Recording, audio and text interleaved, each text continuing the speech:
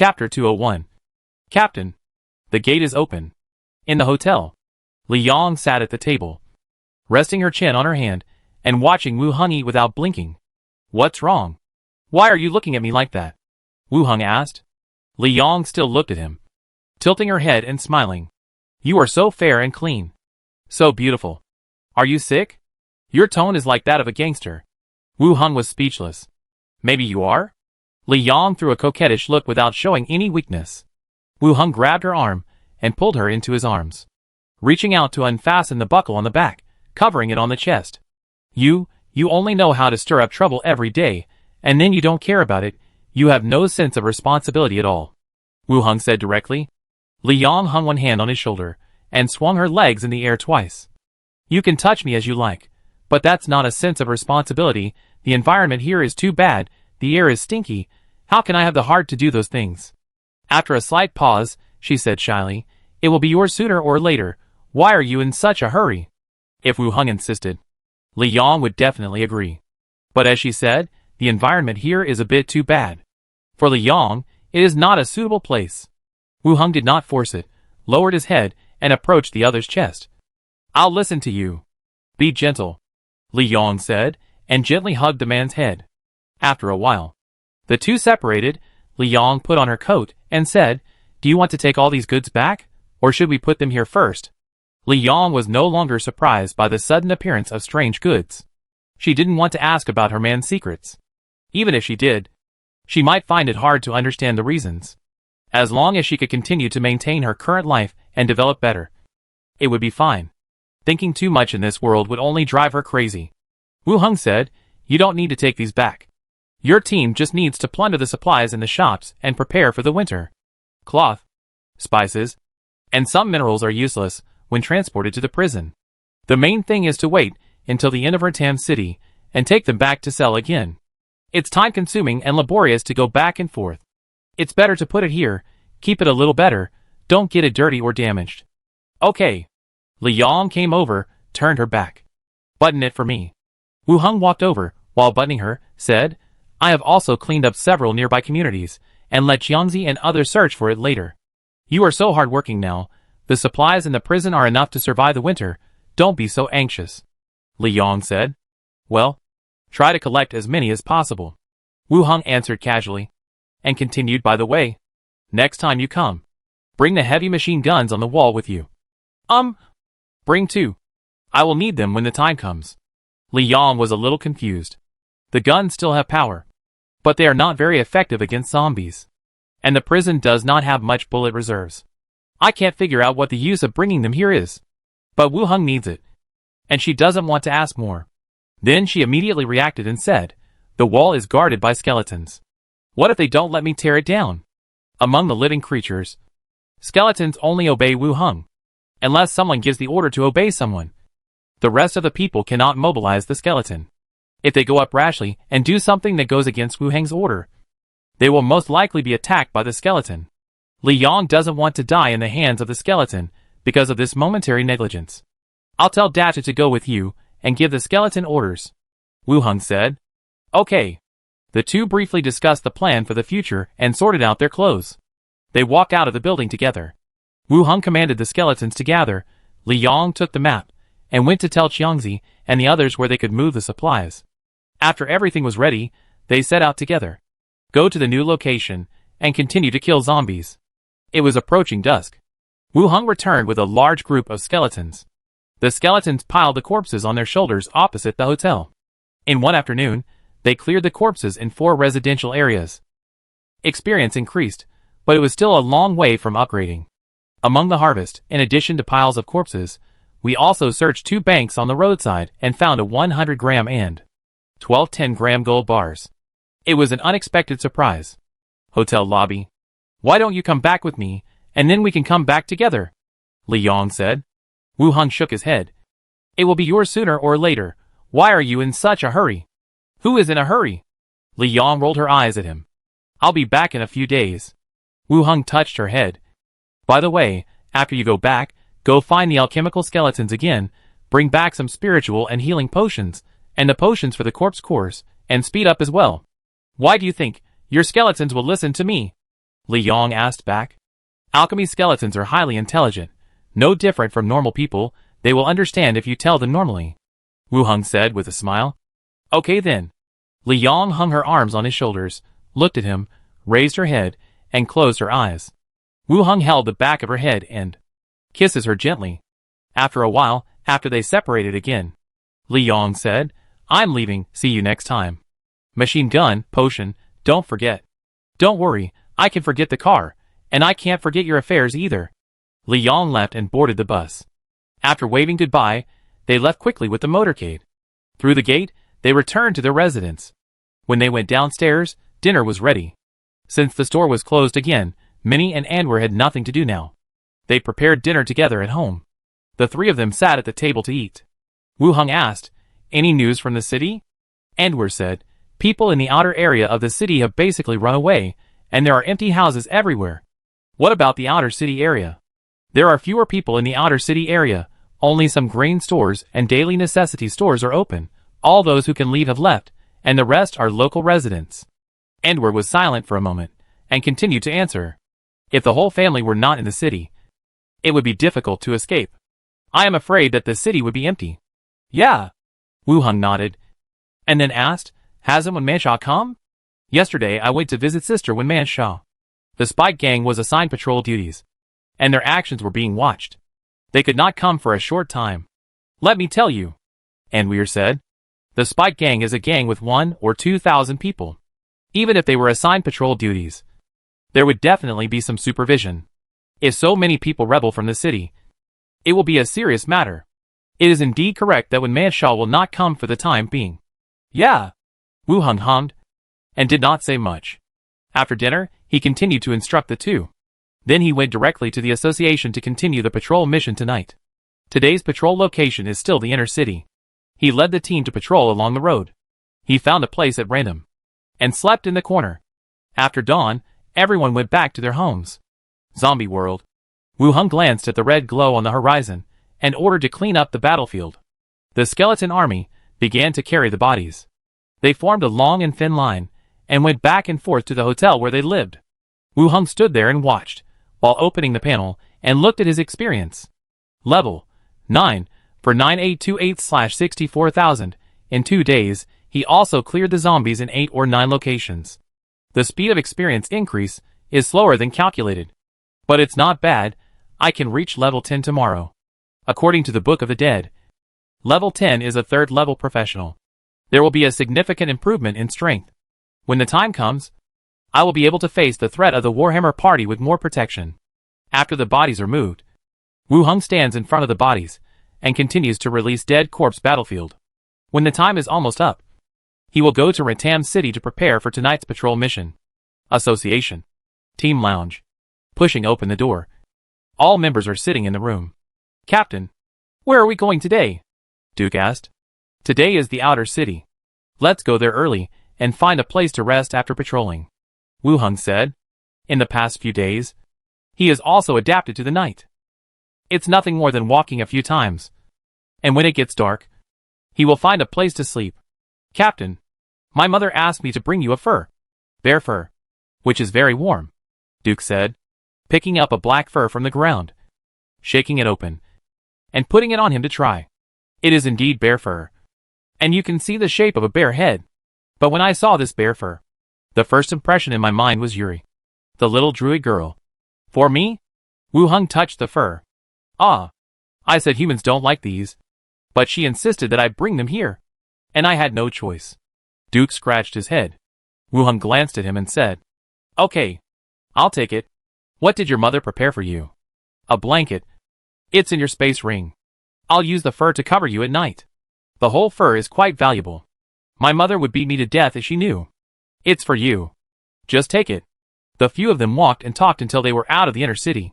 There were no people on the streets of the outer city. Most of the shops were closed. The few that were open had their doors smashed open and were looted. I had underestimated the efficiency of this place. It took 3 days. But someone took action overnight. Marta, patrol the outer city today. Suddenly, a questioning voice came from the opposite side. Looking ahead, I saw an old orc woman, carrying a half bag of rice, holding an orc child in her left and right hands, walking through the alley. "Ah, why are you still wandering around outside?" Marta said. "I came out to buy some things. I'm going back now." The old woman grinned, her wrinkled skin squeezed together, like tree bark. Maka nodded. "Go back quickly. Don't go out if you have nothing to do." "Okay." The old woman agreed, and left with the child. Wu Heng watched the old woman leave. Marta explained, "The whole family is here. Most people still choose to stay." "Aren't you afraid of the Warhammer party?" Wu Heng was curious. Marta thought for a moment, and said, "Actually, everyone is betting. Betting that the Warhammer party cannot attack. Or betting that the Warhammer party just wants to occupy the city, and will not harm ordinary residents." After a short silence, Marta added, "Rentam City has never been peaceful." Arrived at the patrol position, Wu Heng led the team to climb the city wall. Several familiar gang members nodded to this side as a greeting, standing on the city wall and looking down. The buildings near the city wall have been demolished, leaving a barrier of about 100 meters to ensure that the enemy will not use the houses to attack the city wall. On top of the city wall, guarding were the Iron Guard Knights and the gang members in the city. The Iron Guard Knights were quite serious, but the gang members were lazy, looking around, and obviously not paying attention. To put it bluntly, it was their bad luck to be recruited. If they were in a small gang, they would have run away by now. They couldn't escape now, and they had to rush to the front once the war started. The night gradually deepened. The sky seemed to be covered by a curtain. Only the torches on the city wall emitted orange-red flames, crackling burning sounds, and people's gentle conversations. Wu Heng led his people to walk along the city wall. After confirming that there was no problem, he waved his hand and said, "Let's go down." While no one was paying attention, several people went down the city wall. In an empty shop, they spread a blanket and rested directly, waiting for dawn. Late at night, there were curses and shouts outside the house, and the sound of swords and knives. Wu Heng suddenly opened his eyes, and saw the thief Bulk standing beside him. "What's wrong?" Wu Heng's eyes suddenly turned cold. "Captain, it's bad. There's a fight outside," the thief said immediately. At the same time, the rest of the people opened their eyes. The noise outside was getting louder. Wu Heng signaled everyone to be quiet. He walked to the window and looked outside. The building was on fire, and thick smoke was everywhere. Countless gang members dressed in different styles were fighting with the guards on the city wall. Shouts and curses were heard. The sound of bows and crossbows being released, and the wails of pain could be heard faintly. Marta shared the vision of the beast tamer. Her face also turned ugly, and she said, "Captain, the city gate is open. The Warhammer party is rushing in." The faces of the people in the room changed instantly. The Warhammer party really took action. They opened the city wall in this way. Wu Heng did not answer. The shouting and fighting sounds outside the house became louder and louder. The area of the battle was approaching this side. Bang, bang, bang. The sound of violent banging on the door sounded. At the same time, a harsh curse came. "There are still people here. Come quickly. Kill them together." Bang, continued to hit twice. The door fell to the ground, raising a cloud of dust. Immediately afterwards, 5 orcs wearing various armors, and with white cuffs on their arms rushed in. They were covered in blood and exuded a murderous aura. However, when he saw the people in the room and their attire, his expression froze. Association. People from the association. The orc who had just shouted for someone to come paused. Then someone pushed him away and cursed, "Association. What are you afraid of? We have fought here. Who knows when we kill them?" "That's right. If we occupy the city, the entire association will have to be replaced. What are you afraid of now?" Someone else echoed, "Kill them. Don't let them escape. Kill." Bang, bang, bang. Before they could finish, Wu Heng opened the safety and fired several shots. The first few people were shot in the head and fell to the ground. The 2 people behind him didn't see what the other party did at all, and 3 of them died in an instant. He turned around and left the room, disappearing in the chaotic street. "Don't chase them. Just run away," Wu Heng said. Duke came over and stood in front of Wu Heng.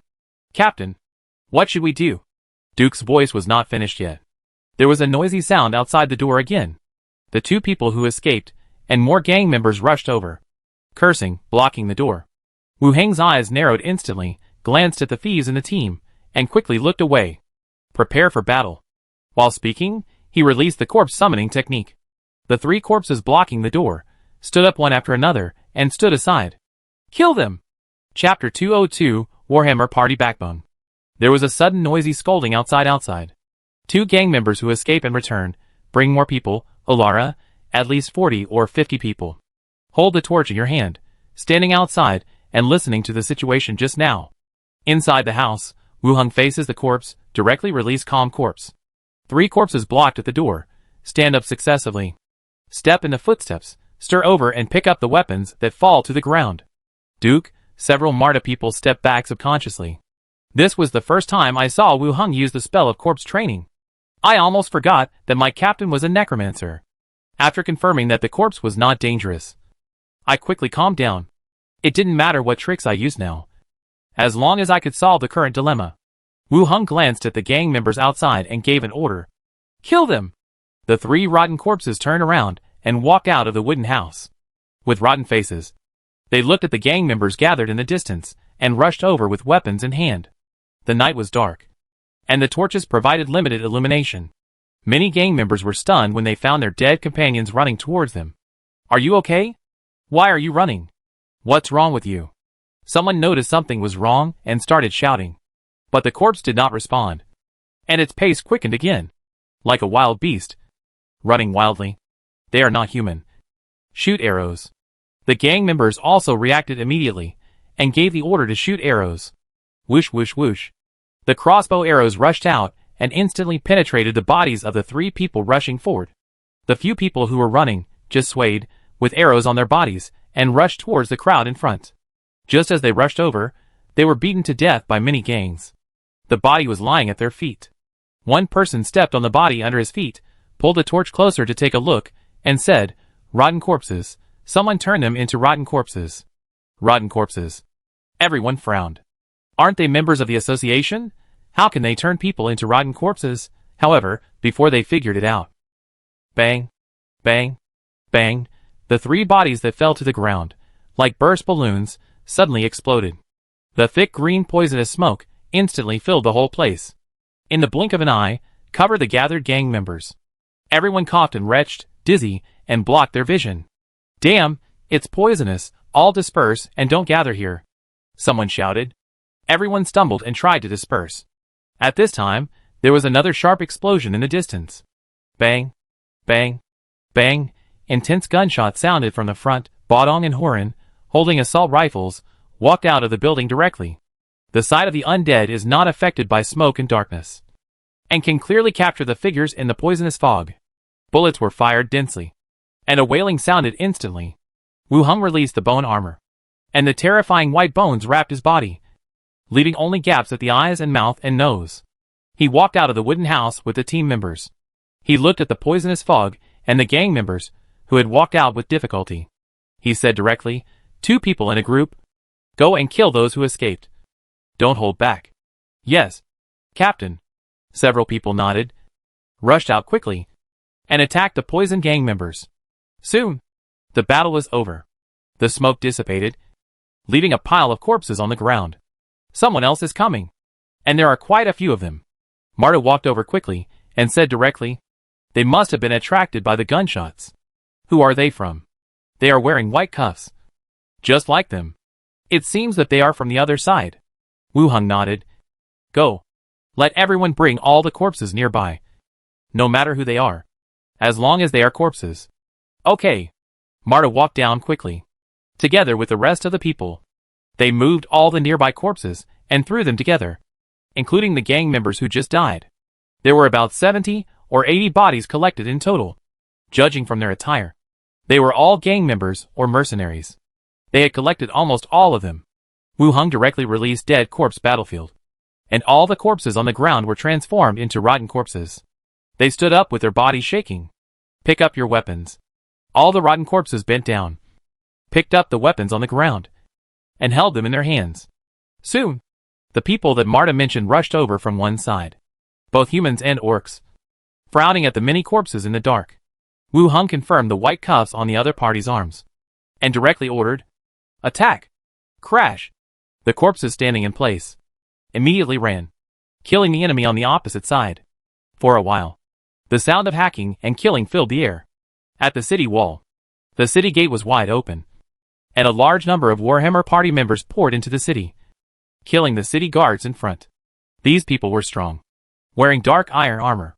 In terms of equipment, they were not worse than the Iron Guard Knights, and they were extremely fierce, showing super strong combat power.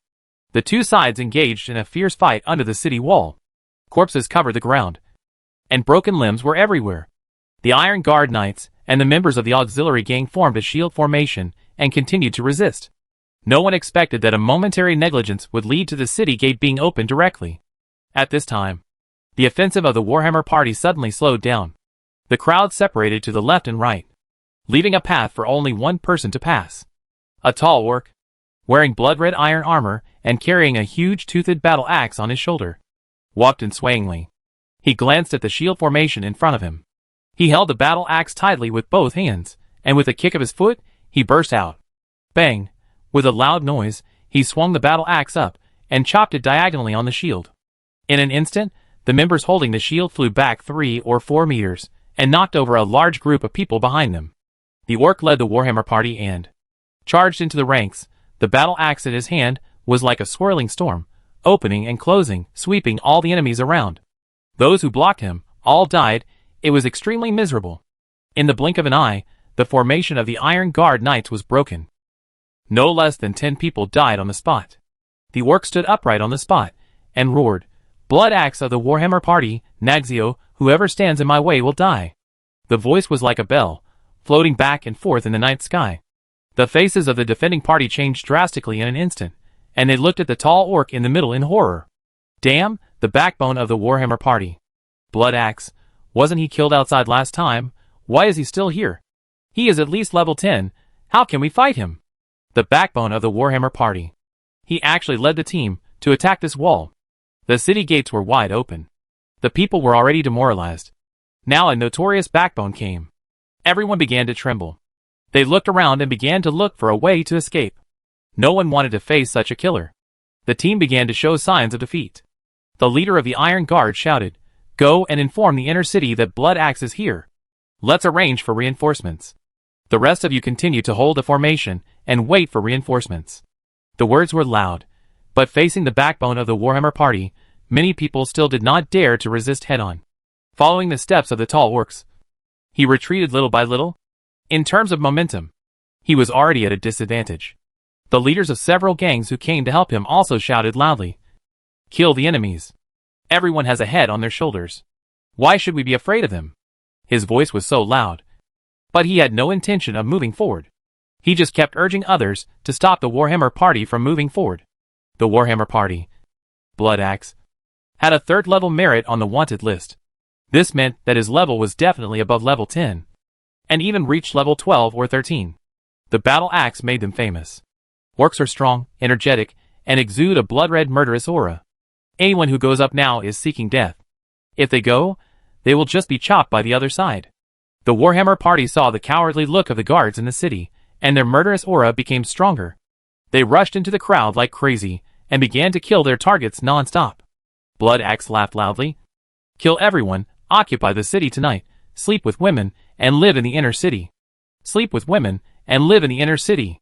Everyone laughed in unison, and their morale was high. As soon as the words fell, the Warhammer party began to launch a crazy attack. The Warhammer party was unstoppable, breaking up the formation. The knights responded in panic, and the gang members who came to assist in the defense had little fighting spirit, and turned around and fled in the face of such a fierce enemy. In an instant, it was a mess, with countless casualties. "There's something going on over there," someone suddenly shouted. The attacking Warhammer party suddenly slowed down their pace, and all looked to one side. In the alley on one side, billowing green smoke came out. Dark green smoke filled in from the alley. Then, chaotic footsteps sounded. The cold moonlight barely penetrated the smoke, and one could see figures, coming closer and closer like evil spirits, becoming clearer and clearer. These figures, with stiff movements, wore different kinds of armor. The exposed skin showed flesh, but no blood was flowing. Dead corpses? Blood Axe narrowed his eyes, and looked at the team that suddenly appeared in confusion. Rentham City was a mixed bag, so it was not surprising to say that there were necromancers in the city. But the scale in front of us The corpses were getting closer and closer. When they reached the alley, the corpses suddenly became violent. Their pace gradually quickened, then they changed from walking to running, like mad beasts, and pounced on the Warhammer party. In the blink of an eye, they came from a distance and killed them in front of them. Blood Axe snorted coldly, kicked one away, and swept the battle axe in his hand, cutting off 5 or 6 corpses that rushed over. The blood and internal organs scattered like scattered flowers, filling the surroundings. So fragile, Blood Axe said. You continue to kill the Iron Guard Knights, and the rest of you follow me to kill these corpses. Yes. Everyone answered, and then killed the corpses. Blood Axe swung the battle axe in his hand continuously, led the Warhammer party to kill the corpses that rushed over. Just when the killing was enjoyable. Bang, bang, bang. Violent explosions sounded. All the corpses that were killed exploded one after another, forming a large area of dense smoke. The faster the killing, the more corpses there are, and the denser the smoke. In an instant, it filled the entire area. Blood Axe's face changed drastically. No one thought that the inside of the corpse was poisonous. Damn it. The corpses still kept rushing over, but as long as they were killed, the poisonous fog would be released. If they were not killed, these corpses would continue to attack. He glanced at the direction where the corpses were attacking with a cold gaze, looking for the figure of the Necromancer. Chapter 203, You dared to kill your own team members. Blood Axe didn't expect that the opponent would play this way. Originally, he only thought that they were reinforcements from Ratam City, coming to support the defense of the city wall, but now he was a little unsure of their identity. He didn't care about the life and death of both sides at all. The poisonous gas spread throughout the field. Not only the members of the Warhammer party were corroded by the poisonous gas, the knights and gang members, who were already in a difficult battle, the situation became even more unfavorable. One by one, they lost their ability to fight, and fell limply to the ground. Blood Axe took out a bottle of potion from his waist, opened it, tilted his head back and drank it, then tore open the cloth on his body, wet it with water, and covered his mouth and nose. If you stay in the fog for a long time, your senses will be affected, and you will not be able to distinguish the directions around you. But you can still distinguish your location by the direction of the corpses. He looked in the direction where the corpses were rushing, looking for the figure of the Necromancer. It is said that the Necromancer is weak, so you just need to rush over and kill the opponent to solve the problem. Blood Axe's face also began to look solemn and ugly. He shouted loudly, The guy who controls the undead is on the other side. If you can stand up, follow me and kill him. Cut off his head, and get a reward of coins. Okay. There were scattered responses from all around. It was obvious that there were not many people who could move. Blood Axe kicked his feet, and rushed straight to the other side. The battle axe kept swinging, cutting the corpses rushing towards him in half, and splitting them into pieces. However, just after rushing forward 3 or 4 meters, he suddenly stopped and blocked his chest with the battle axe in his hand. Clang! A long sword burning with flames cut through the fog and chopped on the long handle of the battle axe. There was a deafening sound of metal clashing. The huge force caused Blood Axe to take a step back.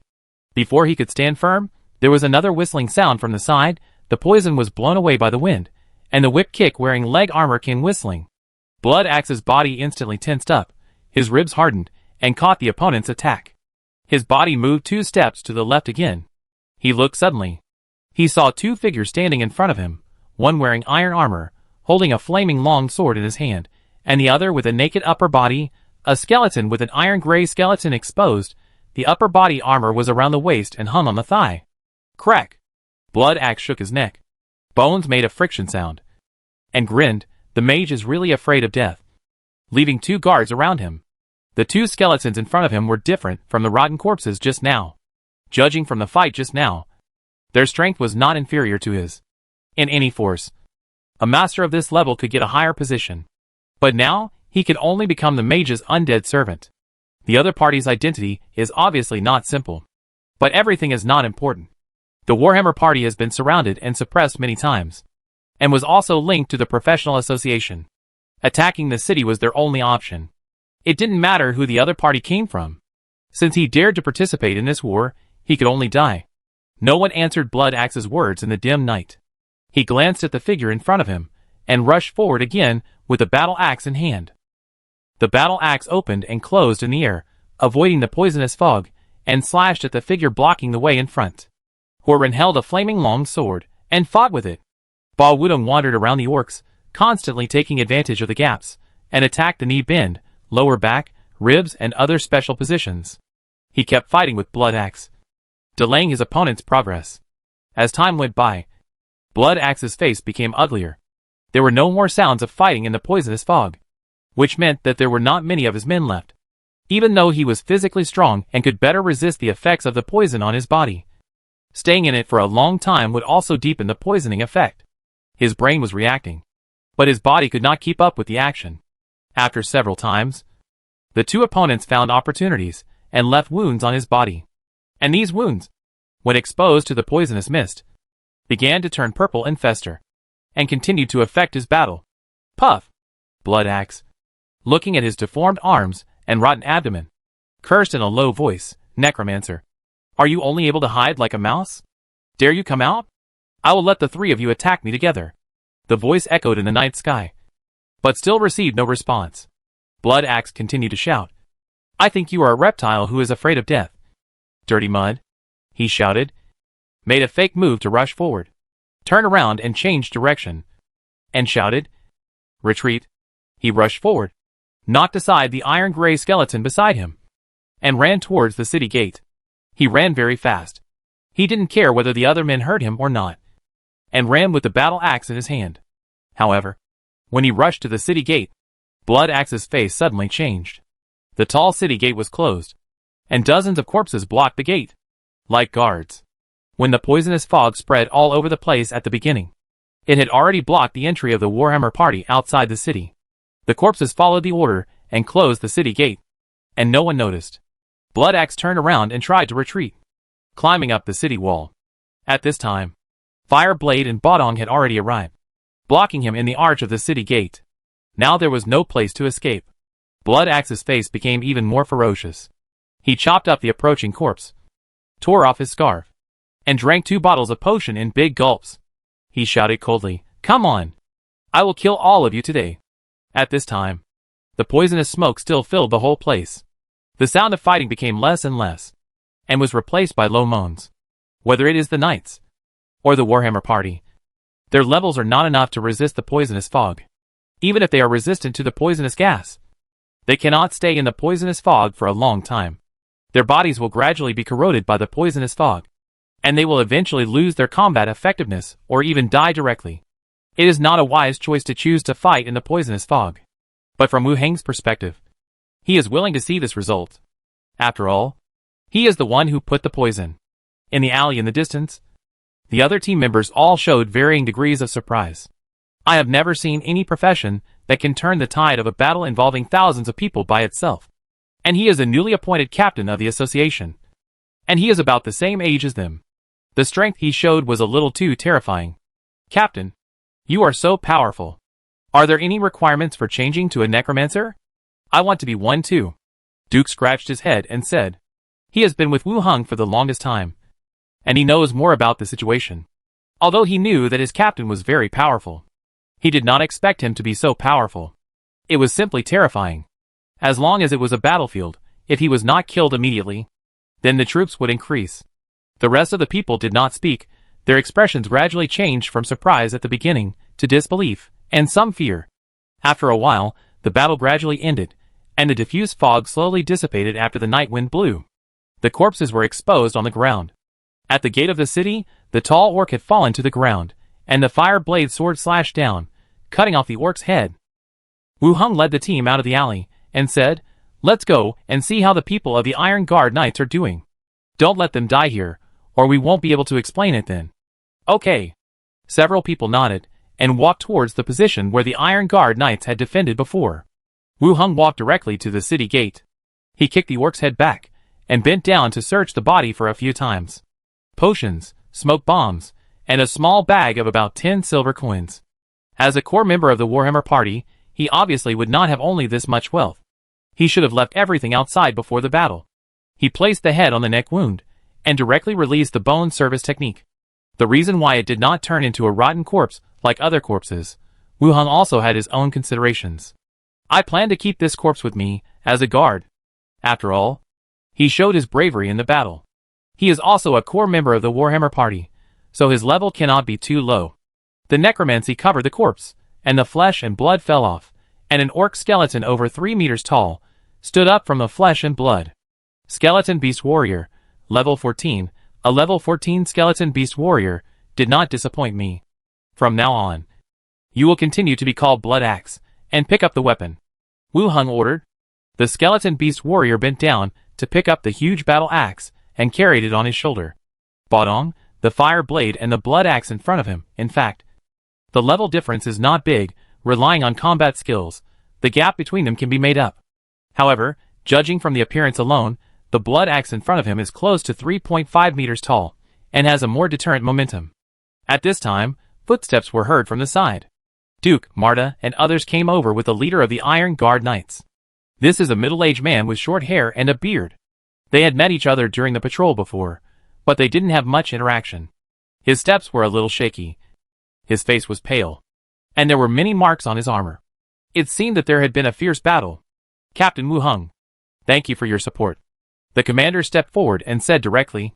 Even if the method used by Wu Hung had an impact on the knights, the problem had indeed been solved, and the city gate had been closed again. Even if he had some opinions in his heart, he would not dare to say them now. If he was killed, there would be no place to complain. Being polite would be good for him. Wu Hung looked him up and down, and said directly, "How are you? Are you okay?" "No. I have taken the antidote, and others have started to rescue the wounded," the commander said. Wu Hung nodded, and continued to ask, "What do you plan to do next?"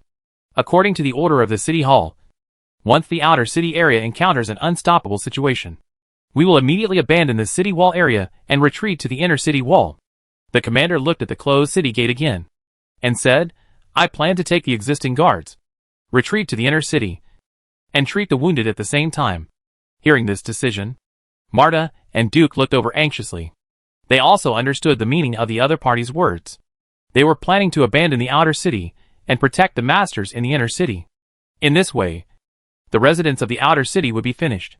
With the cruelty shown by the Warhammer party, few residents of the outer city would survive.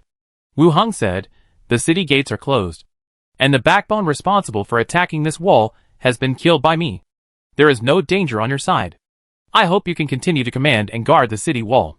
"This, Captain, this is inconsistent with the order of the city hall," the commander continued. "The order from the city hall is to evacuate you when the city walls cannot be defended. Now the city walls are safe, and the gates are closed. If you evacuate directly, it will not comply with the order." "This?" The other party hesitated and looked up at him. He knew best what kind of order was issued by the inner city. Wu Heng's words were obviously far-fetched, but he also understood what the other party meant. Now he discussed with him, but he still didn't want to break up. He was asked to defend here to the death, and he had no choice. It was indeed as he said, the city gates were closed, the Warhammer party suffered heavy casualties, and the possibility of continuing the attack was not high. "Okay, I will listen to the captain's advice and guard the city again, but I need to arrange for the injured members to be sent back to the inner city for treatment." "Okay. Then I will go down and arrange the work." The commander left. Wu Hung glanced at his team members and said, "You guys, come in with me." After that, he took a few people into a house not far away. In the empty building, 2 torches were lit. Duke took off his helmet, wiped his sweat, and said, "Captain, what's the matter?" The others also looked up. Wu Heng's eyes fell on the thief Burke, and said directly, "Those gang members, you led the way to the city wall, right?" Everyone was stunned, and turned their heads at the same time, looking at the thief's fellow thieves standing behind. Under the orange firelight, the thief's face was extremely ugly. "Captain, what do you mean by that? We were all together at the time, and it was me who called you up? How come I was the one who led people to open the city gate?" The other party still refused to admit it. Bang! The gunshot rang out. The bullet penetrated the thief's head, and a trickle of blood flowed down his forehead. The thief's eyes widened, and his body went limp. Everyone was shocked, and some even didn't react.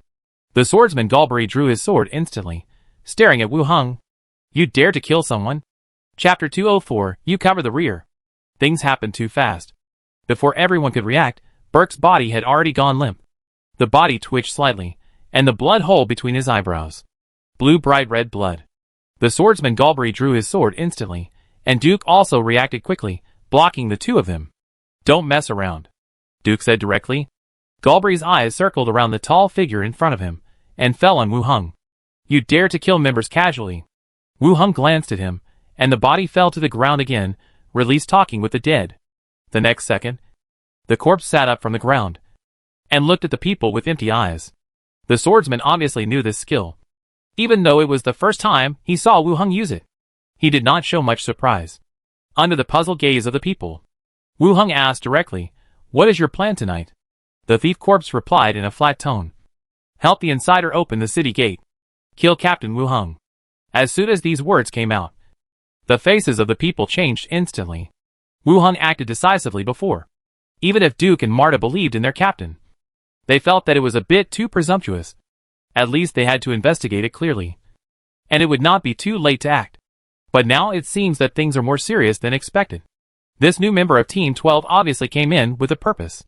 Not only to open the city gate, but also to plunge the entire city into war and kill Wu Heng. The team members who rely on each other actually came in to kill people. It makes people's backs cold. On Wu Heng's side, there was not much surprise.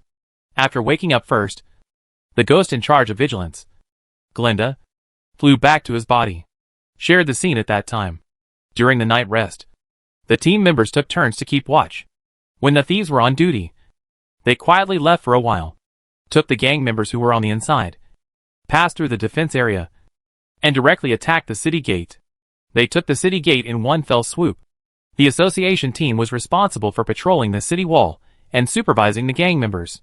They knew the layout and guard positions of the entire area.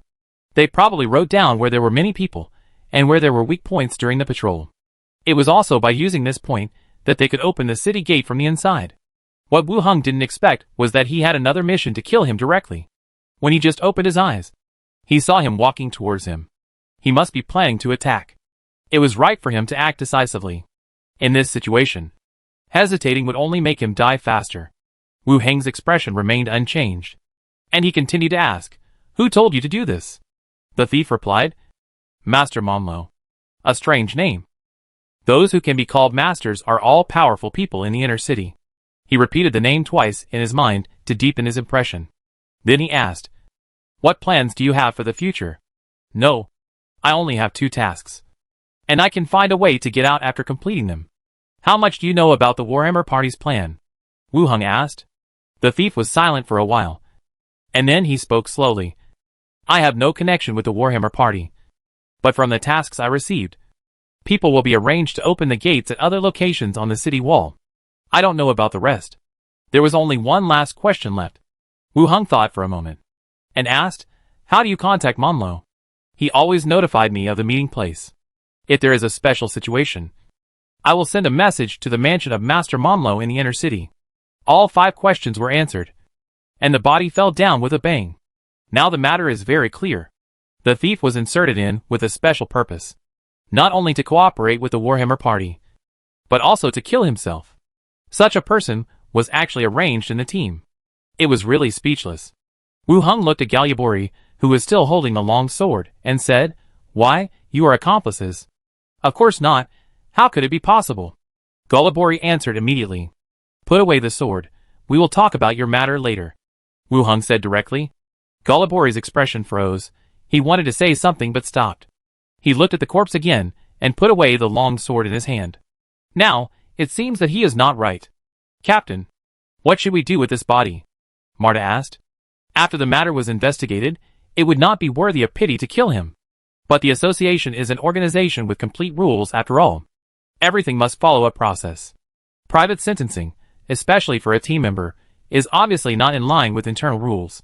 Wu Heng took a look and said, "Give a pension according to the death in action, and send it to his mother afterwards."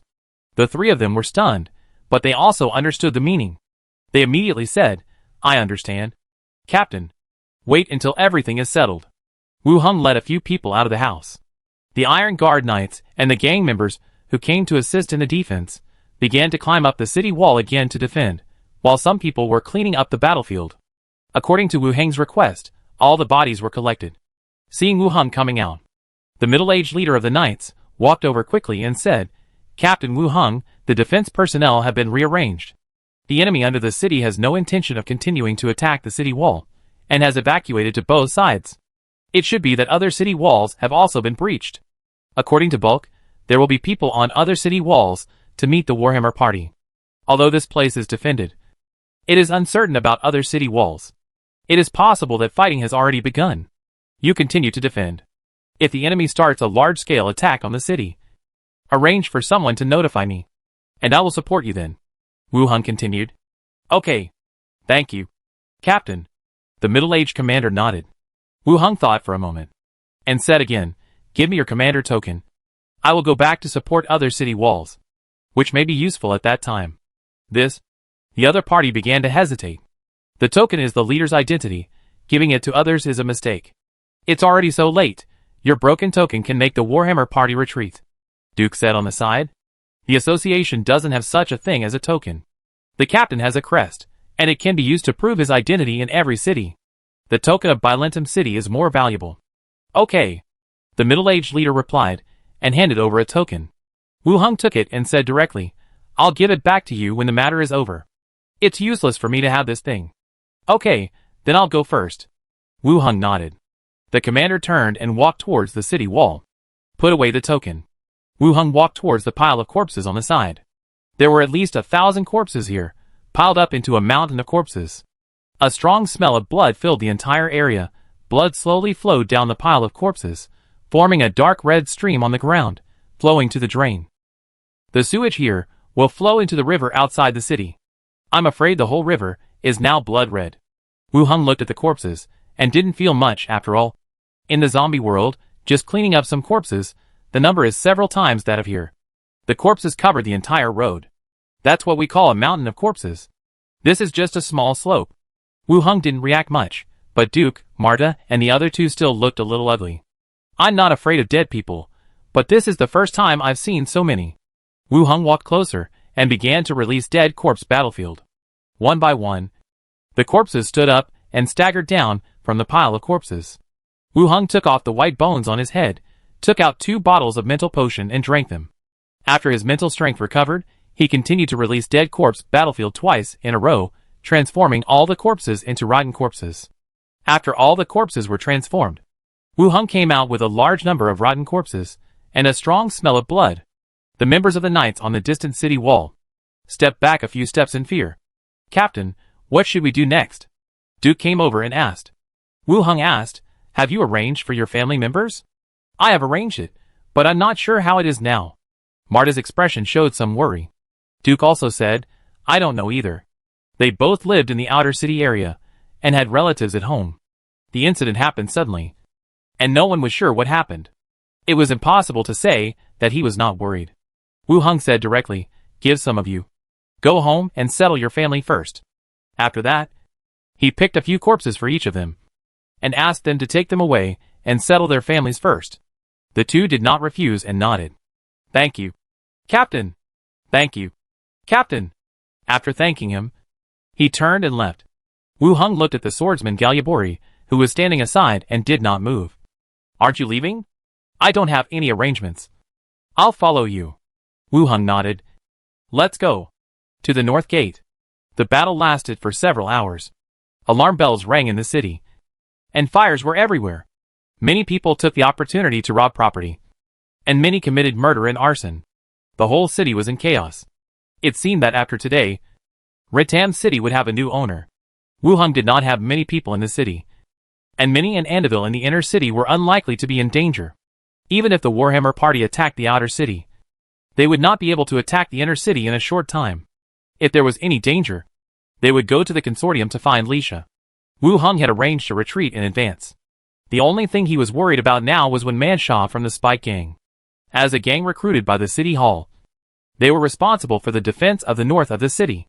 As his first mate, he didn't want her to be in danger. Are you looking for someone? Gal Libly felt that the team was gradually speeding up, and asked. To save a friend. Wu Hung replied. Do you have friends? Am I not worthy? Wu Hung joked. You just came here. You shouldn't have any friends you have to risk to save. Wu Hung was silent for a while, and then said, an informant? I don't want her to get into trouble. A woman! Wu Hung looked at him in surprise. I can tell from your expression. Northern district of the outer city. Thick smoke rose up, and the sound of shouting and killing was continuous. Go in, the gold, silver and women are all in the city, whoever grabs them will own them. The female orc holding 2 knives, cut off heads one by one, and shouted loudly in the crowd. The Warhammer party, Fong, Ixchir, the only female backbone. Her hair exploded, and she chopped and killed in the crowd like a madman. Heads fell one by one wherever she passed, and she was unstoppable. With a shout, the people of the Warhammer party became more excited, and shouted in unison, and launched a more crazy attack. The Warhammer party lived in the mountains, and had long dreamed of the city in front of them. Today, they had entered the city, and their blood was boiling like magma. The female orc also kicked her feet, and rushed out like a sharp arrow, leading her team into the crowd. The Iron Guard Knights and the gang members who assisted in the defense retreated one after another. There was no room for fighting back. The defensive formation was broken up, and the soldiers fell one by one like wheat being cut. They could only retreat continuously, waving their weapons in panic. Bang! A sharp knocking sound rang out. The helmet on the knight's leader's head was swept off, and flew away and disappeared. He touched his head in fear, and rolled and crawled to the back of the crowd. Life in the city made the knights no longer strong, and they had no power to resist the Warhammer party. He quickly hid in a safe place, and the middle-aged leader looked at several gang leaders who were helping to defend on the side, and finally landed on a plump figure wearing leather armor, and with long red hair tied up. This woman who took over her husband's gang was not of high rank, and she had not been in charge for long. In terms of strength and prestige, they are not worthy of attention. They are best used as cannon fodder. It's a pity to waste such a good appearance. After thinking it over, he said directly, "One man Shah, lead your spike gang to cover the rear. By time for the main force to evacuate, then we will build defenses in the inner city and wait for you to come back." One man Shah, who was far away, heard the other party's order, turned around with a serious face, and took a look at the crowd falling down like wheat being cut. He said directly, "Why?" The middle-aged commander's face changed. He said in a cold voice, "One man Shah, obey orders. Lead your people to hold back the enemy now. I will ask the city hall for credit for you afterwards." "Cut it out." "Forget it. You are the one who took the lead in escaping. Do you need to ask me for credit?" One man Shah did not give in at all. "What did you say? If you don't obey orders, I will kill you now." The middle-aged leader turned the long sword in his hand, pointing to where One man Shah was. Several shadowy figures around One man Shah blocked in front of her, preparing to fight. All the people nearby, the leaders of several gangs, looked at this woman in surprise. In the past, the topics of discussion about her were taking over her husband's gang, destroying the White Wolf gang, and her appearance and figure. Now it seems that she has a more temper than Roach. Do you think it is the right choice to have an internal conflict now? When Manshaw did not give in at all, looking at him coldly. If he was pushed out, he would die, but now he could still deal with him from here. The commander's face became even uglier. The members of the Iron Guard Knights around him turned their guns to this side. When Manshaw, the overall situation is important, don't be petty. Listen to the commander's orders, hold on for 3 to 5 minutes, and then you can lead the people back. Right? What's wrong with you? Does the Spike Gang not want to exist? The other leaders and backbones all gathered around. One by one, they persuaded him, but the formation pushed the Spike Gang to the front. Chapter 205. Why are you like this? When Mancha's face was cold, and she was also full of resentment. The city hall mobilized gang members, in fact. Everyone knew the purpose. In normal times, they would carry out the task of coordinated defense, and once a war or special circumstances occurred, they would be pushed to the front to serve as cannon fodder. But they did not expect that they would be pushed out alone, and used as a shield for them. Even the Iron Guard Knights could not stop the Warhammer party. If they go out, I am afraid they will not even have a chance to fight back. Everyone. You pushed a woman like me out. Aren't you afraid of being laughed at in the future? When Manshaw continued. Someone sneered. When Manshaw. We are all gang leaders, and we have to weigh the pros and cons when doing things. What's the point of talking about men and women? It's not like we're in bed. You have to obey the commander's assignment. The commander of the Knights glanced at the Warhammer party, who were still slashing wildly. He said directly, When Manshaw, if you don't obey orders, I will kill you now. When Manshaw looked at the people who gathered around, gritted her teeth and said, Okay. I admit it today. The middle-aged commander immediately said, The Spike Gang. Move forward. Cover the others to retreat. We will set up a defense circle along the way and wait for you to come. The members of the Spike gang were driven to the front like prisoners. They charged head-on at the crazy Warhammer party. They were a small gang, so they had no strength to fight against the Warhammer party.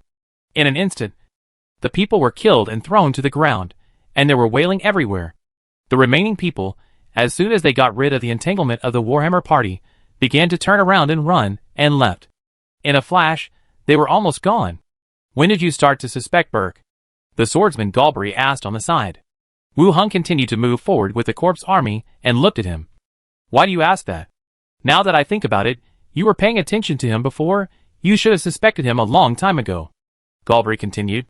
He was recommended by the city hall. The association recruits talents, but rarely connects with local power. Don't you find it a bit strange? Wu Hung said casually. Galbraith fell into deep thought and asked, do you suspect the deacon? Only if he allows it can he be arranged to come in. The deacon should not know about this matter, or some special relationship, and agreed to let him come in. He died, so there is nothing to say. Wu Hung replied. Deacon Gomez should not know the other party's purpose. Because Galubli was the spy arranged by Gomez, it was impossible to arrange two people to come in at the same time. Wu Hung didn't care. Now the other party was dead. Rattan City was in chaos. All the contradictions would be exposed. There was nothing to be afraid of. It was hard to say who would survive to the end. Why bother to think so much? Galubli stopped talking. The team passed through the alley and directly entered the main road to the North District. Just as they walked out, they saw a large number of deserters running towards the inner city. They threw away their armor and weapons one by one, and were in a state of disgrace. Stop them! Wu Hung ordered. The corpse army rushed out instantly, blocking the front. Suddenly, a gust of cold wind and bloody smell blew in the face. The fleeing team suddenly stopped. They all raised their heads and looked at the crowd blocking the road in front. When they saw the team clearly, everyone's face changed, and their timid steps could not help but step back a few steps.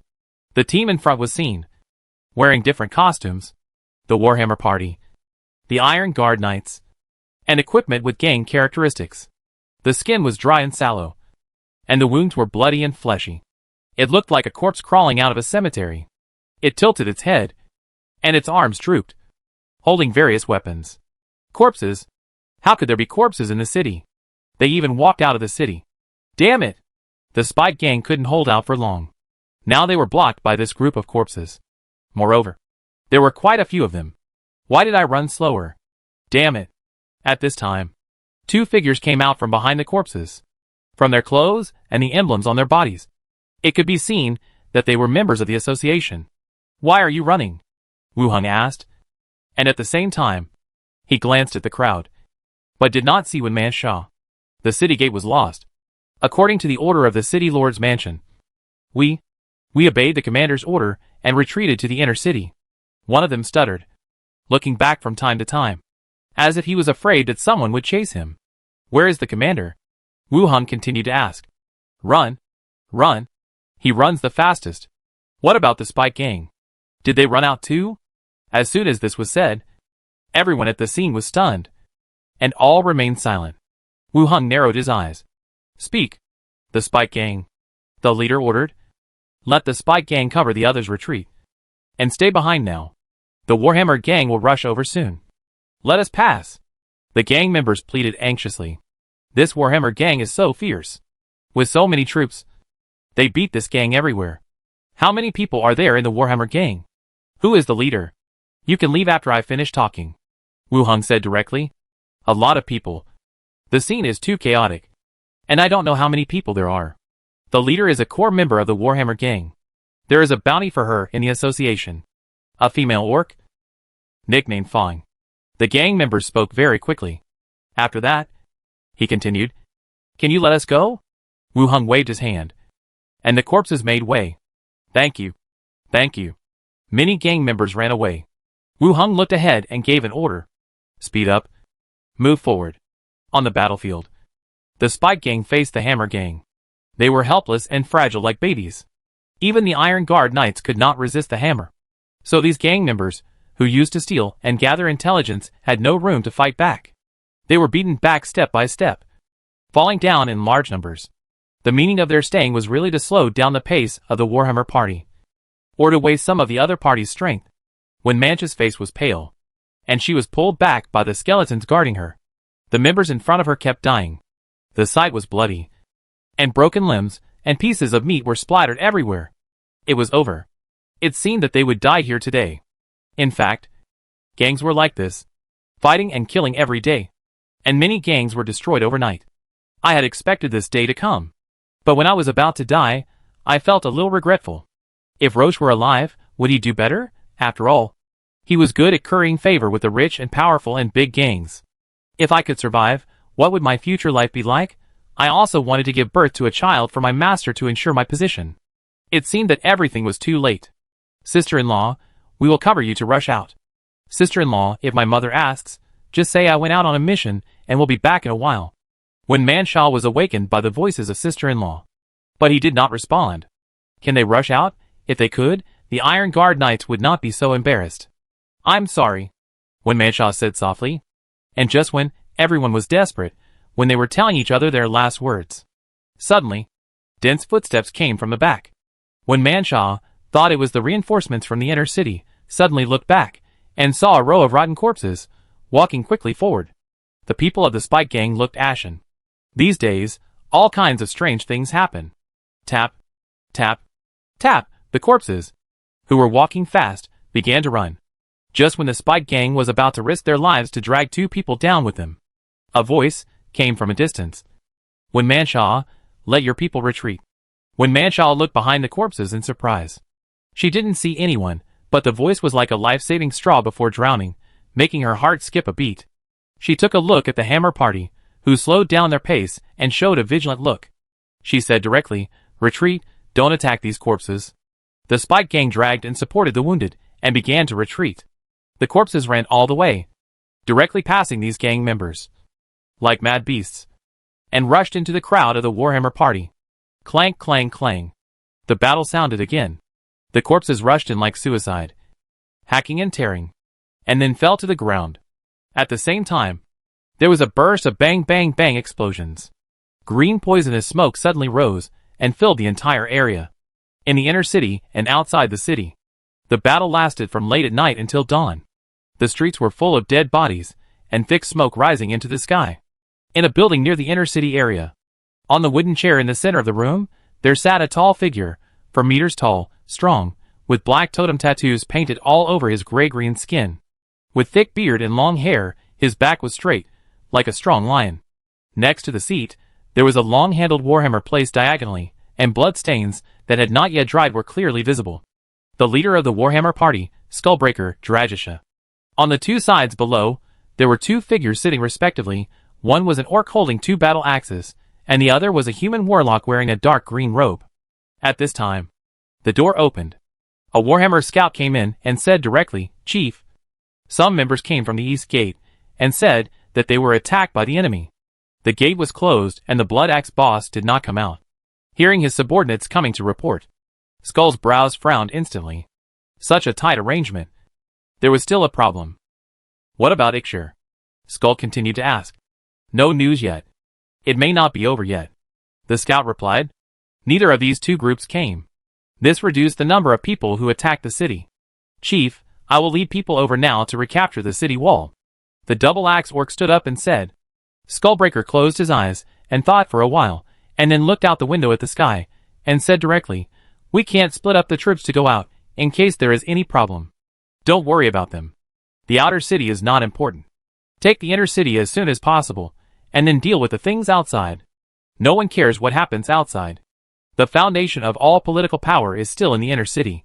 It is of vital importance to take over the inner city within the planned time. Okay. Listen to the leader. The 2 backbones did not have any opinions. Skullbreaker stood up and dragged the long-handled war hammer out, walking out of the house. The outside was already full of people and equipment ready to attack. In addition to the original Warhammer party, there were also a large number of gang members with white cuffs on their arms. There were many people, and a great momentum. Skullbreaker looked up at the wall of the inner city in the distance and gave a direct order. Attack the city. Take over the inner city. And everyone will share the money and land. Attack the city. Attack the city. The messenger ran away and loudly issued the leader's order. Kill! Everyone screamed loudly and ran towards the inner city wall. Northern city wall. The group of corpses and the members of the Warhammer party fought together. The fierce shouting and killing filled the whole area. Although the corpses were transformed undead creatures, they still retained their combat effectiveness and were not afraid of death. They rushed towards the enemy without hesitation, slashing and tearing, and even opened their mouths to bite the enemy. They killed the enemy in all possible ways. At the same time, the bodies of the killed corpses began to explode suddenly. Thick green poisonous gas instantly filled the entire area. It made it difficult to breathe and difficult to see. The female orc holding 2 knives kept slashing in front of her, forming a barrier of blades, chopping the corpses that rushed over into pieces. The female orc glanced at the whole scene. Her face became more solemn. I didn't expect that there was a necromancer in this city. If we continue to persist, it will only cause more casualties on our side. Follow me to withdraw, and go through other gates. The female orc shouted loudly. However, just as the words fell, the poisonous gas in front suddenly spread out, and a huge battle axe suddenly appeared from the green smoke and fell on her head. Bang! The female orc stepped on the ground, jumped back, and dodged the blow. Suddenly she looked up and saw a tall skeleton holding an axe in both hands, which appeared in her sight and walked towards her little by little. The female orc opened her eyes wide and stared at the other party in surprise. This equipment and weapon were too familiar to her. Blood axe. How did it become like this? Nagzio, how did you become like this? Chapter 206, Getting Involved.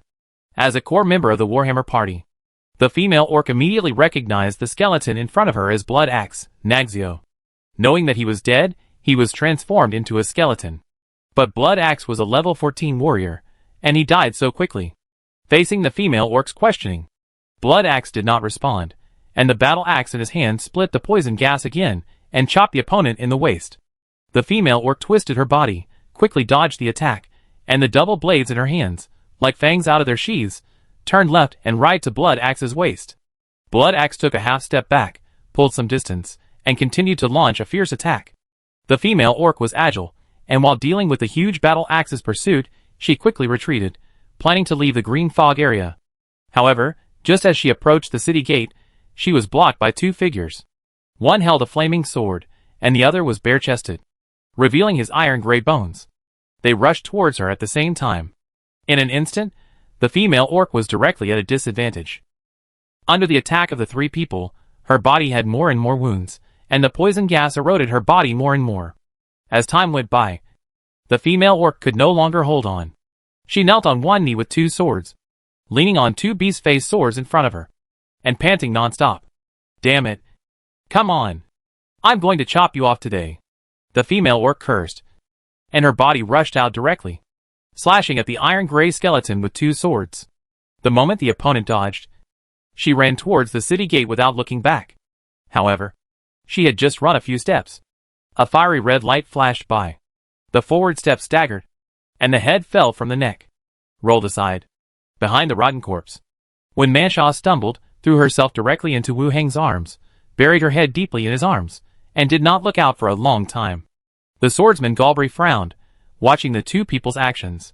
They were not here to rescue any informants, but more like to rescue their lovers. Similarly, the remaining members of the Spike Gang supported each other and stood there in a daze. Wu Heng, the captain of Team 12.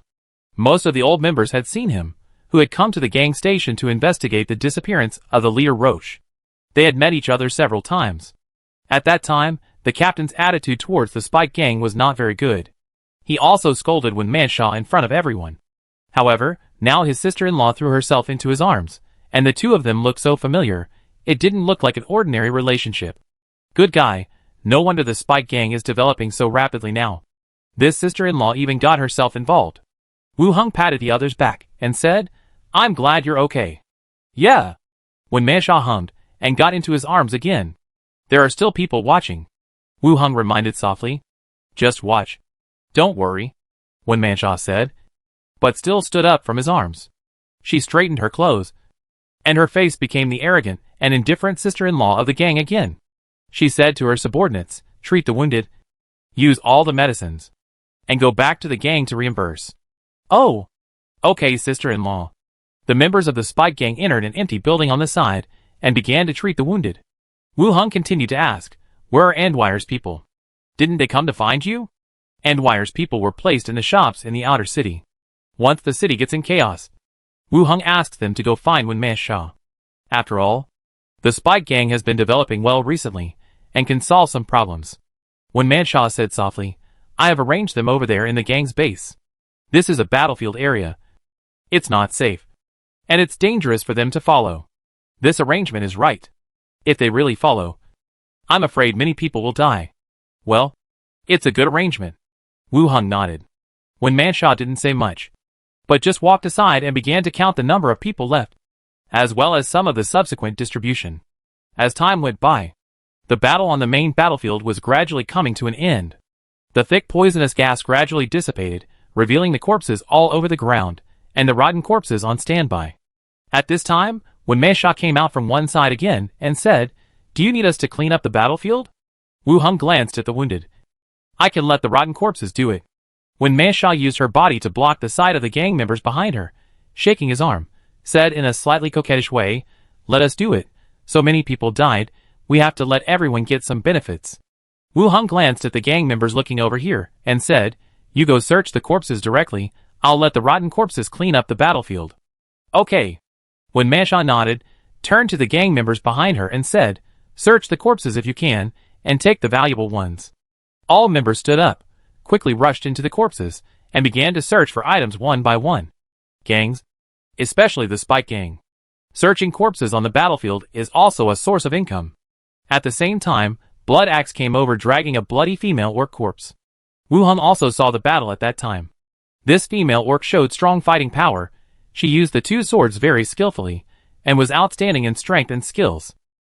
Wu Hung searched the other party. In addition to the purse and potion, 2 scrolls, there was also a magic item, Finmai Wrist Guard. Scrolls are used to increase the attack effect of weapons. Wu Hung specifically looked at the magic item that was shaped like a leather wristband. Finmai Wristband. Description: As you attack, your state will become more excited, your sense will be improved, your body agility will be improved.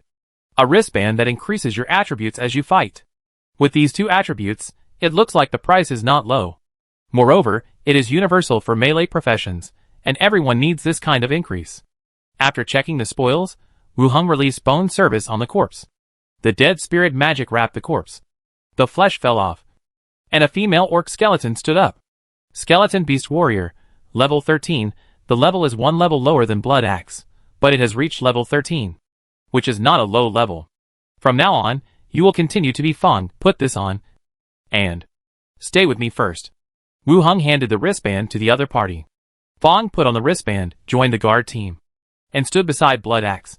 Wu Hung did not give the Spike Gang time to continue looting.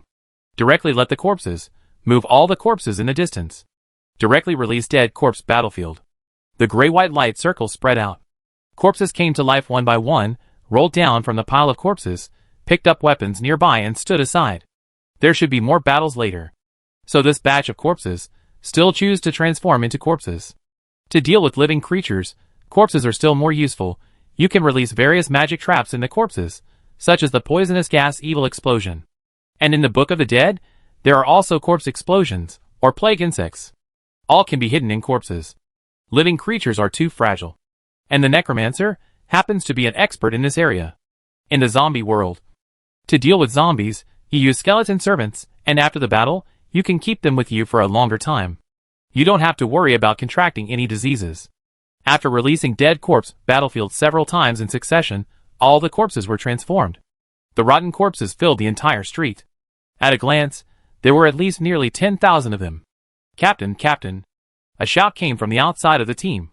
Looking out, he saw Duke jumping up and down, waving his hands and shouting. Wu Hung asked the corpses to make way for him, and Duke walked in with a battle axe. It seemed that his family was fine. Why are you back? Wu Hung asked. Nothing happened at home, so I came here directly. I also brought you breakfast. He took out a pancake from his arms and handed it over. Wu Hung really didn't have much appetite in the environment in front of him, but in the face of Duke's kindness, he still accepted it. I'll eat later. What's the situation outside? When I came, I heard an explosion in the inner city area. I guess the Warhammer party has already reached there. Duke glanced at the direction of the inner city area and continued. The outer city area is quite large. In addition, the fighting was loud, so I didn't notice any explosions in the inner city. But looking back, I could still see the smoke rising.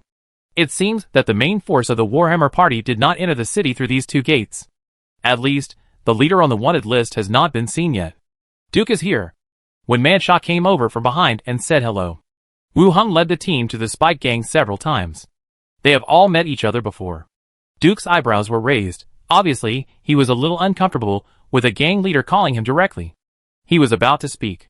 But when he saw the other party hugging Wu Hang's arm, looking obedient, the seriousness on his face disappeared instantly, and he grinned. Sister Wen Manshaw. Yeah. Duke continued to ask, Captain, what should we do next? Wu Hung thought about it, and said directly, Let's go to the inner city together to take a look. He was not very interested in the inner city's affiliation. Before, he was worried that the Warhammer party would occupy the city, which would be dangerous to him. But now, the troops in his hands are enough to leave here safely. Not to mention defeating the Warhammer party. It is still no problem to cover the evacuation of several people. Moreover, there are houses everywhere nearby. If there is danger, he can mobilize the troops of the zombie world in time. Or just hide and don't come out. This gives him more choices. Now he goes to the inner city. Mainly because his two maids are still there. I have explained before that. Once the battle card spreads, you can go to the Shiwi Merchants Association to seek shelter from Lisha. After all, I have made arrangements in advance and given them some benefits. So they will not sit idly by. But all this is just an arrangement. And no one can say whether there will be any changes.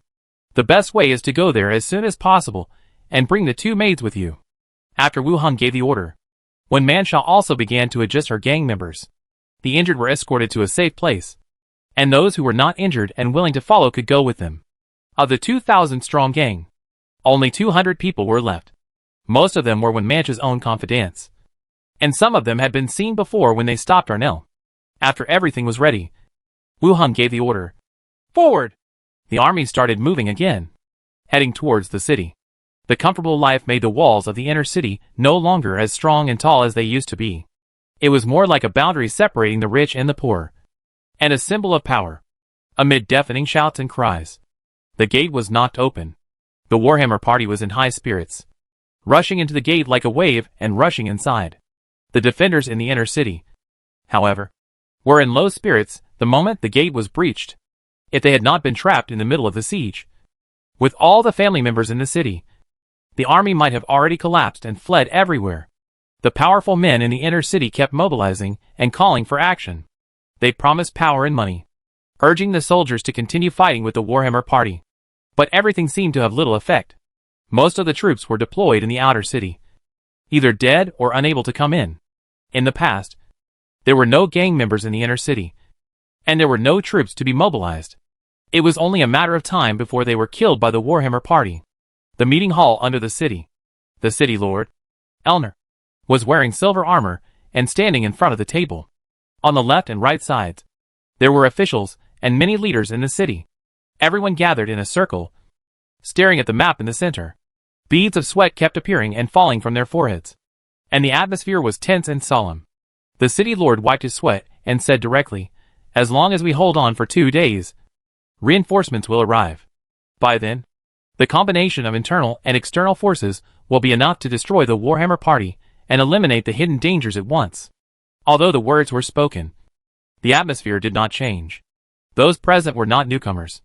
They had used such rhetoric to deal with their subordinates in the past, and naturally would not be inspired by these empty words. The intelligence of the Ranger is that the manpower of the Warhammer party here is weak. It is better to give up the city first, unify the forces and rush out first, and it will not be too late to take it back later. A commander said directly. It is a taboo for soldiers to be afraid of fighting, but the current situation has made them unable to care so much. Staying here will only lead to death, and there is hope only if you live. The notoriety of the Warhammer party is built up by the piles of heads. The hatred with the city of Ratam is even more deep-rooted. If they are caught, they will die. The city lord shook his head and said directly, The Warhammer party is full of tricks. How could they leave such an obvious loophole? Giving up the city and rushing out from here will only lead to death. The officials and generals around said, "City Lord, give it a try. It's better than staying here and losing your life." Just as everyone was arguing fiercely, suddenly someone broke into the room and said loudly, "City Lord." A large-scale team appeared at the north gate of the outer city. Their origin is unknown. They are now close to the city, and do not seem to be members of the Warhammer party. Everyone's argument suddenly stopped. Someone said, "City Lord, the reinforcements you requested have arrived." The City Lord was also slightly stunned, but still stood up and said, "Come on. Take me to see." Everyone walked out of the room and quickly walked towards the battle area. Outside the city wall, the three forces separated on the spot. Suspicious and wary of each other, they froze in place. When Wu Hung arrived with his troops, the battlefield was already in full swing, blood was everywhere. But as the army approached, it was like a plague. The armies of both sides beat drums and retreated at the same time, separated abruptly from the battle area, and kept a certain distance from each other. Everyone looked at this suddenly appeared corpse army with fear on their faces. Chapter 207, Who Gave More? The corpses were scattered, and their clothes were messy. You can see the Warhammer party wearing black armor, the Iron Guard knights wearing silver armor, and gang members with various scattered equipment. It was like a fight between the two sides. He started to transform the corpses from the back. They put together such a team. Both sides suspected that they were reinforcements from the other side. For a while, they were deadlocked and did not make any moves. "Captain, that's the mayor of Rentam City. I saw him when I was a child." Duke pointed to the city wall in the distance and said. Wu Hung looked up and saw a man in armor, surrounded by many people, looking at the corpse from the top of the wall. This was the first time Wu Hung saw the mayor of Rentam City. It seemed that there was nothing special about him except that he was strong. "I thought he ran away," Wu Hung said. "I thought he ran away too," Duke also echoed, and then continued to ask, "Captain, are you not going to fight anymore? We have separated. Let's come over. The two sides are not sure about our identities," Wu Hung explained. When he arrived, directly attacking from the rear and cooperating with the Iron Guard knights to attack from both sides, it would be possible to cause heavy damage to the Warhammer party. But he did not do so. Before arriving at the battlefield, Wu Hung asked Glinda to conduct reconnaissance over the battlefield first. The main force of the Warhammer party, especially the Skull Crusher on the Bounty Order, did not join the battlefield. Once the Corpse Swarm launched an attack, it would face the attention of the main force of the Warhammer party. He was just helping, and it was obviously not a wise choice to draw the boss's hatred to himself. At that time, if the Iron Guard knights continued to shrink, wouldn't they become the target of the Warhammer party, and even fall into a completely passive position? Therefore, after the team arrived, they did not take any direct action. Instead, they planned to see the situation on the scene and then make the next step. However, they did not expect that the two sides would forcibly separate from the battle zone, resulting in the current stalemate. "What should we do now?" Duke continued to ask. "Wait a minute. They are not in a hurry." "Why should we be in a hurry?" Wu Hung said. "Oh, okay." The stalemate lasted for more than 10 minutes. From the Iron Guard Knight's position, a group of people walked out quickly, one of whom was a little fat, wearing bulging leather armor, looking like an official in the city. He quickly came to the periphery of the corpses and shouted loudly, "Sir, inside, an official from the Rentam City Hall wants to meet with you for a talk." Before Wu Hung could speak, a man's voice came from the other side. "The Warhammer party came with sincerity and wants to meet with you for a talk." The two voices were transmitted to the back of the team one after another. Duke and the others all looked at Wu Hung. Wu Hung thought for a moment. "You guys hide first, don't let them know our identities when Manshaw stays." "Okay." The others nodded and left. In an empty room, the doors and windows were all opened, and bright sunlight shone in. Wu Hung was wearing a cloak, covering his equipment, and a gas mask on his face. He wrapped himself tightly, looking quite mysterious.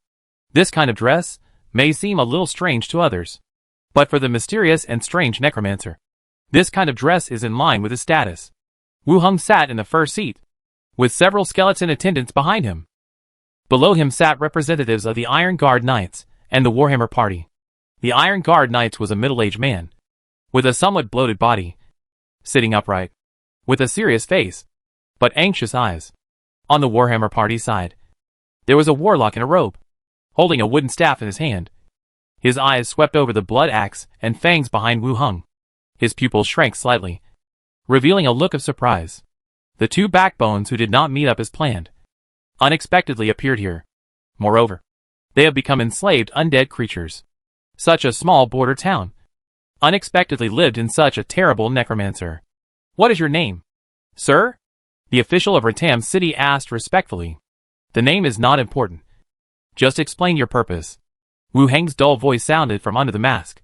The official glanced at the people of the Warhammer party and said directly, Lord Elner promises you that as long as your troops work together to repel the Warhammer party, he is willing to pay you 5,000 gold coins as a thank you gift.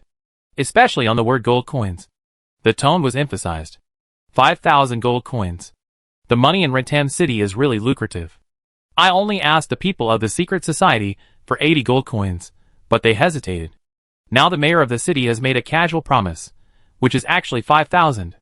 It's a bit exaggerated. Seeing that Wu Heng didn't answer immediately, the two of them began to get nervous. The Warhammer warlock spoke directly. Sir, although Ratam is a small border town, it is also a transit point for trade between the two tribes. 5,000 gold coins sounds like a lot, but it is nothing more than 2 or 3 years of tax revenue. He is using numbers to fool you, and it is obviously insincere. Without waiting for the official of Ratam to refute, the warlock continued, if you are willing to stand on the side of the Warhammer party, you can choose any area in the outer city as your jurisdiction. Whether it is taxation or some magic experiments, you have the final say. In a few years, the tax revenue will be enough to earn the other party's price, and there will be continuous output income in the future. Wu Heng frowned, somewhat surprised at the other party's ability to express himself. This warlock doesn't look like a bandit, at least he has a deep understanding of the situation in the city. From the conditions proposed by the two, the Warhammer parties is obviously more attractive. But there are still differences between the two. The promise of Ratam City is like cutting meat from the body. Give as little as possible. The Warhammer party has no such concerns at all. Anyway, it is not theirs now, so they can promise some benefits more generously. After hearing the promise of the Warhammer party, the officials were the first to get restless. He said hurriedly, the Warhammer party is just a group of mountain bandits, and there is no guarantee that they will keep their promises. Elner was also a gang member back then, but he just occupied the inner city earlier. Do you think your words count? The Warhammer party sorcerer retorted. Lord City Lord, how can you compare with you murderers and arsonists? We all came from the Night Road. Why do you have to make yourself sound so noble? You, Wu Heng looked at the two people arguing, tapped the armrest of the chair, and said directly, I want half of the jurisdiction of the city. Whoever of you can agree to this, I will help him. This, both of them were stunned. Half of the jurisdiction. This means that the city will be divided into 2 halves, or 2 city lords will be appointed. This is a bit too much.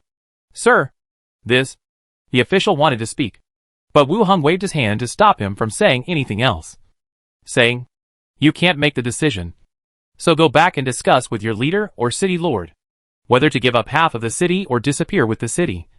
You decide for yourself. Okay, you can go back. Wu Heng sent the guests away. The two wanted to talk, but they looked at each other and held back. After a slight salute, he turned and left.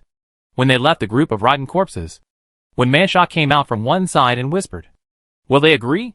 Wu Heng asked for half of the city, which surprised when Manshaw. After all, her master had always been low-key in the past. But this time his appetite was not small. It was like snatching meat from the mouths of 2 tigers. There was always a great risk.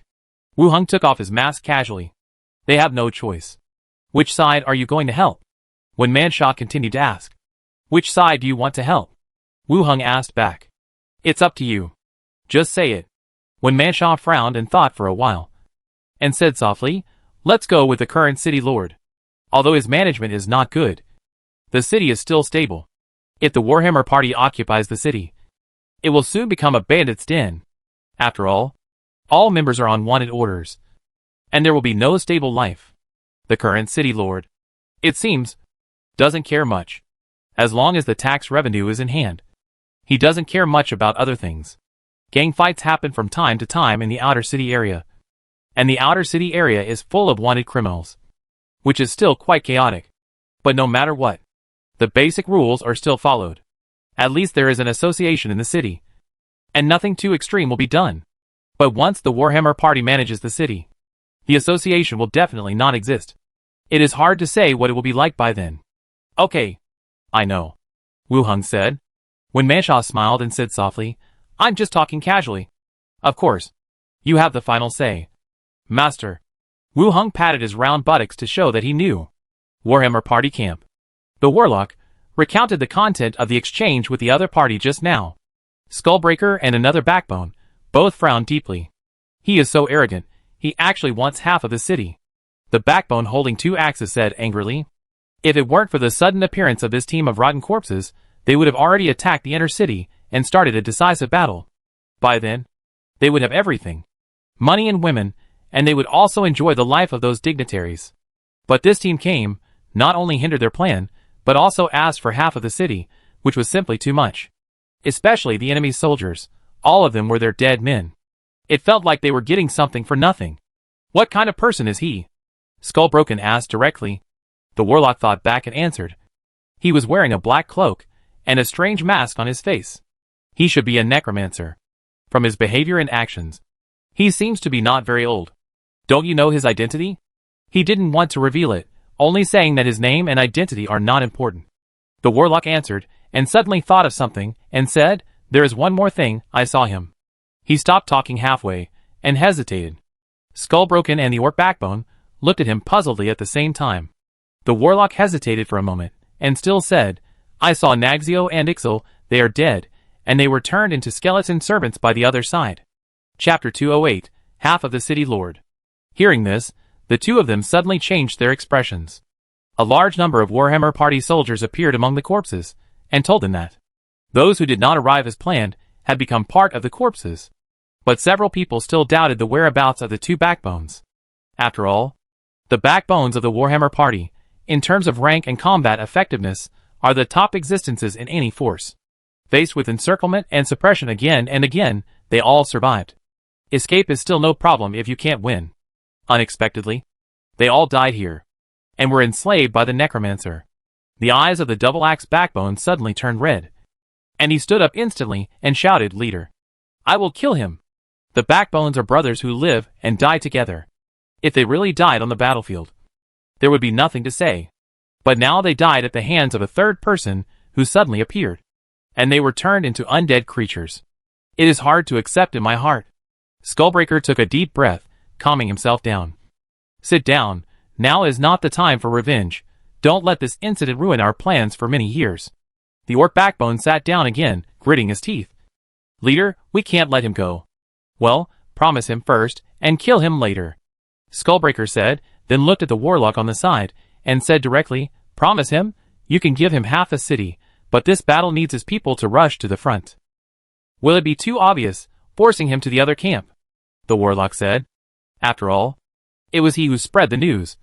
So he was somewhat worried that the other party would hear something, and turn around and chop him down. The reputation of the Necromancer was not much better than that of the bandits. Then put it another way.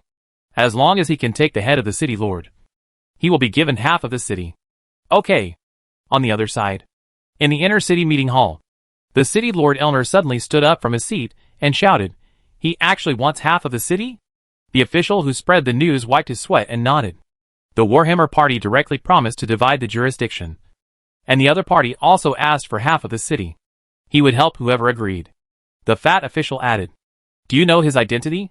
Since he got involved at this time, he should be someone in the city. Elner continued to ask. When this group of corpses appeared, he was thinking about this person's identity. A necromancer who can control such a large army cannot appear in the city in obscurity. But he hadn't paid attention to the outer city for a long time. Whether there was really such a person, or he followed the Warhammer party into the city, he had no way to verify it. If the other party lived in the city, he must have some relatives and friends. It was also a bargaining chip for negotiating with the other party. The other party was wearing a mask. Judging from his voice and tone, he didn't seem to be a familiar person. The official said directly. Ritam City was too chaotic. The inner city was okay. The floating population in the outer city was huge. It was not surprising that such a person appeared. There was no place to check the other party's identity. I don't know who it is, but it's impossible to do it by saying relatives and friends. You can give him more money, and it's impossible to directly divide the jurisdiction. The city lord said coldly. But the ministers in the city, but they all persuaded. City Lord, the Warhammer party will make the same promise. It's better than losing the city. Everyone began to persuade. When comparing life and this city, everyone knows what to choose. The City Lord Elner also knows, but he is just unwilling. Another official said, City Lord, I just promised him first. When the Warhammer party is dealt with, it won't be too late to see the situation then. This person is evasive. Maybe he is the wanted criminal of the association. Then we don't need to deal with him. The association will arrange someone to deal with him. The City Lord's face turned red, as if he suffered a great humiliation. Sitting on the chair and panting for a long time, but there was no better way. So he finally nodded. Let's do it this way first. Beside the corpse, Wu Hung and others were solving the problem of breakfast. Duke said, I don't know how the association is doing. It seems that except for our team, I haven't seen any other team members. Swordsman Galbraith followed and said, they should have evacuated. Many people were transferred from outside.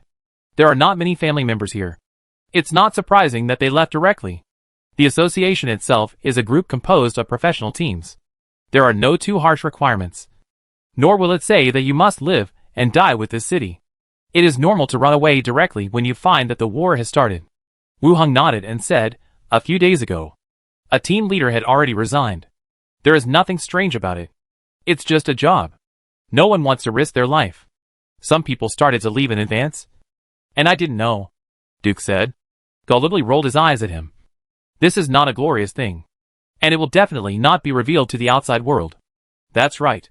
At this time, two ghosts flew back from outside and drilled into Wu Heng's body from front to back. At the same time, the scene of the two parties talking also emerged in his mind. From the words, both parties chose to agree. But they were also prepared to regret it later. After all, the premise of everything is to win. Whether the promise will be fulfilled later, or whether there will be any changes, it still depends on the development of the situation. Just like what the warlock said, the City Lord also came from a gang. And he did not have a very high quality. Soon, a gang member ran in. Standing at the door, he said, Captain, sister-in-law, those two people are coming again. Let them come. Wu Hung said. Duke and his men stepped aside. Soon, two representatives of the negotiation came in again. They sat back in their previous seats. Wu Hung looked through his mask at the two people who were glaring at him and asked, what do you think of the response? The representative of Ratam City spoke first. We agree to your request, and will hand over half of Ratam City to you for jurisdiction. As soon as this was said, the warlocks of the Warhammer party looked at him in surprise. And then said, Sir, the leader of the Warhammer party is also willing to agree to your request. But I hope you can cut off the head of the City Lord. Wu Hung still looked at the two of them and continued. Did you bring the agreement? Yes. The official of Ratam City took out a paper agreement and handed it to the other party respectfully, adding, as long as you help us defend Ratam City, you will be the City Lord in the future. Wu Hung took the agreement and held it in his hand. He looked at the Warhammer Warlock. What about yours? The Warlock was stunned, and immediately said, the Warhammer party is simple, and has not prepared an agreement yet. I will go back and ask someone to prepare it immediately, and at the same time propose to the leader to divide more jurisdiction for you. He wanted to get up and leave. And just as he got up, a cage made of bones rose from the ground instantly, trapping him in the middle. Several skeletons walked over quickly, surrounding the warlock and the bone cage in the middle. At the same time, the corpses guarding the door immediately took action and killed all the accompanying Warhammer party members. The bodies were dragged aside. Wu Hung picked up the pen, signed his name on the agreement of Ratam City, handed one of the copies back to the other party, and said, go back and prepare. You beat the drums to attack, and we will attack directly from the side. Oh, okay. Okay. The official was overjoyed, bowed 3 times in succession, and turned to leave. The sorcerer trapped in the cage. His face became even uglier, and he said, Sir, we can discuss the conditions. We will only give you more benefits than Ratam City can give you. Wu Hung took off the mask on his face, revealing his original face. The warlock's pupils suddenly shrank, and he seemed to recognize who this face was. But his expression was still quickly covered up. Wu Hung said directly, it seems that you know me. The captain of the association colluded with the second-level wanted criminal to capture a city. It is not a good choice. It is better to take half of the city, and then cooperate with the city lord to suppress the bandits. It is safer. How to choose? He had already thought about it in advance. If he reached an agreement with Rentam City, he would get some benefits and also have a reputation of cooperating in the fight against bandits. If he chose to stand on the side of the Warhammer Party, he would have to keep his identity a secret. Once it was found out that he was the one who cooperated with a level 2 wanted criminal to destroy a city, his fate would definitely not be good. He would be put on a wanted list and become a street rat. And he would never have a peaceful life. Duke, Marta, and many members of the gang all knew that he was the one who controlled the zombies. And the matter would definitely not be concealed. So the result was already determined. Helping Rentam City to defend the city. The reason why the two were asked to go back and discuss at the same time was to let Rentam City face the reality, and quickly promise to give their own things. Now that the other party has agreed to this request, Wu Heng no longer needs to think too much. Hearing Wu Heng's words, the warlock calmed down and said directly, Captain Wu Heng is really thoughtful. At this point, it seems that the Warhammer party still has no luck to get out. Glancing at the other party, the warlock continued, Captain likes to trade. Why don't we do one that does not affect the war situation? Oh, tell me about it. I am just a person who joined the Warhammer party later, and I am not on the wanted list. You want to spend money to buy my life?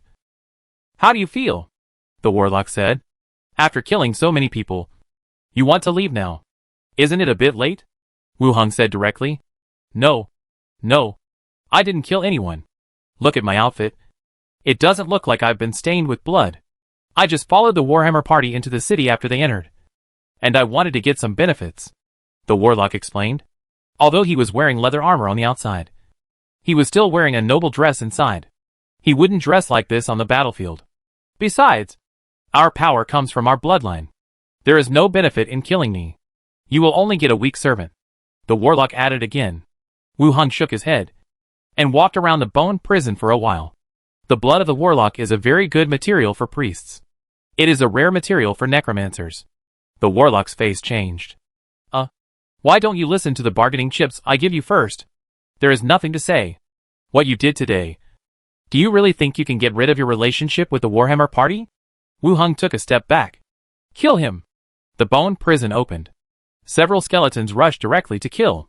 The warlock's face was solemn, holding a wooden stick, and suddenly stood on the ground. A rolling circle of fire, swept away from his body, forced the charging skeleton to retreat several steps. He looked at Wu Heng with murderous eyes, turned and fled out the door.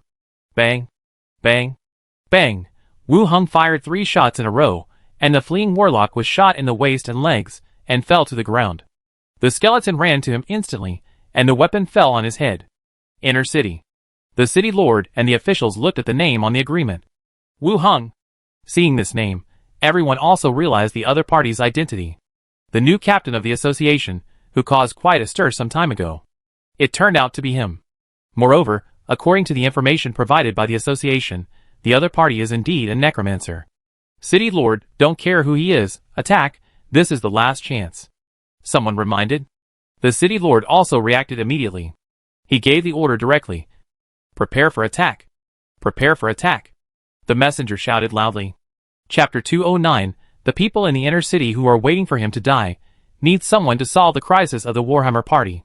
Who is the mastermind behind the scenes, is not important.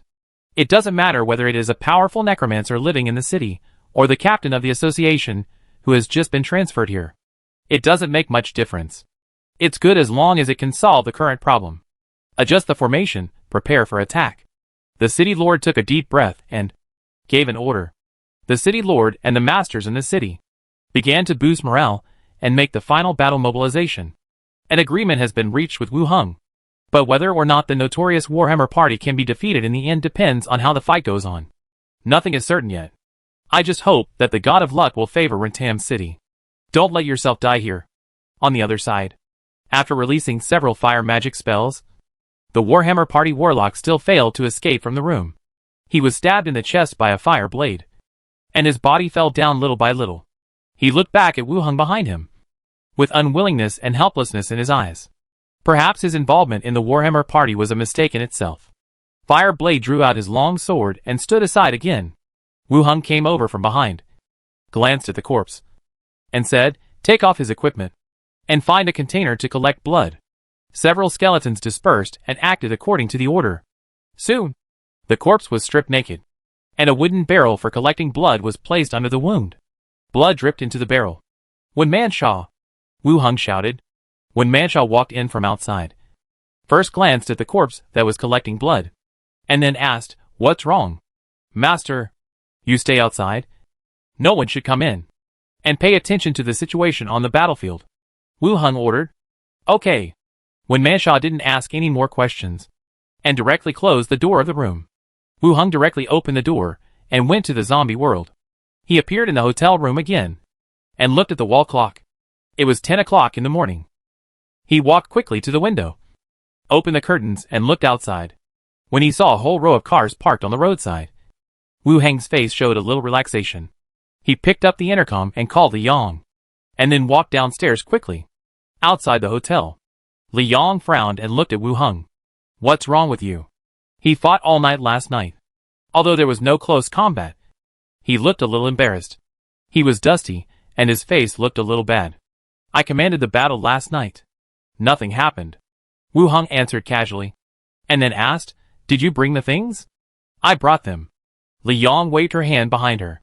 Xiangzi drove an electric tricycle over. 2 heavy machine guns placed on iron frames, and skeletons operating the heavy machine guns could be seen on it.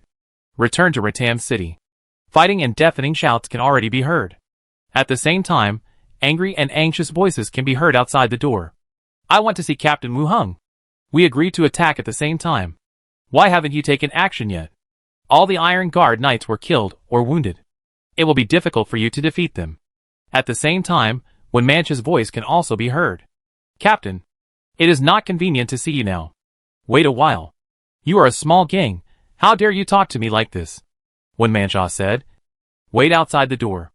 Wu Hung heard the conversation between the two and instantly understood what happened. The Iron Guard knights had already started the attack, but Wu Hung hadn't sent out any troops. So he arranged for someone to come over and urge them. Wu Hung cast bone armor on himself, and when he opened the door, he saw the fat official standing at the door, sweating profusely. When he saw Wu Hung coming out, he was about to question him, but he immediately suppressed his anger and asked, "Captain Wu Hung, why haven't you sent out any troops yet? What are you waiting for?"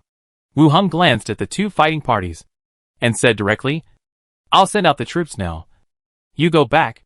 "Oh, okay. Thank you. Captain, you must send out the troops." The fat official left quickly. Wu Hung called out the big guys in the room, the horror claws and other skeletons. Then he reconfirmed the situation on the battlefield and said directly, "Zombies attack. Kill all the Warhammer party." The zombies on standby all moved, holding weapons, and rushed towards the Warhammer party. The actions of the zombies made the 2 sides of the battle immediately alert.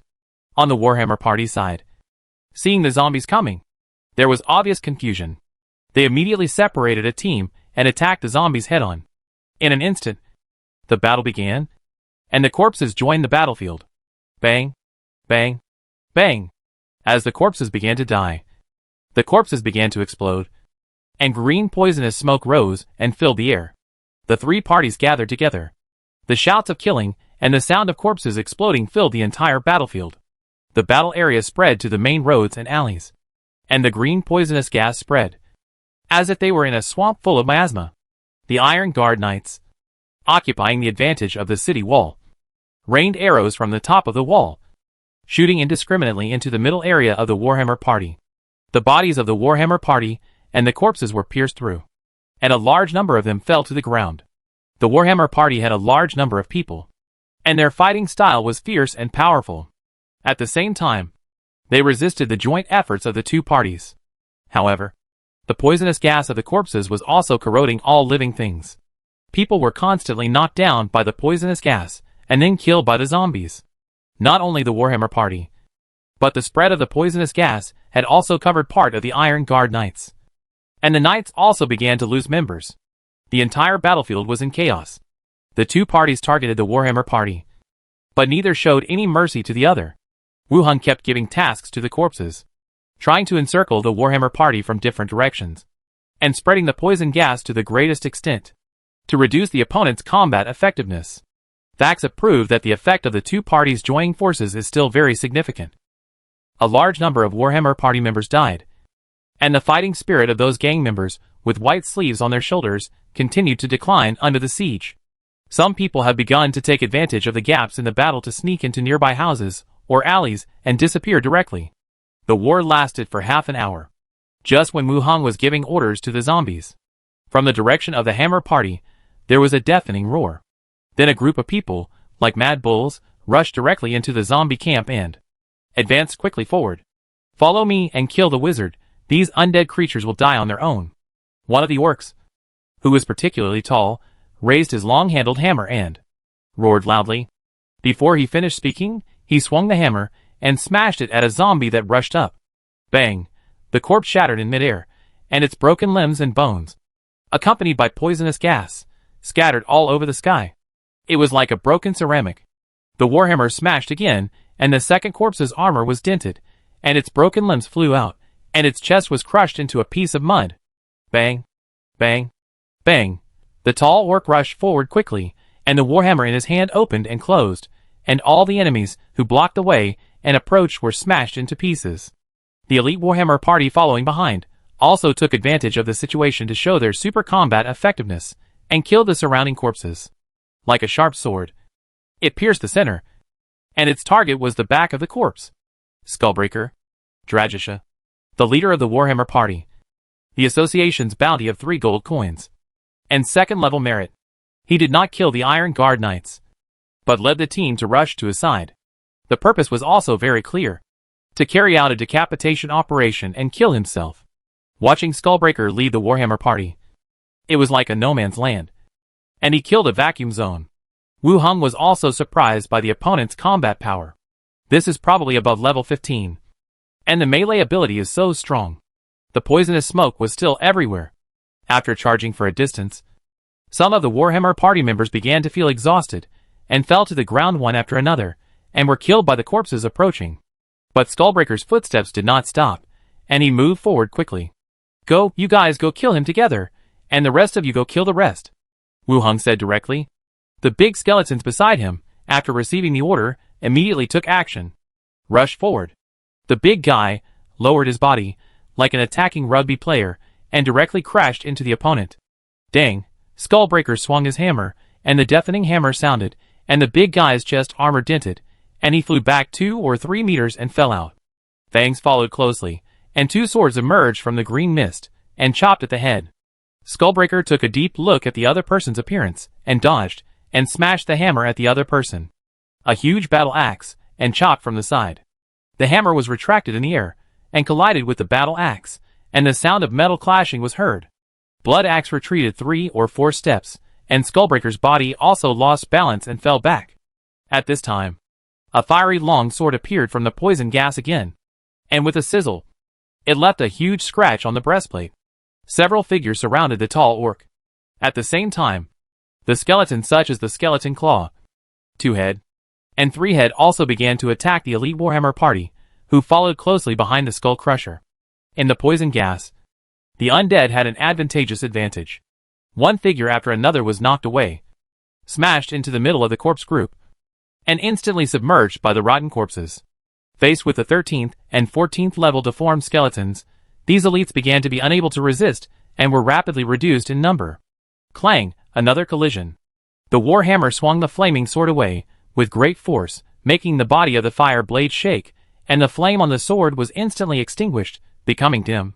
But many skeletons still began to fight non-stop, slowing down his pace. Even though he was a broken skull, he did not expect that, besides his 2 backbones, there were so many servants of high level around him. While fighting, he looked into the distance, searching for the figure of the Necromancer. Finally, behind the layers of corpses, he vaguely saw a figure wearing bone armor and a strange black mask.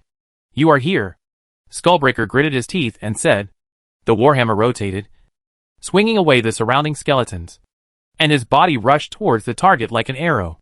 When he got close to a certain distance, his body suddenly jumped high, raised the warhammer above his head, and smashed it down at the target. Boom! A bomb-like explosion sounded. A deep pit with a diameter of 3 or 4 meters appeared, and the shockwaves swept away the poisonous gas, and all the rotten corpses around died. Skullbroken looked up suddenly. He saw that the other party was sitting on a strange vehicle, with 2 skeletons standing on the truck bed, and a strange black thing. Boy, you must die here today. Skullbroken cursed, and rushed up again with the war hammer. Wu Heng's eyes were also a little solemn. Twisting the handlebars, with a hum, the electric tricycle suddenly rushed out. Instantly, they distanced themselves from the other party. Shoot! Shoot him! Wu Heng twisted the handlebars hard, while observing the other party through the rearview mirror. The skeletons on the truck bed began to aim. The space was limited, the two heavy machine guns were barely misplaced and placed in the truck bed, and it was inconvenient to turn the direction of the barrel. But the barrel itself was backward, so it didn't need to turn too much. After a simple aim, the two skeletons, facing the figure chasing closely behind, pulled the trigger directly. Bang bang bang. The barrel spewed out orange flames. The angry and hotly pursued Skullbreaker suddenly felt a creepy feeling, and his body subconsciously dodged to the side. Even if he reacted as quickly as possible, he was still no match for the bullets. Most of the bullets shot into the ground close to his body, and a few scattered bullets hit his chest armor. The bullets penetrated the first layer of steel plate and got stuck on the chest armor, but did not penetrate the body. A normal person would have been smashed to pieces long ago, but Skullbreaker only took a few steps back. Looking at the scars on his body, his eyes revealed surprise and vigilance. It seems that he did not expect that the other party would have such a strange and powerful weapon. Then, he rolled on the ground, intending to leave here first. Wu Heng, who was sitting in the car, also showed a surprised expression. It was fine if he dodged the bullet, but the heavy machine gun could not kill him. Seeing that the other party wanted to escape, Wu Heng immediately shouted, "Glinda." As soon as the voice fell, a ghost appeared out of thin air in front of the broken skull, stretched out his hand and pointed. An illusion was formed. The broken skull suddenly froze in place. His pupils dilated, and he woke up directly in the next second. But after a short pause, bullets had already poured in. Ding, ding, ding, puff, puff. The breastplate was hit with dints, and the waist, abdomen and thighs were pierced by dense bullets. The right calf was hit by more than one bullet, and the bones were broken, and it could not support the ground. The broken skull showed a painful expression, and I didn't expect the opponent to have so many tricks. But there was no time to think. Dragging the injured leg, directly rushed into the alley on the side, to escape first. When Wu Heng saw that the opponent was about to run, the three-wheeler suddenly stopped and started to reverse. The car stopped at the intersection, and a machine gun turned around. Bang, bang, bang. Dense bullets rained into the narrow alley. Skullbreaker roared, and in a horrified look, his armor was torn into pieces, and bullets smashed all parts of his body into a mess. Experience. Your level has been raised to level 10. Constitution +1. Intelligence +1. Unlocked expertise, Arcane Echo. Necromancer. Undead adaptation. A system prompt appeared, proving that the other party was dead. Stop fighting. The man is dead, Wu Heng said directly. The gunshot stopped, and the tricycle was filled with a cloud of gunpowder smoke. Go and drag the body out, Wu Heng said. Two skeletons jumped off the cart and walked into the alley. They dragged the rotten meat-like body out. In the inner city, on the top of the city wall, the city lord, Elno, and many officials stared at the battlefield below. City lord, the leader and main force of the Warhammer party are attacking the corpses. It's a good opportunity for us to attack. Elno looked at the entire battlefield, expressionless. Even those who had never led troops knew that it was a good time to attack with all their strength, and cooperate with the corpses to directly annihilate the Warhammer party. However, the agreement in his hand was like a mountain, weighing heavily on his shoulders. Rentam City. It took several years to achieve the results in front of him. Today, half of it will be divided. However, what if the other party died in this battle? And with the current losses of the Warhammer party, after killing the corpses, it would be difficult to attack the inner city again. Elner said directly, withdraw troops. Retreat to the city gate. All officials were stunned, but they immediately understood the city lord's idea. Some felt it was wrong, while others praised him. Retreat to the city gate, the messenger shouted. Boom, boom, boom. The drum sounded. The fighting soldiers were stunned, and began to stop attacking and retreat to the city gate. Guard the city gate and rescue the wounded. Chapter 210, Are You the City Lord? After the battle, Bodong, Hurin, Xuefu and other skeletons quickly followed. They protected Wu Heng and the tricycle in the middle. It's okay, the person is dead, Wu Heng said. Soon, the body in the alley was dragged out and thrown at the feet. The tall and strong orc had been beaten beyond recognition, and the armor on his body was like a honeycomb, covered with dents. Although his limbs were intact, the bullets had also turned him into mud. That is to say, the body is strong, and there is no limb loss. Just when he was about to release bone service, he stopped the action. After thinking for a while, he took out the tablet that he usually used to watch cartoons for Xiao Xiao from the space ring, and turned on the camera function. He took 2 photos of the corpse, and took another photo of himself and the corpse. This is Skullcrusher, the leader of the Warhammer party, on the wanted list of the association. The bounty is 3 gold coins, the second level merit, and the transformation into a skeleton. It will be troublesome if the association does not recognize it. I was hoping that this achievement would allow me to be promoted to deacon or vice deacon. I took several photos in a row. When I felt it was about right, I began to release bone service. The necromancy slowly wrapped the corpse, and the unstable prompt due to insufficient level also appeared. Then, the flesh and blood fell off, and the 4-meter-tall orc skeleton slowly stood up. He shook his skull, and it made a crackling sound. Skeleton Beast Warrior, level 16, a level 16 skeleton. The level is lower than expected. During the broken skull, one person repelled many skeletons. When chasing a tricycle, Wu Heng thought he had caused himself to level 20. That momentum is not small. According to the Book of Dead, after transfer, it belongs to the First Order Professional, level 5 is second, level 10 is third order, level 15 is the fourth order, level 18 fifth level, level 20 is a hero. In the division of the entire professionals, 16 level 4th order professionals, looking at the world in the world is also the top group. The deacons appointed by the association, it only takes level 12, the representative is enough to sit for the power. Wu Heng certainly hoped that the level of the skeleton he transformed would be as high as possible. But level 16 was not considered low. It was even surprising that a bandit leader reached level 16. If he had not participated in this war, this city would have had a new owner today. Those dignitaries in the inner city would not have had a good ending. You will continue to be called Skullbreaker in the future. Pick up your weapon and stand out first, Wu Heng said directly. Skullbreaker walked out of the rotten meat, returned to the alley, picked up the long-handled warhammer that had just fallen, and stood aside. Orcs are tall. Skullbreaker stood in, one head taller than the other orc skeletons. He looked unusually tall. Wu Heng was just about to continue checking Skullbreaker's properties. Quick footsteps came from behind. When Manshaw ran over quickly with several gang members. Pulling down the cloth covering her mouth and nose, she said, "Captain, the troops in the inner city have been withdrawn, and the Warhammer party has started to attack like crazy." Wu Heng frowned, and immediately understood the thoughts of the Iron Guard Knights. This is to let them fight to the death with the Warhammer party. And then, they will deal with the remaining party. Fighting is not good, now they are playing this game. What should we do now? When Manshaw continued to ask.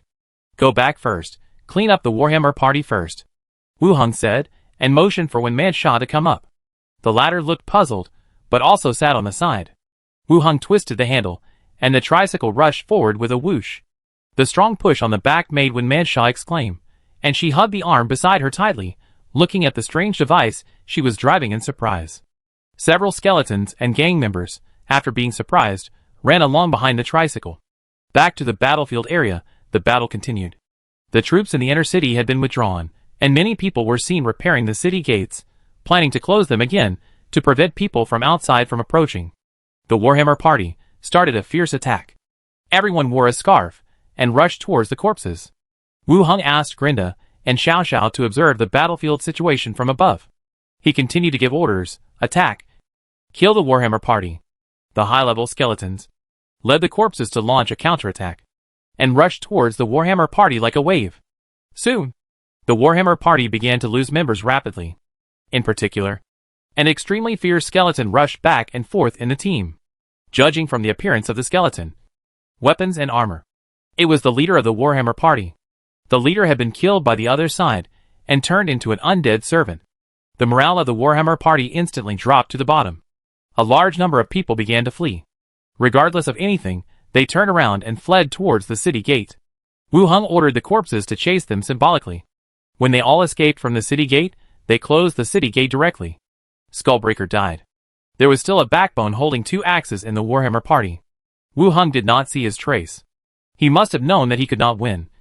And he ran away with the others. It didn't matter. The core of the entire Warhammer party was the 16th level Skullbreaker. Now that Skullbreaker was dead, there were not many members left in the Warhammer party. Even if he went back to being a bandit, it would be difficult to achieve any results. I'm afraid it can't even be considered a big gang. The battle ended, and the poison gas gradually dissipated. The ground was covered with piles of corpses, and more than 1,000 corpses that had been promoted. The Iron Guard Knights reformed a battle formation at the city gate, looking at the team ahead with vigilance. It was not facing a companion who had fought together, but more like facing a new enemy. Wu Hung looked up at the city lord and many officials on the city wall. He said directly, "Move forward." La. The corpse team rearranged and began to move towards the city gate.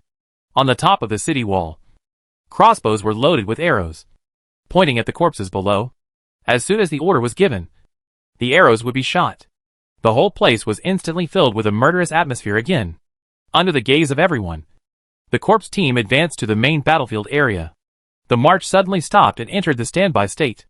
And the next second, under the gaze of everyone on the city wall, several gray-white light circles swung out in succession.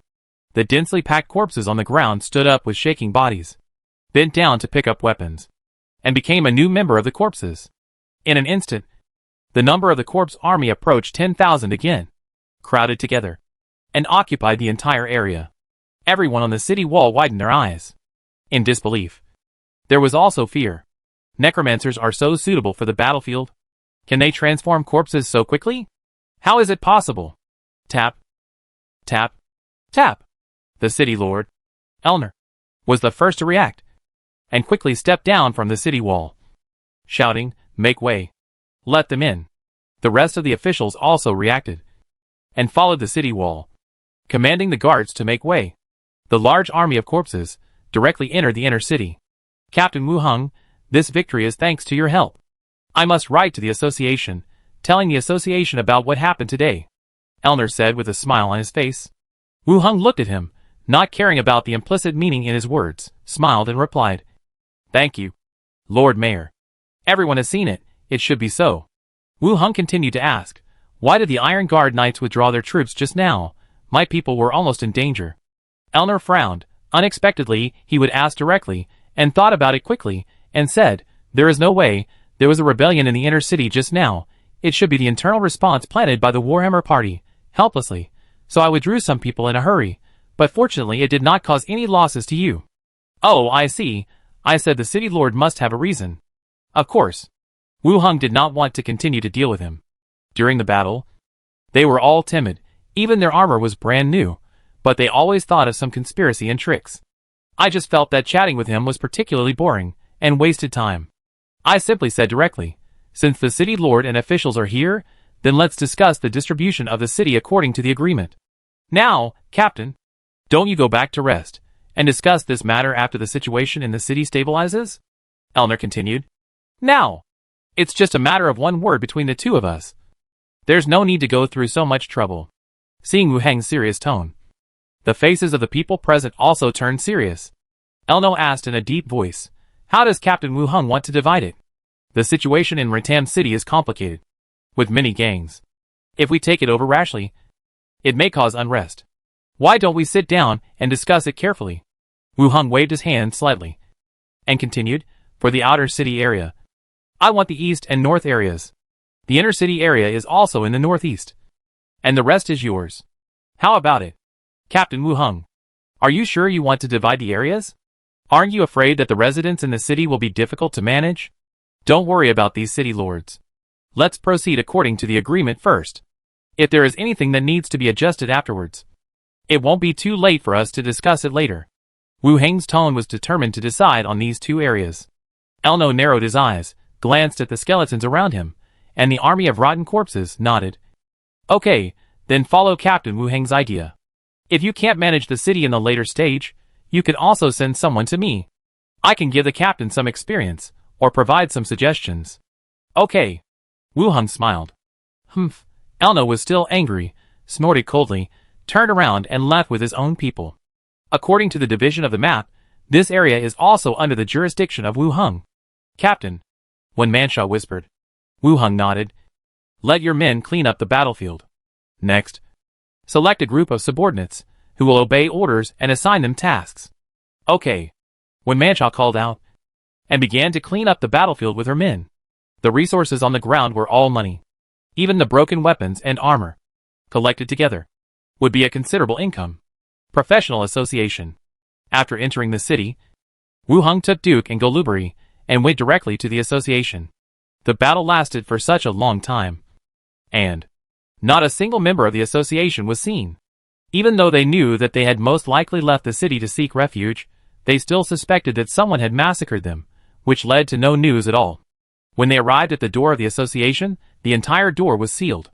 Duke knocked for a long time, but there was no response from inside. Captain Wu Heng? Suddenly, a mesh window on one side opened, and a human youth poked out and called out with some uncertainty. He was wearing the uniform of a staff member. Well, how is it here? Wu Heng asked directly. No, it's fine here. Is it over outside? The young man asked. It's over. The Warhammer party has escaped. It's all right now, Wu Heng said softly. The young man looked happy and immediately retracted his head and vaguely heard shouts from inside. The battle is over and everyone is safe. The sound of moving things came from behind the door. Then, with a creak, the heavy door opened. A lot of people gathered in the empty hall.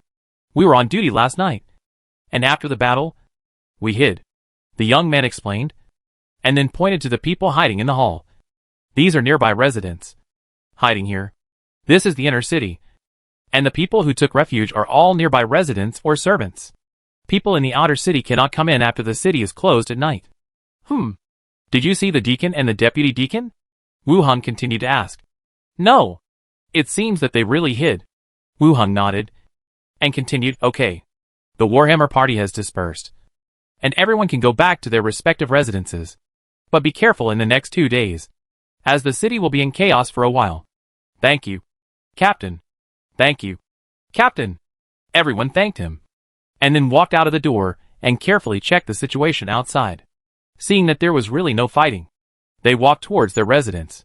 Wu Heng continued to say to the staff, arrange someone to notify the association to work normally. If there are teams coming back, ask each team to strengthen the patrol in the city to prevent gangs from taking the opportunity to cause chaos. Oh, okay. The staff nodded and agreed. Then, Wu Heng asked Duke and Golubari to stay in the association first. He continued to deal with other things. Walked out of the association. Wu Heng continued to rush to the Snake Emblem Consortium opposite. The consortium really had its own power in the city. You could see the well-equipped troops guarding the buildings. In the lounge, Wu Heng received his 2 maids. Minnie jumped into his arms, and Anweer stood aside obediently. At this time, the door opened. Lisha, wearing a leather armor and a sword on her waist, walked in. A pair of beautiful eyes stared at him intently. After a long while, she said with a little doubt, Are you the city lord? Chapter 211, Half of the City Lord. You got the news pretty fast. Wu Heng sat down, with 2 maids standing behind him. In fact, it was not surprising for Lisha to learn this news. The Snake Emblem group could develop so well in this city, so it must have some intelligence channels of its own. And it was not a confidential news, everyone present at the time knew it. Half of the city, Wu Heng added. So, I should call you Lord of the City. Lisha was still a little surprised, but she also accepted this fact. At the same time, he was glad that he and the other party had always maintained a relatively friendly relationship. They could even be called friends. The other party put the maid on his side, which proved his trust in him. Well, it would be better if there was a master, Wu Heng said jokingly. Lisha rolled her eyes at him. You are quite rude. Half of the city lord master. Then, Lisha continued, will Erno give up the city obediently? You should be more careful. The agreement has been signed. What else can he do? It's just a piece of waste paper. Lisha stretched and reminded again. After all, he has been running Ratam City for so many years. Even if he gives up half of the city, as long as he makes some small moves, you can't run it. And then he will return the city to him. What kind of small tricks? Wu Heng asked. How would I know? Be careful. Even if it's only half a city, managing it won't be as easy as being a captain. Lisha continued. Yeah, that's right. Those people, may not be as bloody as they were back then, but they are more proficient in some shameful means. Wu Hung thought for a moment. Thank you. The two chatted for a while, then walked out of the consortium with their two maids. Under the protection of the skeletons and corpses, they walked towards their residence. Returned to their residence. After Wu Hung sat on the sofa and rested for a while, he began to check the attributes of the transformed skeletons. He took a quick look at Blood Axe and Fong. The attributes were in line with their own levels. Blood Axe focused on strength, while Fong was more agile. It looked like a thief among humans. Blood Axe was level 14. Fong was level 13. They were both high levels. After checking the two skeletons, he focused on Skull Crusher. As the leader of the Warhammer party, his fighting power also surprised Wu Hung. Even with the siege of 5 skeletons, he couldn't be defeated. He was forced to break through the defense line and chase me. If 2 heavy machine guns hadn't been pulled over, and the opponent didn't recognize this kind of weapon and didn't dodge it immediately, it would be hard to say what the final result would be. Fortunately, I was lucky. The opponent died in my hands and became a skeleton servant. Skeleton Beast Warrior, level 16. Level 16. Attributes: Constitution 38. Strength 42. Agility 28. Intelligence 18. Perception 25. Charisma 16. Features: Hollow Skeleton. Basic Soul. Savage Beast Constitution. Savage Attack. Danger Perception. Expertise: Two-handed Hammer Expertise Master. Heavy Armor Expertise Advanced. Or Common Weapon Expertise Intermediate. Abilities: Fury. Wild Attack. Endured Rage. Unyielding Courage. Beast Physique: Possessing a rare physique, Physique plus 8. Brutal Attack: When attacking with melee weapons, the battle will be more fierce, Strength plus 11. Danger Perception: Possessing extraordinary sensing ability, allowing you to detect the existence of danger at the first time, Perception plus 5. Frenzy: In the frenzy state, Physique, Agility, Strength will be greatly improved within a certain period of time. Wild Attack: Abandon all defensive postures and launch a frenzied attack. Endured Frenzy: Your violent emotions are difficult to suppress, entering the frenzy state, and can only end early if you are unconscious or actively terminated.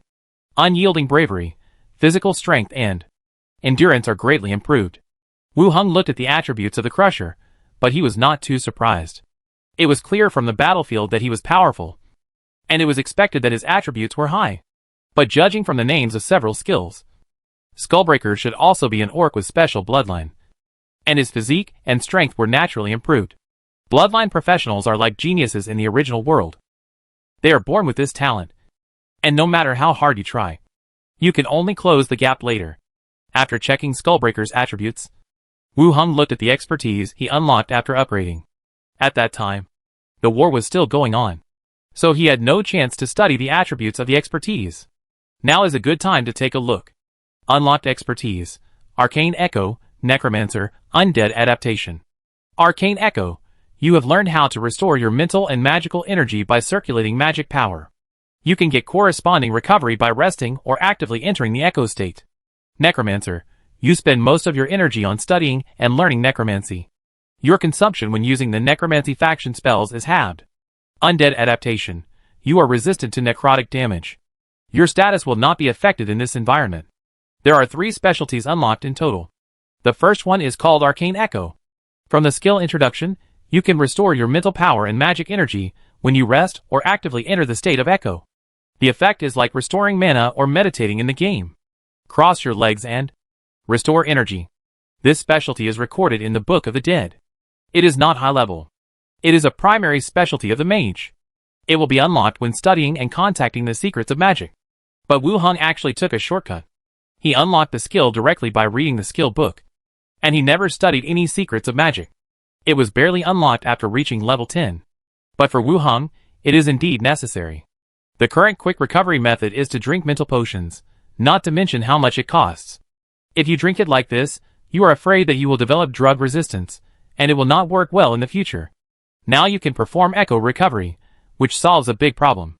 The second one is called Necromancer Scholar, which is the exclusive expertise of this faction, and its function is to have the spell consumption of all Necromancer factions. It is also a very practical ability, at least in the transformation of corpses. It can greatly reduce its own consumption and recovery time. It is a powerful specialty to improve endurance. Next is Undead Adaptation, which is resistant to necrotic damage and is not affected in the corresponding environment. The necrotic damage here actually refers to the energy generated by undead creatures or necromantic magic. Traditional necromancers need to develop magic and will be in an environment with corpses or dark energy for a long time. This specialty can resist this kind of damage. As for Wu Hung, even if he doesn't study magic, he can still play a certain role in an environment where corpses gather. In short, the three specialties this time are all very useful. It's no worse than learning powerful skills. Read the attributes. After closing the panel, he shouted, "Wire!" Underwire ran out of the kitchen. "What's wrong?" "Come here. Help me write something," Wu Hung said. "Oh, okay." Underwire wiped her hands and sat down. Wu Hung took out paper and pen from his space ring, put them on the table, and said, "Write neatly. We will send it out to others." "Okay." Underwire picked up the pen and got ready. After all, Underwire was the young patriarch of the tribe, and her handwriting was still very beautiful, but a little delicate, and it was obvious that it was written by a girl. What to write? Underwire looked up at him. Wu Hung pondered for a moment and said, "Just write it." "I'm shocked." It turned out that he solved the crisis of Rentam City and saved the residents from the water and fire. "Ah?" Underwire was stunned. "What? Write the first sentence in big letters as the title." "Oh." Underwire agreed and started writing. Then, Wu Hung repeated while Wire wrote on the paper. Minnie also came out and sat aside, watching curiously. Zombie World. Before the convoy left, Wu Hung returned to the hotel. Coming out from upstairs, Li Yang looked at him curiously. "You stayed in the room all day?" Although she didn't want to ask too much, she was also curious about why Wu Hung didn't go with her to invite zombies during the day and locked himself in the room all day. "Now I am leaving." "Ah, I am a little tired," Wu Hung said. Li Yang reached out and touched his forehead. "It's okay, I probably didn't get enough rest. I just need to have a good rest tonight." "Well, I am in good health," Wu Hung said. "Go in and sit for a while. I will go back after Qiangzi finishes filling the gasoline," Li Yang whispered. "Come!" The two entered the closing hall. Li Yang immediately leaned into his arms, and they kissed each other. Wu Hung used his hands all over Li Yang, and her whole body became hotter and hotter, and she gasped softly. After a long time of entanglement, they slowly separated. "We met for such a short time today," Li Yang complained a little. "Some things. I will make up for them next time." "TSK? Who needs you to make up for them?" Li Yang's face became even redder. The two lingered for a while. Wu Hung continued, "Is there a copy machine in the prison?" "Yes. You want to copy something?" Wu Hung took out the letter written by Underwire and handed it to her. "Make more copies of this." Li Yang looked at the strange words on it, and then looked at Wu Hung. But he didn't ask more, but said, "How many copies should be printed?" "More than 500 copies. Send them here as soon as you are done. I have some use for them." "Okay. I will speed up my return then." "Yes." Li Yang came up again and kissed him hard. Then she ran back to the team and left directly. Seeing the team leave, Wu Hung also returned to his residence. After dinner, Wu Hung sent the big guys, several skeletons of the Devil's Claw, back to the zombie world. It was also not safe there, and high-level skeletons were needed. When everything was done, when he returned from the courtyard, he saw Minnie, wearing yoga clothes, lying on the sofa bench, looking at the paper in her hand. Her shoulders, back, waist and hips were all wet, and it seemed that she had just finished training with Bodong. She was lying there, with a slender curve and youthful vitality. Chapter 212. "Captain, what are you doing?" Wu Hung walked to the edge of the sofa and sat down. "What are you looking at?" Minnie turned around, shook the paper in her hand, and said, "I have agreed with Sister Wei that she will teach me how to write from today." Wu Hung then looked at the paper in her hand. The words on it were all basic and common. "Why do you want to learn how to write?" Minnie said a little embarrassedly. "When I learn it well in the future, I can also help you with some things, so that you don't have to put all the pressure on Sister Wei. You are so conscious. And now you practice boxing every day. And you also need to learn how to write. Aren't you afraid of being exhausted?" Wu Hung said. "What's the big deal? It won't take long," Minnie said. Seeing the girl's confident look, Wu Hung smiled and patted her back. Minnie is so smart. She must learn quickly. Minnie's face immediately showed joy. Really? Master is so nice. The first floor lobby. After the two of them had a fierce exchange, the little rabbit used his scallion white fingers to gently draw circles on his master's chest and said, Sister Wire must have heard it. She will laugh at me again tomorrow. Wu Hung gently stroked the girl's jade back and said, What's there to laugh at? It's just some ordinary things. How ordinary? Minnie said in a tender voice. Knock. Knock. Knock. The two squeezed on the narrow sofa, and there was a knock on the door. Is someone coming? They quickly put on their clothes. After checking each other, Wu Hung went to open the door. When he opened the door, he saw Wen Mansha, who was still dressed in daytime clothes, standing at the door with several skeleton servants. Seeing that it was Wu Hung who opened the door, she asked curiously, Minnie and the others are not here. It seems that it is still more curious to let Wu Hung, the master, open the door. She is here, come in. When Mansha entered the hall, and saw Minnie kneeling beside the coffee table, wiping the water stains on the floor and sofa with a rag. Sister Wen Mansha, Minnie called sweetly. When Mansha nodded, not noticing the little girl's blushing face, she took off her outer leather armor and put it aside, after taking a breath. She said, Master, the spoils collected from the battlefield are all placed in a courtyard in the residential area, and the walls of the two areas have also been taken over, but there are still not many people who can be mobilized. In fact, Wu Hung did not have many people who could be mobilized. The Spike Gang, the only one entrusted with an important task, also suffered heavy casualties in this fight against the Hammer Party.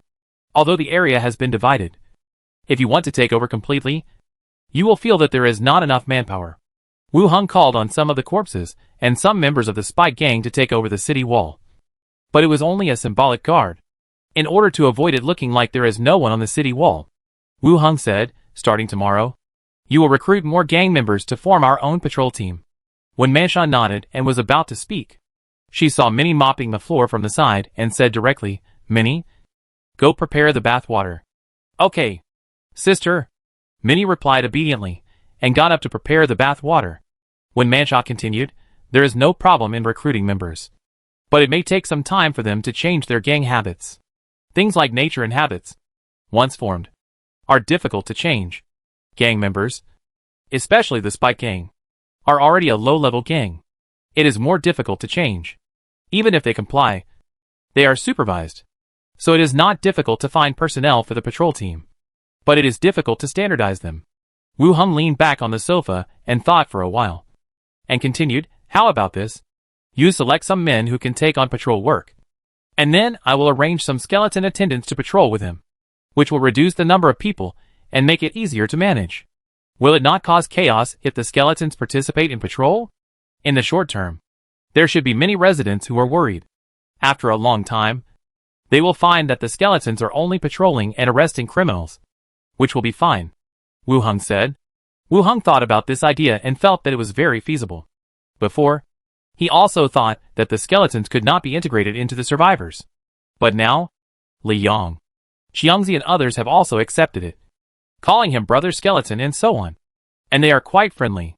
Moreover, compared with gang members, Wu Hung also trusts his skeletons more. Okay, I will follow your arrangement.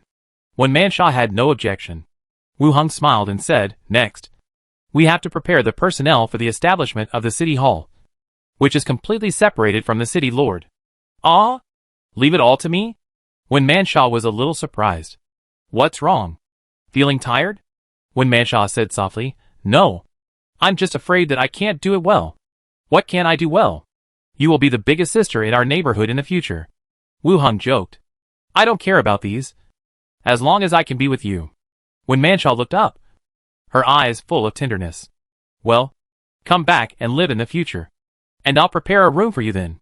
Now, the members of the inner city and the Spike Gang all know that Wen Mansha is theirs. When Mansha looked happy. Really? Then I will live with you. Choose your own room. Well, okay. Because the bathtub was etched with runes, the bath water was prepared quickly, after Minnie informed her that it was ready. When Mansha pulled Wu Hung into the bathroom, in the misty bathtub, Wu Hung hugged the soft body in front of him and enjoyed the feeling of the hot bath. When Mansha yawned lazily and said to the sky, thank you for saving me last night. Wu Hung raised his eyebrows. You are mine. Isn't it my duty? When Manshaw pouted. If it was Roche, he would definitely not save me. And even at the critical moment, he would push me out to delay time. Wu Hung hugged him tightly and comforted him. Don't worry. I won't give up on you. When Manshaw showed a soft smile on her face. Then he frowned slightly, looked back, and said softly, Bad master, you are energetic again when I mention Roche. The next day, after breakfast, when Manshaw took the 1,000 skeletons in leather armor prepared by Wu Hung and left the residence directly. According to the result of the discussion between the two yesterday, when Manshaw will select some trustworthy members from the gang with good character to lead the skeletons to patrol. Although the Warhammer party has withdrawn, the chaos it brought still continues. There will definitely be a lot of robbery and gang fights. Ritam City is originally a city formed by gangs and mercenaries. And there will definitely be many people who want to take advantage of the opportunity to make a fortune. There will definitely be chaos for a while. Therefore, at this stage, the patrol mission should be increased. After when Manshaw left, Wu Hung packed up and walked out of the house. In the inner city, the professional association. There were many people in the hall today. In addition to the staff, you could also see some members of each team wandering back and forth. Captain Wu Hung. Good morning. Captain Wu Hung. You weren't injured yesterday. From a distance, some people greeted him. And Wu Hung waved his hands one by one. Yesterday, he was the first to come to the association to inform everyone that the battle was over. When the rest of the people came to work today, the news had already spread. Everyone was surprised that the new captain of Team 12 could influence the battle situation, but they also felt it was reasonable. After all, everyone had some speculations about him in the past. There were rumors that the young nobleman came down to train, or that he was the apprentice of a powerful person. The problem of the Warhammer party was solved this time, which made everyone more certain of his extraordinary background. Wu Hung walked to the front desk, and the staff immediately smiled. Captain Wu Hung, has Deacon Gomez arrived? Wu Hung asked. Not yet. He won't escape from the city. If he doesn't come back, the work of the entire association will be difficult to carry out. Wu Hung continued, in yesterday's battle, I killed 3 people on the wanted list. Is anyone doing the autopsy and filing now? Wait a minute. I'll go ask. The staff turned and left. After a while, he returned again and waved him over. In the cold basement, 2 autopsy personnel from the association stood. Captain Wu Hung, where is the body? The autopsy personnel asked. Wu Hung stepped aside, and the 3 tall figures behind him took off their motorcycle helmets. Their white skulls were exposed, and the soul fire was rising in their eye sockets. Tap, tap, tap.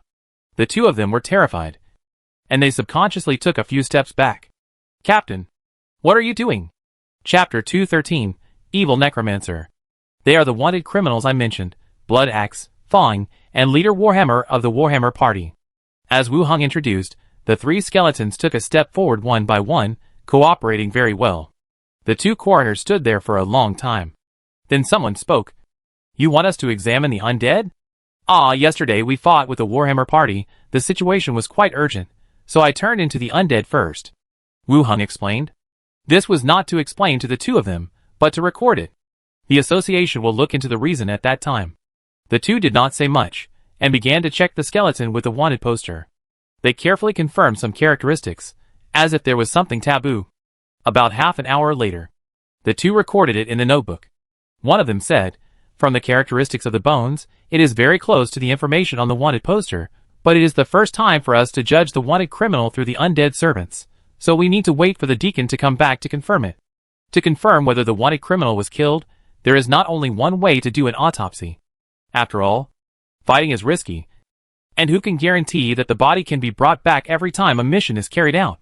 So usually with the guarantee of the deacon, it can be confirmed that the wanted criminal has been killed, as long as he will not appear again in the future.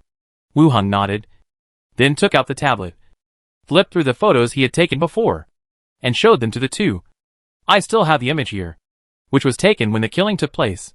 You can confirm it. The 2 took it, looked at the props in their hands curiously, and then looked at the image on it carefully. From the image, it can be confirmed that the corpse is the broken skull of the leader of the Warhammer party.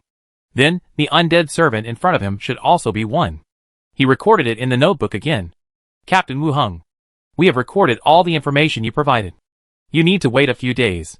When there is a result, we will inform you as soon as possible. Wu Hung nodded. Okay. After that, they walked out together. Several skeletons also put their helmets on their heads again. Returned to the team lounge. All 3 team members were in the room. Seeing Wu Hung coming in, they all stood up.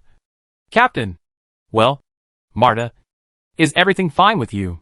Wu Hung asked. Nothing, Captain, Marta said. Wu Hung nodded, sat down at a nearby seat, and continued, I have already reported Burke's matter to the front desk. When the time comes, Galyabori, you will follow up. After the pension comes, send it to his home. Okay, Captain. Swordsman Galyabori nodded and agreed. An undercover agent arranged by his side was given the status of a dead agent. On the surface, his death was not ugly, and his family could get a pension. It was considered to be the most benevolent thing.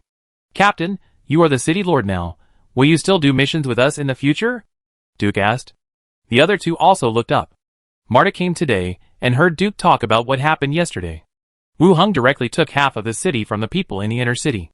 And the area where Marta lives is within the management scope of Wu Hung. I was also very curious how would I, as the captain, manage the outer city in the future. Yes. Why do you ask? Wu Hung asked. Hee, I just want to ask, you are the mayor of the city, but you are still catching wanted criminals with us. Isn't it a bit bad? Duke scratched his head and said, I am still the captain of the association, and I still have to abide by the rules. Wu Hung said, after the merit of this skull crushing, I should be able to become a deputy deacon. Then, I won't have to do tasks so frequently. Therefore, the rules within the association must still be followed. Several people sat in the lounge and chatted for a while. Wu Hung stood up and said, Let's go. Let's go around my half of the city, and then go back to rest early. Okay. Several people stood up and walked out together. The outer city area was still in chaos. Although there were no corpses on the streets, dark red bloodstains and broken meat in the cracks of bricks could be seen everywhere. The shops along the road were still closed.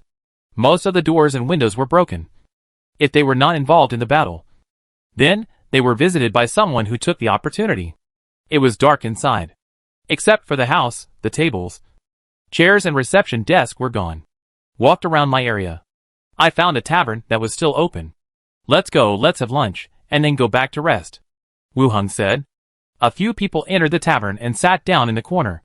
There were not many customers in the store. Only 3 tables were sitting in the hall. I ordered some food. Just after chatting for a few words, someone suddenly walked in from outside the door and jumped directly onto the high platform used by the bard in the past. He said loudly, Have you heard? In the tavern, everyone looked over at the same time, with vigilance and precaution in their eyes at first, and curiosity about what the other party was going to say.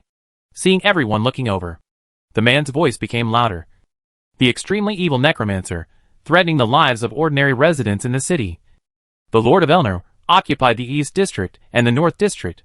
The residents living in these 2 areas are like livestock to be slaughtered, and they may be used as experimental subjects for his evil magic at any time. We must resist, unite, and resist his rule. The man stood on the high platform and spoke loudly like a speaker. The tavern owner standing behind the counter still stood in his original position, listening to the man's loud voice. After hearing the man's words clearly, the people in the tavern began to discuss in a low voice. The Warhammer party's incident had just ended yesterday, and they had not heard the news that the Necromancer had occupied the outer city. Who did you hear that from? Someone asked. The man stepped forward, his eyes widened, and said, Of course, it was the news from the inner city. The Iron Guard Knights put all their energy on the Warhammer party, but they didn't expect that the damn Necromancer would take advantage of it. In order to save more lives, they could only agree to his request and give up 2 city districts. As soon as these words came out, the whole place fell silent again. Someone recalled, and said, I used the tamer to take a look at the battle last night. There were indeed a lot of rotten corpses, covered by green poisonous fog, which should not be bad. So, the East District and the North District have become the territory of the Necromancer? Someone asked. Whose territory is it? The Iron Guard Knights don't care about the outside world. They are all managed by the gang. What does it have to do with us if someone else changes? The man on the stage shouted again, Stupid! What kind of profession is the Necromancer? It is a profession that uses living people for experiments, disembowels living people, and makes them into undead. Everyone will be his experimental subjects, and it will be difficult to die then. Everyone present was stunned. They had never met a necromancer, but he did have a bad reputation outside. And just then, the door of the tavern was pushed open. 2 determined members walked in with more than a dozen skeletons wearing leather armor. The man on the platform was stunned, and immediately shut up, pretending to look at the ceiling. The member of the Spike Gang, looking inside the tavern, said directly, "No one is causing trouble, right?" The boss came up with a flattering face, and said, "No one is causing trouble. What are you doing?" The gang member said, "From now on, this area will be patrolled by our Spike Gang. There is a patrol point 200 meters away from the door. If you have any problems, you can come to us." "Oh, okay," the boss replied immediately. "Okay, let's open as normal," the gang member said, and was about to leave. Wu Hung stood up directly. "Wait!" The corner was dark, and the gang member frowned and looked carefully. After finding that it was Wu Hung, he immediately lowered his waist a little. "Captain Wu Hung, the sister-in-law asked us to come out for patrol." "Well, thank you for your hard work. Captain, what do you want?" The atmosphere in the whole tavern became tense. The man on the high platform looked over here with a serious expression. Wu Hung said directly, "Catch him." The man on the stage turned around and ran away when he heard it. The Spike Gang also reacted quickly. "Catch him." After a chase in the tavern, the man was pressed to the ground, with an iron knife on his neck. "Captain, how to deal with him?" a member of the Spike Gang asked. "Send him to One-Man Shaw." "Okay." The member waved his hand, and took him out directly. Wu Hung also stood up, and walked out with the team members. Before walking out of the door, he turned back and said, "Close the tavern, don't cause trouble for yourself." The tavern owner was already sweating profusely. While wiping, he nodded. Okay. Walking out of the tavern, Wu Hung said to his team members, "You go back first, and go to the association tomorrow to see if the deacon has come." "Captain, don't you need us?" Duke said. "Go home. The city is in chaos recently. Protect your family." Duke nodded. "Oh, okay, Captain." Several people dispersed and left the base of the Spike Gang. Next to the courtyard, 5 people were tied up, all of whom were caught by the patrol team outside. The ones Wu Hung encountered were still those who were preaching against the Necromancer in the tavern. The rest were standing on a wooden box on the roadside and loudly preaching these things. The content was similar. Even the order of the sentences was the same. Needless to say, someone arranged it and deliberately came to incite the residents. How to deal with it? One-Man Shaw asked. The gate of the courtyard opened and 2 more tied people were sent in. The number of people increased by 7. The inner city area really didn't give up and made such a scene. Wu Hung said. Lisha from the consortium had reminded him. The people in the inner city may not dare to go to the battlefield anymore. But some conspiracies and calculations are getting better and better. It seems that this is one of them now. Go and kill them. If there are too many dead, no one will dare to talk nonsense. One-Man Shaw said. Hearing that they were going to kill people directly, the eyes of the tied people showed fear. It seems that they are not as loud as when they gave speeches. And they are also afraid of death. Wu Hung thought about it. And there is really no better way. Besides, the Spike Gang has no place to detain people. And sending them to the association is not in line with the procedures. Kill them, Wu Hung said. One-Man Shaw waved her hand. In the surprised eyes of several people, the people of the Spike Gang stepped forward and killed them all. Wu Hung released Bone Art, and the corpse stood up, was put on leather armor, and sent out for patrol. What should we do next? One-Man Shaw continued to ask. First patrol normally. Reduce some fighting situations. Okay. Wu Hung nodded, and after another 2 words, he completely handed this place over to One-Man Shaw. Return to the residence. Pass through the boundary gate, and go to the zombie world. The convoy stopped outside, and Wu Hung went downstairs directly.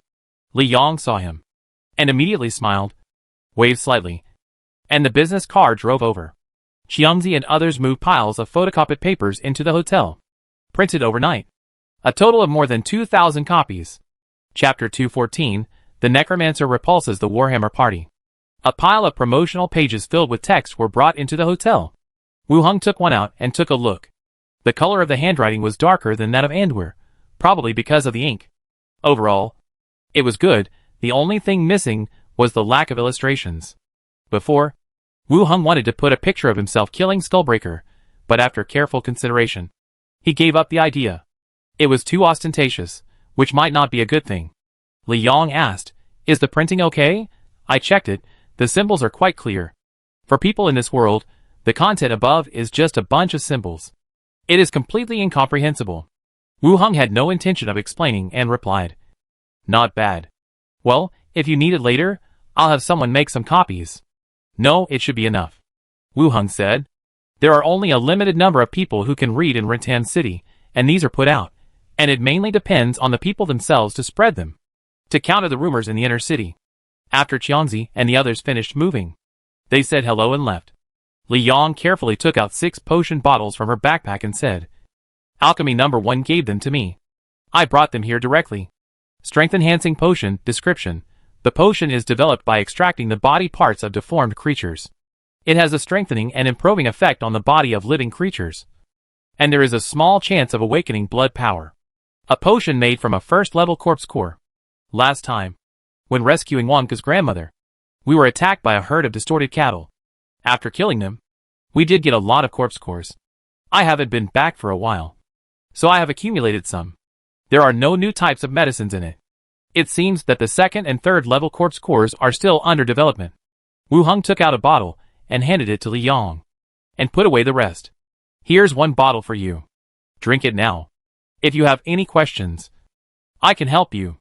"Okay." Li Yong opened the bottle stopper and drank it directly.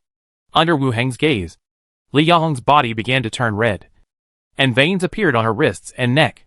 But it only lasted for a second or two, and all the abnormal phenomena disappeared. Her skin color was still wheat-colored, but it was more delicate and smooth. Li Yong raised her legs twice on the spot, and said in surprise, "I feel lighter, as if I am several years younger. It should work." "Yeah. It's amazing." This was her second time taking the corpse core potion, but it was obvious that the second time was more effective than the first time. The whole temperament of the person seemed to have changed. After adapting for a while, Li Yong calmed down from her excitement, stepped forward and kissed him on the cheek, and said, "Thank you. I will become Wonder Woman in the future, and I will definitely protect you." "Well, thank you first, Wonder Woman." Li Yong adapted for a while, and felt that there was no problem at all, and continued to talk about business. "The bus has been modified almost. I plan to transport a group of people here, and search for daily necessities. Before, at the bus station, I found a group of buses. After Li Yong brought all of them back, she refitted them. Now that the modification is complete, she plans to bring more people here, some of whom will continue to transport supplies, and some of whom will start to search for cups, bowls, basins, and other daily necessities that can be found everywhere in the residential area." Wu Heng nodded and agreed to her plan. The Warhammer Party incident is over, and the city is gradually restoring order. His own grocery store will also continue to operate. The world here is like a warehouse rich in resources. As long as he deals with these things that every family has, he will make a fortune. And it is a business that will make a profit in the long run. After thinking for a while, he continued, "Find a safe place nearby as a base here, so that everyone can live safely. How about the bus station? The yard is big enough for parking, and there is a wall to block it. The office building is also quite big. It can be used as a temporary dormitory with a little modification." Li Yong said, "It's really good there. Let's go and take a look now." The two of them went out directly, leading the skeleton team to the bus station. Some zombies wandering around were killed, and the place was reoccupied. After walking around the yard, it was found to be quite suitable as a base. The skeletons were asked to surround the bus station. Then they returned to the hotel and moved all the daily necessities inside. The things inside could be used as a dormitory. The skeletons lined up in a row and worked until dusk. Qiangzi and others also refilled the convoy with supplies. They waved goodbye to each other, and the convoy left quickly. After Wu Heng transformed the corpses for a while, he opened the boundary gate and returned to his residence. Living room on the first floor. 2 maids in their home clothes sat on the sofa in the hall and learned to write. Minnie was quite smart, But due to her living environment, no one taught her to learn these things. She learned to read quickly, but writing was a bit difficult. Holding the pen, her fingers were stiff, and her forehead was covered with sweat. Oh! Oh, my hand cramped, it hurts. Minnie grabbed one of her hands and yelled. I asked you to hold the pen, but why did you use so much force? Don't break the pen before you learn the characters. Envier said on the side. I just can't do it, the two said. Wu Hung walked down, followed by the skeleton holding a pile of brochures. Master, are you going to prepare dinner? Minnie asked immediately. Wu Hung glanced at her. Well, prepare it. Bring out Wenmancha's portion as well. Okay. Minnie threw the pen away and ran to the kitchen. Envier glanced at the fleeing bunny girl and also stood up and followed her to the kitchen.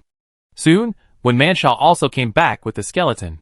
The four of them sat together, eating and talking about the situation outside. After dinner, they chatted for a while. After Minnie practiced boxing, Wire continued to teach her to read and write. Wenmancha took him to take a bath together. In the bathtub, Wu Hung hugged Wenmancha, enjoying the time at this moment. Wenmancha whispered, Erner has arranged a lot of people, spreading bad news about us everywhere. By the evening, more than 50 people were arrested. If this continues, the two areas will be in chaos. Wu Hung gently stroked the plump and smooth body, feeling the exaggerated waist and hip curves of the other party. Said, I have prepared some leaflets. You can arrange people to distribute them tomorrow. It would be best if someone who can read them to everyone. Leaflets? What are those? Wenmancha looked back. It describes the process of killing the Warhammer party and my previous arrest of wanted criminals. Arrange more people to tell them, and maintain order in the city. Wu Hung continued. Okay, I will arrange it tomorrow. Do we need to arrange some people to go to their city? Wenmancha looked up. Wu Hung thought for a moment. Find a way to send some leaflets over. Don't send anyone over. Okay, I'll do it tomorrow. Wenmancha nodded. Yes. The next day, early in the morning, Wenmancha left with the skeletons, each holding a stack of leaflets. There were a lot of things to do today. In addition to sending out these leaflets, we also need people who are literate and have the ability to express themselves. To go to some public places to read these things. In the Spike Gang, there are not many people who can read. In the selection of joining the gang, this is not a plus point. To find such a group of people, it really takes some effort. After a while, after Wu Hung packed up his things, he also walked out of his residence and headed for the association. Many mercenary groups have appeared today, standing in front of the association's notice board, looking at the tasks on it. But the tasks have not been updated in the past few days. And the mercenary groups have just come and gone, and left directly. Deacon Gomez and Deputy Deacon Esker still did not come to the association. The entire association relies entirely on the initiative of the rest of the people to operate. Wu Hung is not concerned about their safety, but the main thing is to kill the wanted criminals, which requires the deacon to guarantee. I have made up my own words, but no one is coming. Going to the team lounge, my 3 team members are sitting in the room. Seeing Wu Hung come in, they all stand up and greet him. After a few polite words, the swordsman, Galubari, said, Captain, I asked around yesterday, and it seems that there is no one named Monlo among the dignitaries in the inner city. The name Monlo was said by the thief Bulk after his death through talking with the dead. He was also his mastermind behind the scenes. Wu Hung asked Wenmancha to investigate this matter. It seems that Gao Libali also remembered this name and investigated it secretly. Is there no such person? Wu Hung raised his eyebrows. Being able to be arranged into the association at least proves that this person definitely has a certain status in the city. It shouldn't be impossible to find out. It is possible that he used a pseudonym, or a code name, or something like that. I found out that there is no such person, Gao Libali said. Wu Hung nodded, and continued, if there is a channel, check the city hall, there must be clues about who arranged him in. Gao Libali could not be completely trusted. But at least he is from the association. His character is like the traditional chivalry, and he likes to abide by the rules arranged by the association. There is nothing wrong with him checking. It's just that he can't find anything, and there is no secret that can be leaked through him. Okay. They sat together and chatted for a while. Wu Hung said, let's go, we'll patrol a circle, and then go home. Outer City, East District.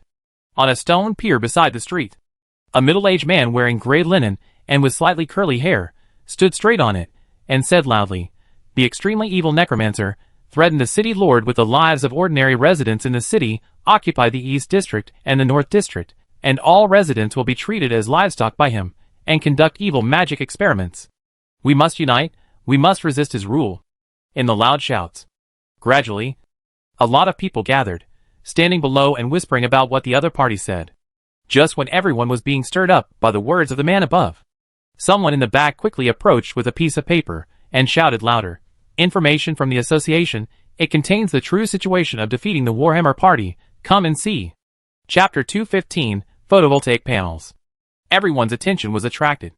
At the same time, a patrol team quickly climbed up the stone pier, covered the mouth of the man on it, and the other two carried him up and quickly left. No matter how the man sobbed and struggled, he could not break free of the arms of several people. Seeing this side leave, the person holding the leaflet climbed up the platform again and said loudly, "It says on it, when the Warhammer party attacked, the Iron Guard Knights retreated step by step. It was Captain Wu Hung who killed the Warhammer leader, and in accordance with the agreement agreed by the city lord, accepted the jurisdiction of the East District and the North District." As soon as this was said, the people below started to discuss again. It seems to be different from what others have said in the past 2 days. The result is the same. The Necromancer has jurisdiction over the East District and the North District, but the process is completely opposite. One said that the Necromancer took the opportunity to cause chaos and threatened the city lord with the lives of all the residents in the city. Another said that the Necromancer defeated the Warhammer party, and the city lord exchanged the agreement and divided the 2 districts. Everyone looked at me, and I looked at you. Continue to listen to the people on the stone pier, and continue to read the content on the promotional leaflet. Inner City, City Lord's Mansion. The city lord, Elno, sat at the dining table, holding a knife and fork, and putting the sliced meat into his mouth. Below, 2 officials from the city sat separately. Elno wiped his mouth with a handkerchief, and said, "How is the matter going?" One of the officials said, "Don't worry, Lord City Lord. This is our territory after all. Now his reputation is probably notorious in the city. Maybe in a few days, all the residents of the 2 districts will leave, leaving him with an empty city. Oh, that's good. Should we arrange some things, such as killing or imprisonment, so that it gets to the association, he won't even be able to be the captain?" The other person continued. Erno was stunned, and immediately shook his head. "Don't do this. Don't force out a second broken skull. Then we won't have a peaceful life." Yes. Yes. The city lord is still thoughtful. Continue to increase publicity. Okay. I will. Tap tap. The sound of rapid footsteps sounded. A servant walked in quickly with a piece of paper. He glanced at the people present and saluted. "Master, there are some situations." Erno glanced at him. "What is it?" "Just say it directly." The promotional leaflet was handed over. This is the content distributed in the outer city area, and it is said that it was produced by the association. Erno narrowed his eyes slightly, took it and took a look. As he read the content, his eyes widened, and surprise and anger also appeared in his eyes. Bang! Elner slapped his palm on the table, and stood up suddenly. The other 2 officials were startled. One of them whispered, "Lord, is there any bad news?" The leaflet was thrown over. The 2 took it and read it carefully. Their eyes also gradually widened.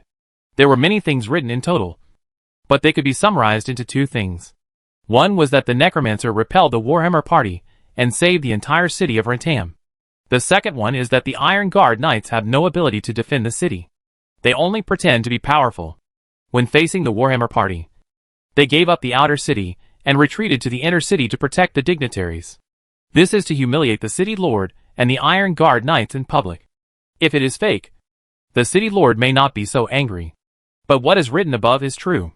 Is this issued by the association? An official asked curiously. Local associations must have a good relationship with the city lord, and humiliating the city lord will basically not happen. The rumor was spread by the association. The attendant lowered his head and said carefully. Erno glanced at him coldly and said, "That kid did it. Gomez is crazy, and would never do such a thing. What should we do?" the official asked. Erno sat back in his chair and closed his eyes to think for a while, and said, "Stop spreading the rumor, and find someone to mediate the matter." "Ah? Oh. Okay." The official nodded. "Okay. Let's end the lunch here, and take care of this matter first." "Yes, Lord." The official stood up and left quickly. Wu Hung led the team, and walked around the two areas. Because he was wearing a helmet, not many people knew him, so no one recognized him. Along the way, he saw several people reading promotional leaflets. Wu Hung stood in the crowd and eavesdropped for a while. Most people thought that the content above was credible. After all, the Iron Guard Knights never cared about the outer city area, and they would definitely retreat to the inner city when facing the Warhammer party. But this does not mean that they believe in the management of the Necromancer. The reputation of the Necromancer outside is not much better than that of the Warhammer party. There are many rumors. People are talking about this matter. Wu Hung and his companions listened for a while, and then turned and left. Captain, what that person said was as if he had seen it with his own eyes. Duke took 2 quick steps and said. Wu Hung whispered, when Mancha's people. Oh! Duke nodded, and the other 2 also realized that it was the people who were arranged to come. He continued to walk forward a few steps. Duke continued to ask, Captain, is the city safe now? If you mean the matter of the Warhammer, then it is safe now, but the city is also quite chaotic, so we need to be careful. Wu Hung replied. Glass told me when he left that I should notify him when it was safe so that he could come back to continue his business. I was thinking whether I should write to notify them to come back. Duke continued. You can prepare to come back. Nothing big will happen again. Oh, okay. Wu Hung led the team to patrol. After confirming that there was no problem, he said directly, okay? There is nothing to do today. Everyone go home. And you don't have to go to the association every day. When the deacon comes back, I will arrange someone to notify you. Okay, Captain. We will go back first. The few people shook hands and separated. Dusk. After dinner, when Mancha said, someone came from the city lord's mansion. Oh, what did they say? Wu Hung asked. They said that recently there are gangs in the city who are instructing people to spread rumors that are unfavorable to you. They have arranged for the knights to arrest the people. When Mancha shrugged. That's what they said. This is pushing the responsibility away. Did they come over to tell you this? I hope we don't publicize the leaflet anymore. I told them that I want to ask you what to do. When Mancha said. The other party is trying to mediate. After thinking for a while, he continued, we have finally made so many copies, how can we just stop it? Don't pay attention to them for now. Okay. They sat in the living room and chatted for a while, then went upstairs to rest. The next day, at noon. Zombie World. Wu Hung walked out of his residence and saw that the convoy had returned and parked in the yard. In addition to the original trucks and commercial vehicles, there were also 5 buses welded with steel plates and steel bars.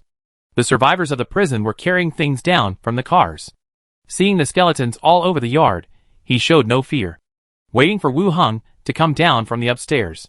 He waved and said hello from a distance. Li Yong came over and said, we have brought everyone. We will assign rooms and accommodation today.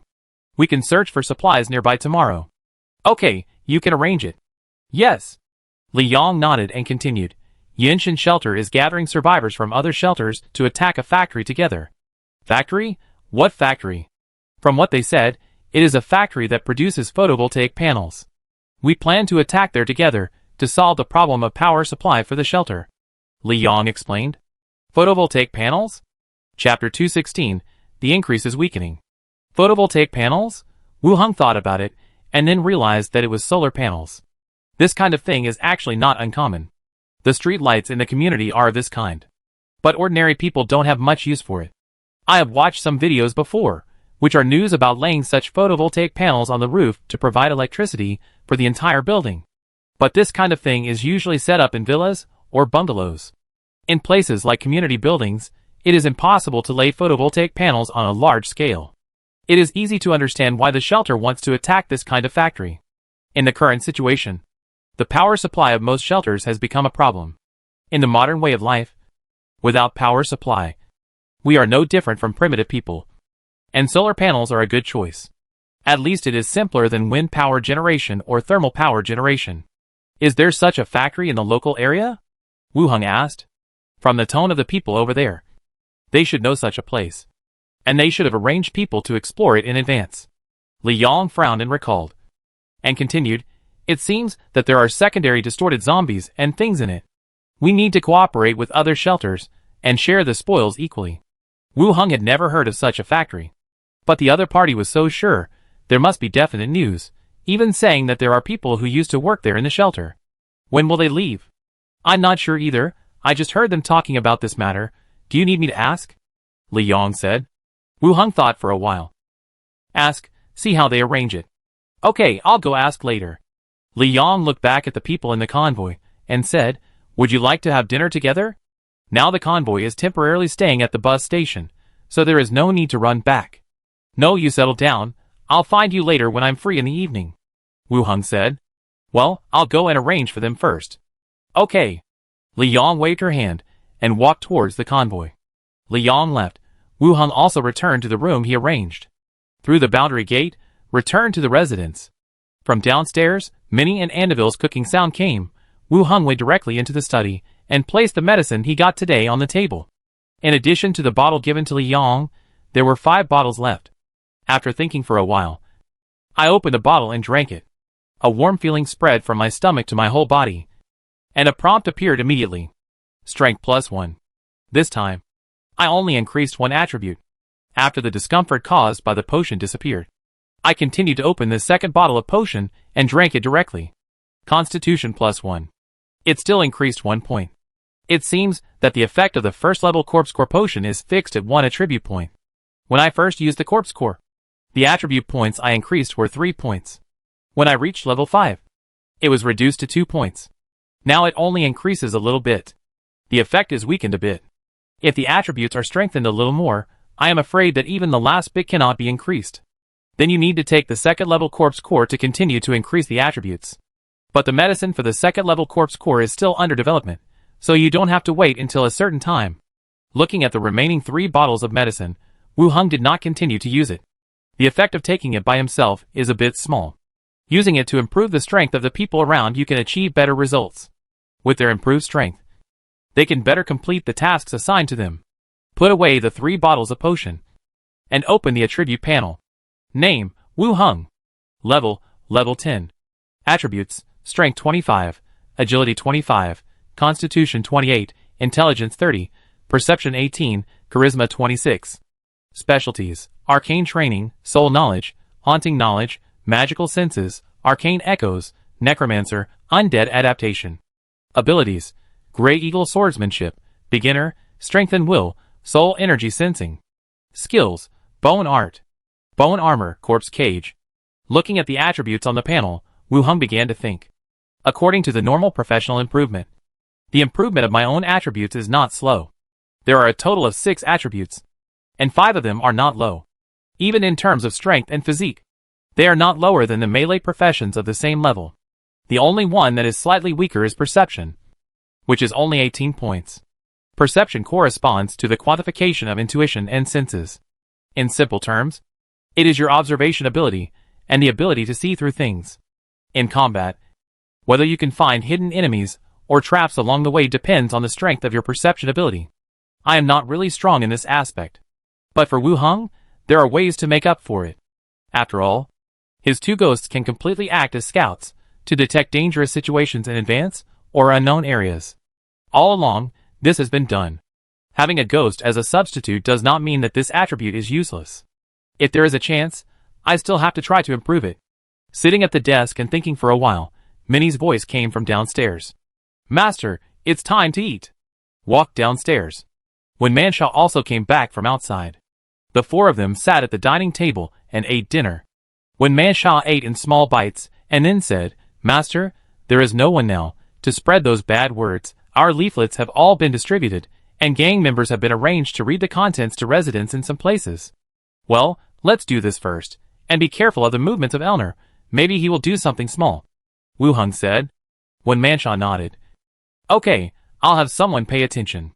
By the way, have you found out anything about Momwo? Wu Heng suddenly thought of it, and asked directly. Not yet, we are a little short of manpower now, so the intelligence gathering work will be a little slower. Wu Heng took a sip from the water cup and continued. Check this person carefully, he should be quite powerful in the city, and arrange people to pay attention to the residents of Burke, and pay attention to anyone who contacts his family. Okay, I'll do it tomorrow. After dinner, several people sat in the living room and chatted. When Manshaw seemed to enjoy her current life, she rested her chin on her hand, and watched Anweer teach Minnie how to write. The gang was indeed a little cold. She used to live there alone. It will be more lively here now. When Minnie finished writing, she complained that her hand was about to cramp. Wu Hung took out 3 bottles of potion. He said, "This is a potion to improve physical fitness. You each have 1 bottle." When Manshaw had drunk this potion before, the potion that can directly change physical fitness is always very precious. With a smile of surprise, "Thank you, Master." She stood up and picked up the potion, and kissed Wu Hung on the face when she sat back. It was the first time for Minnie and Annabelle to meet, but seeing Wen Mancha's joyful look, she knew that the potion was definitely not something that could be easily found on the market. Otherwise, as the sister-in-law of the gang, she would not be so excited. Minnie and Annabelle also took a bottle each and held it in their hands. Wu Hung said, "Okay, open it and drink it directly." The 3 of them looked at each other. He opened the bottle stopper and drank it all up. When Manshaw and Andwire began to turn red as if they had a fever. But the symptoms soon disappeared. Looking at his hands, he seemed to feel the changes in his body. Minnie's symptoms were somewhat obvious. Her body turned red, and purple blood began to appear on her bare arms and calves. Her expression was also very painful. She curled up on the sofa and moaned softly. Andwire was startled and quickly walked over to check the situation. Wu Hung also pulled up her clothes and took a look. Compared with the first time Wu Hung used it, the symptoms were much lower. It lasted for less than a minute, and all the symptoms on Minnie disappeared. The curled body suddenly stretched out, and almost kicked Wu Hung and Andwire. "Are you okay?" Wu Hung asked. Minnie felt it for a while, and said, "It seems that nothing is wrong. It was so uncomfortable just now, and it felt like my blood vessels were burning. What about now? Now I feel full of strength." As he said that, he threw 2 straight punches. It brought up a gust of wind. Wu Hung continued to look at the others. "What about you?" When Manshaw shrugged. "Such a good potion, it must be effective." And we are also nodded. "I also feel that I have improved, but I can't say where exactly. This potion mainly improves the 3 attributes of strength, physique, agility. No matter which aspect is improved, it is effective for the 3 of them." "Okay, it's good that it works. You have to be more diligent in training in the future, especially Minnie. You have to work harder," Wu Hung said. Minnie pouted. "Why are you talking about me? I've also worked hard." The few of them chatted for a while on the first floor. When Manshaw glanced at Wu Hung with her beautiful eyes. "Master, do you want to take a bath together?" She shook her head. "No. I have to study magic today and stay in my room tonight." "Okay. Then I'll go back to my room and rest." When Manshaw yawned and walked upstairs, Minnie and Andwire also cleaned up the living room. The 3 of them went upstairs to rest. Wu Hung returned to the room, passed through the gate, returned to the zombie world. It was getting dark. Several headlights had been set up in the bus station. In the courtyard, Jiangzi and his men could be seen, squatting beside a truck to change tires. He stood in front of the window and watched for a while. Wu Hung picked up the intercom and said directly, "Li Yong, have you contacted the Yinshin shelter?" The intercom replied, "We have contacted. I will go over and tell you about the situation." "Okay." Soon, footsteps sounded, followed by the sound of knocking on the door. Wu Hung opened the door and saw Li Yong standing at the door. "Come in." Wu Hung gave him a step. As soon as he entered the room, Li Yong threw herself into his arms and kissed him on the lips. The 2 kissed for a long time before slowly separating. Wu Hung sat on the bed, pulled her to his lap, and asked, "What did Yinshin say?" There was a car radio on the military truck, which was better than the radio used originally. So, even if they came out, they could still contact the outside world or listen to some intelligence. Li Yong said, "Yinshin shelter has already joined forces with other shelters, and will gather at the factory tomorrow." Chapter 217, Such a Strong Appeal. "I heard that they will set off tomorrow." Wu Hung was still a little surprised. "So urgent?" Li Yong said, "Actually, it's not urgent. They have been preparing for this for some time, but they didn't pay much attention to it before. It seems that electricity supply is really an urgent thing for each shelter. The Yinshin shelter is also very appealing." Wu Hung hugged the soft waist and continued. "After the zombies, each shelter formed a separate small group. Unlike the mutual help promoted by the headquarters, the scarcity of materials make humans less united. Just like the last time we went to rescue Wonka's grandmother. The 2 survivor bases in the same village had few people, and were in a state of hostility. Not to mention that they would really fight. At least most survivors were wary and distrustful of others. This Yenshin shelter was able to convince so many people, which was really not easy. Li Yong patted his shoulder gently and explained, "Remember the last time I told you that the headquarters appointed a regional disaster relief commander? You said he became the commander? Well, we didn't participate here. The headquarters appointed Yenshin shelter as the disaster relief commander based on some of the information they learned. It was also with the help of this title that they organized this event. There was indeed a need to restore power supply, and many bases responded. Yenshin shelter was also very smart. The first action organized was to restore power. If it was something else, I'm afraid no shelter would respond. And they might even call you stupid." "Yeah, I see," Wu Heng said. Li Yong continued to ask, "Do we want to participate? The prison has sufficient power supply, and we don't need that much power in a short period of time. You can go and see if you can get solar panels to generate electricity. You can also have another way to increase electricity." Wu Heng thought for a while and said, "Okay. The location is on the edge of the city in the south, and the journey is not close. We have to leave early tomorrow," Li Yong said. After confirming the plan for tomorrow, Wu Heng continued, "You have also taken the first level corpse core twice. Your physical condition has been greatly improved. I will teach you some fighting skills, so that you can protect yourself if there is danger." When Li Yong heard this, she looked up at him. "Won't you protect me? There will always be a time when I am not around, and knowing more can also be considered as strengthening your body." Wu Heng paused, and continued, "Now the zombies are also gradually getting stronger, and the living environment will be more difficult in the future." This is not because Wu Heng is scaring her, but because it is the fact. Among the transformed zombie corpses, a large number of level 2 and level 3 skeletons have appeared. This means that the zombies are also improving. Unlike the improvement of humans, zombies improve over time. When the zombies all over the mountains and plains are raised to a higher level, the living space of the survivors will be more difficult. So, personal improvement is equally important. Others may not have any way, but Li Yong has taken corpse cores twice. If she doesn't work hard, it will be a bit unreasonable. Zombies have become stronger too? Li Yong's face showed a surprised expression, and her beautiful eyes were wide open, as if she was confirming whether Wu Heng was scaring her. "Yes. So while it's safe now, try to improve yourself," Wu Heng said. Li Yong recovered from the shock and stood up from his arms. "Okay. I'll learn from you. Where do we start?" Wu Heng unlocked the sword and short spear, but also some boxing and kicking. Learn from Ba Wudong. It's just that he didn't unlock the specialization. He said, "Let's do physical training first. Practice for 2 or 3 days, and then I'll teach you swordsmanship." "Okay. I'll listen to you." The two walked to the open space in the room. Wu Heng started to do some movements in front, and Li Yong followed behind him. It should be because of the corpse core. Li Yong's physical endurance is stronger than that of ordinary people. She followed Wu Heng to practice for more than an hour. Although she was sweating profusely, she was still able to persist. A wave of heat rose from her whole body. "Okay. Take a break. Excessive training may not be a good thing," Wu Heng said. Li Yong's face was flushed due to the training, and she was panting heavily. Wu Heng looked at her. "I'll teach you some simple stretching movements." "Oh. Okay." Li Yong agreed and stood there waiting for his next step of movement guidance. During this period of contact, she basically formed a habit, obediently completing the tasks as required. "Spread your legs a little, shoulder width apart." Li Yong followed the other party's instructions and performed the prescribed movements. "Yes, just like that. Hold the desk and slowly bend down," Wu Heng said. "Like this? What's next?" Li Yong just asked.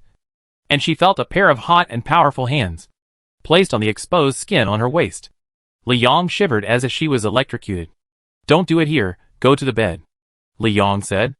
As an adult, how could Li Yong not know what the other party was going to do? They were willing to do it, and they had done everything except the last step. Wu Heng leaned over and picked her up and put her on the bed not far away. After a few moves, he took off the last layer of defense on his body, with the help of the cold moonlight from the window, looking at the body of the woman on the bed. "You're not in a hurry again, are you?" Li Yong complained with a flushed body, opened her arms. "Don't look, come up quickly." "Yes." The next day, at noon, the convoy lined up in a row and drove quickly towards the destination. "Ha! Li Yong yawned, still holding the steering wheel tightly. How about I take your place for a while? Wu Hung said on the side. The two of them worked late last night and got up early today to set off again. Li Yong yawned continuously. It's okay. You have to keep the speed. I'll do it. Li Yong shook her head, gave a smile, and continued to ask, is the stretching you taught me yesterday real or fake? Of course it's real. Then I'll go back and practice again. Can I teach Qiangzi and the others how to train their physical fitness? They will be in better health and can protect themselves. Wu Hung nodded. Sure. I also learned it from Bodong. I'll have a chance to teach everyone in full. Okay. Li Yong nodded. Looking through the rearview mirror above, he glanced. In addition to Bodong, Wu Hung had 3 more tall guards around him. Holding huge battle axes and hammers, they looked like Vikings in the movies. They were fierce. Zzz, the intercom sounded. Sister Hong, we are getting close to our destination. We can see some survivors in vehicles. Li Yong looked at Wu Hung. The latter said, the convoy slows down, don't go over yet. Li Yong pressed the intercom. The convoy slows down, don't go over yet. The convoy began to slow down. Wu Hung released Xiao Xiao and asked her to go ahead to scout. A cement house in a courtyard. In the empty house, there are no seats, a table made of several red bricks, covered with a hand-drawn map. Beside the red brick table, 6 people gathered. 5 men and 1 woman. In the innermost center of the room stood a man in his 20s, wearing a jacket with a stab-proof suit on the outside, with short hair and thick eyebrows, and a very strong body. Yinshan Shelter Ma Jiong, appointed the chief commander of disaster relief by the headquarters. After several people introduced each other, Ma Jiong said directly, there are more than 3,000 workers in the factory. If we want to attack safely, we need to discuss it again. The number of people contacted by the radio was originally more, but only a few shelters in front of us came. Either the others retreated, or worse, they died on the way here. The only woman, looking at the map, said, arrange people to lead the zombies out, and we can go in and kill the remaining few. Ma Jiong shook his head. There is a second-level commander zombie inside. The zombie group will not leave easily. Once the other party finds out, we are all in danger. Everyone looked at the map and frowned slightly. Is there any way? Kill the commander first. Don't Yenshin have armored vehicles? Kill the deformed zombies first. And lead away the rest of the zombies? Another person said. Ma Jiong shook his head. We did bring 2 armored vehicles. If the deformed zombies appear, it's fine. But if we can't find their position and hide in the dark, the armored vehicles are useless. Everyone fell silent again. After thinking about it, there was no better way, and everyone became a little impatient. Shit. It's a waste of time. Someone cursed immediately. I thought I was here to solve the power problem. But I didn't expect to come out like this. Just when I was at a loss, I heard hurried footsteps at the door, and several people from the shelter came in at the same time. They looked at each other. One of them said, Chief, a convoy has arrived, and it looks like military trucks. Several of them. Chapter 218, Why did they leave? Another convoy. Hearing this, the other leaders also looked at their subordinates, who rushed in. Seeing that they all nodded, it meant that they came in to talk about this matter. Ma Jiong motioned everyone to be quiet, and asked, which shelter are they from? How many people are here? The subordinate said, not sure, the convoy is not close. All the trucks and commercial vehicles are coming, there are quite a lot of them. How many vehicles? It's hard to say, at least more than 10. Another person behind him added, there are 5 or 6 trucks, interspersed with buses and commercial vehicles, all reinforced with steel plates and steel bars, and it looks like they are from a large shelter. 5 or 6 trucks, and so many commercial vehicles. If it was just to transport people, why would they use a truck? When they met the zombies, they rushed directly into the truck bed. This scene really didn't seem like something that a small shelter could produce.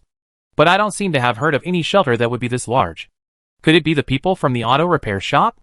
They seemed quite interested in this matter last night. The only woman guessed. Not sure. Ma Jiong shook his head, stood up and said, let's go out and take a look. No matter which shelter it is. It's a good thing for this operation. When they reached the door, Ma Jiong paused and reminded.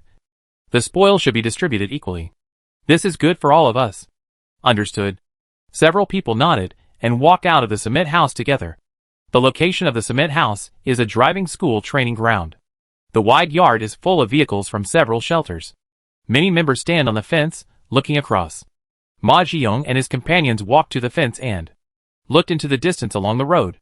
The first thing that caught their eyes was a military truck with steel plates installed. The front of the truck had a bumper, and the windshield was a grid-shaped steel bar. The truck was forcibly armed into a steel beast. Behind the truck, you can see a long and narrow convoy of buses, commercial vehicles, and more trucks. Shit! They must have forced their way in from the city, a shelter leader exclaimed. The others also reacted immediately. The truck was covered with blood and rotten meat, and the tires left clear blood-red marks. In addition, given the route, they must have rushed in from the city. When did such a strong shelter appear? The others looked at Ma Jiyoung. The man appointed by the headquarters to be the chief commander of the disaster relief also showed a surprised expression. It seems that this convoy is stronger than the Yenshin shelter. At least, it will not choose this method and rush over directly. Have you never heard of this shelter? The purpose of their coming here is probably the same as ours.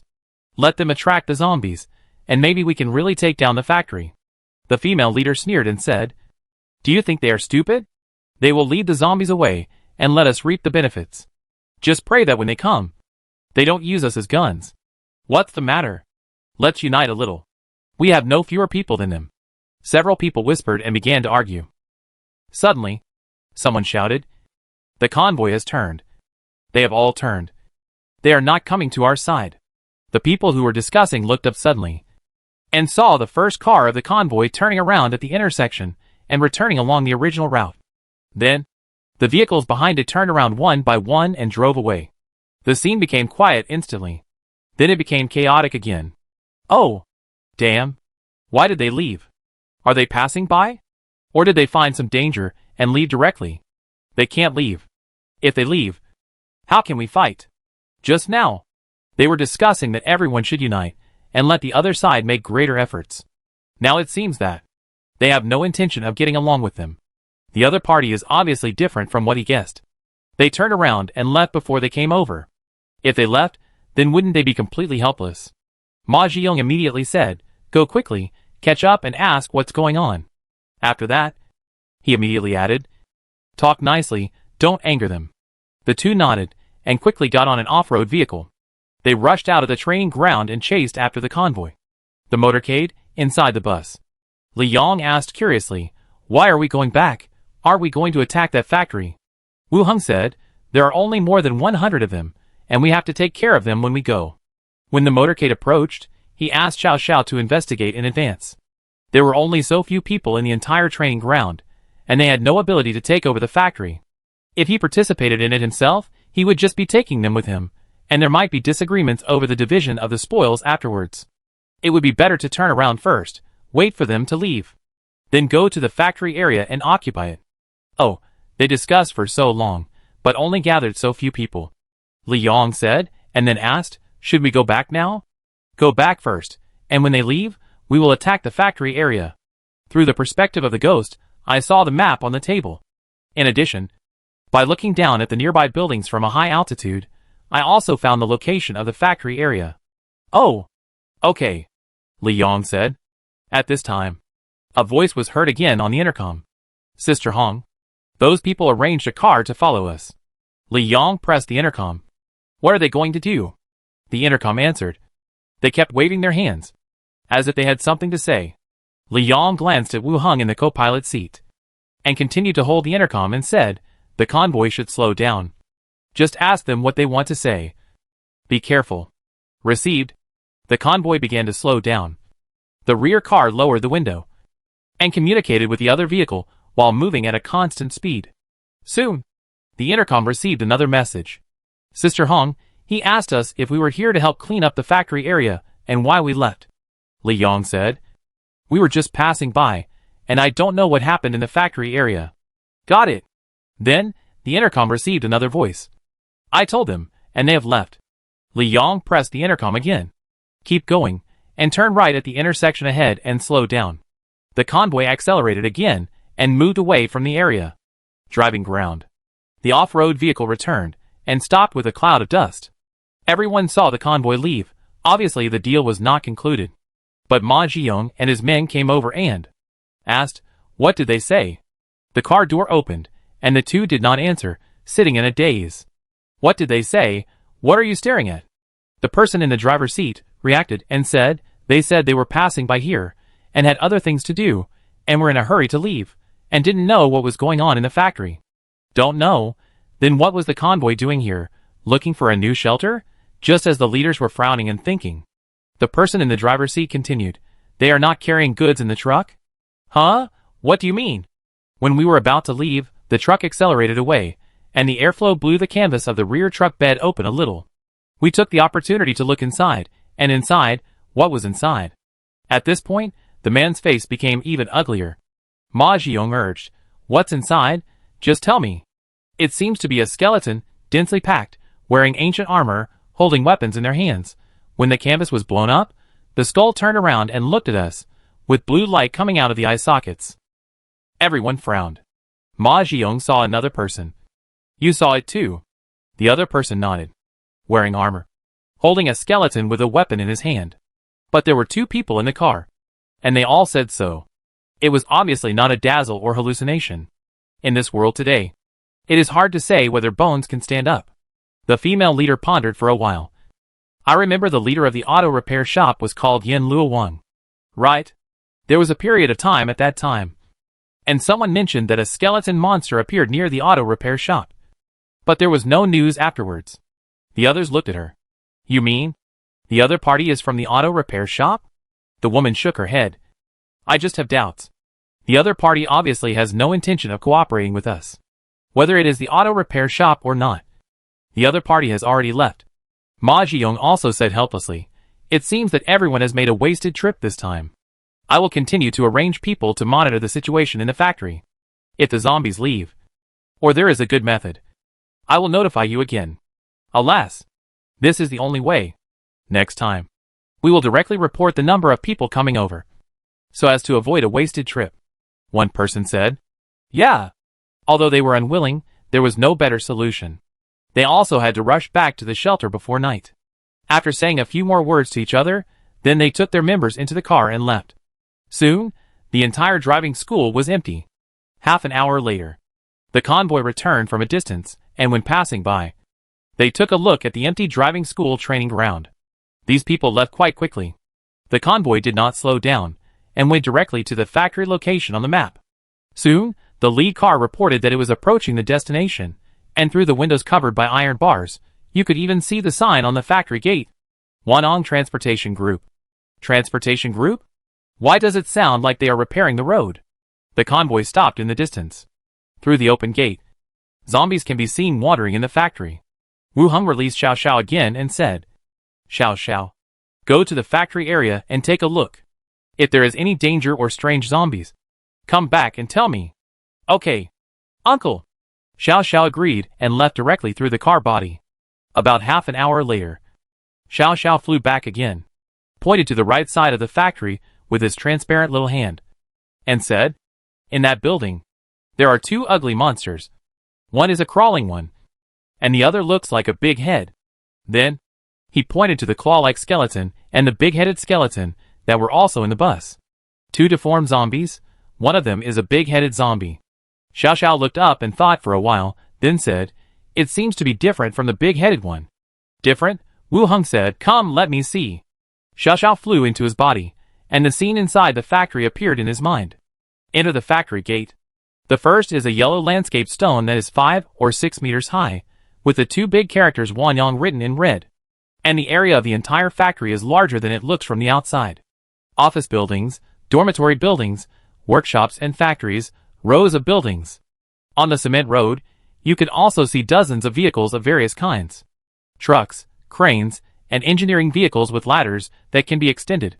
Looking at this factory area, it should also be a key industry in the local area.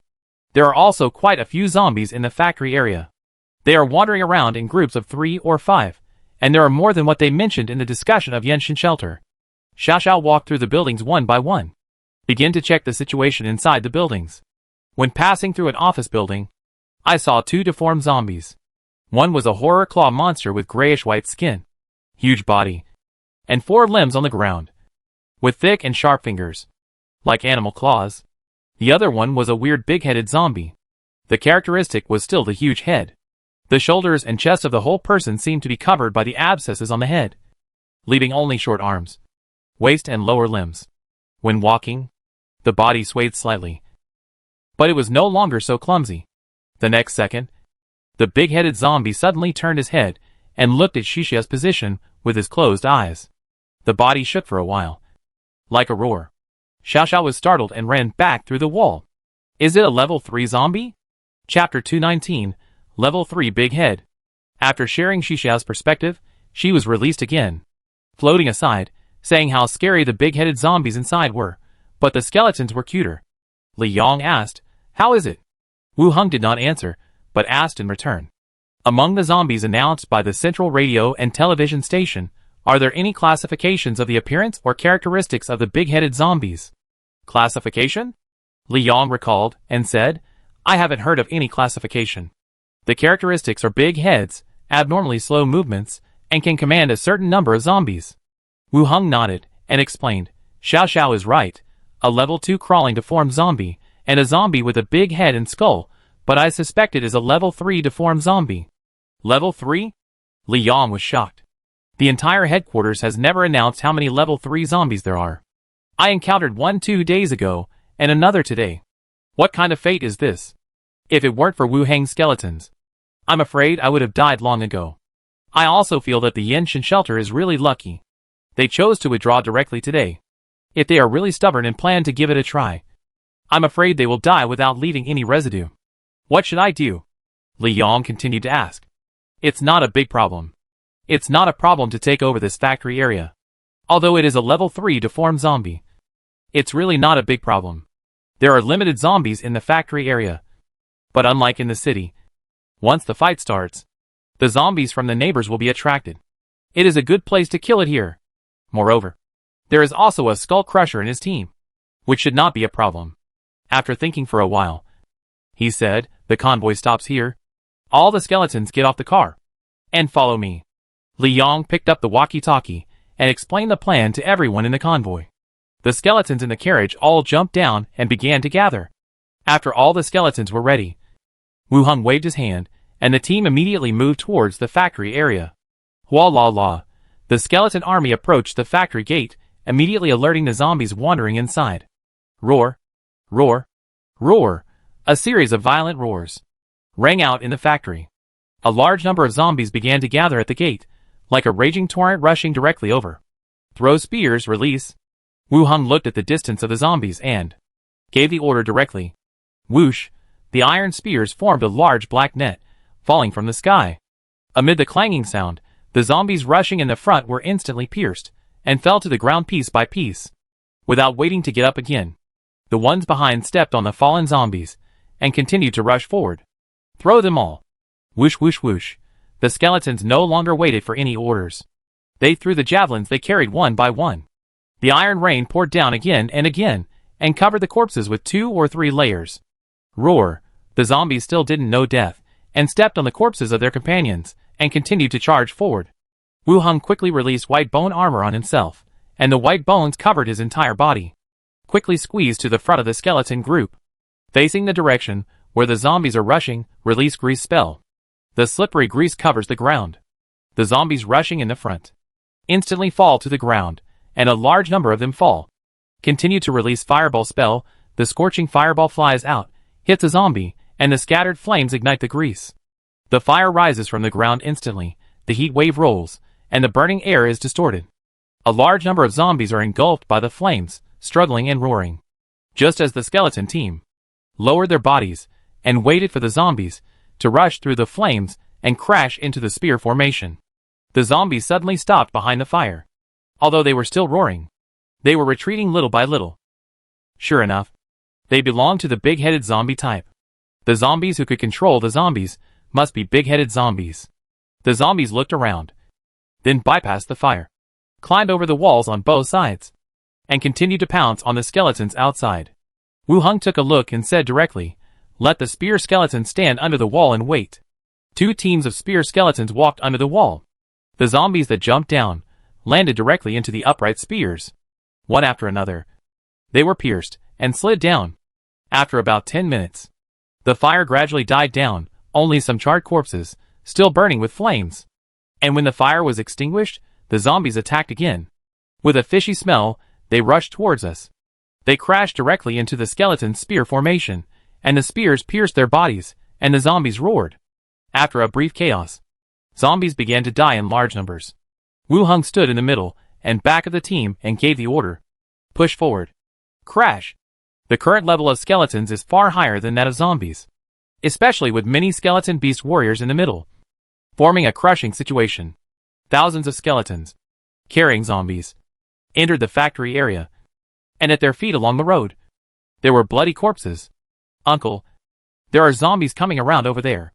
Xiao Xiao appeared from midair and pointed to one side. Behind the office building, a large group of zombies rushed over with their fangs and claws. Wu Hung nodded and said to the big-headed skeleton, "Send out a team to kill those zombies."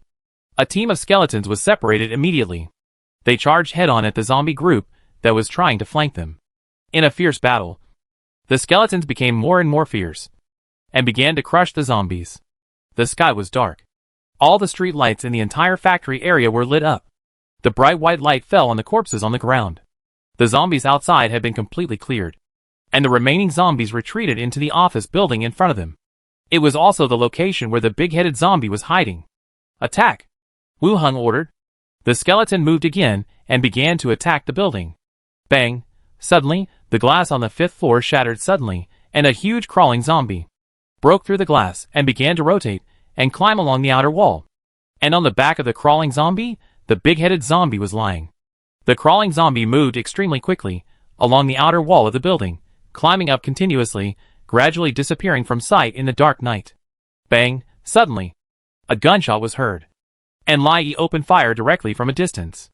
The bullet instantly penetrated the back of the crawler, making it feel empty under its feet, and almost fell down. He looked down vigilantly, and immediately crawled to the other side of the building. "Go up, kill them, don't let any of them go," Wu Hung continued. 3 skeleton claw monsters immediately climbed up the building and chased upwards. Wu Hung also brought a few skeletons with guns, and began to cover the upper part with firepower. The shooting skills of ordinary skeletons are not very accurate, but the free fire shooting still hindered the movement of the crawling zombies. They were caught up by 3 skeleton claw monsters, and started to tear fiercely on the outer wall of the building. Whoosh! Bang! A dull landing sound was heard. 2 deformed zombies fell to the ground suddenly. "Kill them!" The crawler wanted to get up, but the skull crusher hit him with a hammer and smashed his head directly. The big-headed zombie with a broken head, using his short forelimbs, he struggled to crawl out, leaving a thick pool of water along the way. Blood Axe walked over. He stepped on the deformed body. The battle axe fell, and the huge head rolled down. Chapter 220, The Deacon is back. Gurgle, the huge, bloated head rolled to the side, leaving dirty pus along the way. Blood Axe quickly followed the head, raising his foot to step on it directly. "Blood Axe, don't step on it." When Wu Hung saw it, he shouted directly. Blood Axe's foot and leather boots hovered in the air, but eventually fell back to the original place, and didn't step on it directly. After the 2 deformed zombies died, the rest of the skeletons also entered standby mode, standing there in a daze. Wu Hung first walked to the side of the crawler zombie. The head was sunken, and red and white pus was spread all over the ground. It was hit by a hammer from the skull crusher. After taking a look, he directly released bone service technique on the corpse. The sunken head slowly recovered, the flesh and blood fell off, and the pale bones slowly crawled up. Skeleton Horror Claw Monster, Level 12, stand aside first. The skeleton shook its body, and walked directly out of the meat crusher. Wu Hung pulled out the iron sword from the skeleton soldier next to him, and searched in the rotten meat for a while, and a corpse core was picked out. He was also relieved. The power of the hammer from the broken skull was not small. The use of bone service depends on the number of bones of the living creature before death, and the necromancy magic will repair them. But Wu Hung was really afraid that the corpse core in the brain would be smashed with one hammer. Broken skull, try to attack the body in the future, and if you hit the head, use less strength. Wu Hung looked back at the broken skull, and said directly. The broken skull did not respond, still holding the war hammer, and stood aside. Wu Hung put the corpse core into a plastic bag, and continued to walk towards the big skull not far away. Kicked the head that rolled away to the original position of the body. and continued to release bone servitude.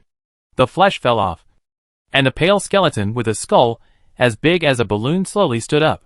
Skeleton Spirit, Level 15. Level 15. Attributes: Constitution 18. Strength 12. Agility 8. Intelligence 25. Perception 22. Charisma 8. Features: Hollow Skeleton. Advanced Soul. Features: Soul Distortion. Biological Distortion. Abilities: Soul Commander. Nest Mind. Monster Control. Mind Shock. Monster Control. Control a creature with an intelligence below 12 through a mind link, and completely control its actions and thoughts. Understand the feelings of the controlled creature, and will not hurt yourself. Psychic Shock. Trigger an energy explosion in a 20-foot cone. Enemies in the area will suffer psychological damage. It is indeed a level 3 distorted zombie, which is no different from what Wu Hung guessed. The overall attributes are higher than ordinary big-headed skeletons, especially the improvement in strength and physique, not as fragile as before. The agility has also reached 8 points, although it is still slower than normal humans, but it will not lose balance when walking. The main attributes are still intelligence and perception. Intelligence reached 25 points, not lower than the spell profession, and perception 22 points, slightly higher than Wu Hung. 2 new abilities were added: Monster Domination and Psychic Shock. Monster Domination can dominate a creature with an intelligence below 12, which is different from mobilizing skeletons, which is mobilized within the same camp. Can dominate creatures. This is somewhat like the skills of a tamer or a ranger. It is an advanced ability, but it seems to be of little use. The second new ability is Psychic Shock. It triggers an energy explosion to units in a certain area, causing damage. It can be considered an attack ability, but during the battle, it seems that I didn't see it used, or it was used but I didn't notice it. From now on, you will be called Big Head Commander Number 1. Stand over there first, Wu Hung said directly. Big Head Commander stepped out of the broken meat and walked to the side. Wu Hung continued to search in the flesh and blood and found another level 3 corpse core. He immediately packed the corpse core and put it into the space ring. Today's harvest was not small. We occupied the factory and obtained the second and third level corpse cores. How is it going? Li Yong squeezed over and asked. The zombies have been dealt with, Wu Hung replied. Then I'll let the convoy come in directly. It's still a little unsafe at night. Li Yong glanced at the darkness outside the factory. In the factory area, the street lights were bright. On the contrary, outside, it was pitch black and nothing could be seen. Wait a minute. Wu Hung asked the skeleton to collect all the zombies in the factory area. Then he began to release Dead Corpse Battlefield. A series of gray-white halos spread out. A large number of skeletons stood up from the ground and walked into the queue of skeletons. After upgrading to level 10, the consumption of necromancy magic on itself has been greatly reduced. After a few skills, all the corpses stood up. Under the bright street lights, the skeletons were illuminated brightly. Let the convoy come over, Wu Hung said. Yes, Li Yong said, while holding the walkie-talkie, and suddenly several bright car lights lit up in the distance. They began to approach slowly. Soon, the convoy entered the factory area. The factory gate was closed again, and the skeletons were guarding it. Sister Hong, is everything alright? Several people asked. Nothing, Li Yong said. Damn, I haven't seen the row of street lamps lit up for a long time. I am a little tearful. What's wrong with that? Are we going to take all these back? There are enough for the prison. Everyone looked at the street lamps and said one after another. Li Yong also looked up and said, Why take down the street lamps? There are row warehouses in the back. I guess there are a lot of stocks in them. There are new ones that are not used. Why take down the old ones? There are new ones. Okay, it's too late today. Everyone stays in the car for a while. We'll open the warehouses at dawn and check the supplies inside. Li Yong continued. Okay, Sister Hong.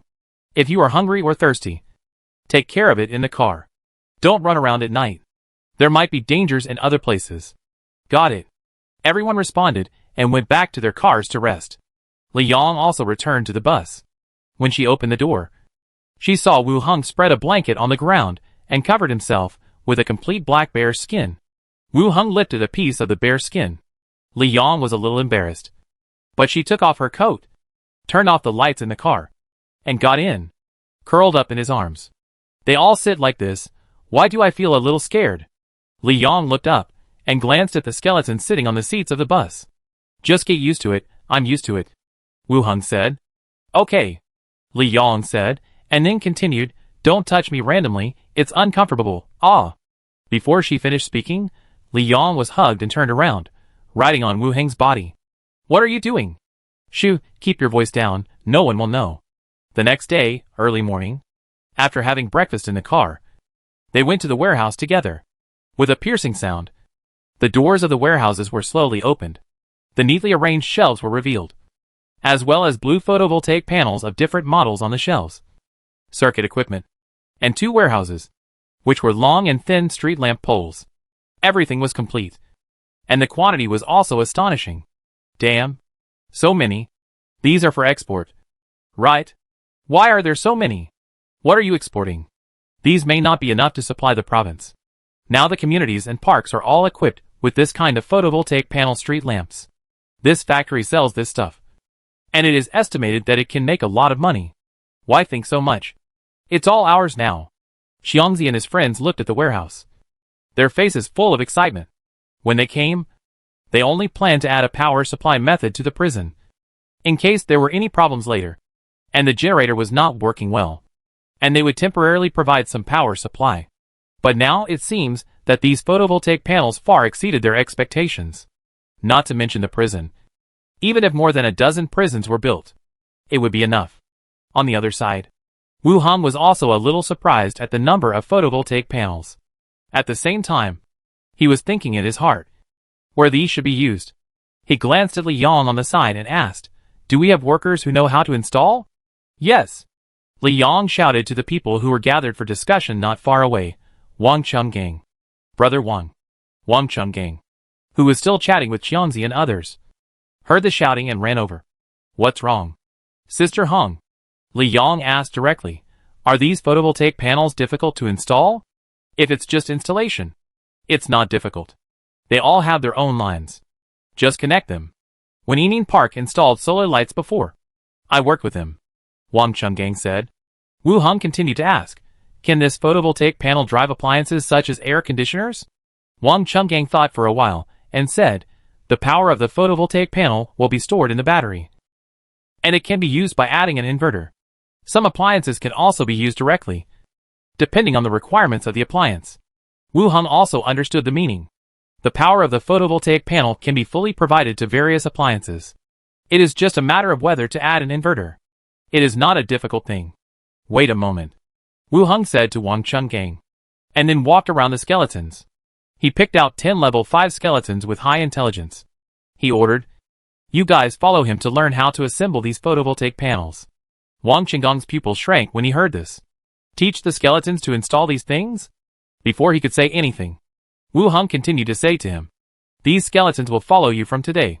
Teach them how to assemble and identify photovoltaic panels and electrical appliances within 3 days. Teach them? In the prison, many skeletons took over the production of spears and javelins. There is no need for Li Yong and others to make it. It works day and night, just like an automated machine. Now that I think about it, it was probably Li Yong and others who taught skeleton how to use welding rods and cutting machines. Are there any difficulties? No. I will definitely complete the task, Wang Chenggang said immediately. Wu Heng nodded. Yes. Li Yong continued, take your people to select the equipment. We will load the truck and take the photovoltaic panels to the county bus station. Last night, Wu Heng and the other 2 discussed it. A part of it will be transported to the bus station first to solve the problem of electricity use. Then it will be transported to the prison. Okay. Wang Chenggang agreed, and took the skeleton and walked towards Xiangzi and others. Everyone started to move. The truck was driven over, and the photovoltaic panels and circuit equipment were moved onto the truck.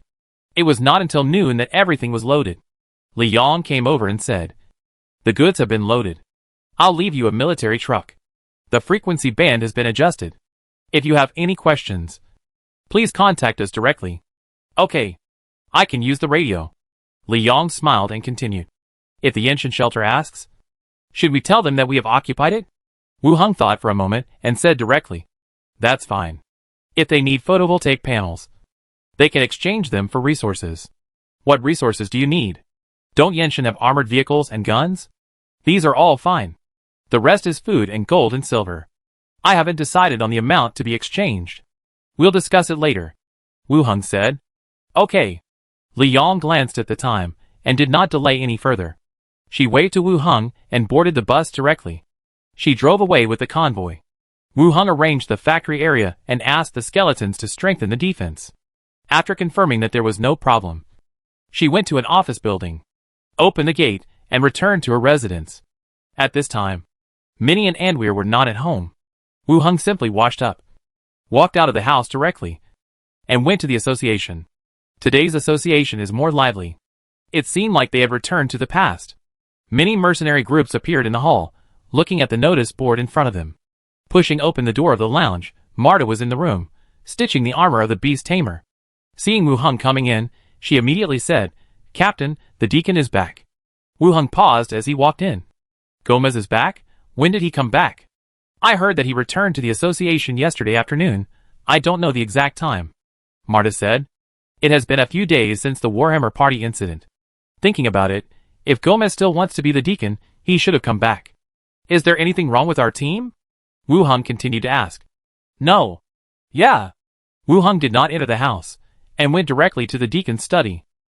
Chapter 221, Let the Sun Hang in the Sky. Knocked on the door lightly, and heard a response from inside. He pushed the door open and walked in. Deacon Gomez was sitting behind the desk, holding a leaflet in his hand and reading the contents on it. When he saw Wu Heng coming in, he put the leaflet down. "Deacon," Wu Heng spoke first. "Well, I heard that you assisted the knights and solved the Warhammer Party issue," Gomez said directly. "It should be done." Seeing Wu Heng admit it, Gomez's eyes flashed with surprise. When he came back yesterday, some news reached his ears. It was not just that the Warhammer Party did not succeed. The most surprising thing was that Wu Heng gathered tens of thousands of corpses, defeated the Warhammer Party, and took away half of the city of Rentam. He became the lord of the city with half of the jurisdiction. Because of the short time, he did not have time to verify this matter. Now that Wu Heng has admitted it, the authenticity of this matter has been confirmed. After being away for a few days, the captain who joined the association the latest not only did not die on the battlefield, but also solved the incident and got the jurisdiction of half of the city. Even if it was confirmed to be true, it was still a little unbelievable. Gomez glanced at the leaflet on the table again and said, "What happened on that day? Tell me about it." Wu Heng roughly described the situation at that time, and the fact that the city lord gave up half of the city. Wu Heng didn't want to comment on Gomez's escape for several days. He was a little uncomfortable with this approach. But if it were him, he would most likely choose to escape from the city directly and hide for a few days before coming back. "A lot of things really happened," Gomez sighed. Wu Heng continued, "Deacon, our team killed the leader and two backbones of the Warhammer Party because they were transformed into dead servants in advance. The coroner said that you need to confirm it." Hearing that Wu Heng and others killed the Skullbreaker, Gomez's pupil shrank again. Did the Skullbreaker die in his hands? Has the strength to kill a 4th-level strongman? Gomez was also doubting in his heart whether Wu Heng's identity resume was true. Even the leader of the Warhammer Party was killed. How could it be a captain from a small town? He had a guess in his mind, but his face did not change much. He said, "Well, let your dead servants come in." Gomez called the coroner, and Wu Heng also let 3 orc skeletons come in. After a series of comparisons, Gomez said directly, "No problem," reported to the association, and put it on the head of Team 12. "Yes, Deacon." The coroner nodded and left directly. Gomez motioned Wu Heng to sit down. He continued to ask, "Now that you are the city lord, what are your plans for the future?" Wu Heng did not expect the other party to chat with him, and said directly, "I don't have any plans. Let's take it one step at a time." Gomez nodded. The association does not interfere with the lives of members, but the identities of the captain and the city lord still need to be handled properly. "Understood. Well, we are all members of the association. If there is anything we need help with, you can directly ask for it when the time comes," Gomez continued. After going back and forth, Gomez seemed to have changed into a different person. In the past, when he talked with Wu Heng, he basically gave instructions and used the tone of a leader giving orders. Even though Wu Heng led the team to kill many wanted criminals, he did not pay much attention to him. Now he was more like a leader who wanted to take care of his subordinates. With a kind face, Wu Heng was a little uncomfortable with it. Thank you, Deacon. If there is a need, I will bring it up. Second level merit. I will recommend it to the association later. It will be enough for you to become a deputy deacon. Is there any place you want to go? Gomez continued. Wu Hung glanced at the other party. I didn't expect him to bring this up. Deacon recommendation is also a very important way to get promoted. I haven't thought about it yet. My level and strength haven't met this requirement, Wu Hung said. Well, take your time. You are still young. The future world is yours, Gomez continued. The two chatted casually. The captain of another team knocked on the door and came in. Glanced at the two people in the room. Deacon, Captain Wu Hung. Gomez nodded. Wu Hung, you go and get busy. I'll let you know if there is any task. Okay. Wu Hung agreed and nodded to the captain in the room and left the room. After closing the door, I could still vaguely hear people talking about wanted criminals. Returned to the team lounge. The other two members also sat in the room. Captain, how is it? Duke asked directly. It's okay. I've already told the deacon about the Warhammer party. The merit will be attributed to our team, Wu Hung said. Hearing this, the other three showed joy. 1 second-level merit, 2 third-level merits. Even if it was just a record of cooperative kills, it was enough to make their resumes look very good.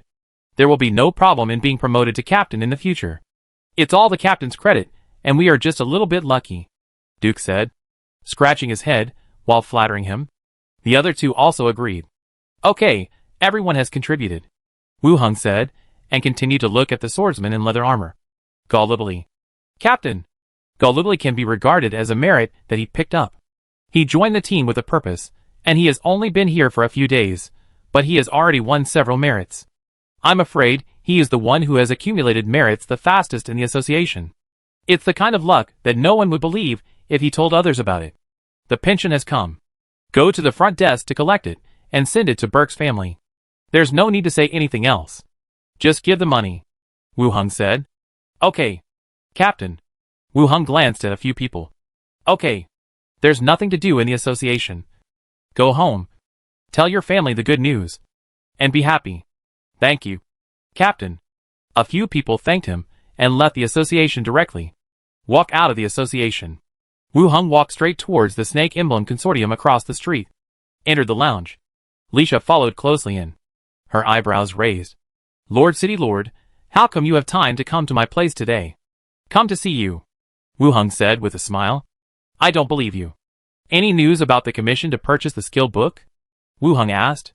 Lisha sat down on the side. On her slender neck, the gold necklace that Wu Hung gave her was revealed. The skin is even whiter. The Warhammer party has just ended. How can it be so fast? Wait a little longer. I will inform you if there is any news. Wu Hung nodded. It was not surprising. Gomez had just returned. And it was even slower to collect items. I want to ask you about someone. Yes, information is charged. Okay. Wu Hung leaned forward and said, Momlo should be a powerful person in the inner city. Lisha frowned and thought for a while, shaking her head and said, I haven't heard of it. I will help you post it, and let others collect information. If it is posted, everyone will know about it, including Momlo himself.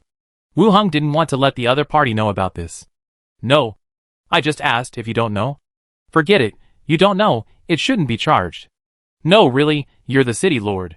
Wu Hung continued to find topics, and chatted with her for a while.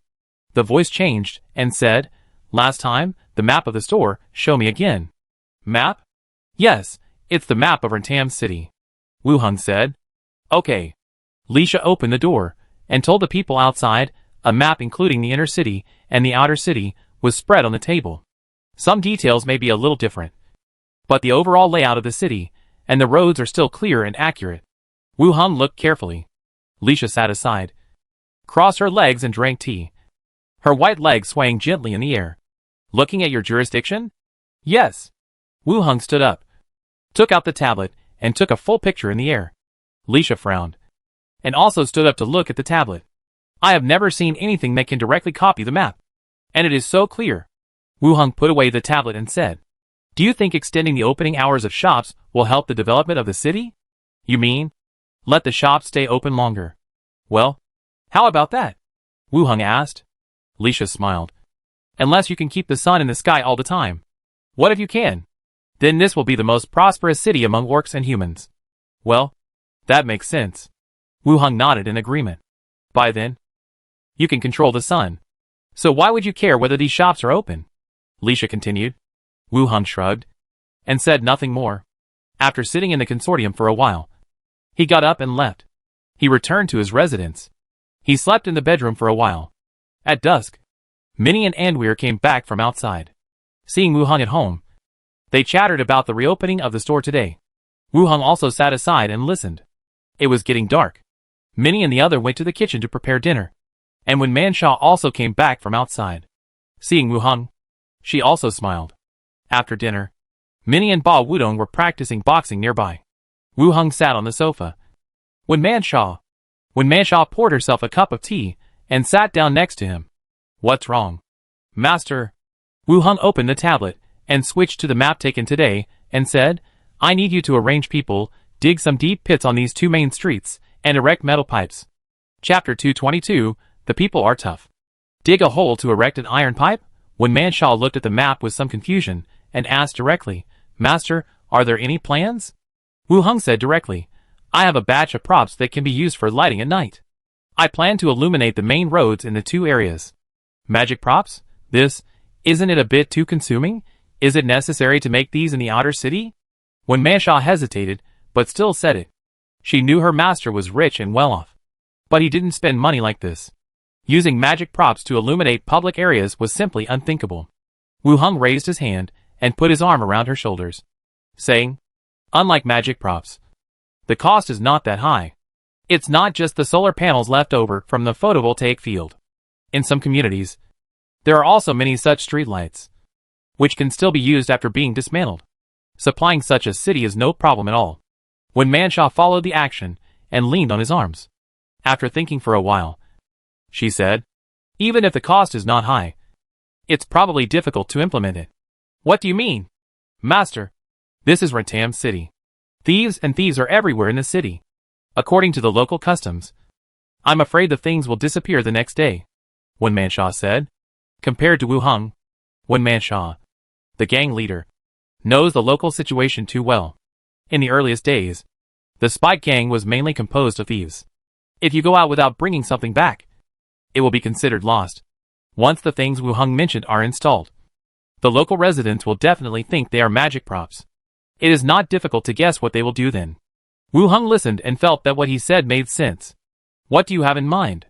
When Manshaw picked up the map, thought for a while, and said, why not use it in a few key locations first and see the situation first? Where is better? I feel that the place near the city wall is guarded by skeletons and corpses. It is unlikely that someone dares to steal. You can try it first. When Manshaw said, that's a solution.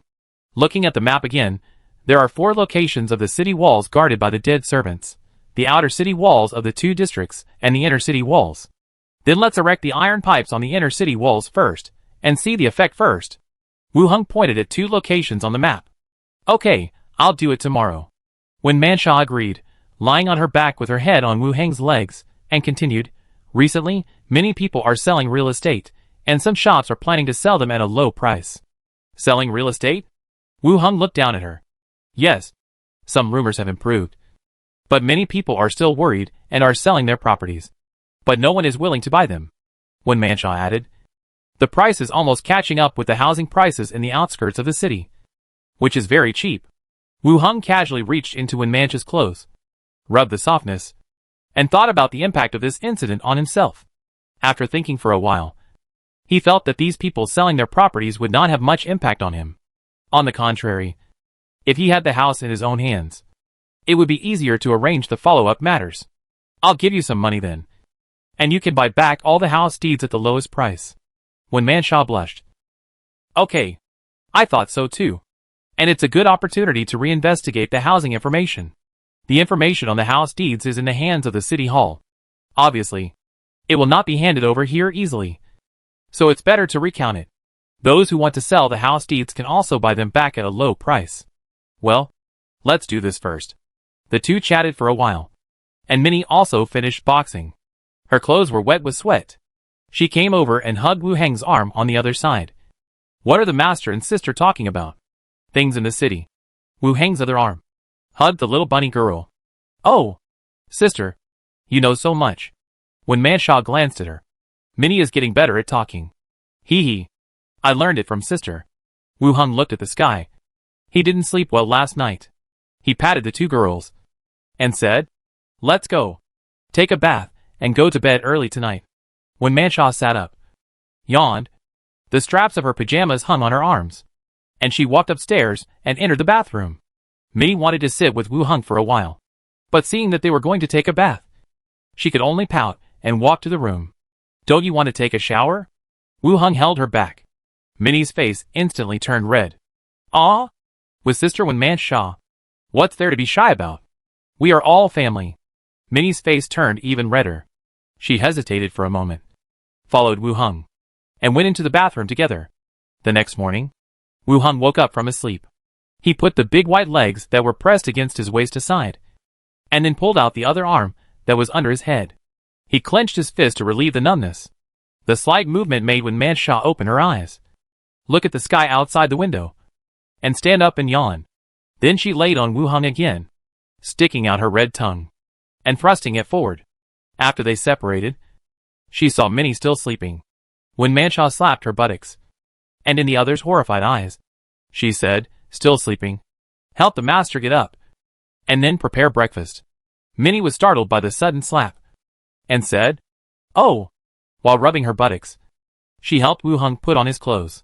Then she quickly put on her clothes, and went downstairs to prepare breakfast. Soon, breakfast was served, and we obviously didn't get enough rest, and didn't look very energetic. After a few simple chats, when Manshaw went out with the skeleton, and Anweer and Minnie also went out to the store.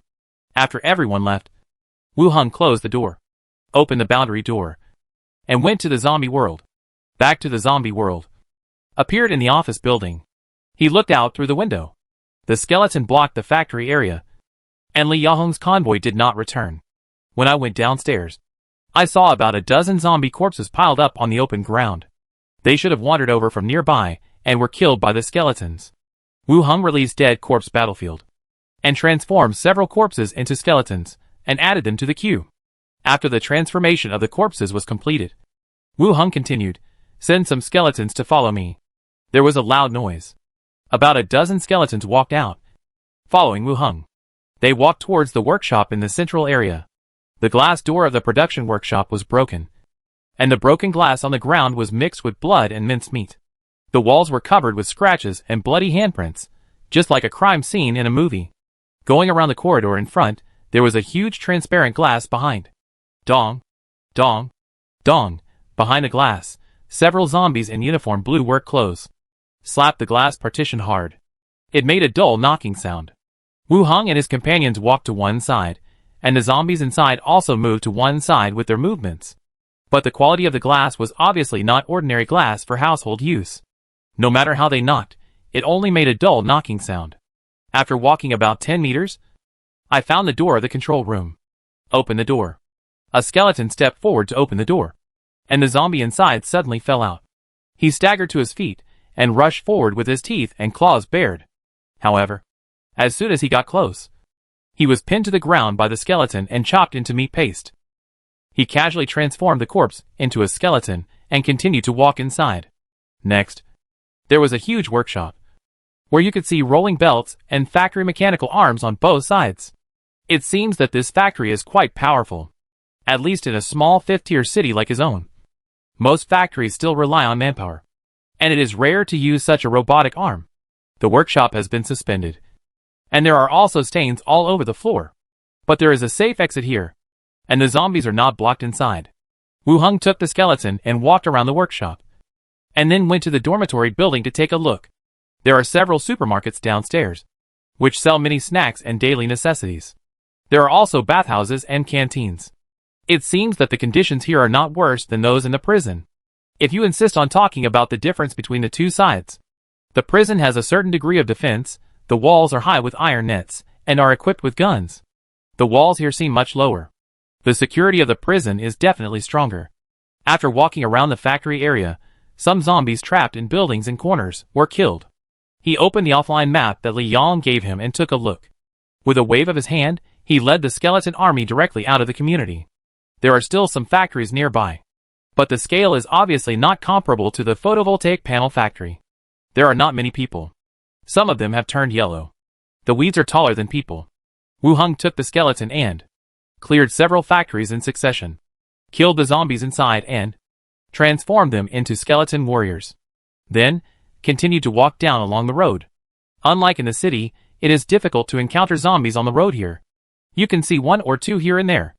As soon as they rushed over, they were killed by the skeletons. After walking for more than half an hour, a 2-meter-high walled courtyard appeared in front of us again. From a distance, we could hear the roar of zombies. Then, the gate was suddenly opened, and hundreds of zombies rushed out onto the road. After looking around, his eyes fell on the group of skeletons. They roared and rushed up in groups. Number 3. Try your mind shock, Wu Heng said to the level 15 big-headed skeleton beside him. The skeleton, with a big head on his head, walked directly to the front of the team. The next second, an invisible energy wave spread forward in a fan shape. Bang, bang, bang. The zombies that rushed forward suddenly froze. Half of them fell to the ground, and the other half froze in place. It was over, and the big-headed skull retreated again. Is that the end? Wu Heng looked at it. The big-headed skull did not respond. Wu Heng had no choice but to order. Forward. Kill the zombies. The army began to move. Continued to move forward. When they got close, the zombies, like those in a frozen state, gradually recovered. Killed directly by the skeleton. Dead corpse battlefield released, skeleton after skeleton stood up. All zombies were cleared. Wu Heng led the skeleton, and went into the yard. When he arrived in front of the gate, Wu Heng's pupils shrank. The larger venue is densely packed with scrap shared bicycles. Like waste in a garbage dump, yellow and blue are piled up into small hills. Bicycle graveyard? Wu Heng didn't expect that. This is not a factory, but more like a recycling station. He walked in with the skeletons. The piled up bicycles were already covered with rust, and some were even starting to rot. After walking around, in a cement warehouse, he found helmets piled up separately. The number was also astonishing, filling the entire room. Wu Heng's eyes lit up. This trip was not in vain. He put some of them into the space ring, and let the skeletons hang the rest on their bodies. The large group began to walk back with the sound of helmets colliding.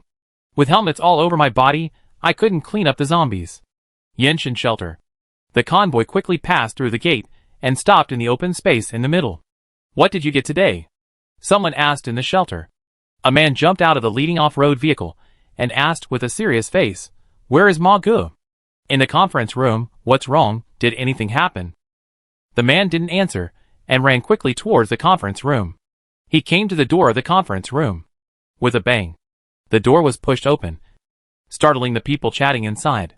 Ma Jiyoung frowned and said, "What are you doing in such a hurry?" "Hoo-hoo." The man took 2 quick breaths.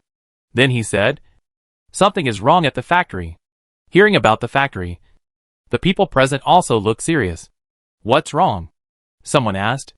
"The factory has been occupied." Chapter 223, We Want Gold. As soon as these words came out, the atmosphere in the room became serious instantly.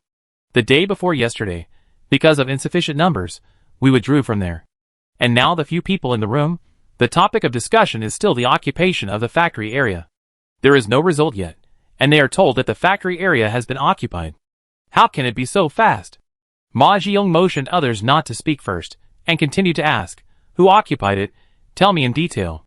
The driver took a deep breath, and said, "When we came back, we came from the road of the factory area. When we passed by, we looked inside along the gate. There were no zombies, not even a shadow of a zombie, all replaced by skeletons, wearing ancient armor, holding cold weapons in their hands, guarding the factory area like soldiers." Skeleton? The others frowned slightly, and then immediately reacted. The convoy that came the day before yesterday, wasn't it filled with these skeletons? It must be them. Fuck, we've been fooled. They must have known the location through us. Yes, the factory area should have belonged to us. Immediately, 2 people cursed. Although he didn't find a way to capture it, he was the first to call for and organize people. Now that it's occupied by others, he feels so aggrieved. Ma Jiyoung's face was also ugly. For the subsequent development of the entire camp, restoring power supply is a crucial step. Do we have to fight with those skeletons? The other party can take over the factory alone. so their strength must be strong. When both sides suffer losses, they will be eliminated by the current environment. Hearing the others still cursing, Ma Jiyoung said directly, "Let's go to the radio station." Several people got up and followed them out. They entered a room on the second floor. When they opened the door, several women were picking up debris from the food while chatting. Seeing Ma Jiyoung and his men rushing in, one person asked, "What's wrong?" Ma Jiyoung said, "Nothing, I'll use the radio." On the wooden table under the window, there was a radio. The volume was not very loud inside. The shelters were discussing the issue of food storage before winter came. The city was still occupied by zombies. And once winter came, the north side had to store food in advance. Otherwise it would be difficult to survive. Ma Jiyoung turned up the volume of the radio, picked up the microphone, and said, "Is everyone in the auto repair shop shelter here?" In the radio, the discussion of other voices was silent. When delivering messages, the topics of small talk will be suspended. "This is the auto repair shop. What's going on?" A female voice came from the radio. "I'm at the Yenshin shelter. I need to talk to your leader about something," Ma Jiyoung said. "The leader is not here at the moment." Before he finished speaking, another female voice sounded. "I'm here, you go ahead." All the shelters guarding the radio were stunned. Why are they talking in two different places? Over at the auto repair shop, there are two bases? Ma Jiyoung said directly. "The photovoltaic field, did you occupy it?" The room suddenly became quiet. Everyone was waiting for the other party's answer. Yes. Although several people had guessed in their hearts, they still showed surprise and disbelief when they heard it at this time. Those skeletons are really controlled by people. They can actually awaken such strange superpowers. Before Ma Jiyoung could speak, the voices of other shelters came out again from the radio. "The auto repair shop is not honest. We agreed to attack together and share the spoils equally. How come you occupied it?" "That's right. It was Captain Ma who called for it anyway. You occupied it without saying anything." "What do you mean? How did you know the location of the factory?" Each shelter, you said one thing after another and began to question. But no one responded from the auto repair shop. Ma Jiyoung was silent for a while, and after letting the radio station criticize the auto repair shop, he said, "Are you willing to exchange the photovoltaic panels?" The others were silent again. In the radio station, the woman's voice from the auto repair shop sounded again. "You can exchange." After a pause, she continued, "You can't occupy that factory area in a short time. We can provide photovoltaic panels and food. You can exchange the items we need. And food." How rich and powerful they are, to dare to sell food to the entire shelter. Without waiting for Ma Jiyoung to continue speaking, someone in the shelter asked, "What do you need?" "Armored vehicles, weapons, corpse cores, gold and silver." The other side answered, "Armored vehicles and weapons. No need to think. Are the conditions put forward for Yenshin shelter. Only they have such things. But gold and silver. At this time. What's the use of these? Do you really want gold and silver?" Someone asked. "Yes." Ma Jiyoung continued to interrupt. "What is the exchange rate?" The radio station was completely quiet, and everyone was waiting for the answer. After a while, the voice inside replied, "We need to discuss it. We will give you a reply in the next 2 days." "Okay.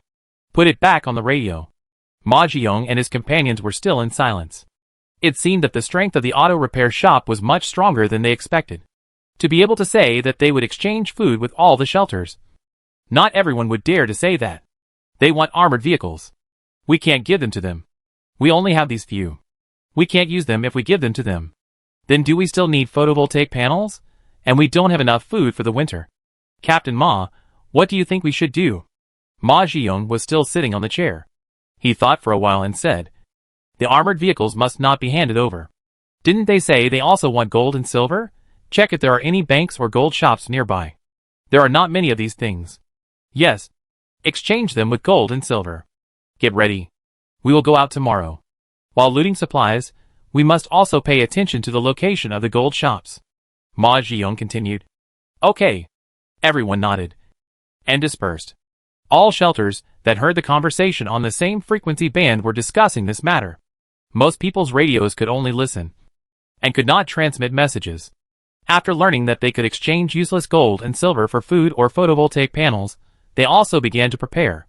Perhaps this winter can be safely spent. Wu Hung returned to the factory with the skeleton.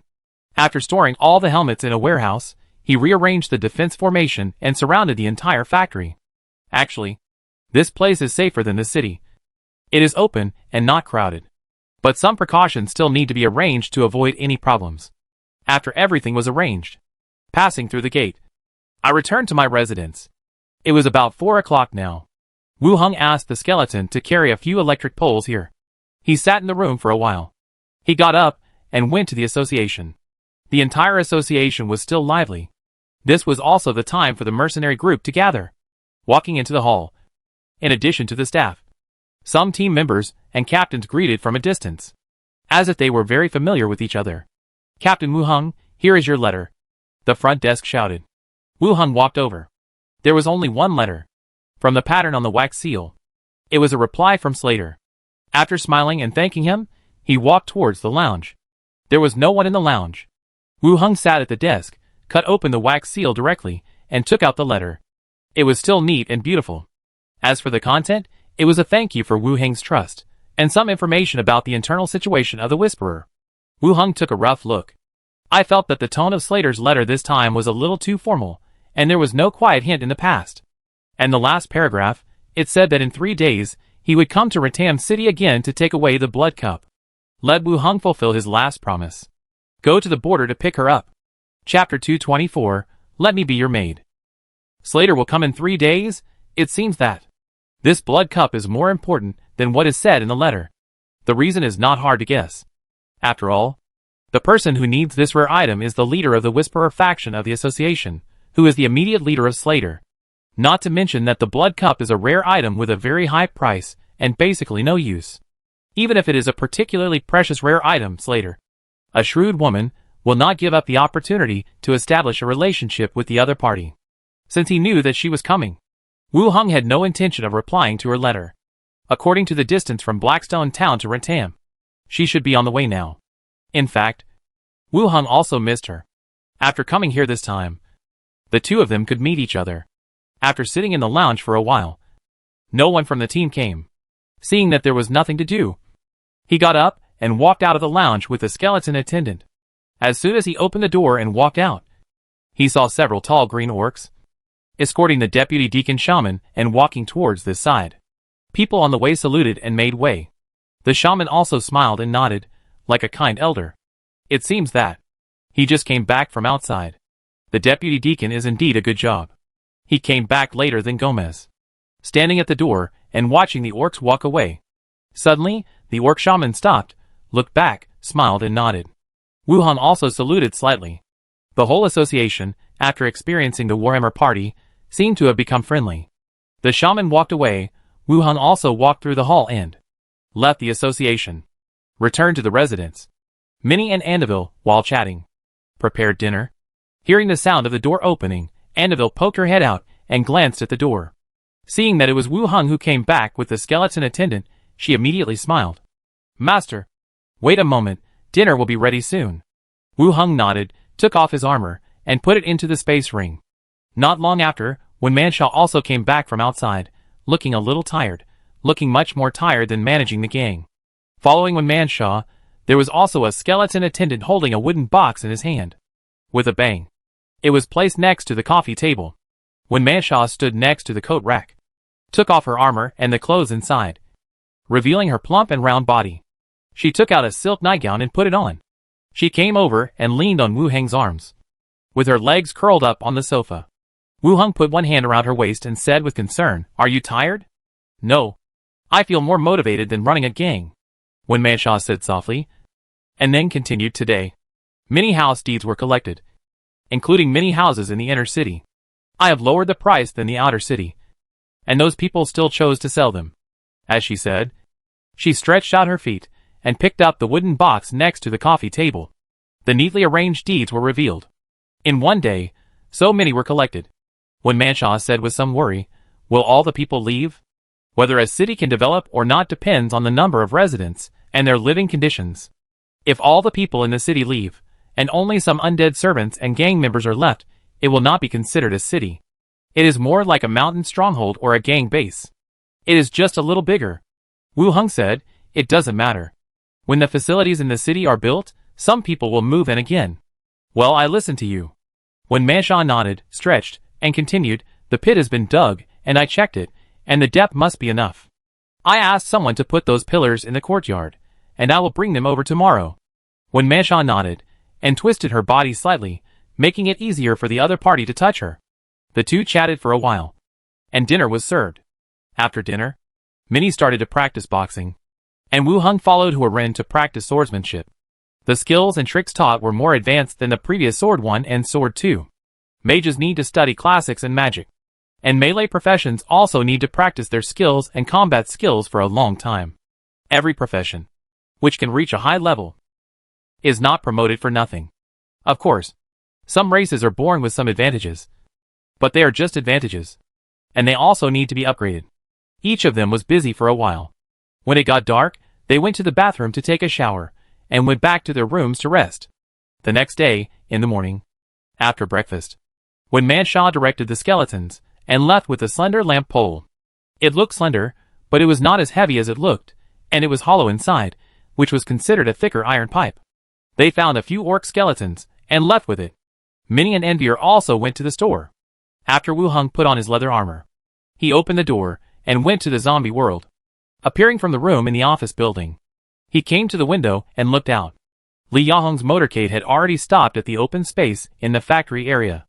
A group of people were carrying cartons down. Wu Hung went down from the office building, and Li Yang came towards him. "When did you come back?" Wu Hung asked. "Just came in." 2. "Are those photovoltaic panels usable?" Wu Hung continued to ask. "They are quite useful. The ones I took away last time were all installed at the bus station. The effect is really good, and there is no difference from the generator. This time, I plan to transport some to the prison," Li Yang said, with a smile on her face. "Replacing the generator can greatly reduce gasoline consumption. Sometimes I am reluctant to use it, but now the sun generates electricity, I can use it whenever I want. It will be fine as long as the sun is up the next day." "Yeah," Wu Hung nodded. "If it can be used at the bus station, it should be no problem in Rentam City." Li Yang continued, "Yesterday, the people in the Yenshin shelter inquired about the situation in the factory area. I told them that they could use resources to exchange for photovoltaic panels and food. The exchange ratio has not been determined, and you need to determine it. After all, these things were taken down by Wu Hung. Moreover, gold and silver are also what he needs. How to exchange depends on his pricing." Wu Hung thought for a while, and asked, "What do you think? For armored vehicles and weapons, you can let them exchange more photovoltaic panels and food, so that they are willing to exchange. Gold and silver are actually not very useful at the moment, and they are not as valuable as food, so the exchange conditions should be less food." Li Yang said, "Gold and silver can't be too outrageous. I can get enough food. Exchange is a way, and it can also help everyone get through the difficulties. It's not good to be too harsh." Wu Hung thought for a while and said, Li Yang was afraid that if she exchanged all the food she had collected with great effort, everyone would starve together. But Wu Hung had the opposite idea. There was enough food in the other world, and even if the food she had collected was not used, it would be enough to exchange for other items. There was no need to make the exchange conditions too harsh. Otherwise people would starve to death, and there would be fewer people to help collect things. In fact, you are more suitable to be the commander-in-chief than Ma Zhiyong. "Who?" "It's the leader of the Yenshin shelter. Ma Zhiyong." "Oh, we are not destined to be officials." The two walked to the stone table on the side, and began to discuss the exchange ratio. After some revisions, the price was finally determined. A normal bag of 100 jin of food can be exchanged for 20 grams of gold and 200 grams of silver. Photovoltaic panels are divided into 3 sizes: large, medium and small. The small one is worth 50 grams of gold. The medium one is worth 80 grams of gold. And the large one is worth 120 grams of gold. As for armored vehicles, one can exchange 500 photovoltaic panels and 5,000 jin of food. A gold ring or a gold necklace can also be worth a few grams. It is not difficult to find them by killing some zombies or looting some areas. As long as you don't want to eat for free, you can exchange it for food. As for silver, it is not worth much. It is not easy to find a few hundred grams. You can exchange it for some small items. After the price was set, Li Yang listed it again. After confirming that there was no problem, she took a photo with her mobile phone to avoid losing it. After the pricing was settled, Li Yang waved to the distance. Wang Chungang came over with more than 10 skeletons. My king. These skeleton brothers have learned how to install photovoltaic panels. Wu Heng looked at the attributes of the skeletons. In the expertise, strange machine expertise, entry level, was added. It seems that he has already learned it. Well, you've worked hard. It's my duty, Wang Chungang said modestly. Then, Wu Heng picked out more than 20 skeletons from the skeleton team and continued, these skeletons will continue to follow you. Don't just teach them how to assemble photovoltaic panels. Tell them some other electrical knowledge. Wang Chungang, who originally thought he had completed the task, had a frozen smile, but still agreed. Oh, okay. Wang Chungang left. Continued to follow others, moving photovoltaic panels from the warehouse. Li Yang said, these will be transported directly to the prison, which will also solve the problem of electricity. Why don't you stay overnight and leave tomorrow morning? Li Yang blushed. I'll be back in 2 days, and I'll accompany you then. Well, there's no need to rush, Wu Heng said. Try to speed up the process. Didn't you say that the zombies are getting stronger? Busy now, it will be safer in the future. Li Yang continued. I'm here. Don't worry. I want to help you share some of the burden. The two chatted for a while. The team also finished installing the photovoltaic panels. After waving to the side, Li Yang also walked towards the team. After waving goodbye to Wu Heng, the team left the factory and drove towards the prison. Wu Heng looked at the skeletons in front of him, who had learned to install photovoltaic panels. He said directly, go pick out the photovoltaic panels and parts that need to be assembled. I need you to install them on the roof. Several skeletons took action and entered the warehouse to start selecting photovoltaic panels and supporting equipment, carrying it on his shoulders or under his armpits. He walked out directly. Wu Heng continued to let the skeleton pick some electronic equipment in the office area and unloaded it directly. He opened the door and walked in directly. Returning to the residence, the sky was still bright. Wu Heng led the skeleton out of the building, stood in the courtyard and looked at the roof, and said, I need you to lay photovoltaic panels on it to meet the needs of indoor air conditioning and electric lights. Hearing the order, the skeleton immediately took action. He found a ladder, carried the photovoltaic panels directly to the roof, and began to install them. They started to install it. More than a dozen skeletons started to work together, and it was quite lively. After the incident with the Warhammer party, there were basically no people living in this residential area, especially knowing that Wu Heng was a necromancer. And there were corpses and skeletons guarding the area. There were even fewer people. Even if someone saw the skeleton's actions, it would not matter. Laying something on the roof, no one would care. Watching the skeletons work, I could not help much. After saying something to the skeleton, he left the place, put on his helmet, and walked towards the outer city. Casual grocery store. Entering the back door, 2 fox people with animal ears and fox tails stopped him. Excuse me, customer. This is the backyard of the store. Please go to the front hall to buy things, one of them said.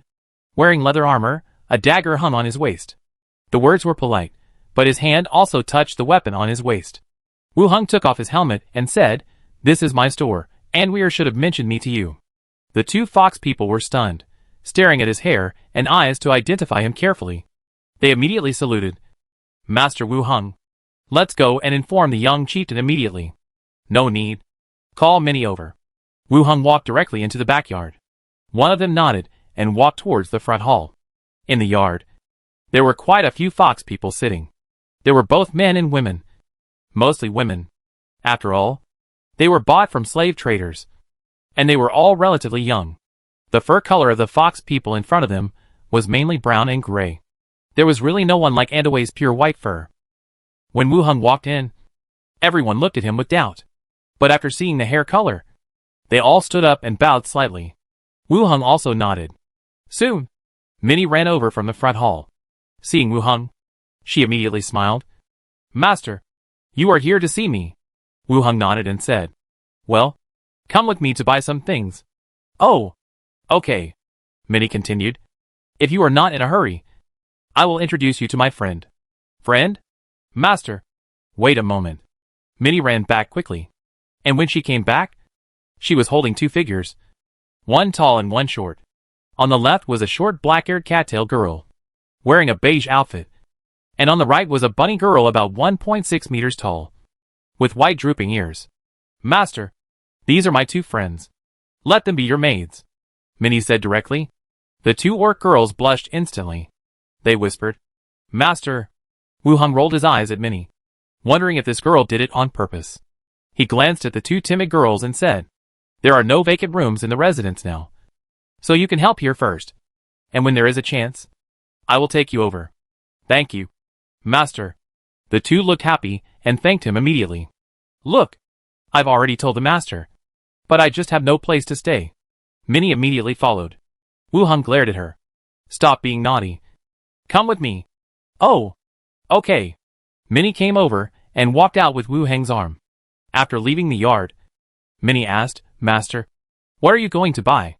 Do you know the grain store? When you buy food, which one do you usually go to? The quality is higher." Wu Hung asked. "Oh, I know. This way." Chapter 225. Wow. It's so cool. The food supply in the city is mainly controlled by the human race. Although the orcs also farm, they account for a small proportion. They are better at hunting. The things sold in the city are mainly meat and fur. Humans are better at farming, and with plant-based magic and potions, the food production has been greatly increased. So, the food price in the city is not expensive. Minnie took Wu Hung a few steps and saw a store. "When Sister Ware and I go home, we always buy here. The food prices in this city are similar," Minnie said. Wu Hung looked at the shop opposite. The shop was not big. Compared with the shops on both sides of it, it seemed very narrow. It felt more like blocking the original alley and adding a house. Minnie led Wu Hung and several skeletons and walked directly in. A middle-aged round-faced boss was leaning on the counter. Drowsy, hearing footsteps. He looked up. "Minnie is here." He had just finished speaking when he glanced at Wu Hung and the 5 guards behind him. He immediately smiled and came out to greet him. He said, "Guest, you have come at the right time. The road in the city has just been opened. This batch of food is the latest and best quality. I guarantee you will be satisfied." The boss was separated by the skeleton, but he still followed the footsteps and introduced, "We supply all the taverns in the city, and the price is absolutely fair. If you are purchasing for the master in the inner city, we can recommend you some better types, so that you won't make a wasted trip." Samples were placed in the store. All are grains and flour. The staple food of people in this world is bread and flatbread. Humans love bread, and orcs eat all kinds of flatbreads. Grains, for example, are mainly used to make porridge. A small bag of rye costs 36.8 copper coins. A full bag costs 73.6 copper coins. A small bag of barley costs 52.5 copper coins. A full bag costs 105 copper coins. Wheat, rye flour, barley flour. A small bag of wheat flour costs 85.5 copper coins. A full bag costs 171 copper coins. Whether it is grains or flour, they are all packed in special cloth bags. The small bag is about 50 jin, and the large bag is 100 jin. It is about the same weight as modern rice. Seeing this price, Wu Hung was very happy. Copper coins. The exchange terms he and Li Yong said were gold. After a while, he made a lot of money. Minnie said that the quality of your grain is very good. At this time, Wu Hung spoke calmly. "Miss Minnie is careful and intelligent, and she will definitely not say anything casually." The boss followed 2 steps. "The quality of my grain is indeed the best in the area." Wu Hung continued, "Can it be cheaper if you buy more? That depends on how much you buy. If you buy in bulk, it will naturally be cheaper than the retail price." The boss continued, "How much do you have?" The boss frowned slightly, feeling that the other party's tone was a bit too loud. But he still said, "We have a granary and several branches in the local area. You can tell me how much you need directly, so that I can give you a price. I want 5,000 bags of each of these flowers." The boss paused. "Not that much, sir. The flour inventory in the warehouse and the store is less than 2,000 bags in total." "Why is it so little?" Wu Hung asked. Just now he claimed that he had enough food, but now he said that the quantity was not enough. The boss was also a little embarrassed, and immediately explained, "Customer, the war has just ended, and we did not dare to bring so much stock. But if you really need it, it will only take us 3 days to replenish the stock." "Okay. Calculate these 2,000 bags. If the price is right, I will take them all, Wu Heng said directly. Okay. The boss did not expect that such a big customer would come today. He agreed with a happy face, and then asked the store staff to go to the warehouse to count the amount of flour. He poured tea for several people. Soon, the person who counted came back. The boss sat aside and began to calculate the price, saying, "Guest, the total is 242 silver coins from you, so I can charge you 240 silver coins. 220, I will pay you now, and you can continue to purchase in the future, and I will charge you for this kind of flour at this price," Wu Heng said. The boss hesitated and finally nodded and agreed. "Okay, you plan to buy for a long time, and Miss Minnie brought it, so I will give you this price." Wu Heng took out his purse, counted out the corresponding silver coins, and put them on the counter. "Send all the flour to Kejualai grocery store." "Okay." "Customer." The boss collected the money and immediately asked people to start delivering the goods. Wu Heng watched them put the goods on the cart and transported them to the grocery store opposite. He also left with Minnie. "He called me Miss Minnie." Minnie was very happy. "What's so happy about this? This is the first time someone called me that. I've never heard it before. After this time, he will always call you that." Wu Heng put his arm around her shoulders and walked towards the backyard of the grocery store. Backyard? Minnie went to the front hall to help Anweer sell goods. Wu Heng stood in the yard, watching the workers pile bags of flour in the courtyard. After all the flour was transported here, he said to the fox people in the yard, "Stay outside first, don't let anyone else in." The fox people in the yard saluted slightly. All left the yard and stood outside the back door. Wu Heng used the warehouse door to open the boundary door and commanded the skeletons to move the flour to the zombie world, and then moved all the daily necessities collected from the other side. About half an hour later, all the flour in the courtyard turned into pots, pans and bowls and cardboard boxes. "Come in," Wu Heng shouted. The fox people outside the door walked in. Wu Heng said, "These are the newly delivered goods. Tell Anweer when the time comes." "Yes, sir." The fox people nodded, and did not ask any more questions. Wu Heng nodded, said goodbye to them, and left directly. When he returned to his residence, it was already afternoon. The laying of photovoltaic panels was faster than expected. When Wu Heng came back, not only had the photovoltaic panels been laid, but the air conditioners and chandeliers in the building had also been installed. However, they were all exposed wires. On the roof and walls, you could see wires, but there was nothing you could do about it. You couldn't dig grooves in the wall to bury the wires now. It didn't matter, as long as the electrical appliances could be used. Except for the light bulb on the top of your head. The big item in the living room was the vertical air conditioner in the corner. Wu Heng picked up the remote control and tried it. With a beep, the air conditioner lit up directly. He adjusted the temperature, and a cool breeze blew out. It really works. He was instantly delighted. He turned off the air conditioner, and tried again the chandeliers in several rooms. Modern light bulbs are brighter than props etched with bright effects, but it is still not so obvious in the daytime. After checking it once, Wu Heng was quite satisfied. He turned off all electrical appliances. He opened the door and went to the zombie world. Command the skeletons to move all the flour to the warehouse. It is autumn now, and rainy weather is frequent. If you leave it outside, it might get wet the next day, which will be a hassle. It is better to be careful. After all, these flowers are crucial to my subsequent plans for the shelter.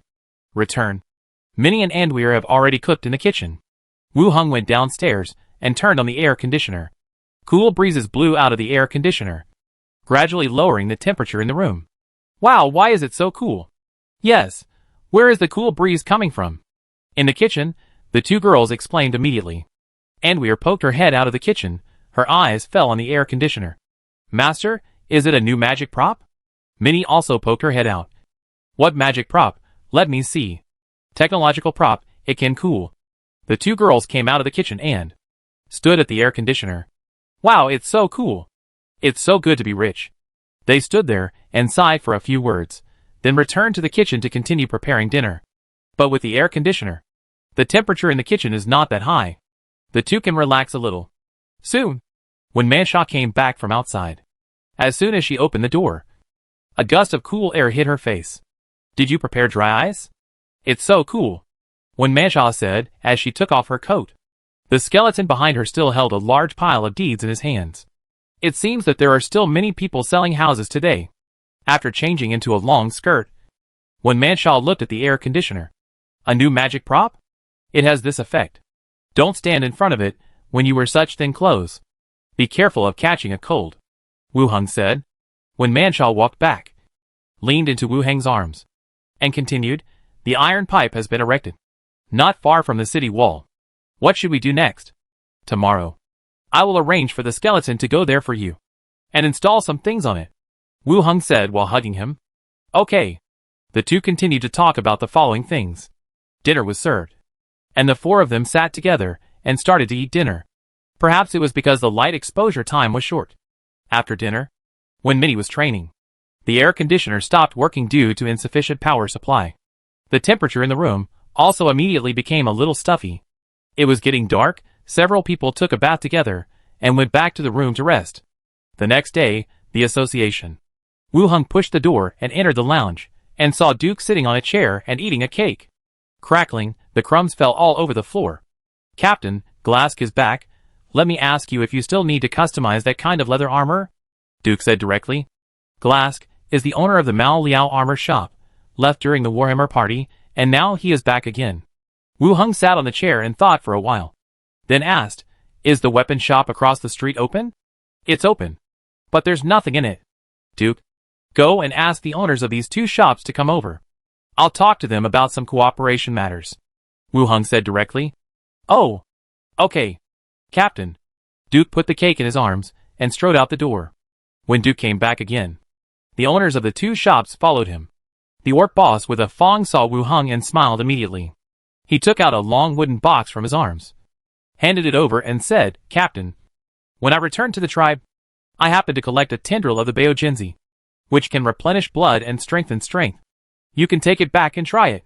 Wu Heng glanced at the wooden box. He had never heard of the treasure root tendril, and it didn't sound like a serious medicinal herb. Thank you. Wu Heng thanked them, motioned them to sit down first, and continued, you should have heard something about my situation. The local merchants are closely connected with gangs and mercenaries. Wu Heng occupies half of the city, and everyone knows about it. They must have heard about it. The two orc bosses looked at each other, and the boss Mao Liao said, I heard something.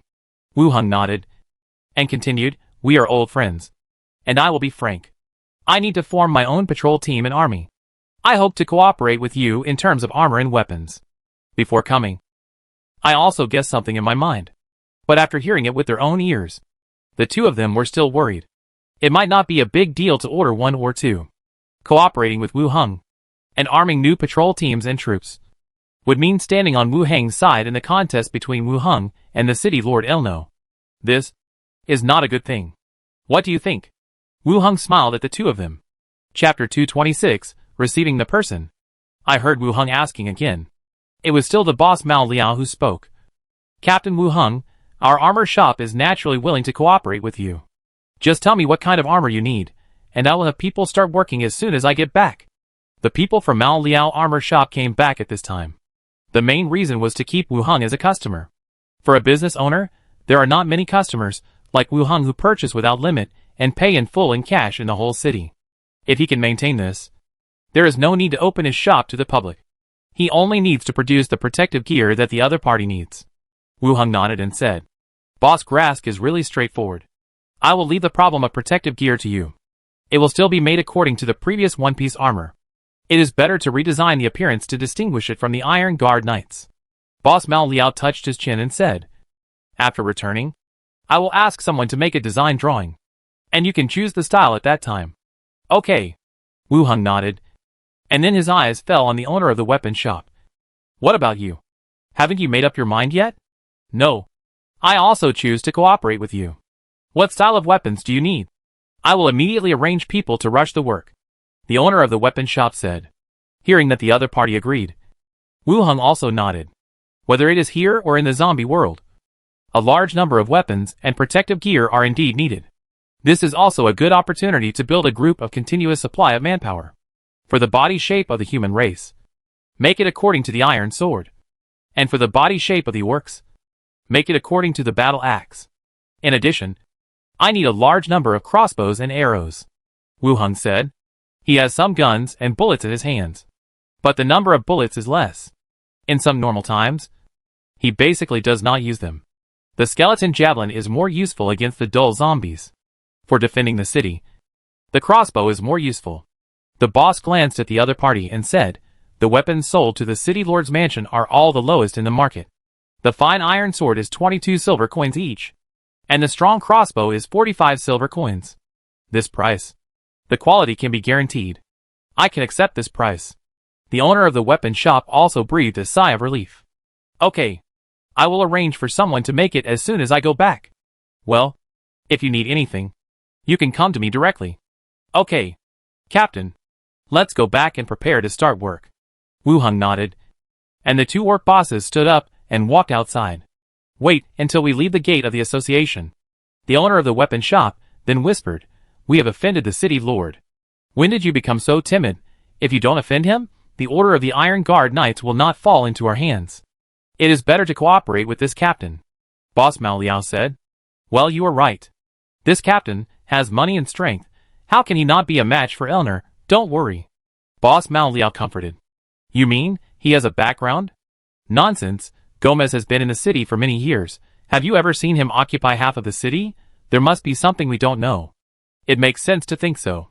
Then let's go, and start working as soon as possible. The two orcs whispered, and quickened their pace to leave. The two left. Duke took out the cake in his arms again, and said while eating, Captain, the deacon hasn't given us any tasks recently.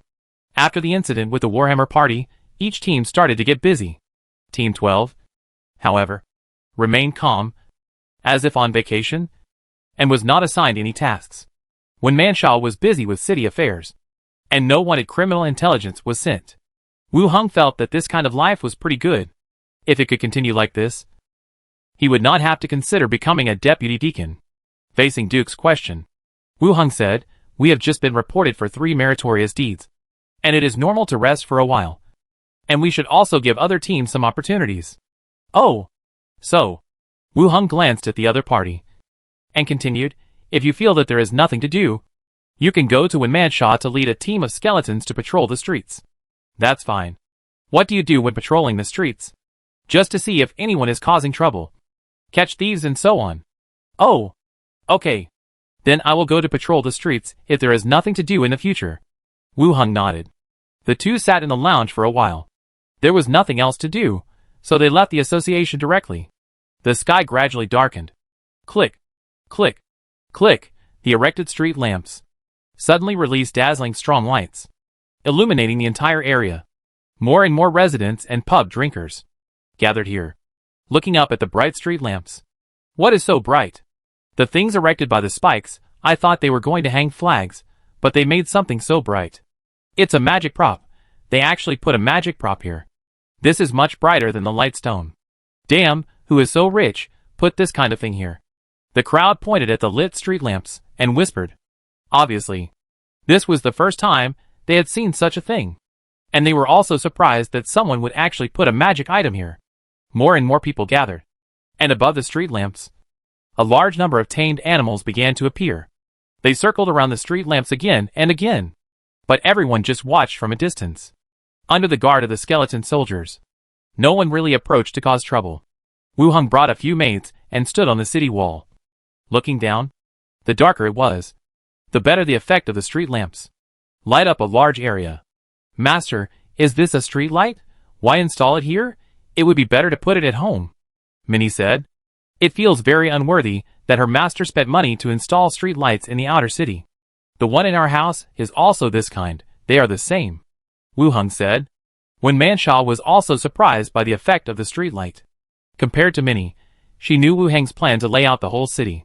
If both districts were equipped with this kind of streetlights, the whole city would probably be no different from daytime. At the same time, on the other side, inner city wall of the East District, the carriage of the Snake Emblem group suddenly stopped. Outside the carriage, the voice of the guard came. Miss, there are some people blocking the way ahead. You need to wait a moment. Lisha leaned against the corner of the carriage and said lazily, What's wrong? Another gang fight?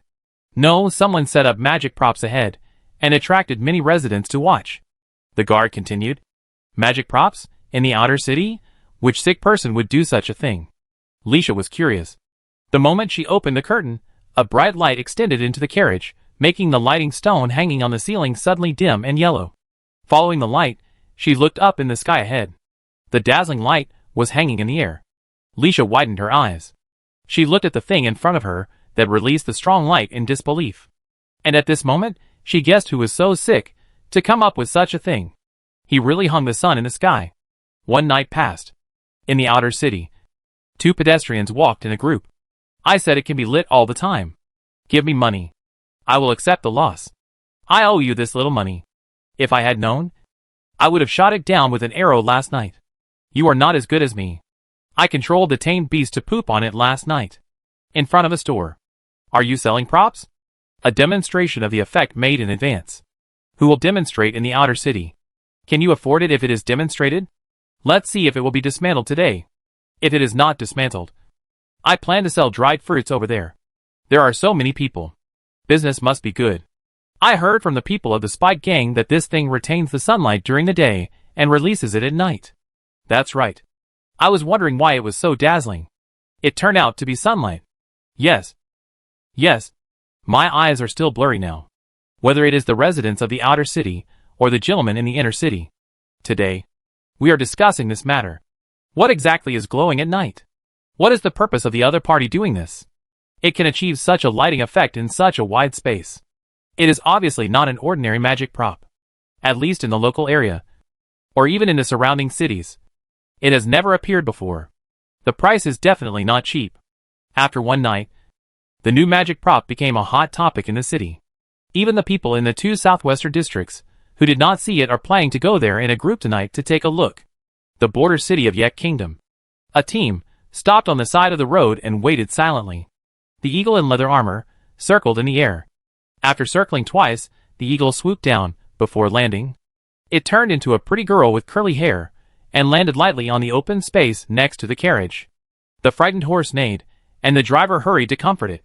And, did he miscalculate the time? Why hasn't he come yet? The girl leaned against the carriage, said with a somewhat dissatisfied tone. The curtain was lifted, revealing a mature and beautiful face. Are you tired of waiting? I told you not to come. But you followed me. No. I just felt that he was not punctual. So we waited for him here. The girl said. Wait a little longer. If he doesn't come by noon, we will go directly there. The woman said. Why not go directly there? What are you waiting for? The girl continued to ask. The time was told in the letter. We both took the wrong road. It would be a waste of his trip. The girl nodded. That's right. He is troublesome, she complained, but still stretched her neck to look into the distance. Suddenly, a cloud of dust rose up on the road in the distance. It was as if some wild beast was running towards this side quickly. The guards beside the carriage immediately stood alert. And even the guards on the city wall behind began to gather and be on guard. The sound of the brakes was harsh, and the wheels slid on the ground and stopped after 2 or 3 meters. The smoke dissipated, revealing a figure, a strange vehicle, and several tall figures behind it. Hey, Yuri is here too. Chapter 227. It's right to leave Blackstone Town. Ah! Wu hung. When she saw the appearance in the smoke, Yuri exclaimed immediately. When they were in Blackstone Town, they were the closest in the team, and they were considered best friends. After walking forward a few steps quickly, Yuri's eyes were attracted by the vehicle under him again. She looked at it curiously and asked, Why doesn't your carriage have a horse? A tricycle. No horse is needed. You haven't seen it before. Wu Hung twisted the handle and rushed forward 2 or 3 meters. Yuri's eyes widened, and she immediately chased after it. How does it move? Wu Hung motioned her to sit on it, took her hand, and held it on the handle. Turn it down slowly. Slowly. Oh. Yuri tried to twist it. The car hummed and rushed forward for a distance. Yuri's face was full of excitement of finding a new toy. Then, the tricycle rushed out again, and drove crookedly in the open space. Wu Hung walked to the carriage and saw Slater sitting in the carriage. Looking over here. Deacon. Long time no see. Wu Hung said with a smile. Slater nodded calmly. It's not bad in Ratam City. Yeah. Not bad. Let Yuli come back. It's getting late. Let's go to the city first. Wu Hung called Yuli, who almost crashed into the carriage while driving. while spitting out the sand in her mouth. She said, "This thing is really fast. Deacon asked you to go back to the carriage." "We are leaving," Wu Hung said. Yuli turned to the carriage, saw her aunt's eyes, and immediately got off the car obediently, and got on the carriage. Slater said, "Let's go, and get to Rentam City as soon as possible." "Okay." Wu Hung took the skeleton back to the tricycle. With the team in the carriage, they headed towards Rentam City. Before dusk, the team approached Rentam City. Some people had returned to the outer area of the city, but the population was still small, not as chaotic and lively as before. The moving carriage suddenly slowed down. Slater asked, "What's wrong?" The guard approached and said softly, "Madam, all the guards on the city wall have been replaced by undead." "Isn't it a bit wrong?" Slater pulled the curtain and looked at the city wall in front. On the city wall stood corpses and skeletons holding weapons, like guards guarding the city. Slater frowned. Last time he came, the city walls were guarded by living beings. Why are they now guarded by undead beings? At the gate, many people can be seen coming in and out, completely ignoring the undead beings above. "Go and call Wu Hung over," Slater said. The guard sped up his horse and whispered to Wu Hung, who was leading the way. The tricycle backed up and stopped beside the carriage. "What's going on?" Slater glanced at the city wall and asked, "Why are there all undead beings?" "Oh, there have been some changes in the city recently.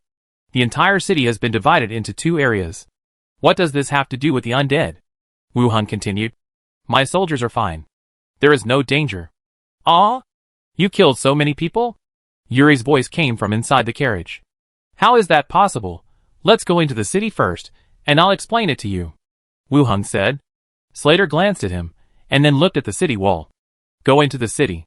The team continued to move forward, passed through the city gate, and entered the city. Rushed to the association. Slater went to see Gomez. Wu Hung took Yuri to his team lounge. "Wu Hung, why are the buildings here so tall? It's like a church." Yuri was in the room, looking around, touching things, and was curious about everything. "There are orcs here. Each of them is 3 or 4 meters tall. So the building has to be bigger," Wu Hung explained. "Are there any orcs in your team?" "Yes. Both of them are orcs." "Call them to show me." Yuri was lying on the big sofa, looking up at him and said, "Let's do it another day. There's nothing else to do. It's not good to call them here." "TSK. You're the captain." Wu Hung ignored her provocation and changed the subject. "You're here. Why didn't you bring Mimi?" "Mimi?" Yuri looked up in confusion. "You're Leopard." "Kuro, what Mimi? What a strange name." After Yuri corrected him, she continued, "You like it?" "Not really, but it doesn't talk much." "Oh, when will my aunt come back? I want to go to the city for a walk today." Yuri didn't care about the meaning of the words, and complained. Knock knock. The door knocked. Slater opened the door and walked in. After taking a look at the 2 people in the room, he closed the door again, and his eyes fell on Wu Hung. "What?" Wu Hung felt a little weak after being stared at, and touched himself. Slater sat down beside him and asked, "Are you the city lord?" Yuri also looked over with surprise. It seems that she heard some news from Gomez. "Ah. Don't I look like it? Tell me what's going on." Slater's brows were still frowning. Wu Hung poured a cup of tea for the 2 of them, sat down opposite them, and began to tell the story of the Warhammer party. The general course of events was that, when he was on patrol, an insider opened the city gate, and the Warhammer party invaded the city. Wu Hung led his team members, and began to counterattack. Finally, he helped the city lord to repel the Warhammer party, killed the enemy leader, and took half of the city promised by the city lord. The story was not long, and the 2 women still showed surprise. It sounds simple, but the things inside are already terrifying. Blackstone Town. There will not be such a large-scale war.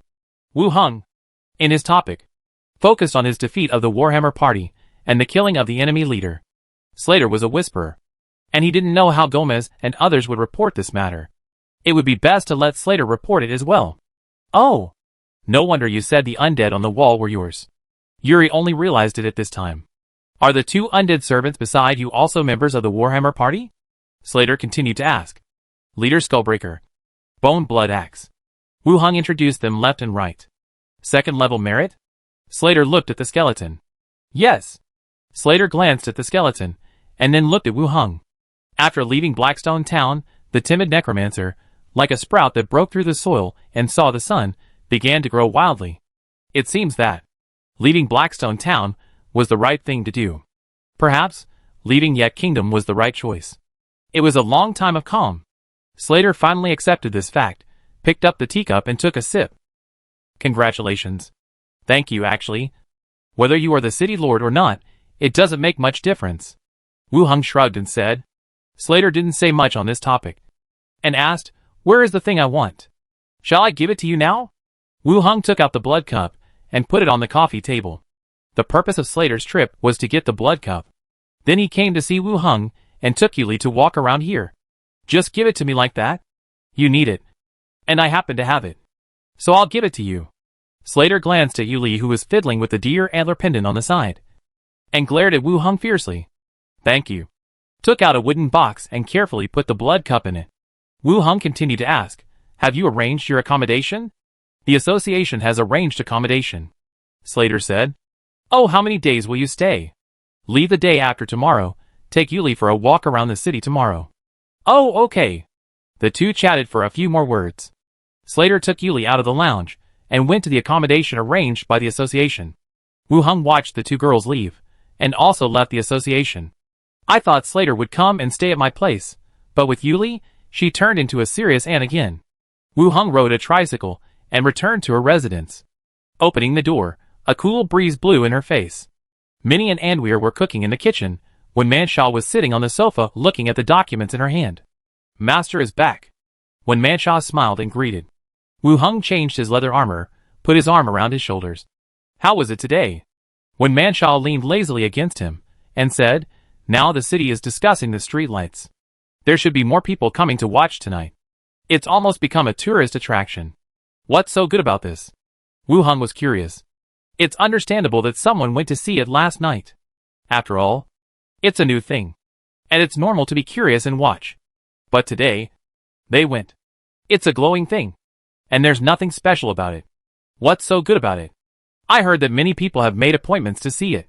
When Manshaw continued, most people in the outer city have only heard of magic props, and they have nothing to do at night. So they go to a bright place to chat and join in the fun. This seems to be true. There was no entertainment at night. Some people went to the pub to drink, but most people had nowhere to go. They found a bright place to chat and kill time. Wu Hung continued to ask, when can the other street lights be installed? Wait a little longer, until these things are not so rare. When Manshaw said, yeah. After dinner, Minnie practiced martial arts, and Anweer went upstairs to calculate today's bills. Wu Hung sat at the table and took out the wooden box that Boss Mao Liao gave him. After opening it, a yellowish-brown plant with many tendrils was revealed. It looked like a yam, and the roots looked like ginseng roots. Tendrils of treasure root branch. Description: tendrils cut from the treasure root branch, which replenish blood and qi, and can be used as alchemical materials. It also has attributes, and should be classified as a medicinal material. Have you seen this? Wu Hung asked Minnie beside him. What is this? Medicinal material. It can be used as an alchemical material. Minnie shook her head. I haven't seen it before. She was born in the Orc tribe and had never seen it before. You should ask the alchemist and he will know. At this time, when Manshaw wiped her wet hair, walked down from upstairs, looked at the herbs on the table, and said, Master, how did you get this? You know? Baojin ginseng. It is a great tonic for men. When Manshaw continued, Roche was injured. He took a lot of tonics and tried this. Oh! Wu Hung finally knew what it was for.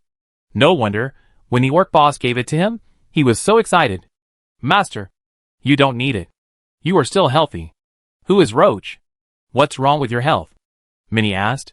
Don't ask anything, kid, when Manshaw said. Minnie pouted and continued to practice boxing with Ba Wudong. When Manshaw came close and said softly, Master, you are not feeling well. Can I help you take care of it? Someone gave it to you, Wu Hung said. I don't believe it.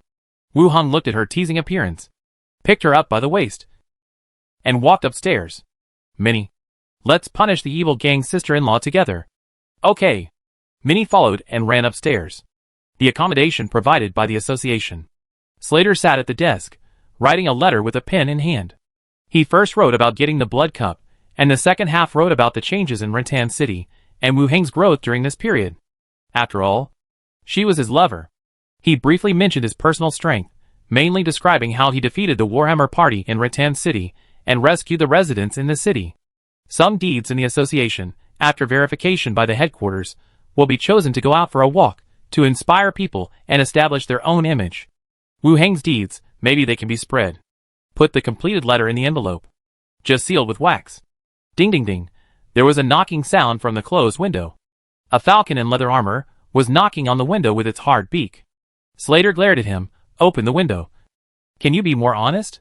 Why are you running around in the middle of the night? The falcon turned into a girl, pointed outside the window. Aunt, the magic props that Wu Heng set up in the city are very bright, and there are many people around. Chapter 228, just for once, I'll give you 40%. Put a magic item outside? It can also provide lighting effects. If it were someone else, he really wouldn't be very interested. But if it was Wu Heng, it would make him curious about what surprising things he did. What kind of magic item? Slater asked. Similar to the kind of light stone, but very bright. It's dazzling to look at. Yuri tried to describe it. Slater thought about it, and didn't find this kind of magic item in his memory. Let's go. Let's go and have a look. Okay. The two of them went downstairs and walked towards the city gate with the guards. From a distance, they could see bright lights, illuminating a large area, reflecting a white circle in the middle of the road.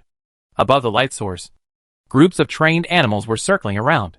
More people gathered below, sitting in the bright area, chatting and discussing. It was crowded with people. Occasionally, they could see some vendors carrying baskets, selling some dried fruits and beer. Is that right? It's much more lively than Blackstone Town, Yuri said loudly. Slater frowned at the guarding skeletons and the dazzling light, and was even more surprised. What else could he do in the city? Let's go back. Slater glanced at it and returned to his residence. He opened the written envelope, added a description of the special magic prop, and resealed it with wax. The next day, on the street. Aren't you hot? Yuri asked while carrying a lot of food, and asked while eating. In the morning, Yuri took Wu Heng out and walked around the streets of the city. Along the way, they visited some shops and had a lot of snacks in their hands. They mainly bought special foods from the orcs, such as barbecued meat, roasted lizards, and 2 meat pies. If Wu Heng hadn't stopped them, they would have bought more. I can't help it. I'm also a city lord. I still have to be low-key. Wu Heng adjusted his helmet. Most people only know that the new half-city lord is the captain of the association, and his characteristic is black hair, and they don't know other features. Wu Heng covered it up a little bit. Except for the people he knew, no one cared. The only bad thing was that the weather was too hot. He was sweating all over his head. TSK? Yuri snorted, and then continued, what's the name of that magic light-emitting prop? Are you talking about the street lamp? What are you doing with such an expensive prop outside? Yuri took a bite of the barbecue and continued. It's used to illuminate the outside. Isn't it a waste? Let's experiment and talk about it later. The two walked around the city and had lunch at a nearby tavern at noon. Then he went back to the association.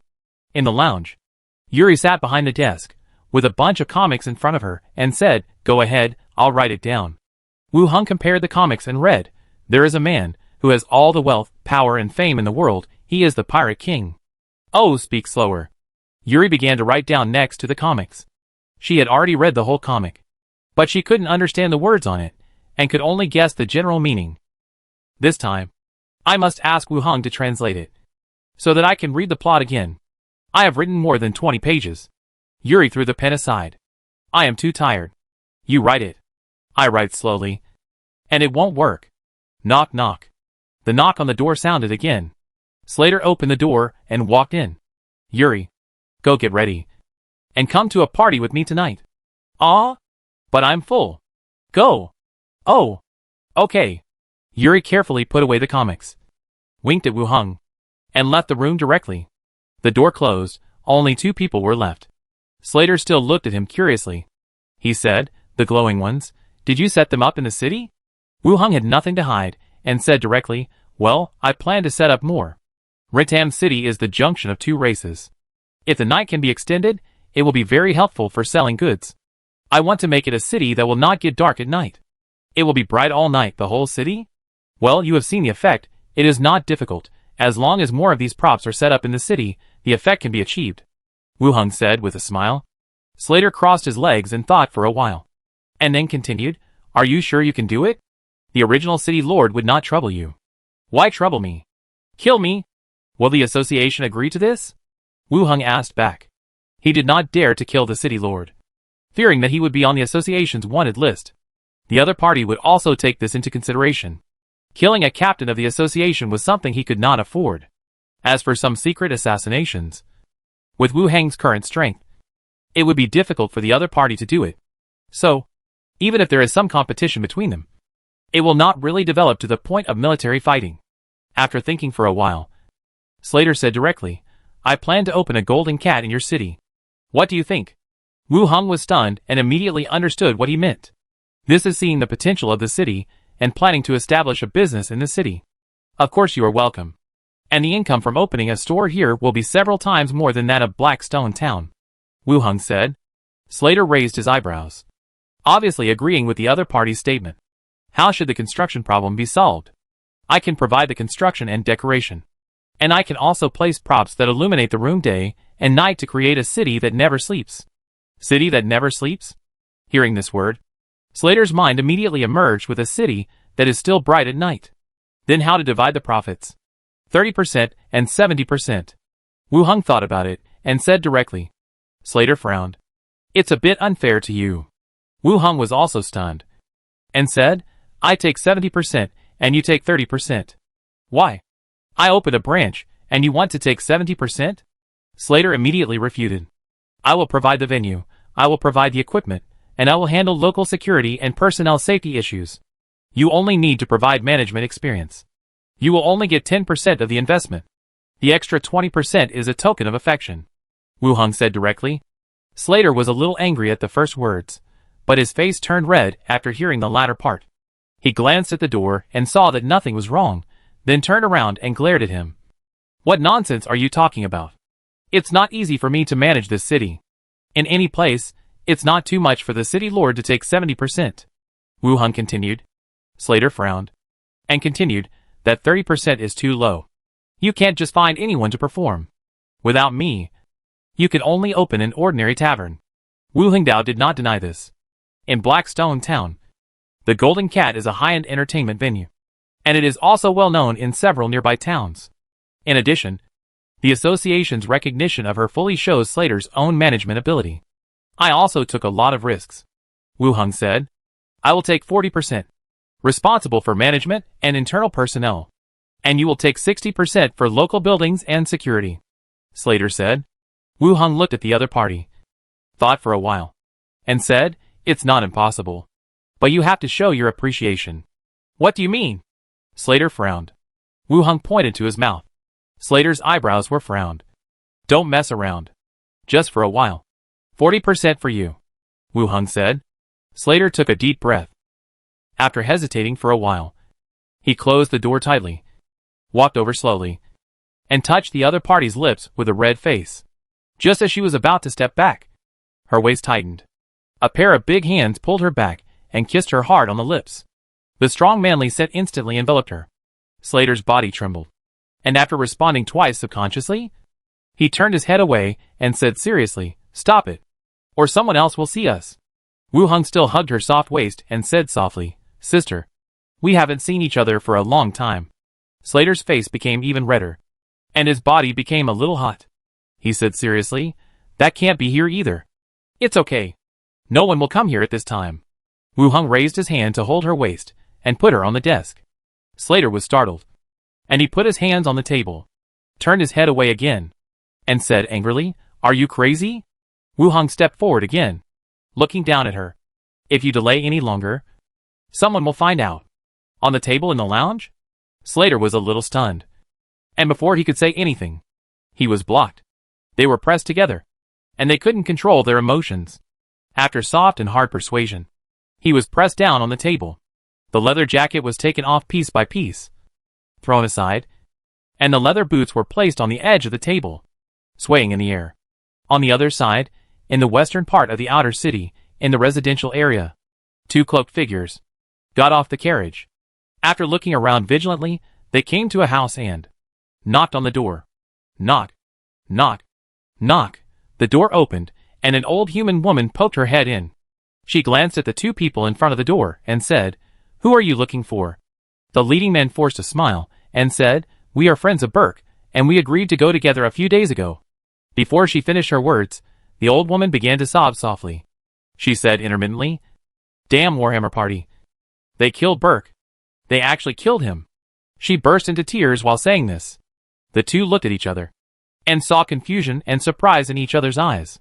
Killed by the Warhammer Party? How could it be possible? Then she realized that something was wrong, glanced around, and turned away without saying a word. When the old woman looked up again, the two had disappeared. The old woman cursed and closed the door again. On the opposite side, a man carrying a rattan basket and selling fruit quickly put the things aside, following the two who left. She followed. Chapter 229, Welcome friends who want to get fat. In the team lounge, two panting sounds rose and fell. Slater had hair on his forehead, lying on his back on the desk, biting a strand of long hair, making a slight hum. Wu Hung exhaled heavily, lying on the other's smooth body. Close to his chest, he whispered, "Stay, I'll take care of you." Slater, who was a little absent-minded, came back to his senses slightly, looked down at the man lying on him, and showed a gentle smile, holding her head against her chest, stroking her hair. "It's not that simple. Without our status, there is no place for us." She paused for a moment, and her voice became softer. "I have you in my heart, and it's not like I won't see you. Why don't you stay for a few more days? I'm the resident steward, and if I leave for too long, I'll get—" Slater just opened his mouth, and his body arched slightly upwards again, making a disgusting groan. He grabbed the other's hair hard, and said with a little annoyance, "Why are you still here?" Wu Hung raised his head and smiled, but didn't answer. Slater was frightened by the sound of the staff members passing by talking outside, and he immediately covered his mouth. He was a little dizzy, and he urged softly, "Hurry up. Yuri will be back soon. Then say something nice." "What? Love? I can't say it." Slater turned his head to the side. Wu Hung turned her around, looked at her and said, "Call me husband." Slater turned his head suddenly, and said angrily, "Are you going crazy? Hurry up. Someone will come soon." Wu Hung urged. Slater was in a state of confusion. In the end, he slightly exerted force on the arm hanging on the other's neck, letting the other person come closer. He put his red lips on his ear and whispered, "Hubby. Hurry up." Wu Hung kissed him hard. Slater's face turned redder, and he said, "Didn't I ask you to hurry up?" Half an hour later, Yuri pushed open the door and walked back. She glanced at the room with the open window and asked, "Where is my aunt?" Wu Hung was sitting at the desk, translating comics. He looked up and said, "She just went out and will be back soon." "Didn't she say she was in a hurry to attend the banquet? Why did she leave?" "From what she said, she won't go. She will go to the shops in the outer city to check it out. Your aunt plans to open a store in the city," Wu Hung said. "Ah, what store?" "Golden Cat branch." Wu Hung closed the comic book and continued, "I am the mayor now. Your aunt is planning to open another Golden Cat in the city. You can come here often." Yuri's eyes lit up and exclaimed, "Really?" At this time, footsteps sounded outside the door. Slater washed up and came back. Glancing at Yuli and Wu Hung, he said calmly, "I won't go to the party. Come with me to look at the location of the store." "Oh, okay." Yuri immediately ran forward, put her arm around her and said, "Aunt, you really want to open a store here? People here are very barbaric. Will it cause trouble?" Slater glanced at the orc staff who passed by. He nudged her with his arm and said, "Don't talk nonsense." "Oh, are you really opening a store?" "Yes." The carriage passed through the gate of the inner city. It stopped in front of a building in the central area of the eastern part of the outer city. "How is it here?" "It is the largest building in the two areas." Wu Hung jumped off the carriage and introduced it. In front of him was a circular building in the entire outer city. It was also regarded as a landmark building because of its tall and unique appearance. It was a spherical roof made of colorful colored glass. The sunlight reflected on it, shining like a rainbow. The gate is a tall arched stone gate because of the local orcs. The gate is high and the stone pillars are also very huge. Although it is not as good as the buildings of the association and the consortium, it is also a very distinctive and majestic building in the outer city. Slater and Yuli also looked up. They were also a little surprised. Church? Slater asked. Magic prop store, originally a place to sell magic materials and magic props. After the Warhammer Party incident, there was no idea of opening a store, and the title deed was sold to me. Wu Hung introduced. Magic shops are not something that any power can open. Generally, they are chain shops established by large merchant groups in various cities. The building in front of him, obviously, it took a lot of money and material resources to build it. That's why Slater thought, this is a church. Slater looked up, and then glanced at Wu Hung. With this kind of investment, if he is asked to be in charge of public security, it would be a bit high for him to take 40%. A few people stood at the door and looked up, and a few figures walked over quickly behind them. The one rushing in front was the middle-aged foreman who was decorating Wu Hung's house. Captain, what do you want? Before coming out, Wu Hung asked the staff of the association to inform the foreman. He was quite satisfied with the decoration he did last time. He also planned to hand over the decoration this time. Wu Hung introduced, this is the deacon of Blackstone Town. He plans to renovate this building. Please listen to her needs. If she is satisfied, she will be handed over to you. Hearing that the woman with a good temperament in front of him was actually a deacon of a place, the foreman's attitude became more respectful. He immediately said, Hello, deacon. I am the one who decorated Captain Wu Hang's residence. If you have any needs, please tell me. Slater nodded. Come on. Let's go in and take a look. Okay. The interior of the building is also very spacious. The walls retain the original wall cloth and wall panels. And the floor is also colorful tiles. The building can be decorated like this in the outer city. It can also be seen that the original store attaches great importance to this place. Compared with the Golden Cat in Blackstone Town, this place is more spacious. And the architectural style is also very luxurious. It can fully meet Slater's requirements. He walked through each room with the foreman. Slater whispered, and the foreman followed behind him and wrote down all the requirements. Occasionally, he also put forward his own opinions. After a brief exchange, several people walked out of the building again. Before Slater got on the carriage, he said to the foreman, I will stay in the city for a morning tomorrow. Give me the plan. If I am satisfied, the construction here will be handed over to you. If the plan is not enough, we will see the situation at that time. The foreman immediately said, Okay, I will send the plan to you tomorrow morning. Well, thank you for your hard work. Slater got on the carriage. Yuri and Wu Hung followed closely. The carriage moved, slowly moving away. The few people had dinner at a nearby tavern. The carriage returned to the association. Slater rejected Wu Hang's invitation to visit his home. With Yuri, he returned to the residence arranged by the association. Wu Hung could only take the skeleton, and also walk towards his own residence. After the maids had dinner, after practicing sword with Hurin for a while, he returned to his room to rest. The next day, the association lounge. Wu Hung, Slater and the foreman sat together to discuss the decoration plan of Golden Cat. The foreman kept explaining, and his forehead was covered with sweat. Slater was quite satisfied with this plan. After the other party finished speaking, he added some of his own opinions and requirements. Wu Hung did not have too many requirements, but talked about the requirements for the use of photovoltaic panels. After all, if you want to use electric lights for indoor lighting, you need to lay the wires in advance, as well as the laying of photovoltaic panels. The three of them sat together and talked for a whole morning. The final plan was also determined. Slater nodded. Let's do this first. How long will your construction period take? The foreman calculated in his mind. About 15 days. We will try to speed up the progress. The building body and structure do not need to be moved. Mainly add furniture and repair some damaged parts.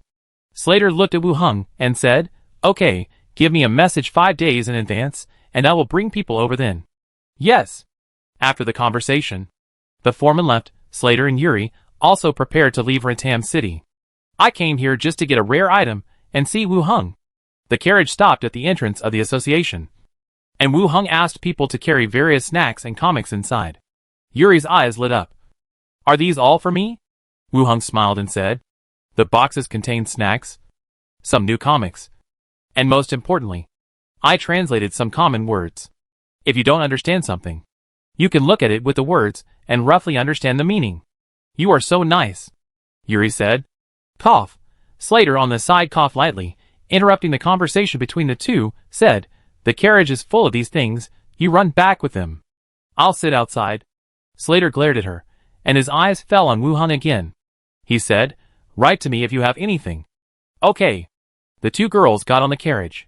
Yuri opened the window, and waved goodbye to him. The carriage moved slowly, and left in the distance. After seeing the two off, Wu Hung also returned directly to his residence. Just as he thought, Ratam City no longer assigns tasks to his team. Not accepting tasks is what he has always hoped for. But now, he is a little uncertain whether this is a good thing. There is no one at home. The three maids have gone out to do their own things. Wu Hung sat on the sofa and enjoyed the air conditioning for a while, opened the boundary door, and went directly to the zombie world. The factory area is still calm. There are no zombie bodies on the open ground. Walk to the door of the warehouse, reopen the boundary door, and command the skeleton to start moving wires and photovoltaic panels to prepare for the decoration of the golden cat.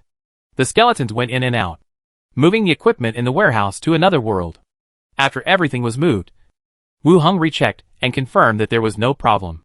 He pulled out the key and closed the gate. Li Yahong's convoy still did not return. Wu Hung sat on the military truck left behind and turned on the car radio. After the sound of electricity, the voices of various shelters came from inside. Does the gold and silver jewelry count as the processing fee? I'm far away from the county. When I get there, the food will be replaced, and I'll have made a wasted trip. The auto repair shop has set its sights on Captain Ma's armored vehicle. And the exchange conditions are quite high. What's the use of armored vehicles? How dare you shoot when entering the city? The zombies will come to greet your family in a minute. On the radio, everyone was discussing the exchange of materials at the auto repair shop. After talking in a mess for a while, a familiar voice sounded from the radio. Gold and silver jewelry are calculated by gram. There is a lot of food. As long as you can come this year, you can't exchange it all. We just list the armored vehicles separately. They are not necessities. And some brothers who want to make a fortune are also welcome at any time. Chapter 230, they are so formal. Li Yahong's voice sounded from the radio. Compared to before, her tone of voice is more stable. She looks a bit like the leader of a faction. As the environment changes, everyone is changing. Maybe you can't feel it, but others can still find out something. Auto repair shop, openly exchange materials. Some people want to exchange, and there must be people who want to rob or steal some. In the end of the world, order no longer exists. Robbing supplies, forcing people to lure away zombies, are not new things. The auto repair shop is willing to exchange excess supplies, rather than robbing. In the eyes of many people, they are just stupid, believing the nonsense about unity from the main station, and being brainwashed. After Li Yahong's slightly warning voice, the radio station fell into silence for 2 or 3 seconds. Then someone said, "Look, why are you angry when you were just chatting?" The butcher shelter. Put it here. If anyone has a problem with the big sister of the auto repair shop, I will be the first to disagree. That's not what you said just now. Many people agreed, talking in a mess. At this time, Ma Zhiyong's voice sounded in the channel. When will the exchange start? Li Yang said, 3 days later. I will inform you of the time and place. Okay. After the two finished talking, they paused for a few seconds. Someone continued to speak. Damn. Yenshin really wants to sell armored vehicles. The offer is so good. I will also exchange it if you want me. Ma Zhiyong's voice came out again. I have gold in my hand. Not to exchange armored vehicles. Armored vehicles and firearms. Even if it is true as said in the channel. I dare not shoot in the city. But for other survivors, it still has enough deterrence. If someone dares to rob the auto repair shop, they will not go head to head with Yenshin. Wu Hung sat in the car and listened for a while. Li Yang was safe, and the transaction with other shelters was scheduled for 3 days. Then it would be time to return tomorrow or the day after tomorrow. After seeing that nothing happened, he turned off the car radio again. After arranging the skeleton to guard the factory area, he returned to his residence. After dinner, when Mansha rested her head on his legs and said, "Today, someone went to the residence of Burke." It was 2 men. Burke was a thief in his team. When the Hammer Party attacked, he was killed directly by Wu Hung. His body was thrown away in the chaos. The cause of death was not disclosed, but the pension was sent to his family. Now it seems that the person who gave him the order is also confirming his news. Have you found out who it is? Wu Hung looked down at her. No. When we followed him to the inner city, we got away from him. When Manshaw turned sideways and continued, but the area where he lives has been determined. I have arranged more people to inquire there. As long as we find this person appearing again, we can determine where he lives. Wu Hung was somewhat disappointed that he did not confirm the other party's identity. I was afraid that they would notice something, leave here or make other moves. But if I didn't find the target, there was nothing I could do. Gang members are like this, and I can't ask too much of them. It's okay. Just keep watching. Wu Hung reached out his hand, reached into the other's collar, and gently rubbed it. When Manshaw twisted her body and continued, Did you ask Duke to patrol my side? Ah. What's wrong? Wu Hung asked back. He did tell Duke that if there was nothing else, he would help him patrol the streets. Nothing. It's just that Duke goes there earlier than me every day. In 2 days, I'm afraid he will become a gang member. When Manshaw complained with a smile. The association hasn't assigned us tasks recently. Let him help you, so he has something to do. No, Duke is pretty good. When Manshaw still smiled. The two sat on the first floor and chatted for a while. As the night deepened, we went upstairs to rest. The next day, in the morning, in the association team lounge, Wu Hung sat in front of the sofa. Opposite him were the owners of the armor shop and the weapons shop. The owner of the armor shop took out a blueprint, spread it on the table, and said, Captain, this is the design we made. It recycles the damaged armor of the Warhammer party, extracts the black iron inside, and smelts it with local iron or to make a batch of iron gray armor, which will be more defensive and heavier. He glanced at Wu Hung carefully and continued, Miss Wen Manshaw has agreed to this plan. It depends on whether you are satisfied. Wu Hung took a look at the design. The iron gray color scheme is obviously different from the Iron Guard Knights. It looks good, and the style is satisfactory. What if this material is no longer available? The owner of the armor shop continued to take out the second set of drawings. This is the improved equipment of the one-piece leather armor, with iron plates added at the chest and waist, which can greatly increase the defense. One-piece hanger is worn by the skeleton attendants. When ordinary soldiers wear it, it greatly affects their mobility. Wu Hung took a look, nodded and said, Okay, when Manshaw agreed, I have no objection. We can start work at any time. Okay. Captain. The owner of the armor shop smiled, and then the owner of the weapons shop, who didn't have any drawings, and the specifications of the weapons were fixed. He said directly, Captain, we have also started production. We have recently collected a batch of crossbows. The appearance and quality are pretty good. I would like to ask if you need them. Have you brought them? Wu Hung asked. No. It is not appropriate to bring a crossbow into the association. Wu Hung stood up. Let's go. Let's go to your store. He came to the weapon shop. The store was still relatively empty, and there were no items on the shelves. The boss took him into the backyard, took out a crossbow, and handed it to him. The gang sold it to you. There is no problem using it. Wu Hung took a look and handed it to the fire blade behind him. Pull the bowstring and put the arrow on it. With a bang, the arrow pierced through the wooden target in front. How many do you have? Wu Hung asked. I have recovered 12 in total. What's the price? How do you calculate the price of such recovered crossbows? The price of the crossbow fluctuates very little, and you will get 40 silver coins for each crossbow. Okay, I'll take them all. Wu Hung said directly. They said they were sold by the gang, but it felt more like the inventory left over from the battle with the Warhammer party. Judging from the degree of wear and tear on the crossbow, it should not have been used very often. The boss nodded, and asked someone to take out all the crossbows and crossbow arrows. Wu Hung put them into the space ring, and pointed out the corresponding silver coins, and handed them to the other party. He continued, as for weapons, you should speed up the process. I will ask Wen Manshaw to arrange people to come and inspect the goods. Okay. After a brief exchange with the two, he left the store directly. On the way back, he went to see the construction of the Golden Cat. The outer wall of the entire building was covered by barriers, and some workers were moving and cleaning the garbage inside. Many residents also stood in the distance and whispered. They speculated what the store would do next. Wu Hung looked at it from a distance, and had no intention of going over. He took a detour, and went directly back to his residence. He had lunch at home, and went to the zombie world through the boundary gate. 3 o'clock in the afternoon. Beep beep. The car horn sounded. The skeletons blocking the gate made way. The convoy drove into the factory area and slowly stopped on the open space beside. Li Yong jumped off the bus and walked over directly. Tomorrow at the county bus station. We will exchange supplies with other shelters. There may be some people with bad intentions, and we need to help us keep an eye on them. Well, I'll go with you. Wu Hung continued to ask, are there many people who will be exchanging? Some should come, but I don't know exactly how many.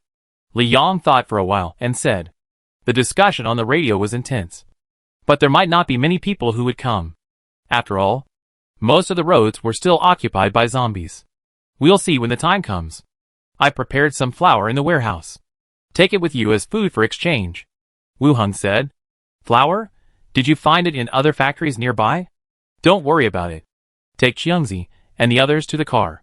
Wu Hung said. Okay. Li Yong didn't ask any more questions. She waved to Xiangzi and the others and walked towards the warehouse Wu Hung mentioned. The door of the warehouse opened to reveal large bags of flour neatly stacked inside. Put out your cigarette. You're not allowed to see open flames in places like this. Wang Chungang put out the cigarette in the mouth of the person next to him. Li Yong also reacted. Move it to the car. Avoid open flames. Be careful. Okay. Sister Hong. Everyone agreed and began to carry flour to the car. Wu Hung was on the other side, and also made some arrangements for the skeletons. Big Head No. 2 stayed with nearly 10,000 skeleton soldiers in the factory area. We still have to continue to occupy this place. The photovoltaic panels in several warehouses, as well as the entire factory area, will still be useful in the future.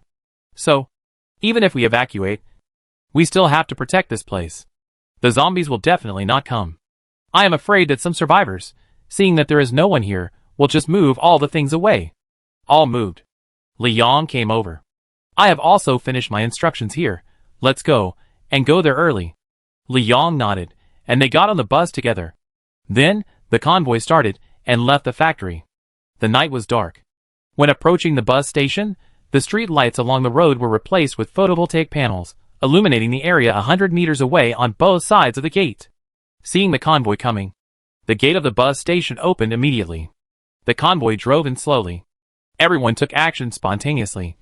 Some carried materials, and some explained the recent situation to Li Yong. After all the carrying was completed, everyone went back to the room to rest.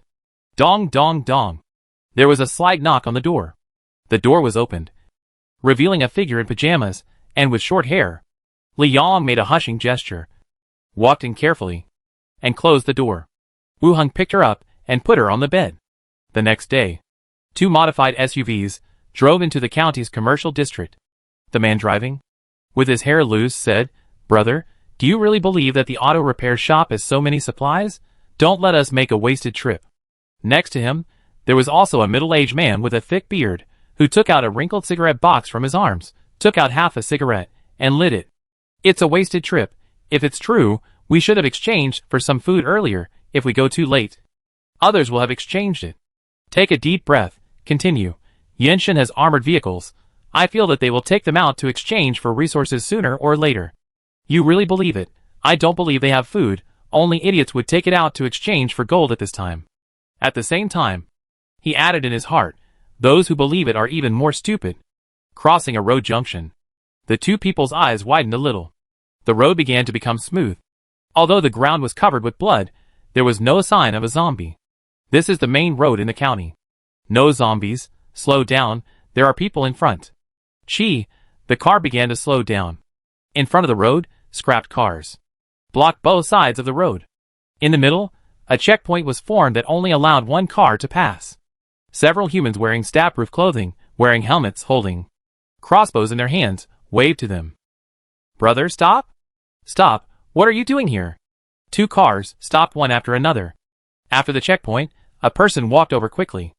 Asked, the shelter station of the auto repair shop is in front. Are you here to exchange supplies? Fuck, brother, they are so formal. Chapter 231, Enlarged Version of Revolver.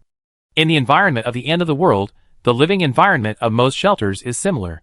In addition to hunger and lack of food, there is also the worry of the attack of the zombies. A few shelters are better. For example, Yenshin Shelter has some modern weapons, is settled in a place far away from the city, and will be safer after clearing the surrounding zombies. But it is also relatively speaking, in fact, it may not be much better. However, the people in the auto repair shop in front of him are obviously different. Blue stab-proof suit, electric bike helmet, flashlight on waist, electric baton, and crossbow in hand. It looks like a private armed group in a wasteland movie. You said that these people are the official rescue team, which is more believable than the shelter of the auto repair shop. But the other party is the auto repair shop. When the headquarters appointed the disaster relief commander, the auto repair shop gave up participating. Yes, we heard about the exchange of materials from the radio station, and came here specially. The elder brother of the co-pilot smiled immediately, and stretched his head over to say. The inspector looked at the people who got out of the car and said, "How many cars do you have?" "This one. And the one behind." The inspector continued. "We need to confirm whether you are injured. If you are fine, you can go in directly." The two hesitated, but still opened the door and got out of the car. At the same time, they called the people in the car behind them, and they also got out of the car and accepted the inspection. It was not a strict inspection. The zombie virus can quickly infect a person, as long as there are no obvious wounds on the body, and stay outside the checkpoint for 3 to 5 minutes. It can be determined whether they are infected by zombies. Okay. Go in. Drive straight ahead. And you can see the exchange position, the inspector said. Oh. Thank you, brother. The few people returned to the car. After the roadblock was removed, the two cars drove in one after the other, past the checkpoint, and drive straight ahead. Along the way, you can see some busy people, and the patrolling skeletons. On the radio, the auto repair shop has acknowledged the existence of the skeletons. But seeing it with your own eyes at this time still has a strong visual impact. No matter what. It is more bizarre to be able to make a skeleton stand up and move against common sense than to awaken the ability to control water and fire. Words like genetic evolution and cell aberration are completely unsuitable for skeletons. It is simply magical. Brother, the exchange point is ahead, the long-haired driver said. On one side of the road ahead, a parasol was set up, and several people were sitting at the table. Not far away, there were piles of blue bags with white powder hanging on them, which should be bags of flour. The driver was dumbfounded. Someone is really exchanging grain for gold at this time. Stop! The car stopped to the side, and the elder brother got out. He took a look at the grain bags piled up on the side, as well as some beer and instant noodles that can be seen in supermarkets. The woman sitting under the parasol asked directly, "What do you want to exchange?" "We brought gold to exchange for some grain." "Take out the gold, we can weigh it here." The man opened the back door, took out a backpack, and opened it to find some gold jewelry. Rings, bracelets, and a big gold chain as thick as a little finger. Two people behind the table, one began to test the gold, and the other waited. Except for the thickest gold chain, which was fake, the rest were real. "How is it possible? This is what my girlfriend bought for me, and I have been wearing it all the time," the man said. "Woo!" The man cursed in a low voice, and heard the sound of a vehicle approaching behind him. I saw two military green armored vehicles with machine guns, slowly approaching, and lined up at the back of the convoy. People from Yenshin shelter, they are here too. And they came very early, probably because they were afraid that there were not enough supplies, and they had exchanged all of them after they arrived. "What do you want to exchange?" the staff member urged again. The man turned around and immediately said, "Exchange for food." "Only flour." "No problem. Drive over there to get it. There are some beer, instant noodles and so on. See if there is anything you need." The staff member continued. "Okay, thank you." The man got back in the car and walked towards the direction of exchanging supplies. The bus station. The door opened, and several figures walked in. Li Yong set her eyes on the leader, and after looking him up and down, she stretched out her hand and said, "I am Li Yong, the person in charge of the auto repair shop." The other party also stretched out his hand, and shook it. "Yenshin shelter, Ma Jiyoung. It turns out to be Captain Ma. I have heard of your name for a long time. Please take a seat." Ma Jiyoung sat down at the side, and said directly, "I came here this time, originally planned to exchange some photovoltaic panels, but I saw that the craftsmanship of the hand crossbow you equipped is very good. I wonder if it is on the exchange list." Li Yong raised her eyebrows. She did not expect that the other party would come here and take a fancy to the hand crossbow. This weapon was distributed by Wu Hung to everyone last night, and it serves as a self-defense weapon. It is easy to operate, quiet, and powerful enough to kill zombies. This, Li Yong hesitated. There are not many crossbows. Moreover, whether to exchange or not, it is not up to her to decide. It still depends on Wu Heng's opinion. Are these crossbows difficult to sell? Ma Jiyoung asked curiously. Li Yong smiled. It is very difficult to make crossbows. And we only have so many. It is not easy to sell them. The crossbow string will also produce a certain volume. But the sound is not loud. Unlike the explosion of guns. When dealing with zombies, you basically don't dare to shoot, but this kind of crossbow is not such a big problem. The sound will also be covered by the roar of the zombies. Moreover, a wave of long-range output will have a relatively large impact on the situation on the scene. What does Chief Li want? Why don't we discuss it? In this environment, we should help each other and get through the difficulties. Ma Jiyoung continued. Li Yong was about to refuse. The ears moved slightly. Then he said, in fact, we don't have anything too scarce. Let's ask Captain Ma what we can offer. Seeing that the other party threw the question back, Ma Jiyoung said directly, I will take out the 2 rifles I carry and exchange them for your 5 crossbows and the corresponding photovoltaic panels. Li Yong shook her head. Captain Ma, what's the use of guns? We have a lot of them. Apart from scaring other survivors, we dare not fire a single shot at zombies. Let's forget it. You can't say that. Sometimes, it is necessary to take precautions against others. Li Yong shook her head. Sorry. We don't plan to sell crossbows. Ma Jiyoung sat in silence. The person who followed in came in and whispered a few words. Ma Jiyoung continued. Chief Li, we have another weapon in our hands. You can take a look at it first and decide whether to exchange it later. Okay. I'll ask my men to get it. I won't bring ammunition with me. Don't cause any misunderstanding.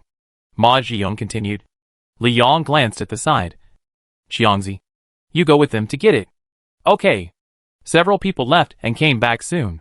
A heavy weapon with a huge rotating wheel was placed on the table. It's like an enlarged revolver. LG-4 revolver grenade gun, weight 5.58 kg, length 780 mm, barrel length 300 mm, required ammunition 40 mm grenade.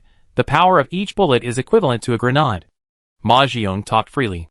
And Li Yong, after listening to the other party's introduction, looked at the other party with some surprise.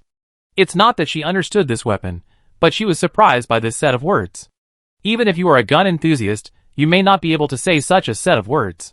Especially in China, these things are not available to ordinary people. Adding to that, the name Captain Ma on the radio, she had to doubt the other party's identity. Not many people here can use it, and the ammunition. Li Yong looked embarrassed, and hesitated for a moment, and asked, how do you want to exchange it? Captain Ma? 1. 6 anti-personnel bombs, for your 10 crossbows, and 20 sets of photovoltaic panels. We can exchange photovoltaic panels or food separately. Why bother with crossbows? When we have more in the future, we can exchange with Captain Ma. Li Yong said directly. The auto repair shop has a total of 12 crossbows. You have an enlarged revolver, so you have to take 10 of them. Moreover, photovoltaic panels are now a necessity for each shelter. Ma Jiyoung still didn't want to give up. Chief Li, tell me your terms. Li Yong paused for a moment, before continuing to ask, how many of these grenade launchers can you take out? I can sell you 2 at most. What about the ammunition? 12 anti-personnel bombs. Li Yong thought for a while. 2 grenade launchers, 12 rounds of ammunition, I'll give you 8 crossbows, 100 crossbow arrows, and 10 sets of photovoltaic panels. This is too dark. The others in the Yenshin shelter said. Captain Ma, this is my condition. It's up to you whether you want to exchange or not. Ma Jiyoung's face was serious. After a long silence he said, okay, we'll exchange. Li Yong also nodded and said, Xiangzi, ask someone to prepare the crossbows and exchange with them. Okay, Sister Hong. Xiangzi nodded. Ma Jiyoung also stood up. Then I won't bother you anymore. If you need anything, we'll contact you later. Okay. Several people left. And Wu Heng came out from the inner room. It's not that there is anything to be avoided. Rather, the future matters of the shelter will be mainly handled by Li Yong. When it comes to other shelters, she will also be the one to come forward. At most, I will be a person behind the scenes. In other words, Li Yong is my manager and diplomatic spokesperson. Li Yong didn't intend to agree to the exchange, but Wu Heng asked Xiao Xiao to tell her the exchange conditions in stealth. Give them the crossbows. What will we use? Li Yong asked. Wu Heng walked to the chair and sat down. There will be more crossbows later. This kind of grenade launcher may be of some use. The crossbows will be produced in Rentam City later, and they can be provided here. The other party was willing to spend so much money to get a crossbow, and most likely wanted to take it back to imitate. After all, there were people in the folk who could make their own crossbows. But Wu Heng was not too worried. Their homemade crossbows were definitely not as professional as those made in professional weapon shops. If they were made, they would have some effect, and their lethality or accuracy would not be comparable to what they had. They are really idiots. They come here and want everything, Li Yong complained, sitting on his legs. As long as they are willing to come to exchange, it will be good for us. Well, today is pretty good. Several people from the shelter came. Today is only the first day. After we go back, this matter will spread and more people will come, Wu Heng said. Yeah. At this time, Jiangzi came in with a few people carrying boxes. As they walked, they shouted, Sister Hong, take it back. As soon as they entered the door, they saw Li Yong sitting on Wu Heng's lap with a sweet face. Several people looked around at the same time, muttering, We went to the wrong place. Li Yong blushed and immediately stood up, said, Have you checked the things? We checked, 2 guns, 12 anti-personnel bullets, anyway. The number is right, but we don't know if they can be used, Xiangzi said. Okay. Leave it here. Well, let's go out. The few people put down the box and walked away quickly. Wu Heng stood up and walked over, opening the box. He saw the weapon inside, a grenade that was about the same width as a cell phone. There was also such a weapon. Wu Heng had never seen it on TV. After checking it, he confirmed that there was no problem and put it directly into the space ring. Dusk. The last convoy of the shelter completed the transaction. Everyone packed up and started to finish work. After Li Yong gave a brief explanation, she took a bag and walked towards Wu Heng. A total of 170 grams of gold and some silver. All here, Li Yong said. The amount was not as much as expected, but it was okay. After all, it was the first day, and it was not a small amount. Compared with the money I paid for the purchase, it was already 100 times the profit. Well, it's not a small amount. Wu Heng also put away the gold. Li Yong nodded, looked at him, and said, I will organize everyone to have a good meal in the evening. Do you want to come with me? I won't go. You can take everyone to eat. Li Yong stepped forward, hugged his waist and said, Do you want me to go over tonight? I have something to do. I will contact you when it is convenient. Wu Heng said. Okay. Then I won't let anyone go upstairs either. Just do your own thing. Good boy. Li Yong was a little embarrassed. If you don't accompany me tonight, I will charge you some interest. Wu Heng lifted her chin and kissed her gently. After a long while, Li Yong reluctantly let go. Then I'll go and get busy. Contact me when you're done. Okay. Li Yong left, and Wu Heng put away all the spoils. He opened the gate and returned to his residence. Coming out of the gate, Wu Heng went downstairs. Minnie was preparing dinner, when Mansha hadn't come back either. Seeing Wu Heng coming down, she immediately smiled. Master, wait a moment, dinner will be ready soon. For Wu Heng's absence and sudden appearance, the maids in the house are no longer surprised. Before Wu Heng, he had to keep some mystery, hiding something from Li Yong and the maids. After so many times, although they didn't understand what Wu Heng was doing, they had already accepted it. I guess, there are some guesses in my mind. Wu Heng didn't want to explain. It's good to keep it like this. No hurry, take your time, Wu Heng said. Yeah. Wu Heng went to the bathroom to wash up. When he went downstairs again, when Mansha opened the door and entered the house with the skeleton. Master. Yeah, Minnie will cook the meal soon, wait a moment. When Mansha smiled gently and said softly, It feels so good to have a home. It's like what happened before. Hee hee.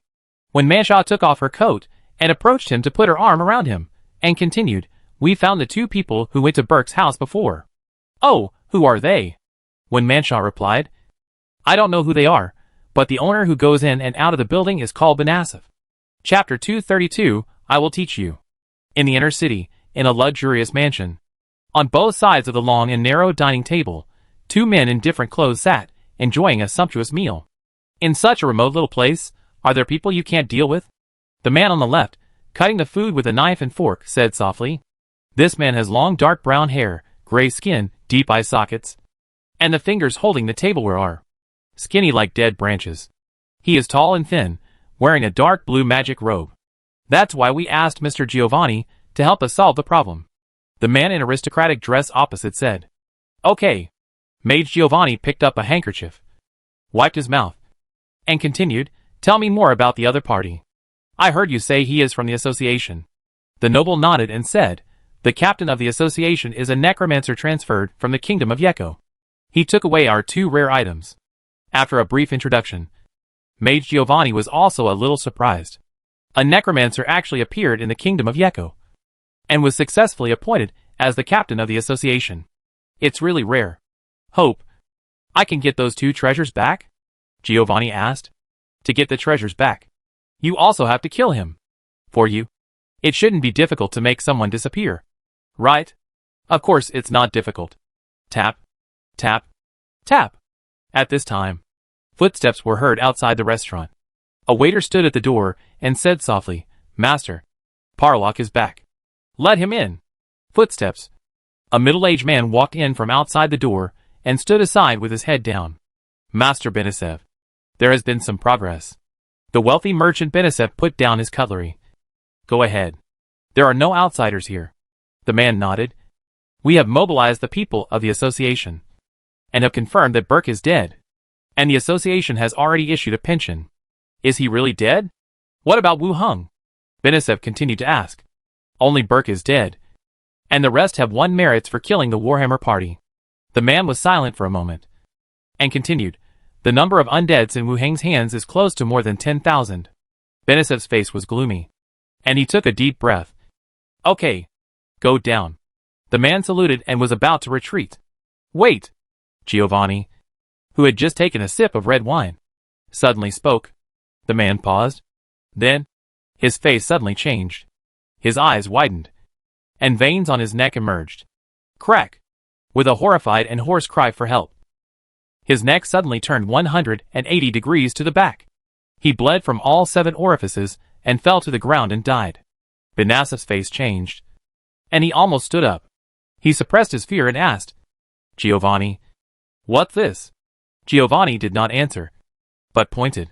The corpse that had fallen to the ground suddenly sat up, turning his head to the back, with a sound of clacking, turned back again and looked over here.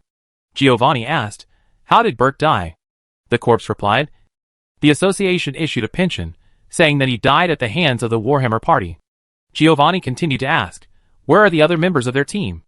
Everyone else is fine. Why did Benisev investigate Wu Hung? It seems that something was lost, and it is in Wu Hang's hands. This Wu Hung? When did he come to Rentam City? About a month ago. Giovanni asked 5 questions in a row. In addition to the matter of Burke, he also reconfirmed the purpose of Benisev.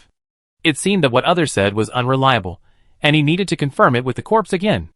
After asking 5 questions, the corpse fell to the ground with a thud. Benisev looked a little ugly, and waved his hand, and the corpse was dragged away. Giovanni smiled and said, don't mind. It's better to be careful about some things. It's good for both you and me. I understand. It's good to be cautious. Benisev's expression calmed down again, and he continued, what are you going to do next? I'm really interested in the Necromancer, who suddenly grew up in a month. You won't back down at this time. Giovanni smiled. Of course not. I will help you get the things back, and the remuneration will remain the same. But this Wu Hung belongs to me, whether it's a living person or a corpse. It's very valuable to me. No problem. Benisev agreed directly, and then continued, tomorrow, I need Giovanni to go with me to discuss this matter together. Okay. In the living room, the air conditioner was emitting cool air.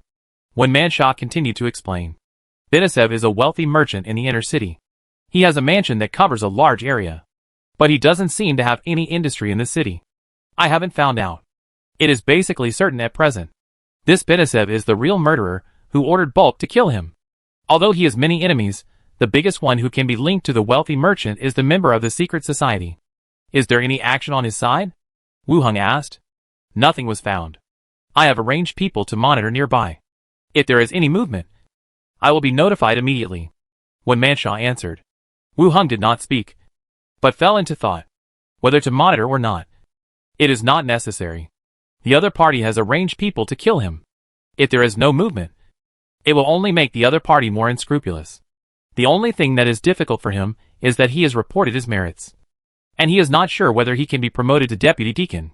If he makes a fuss about killing a local wealthy businessman, it will easily affect the deputy deacon's affairs, just like what Slater said when he left. It's a good thing not to assign him a task. He can wait quietly until the appointment is made, and then make other plans.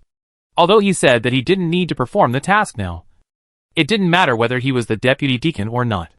But he still wanted to seize this opportunity. Watch him, and notify me once he leaves the city or confirms his appearance, Wu Hung said. Okay. When Manshaw nodded, lying on the sofa in a thin nightgown, with her calves raised and swaying back and forth. Master, now think about it. It's great to have you.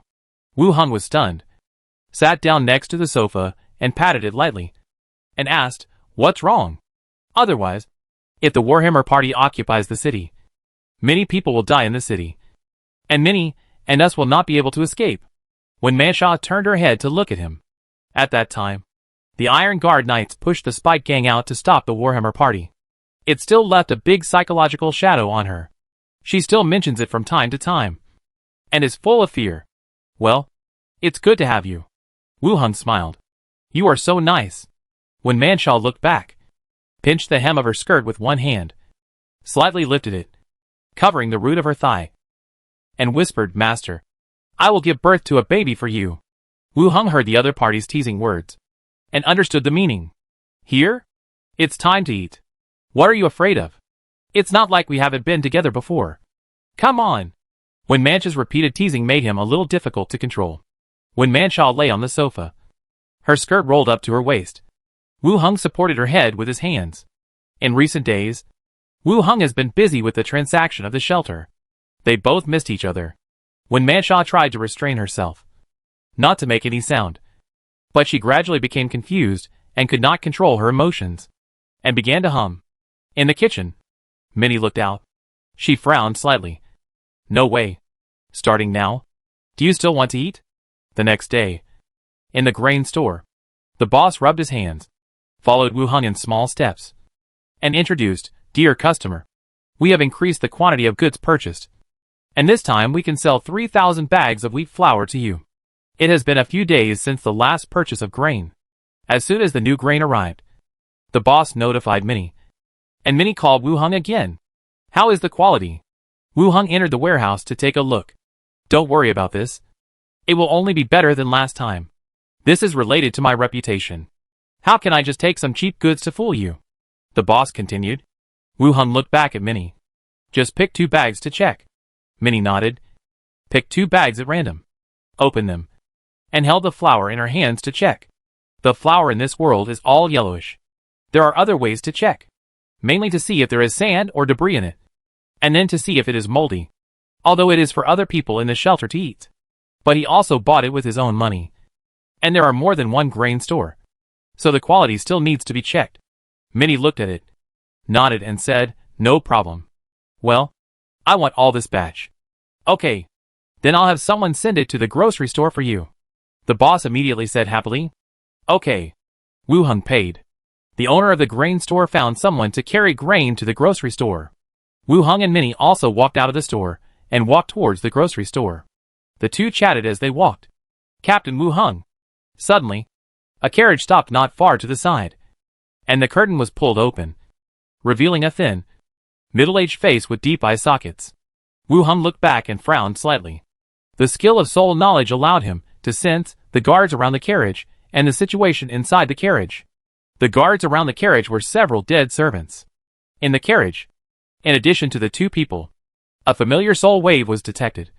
When Manshaw. Necromancer? When Manshaw was tied up. What's your name? Wu Hung asked. Giovanni. A 16th level necromancer. The other party replied calmly. Nice to meet you. Did my mate offend you? Wu Hung continued to ask. The other party was obviously stunned, looked back at the situation in the carriage, smiled, and said, You are quite interesting. The door opened, and a tall and thin figure in a robe came down. And at the same time, when Manshaw was also carried down, he said directly, I heard that you took the rare item of the secret society. Now give it to me, and I will spare her life. Oh! Are you from the secret society? The other party did not answer, but snapped his fingers slightly, when Mancha's eyes suddenly widened and her neck began to twist backwards. Her face began to turn red, and her neck muscles bulged. Wu Hung thought quickly in his mind, and gave up the idea of shooting directly. A 4th-level necromancer. If he could not kill the other party, when Mancha would definitely die. I can give it to you, Wu Hung said, when Mancha's neck stopped turning. But she still kept her head tilted at 90 degrees. Her face flushed. Take it out? I only have a wooden stick in my hand now. The fingers snapped again, and when Mancha's neck began to continue to exert force. If you kill her today, I will hand over the 2 items to the association. If you are willing to exchange, I can take this wooden stick and exchange it for the maid in front of me. Wu Hung took out the strange wooden stick and leaned it on the ground. The blood cup was given to Slater, and it was impossible to take it out. But they should also know, rare objects are often more important than human lives. Dang dang dang. There was a slight knocking sound in the carriage. Mr. Giovanni, change it back first, and we'll talk about the next one later. It seems that they still don't dare to let the rare objects fall into the hands of the association. Give it to me. Giovanni stretched out his hand. Let me go. You are a level 16 mage. Are you afraid that I will run away? Interesting. Giovanni turned his head and said to Mancha, come back. A blue ghost flew out of Mancha's body and drilled back into Giovanni's body. Mancha immediately resumed her actions and ran to Wu Hung's side. Wu Hung also kept his promise and threw the wooden stick in his hand. The other party caught it and handed it into the carriage. After the wooden stick was taken in, Giovanni looked back at him again and said, you are quite interesting. You are so young and have such achievements in necromancy. Not really. I am just learning by trial and error, Wu Hung replied. Ready for battle. Why don't you stay with me? I can teach you orthodox magic. In a few years, you can reach the 3rd-level mage. Giovanni put his hands behind his back and said. It seems that he did not think that Wu Hung had reached level 10 at this age. Or, in other words, he made a wrong judgment in some way. Thank you. But our personalities are not suitable. It seems that we are not destined to be master and apprentice. Wu Hung refused directly. Giovanni smiled and nodded. It seems that ignorance made you make the wrong choice. But it doesn't matter. The association can't protect you. And I am also very interested in your body. After saying this, he got on the carriage and left the city. Then, the patrol team and the passing professional team also rushed over. Captain Wu Hung, is everything alright? Asked a team leader. Nothing. We just talked a little bit, Wu Hung said. That's good. We still have a mission, so we'll leave first. Yes. Wu Hung continued to look at the patrol team. These people were members of the Spike Gang. Follow the carriage from a distance and see where they go. Okay. Captain. Everyone left. Wu Hung saw Mancha, whose face was pale. He helped her back to the grocery store and sat her down, and asked, what happened? All the spies arranged near Benisef were killed. He followed the corpse and found me, and brought me here. Mancha explained. The other party was also a necromancer, and it would not be difficult to find Mancha by asking the corpse. And now, Mancha was managing the city for him, and everyone in the city knew it, so naturally they knew that he did it. However, I didn't expect that the secret society would find a 16th-level necromancer. Moreover, the other party obviously wanted to kill me, but it was daytime now. Not a good time to do it. I'm sorry, Master. Mancha bowed her head. It's okay. It's not your fault. I also want to kill him. Wu Hung comforted softly. Now that I know this, it's not a bad thing. Both sides are standing in the open. It depends on who kills who first.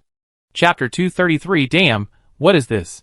In the carriage, the necromancer Giovanni held a white handkerchief, wiped his palms repeatedly, and said, didn't you want 2 rare items?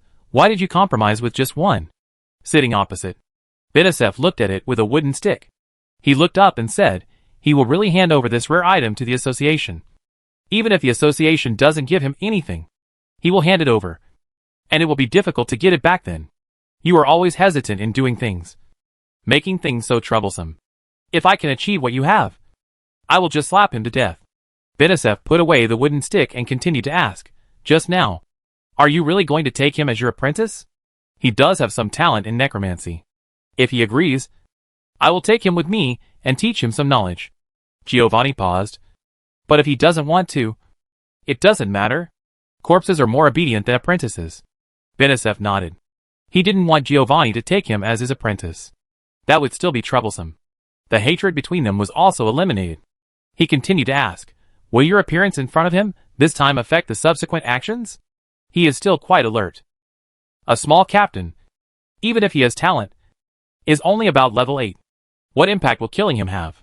Giovanni didn't care. Benesef wanted to say something, but he held back the words.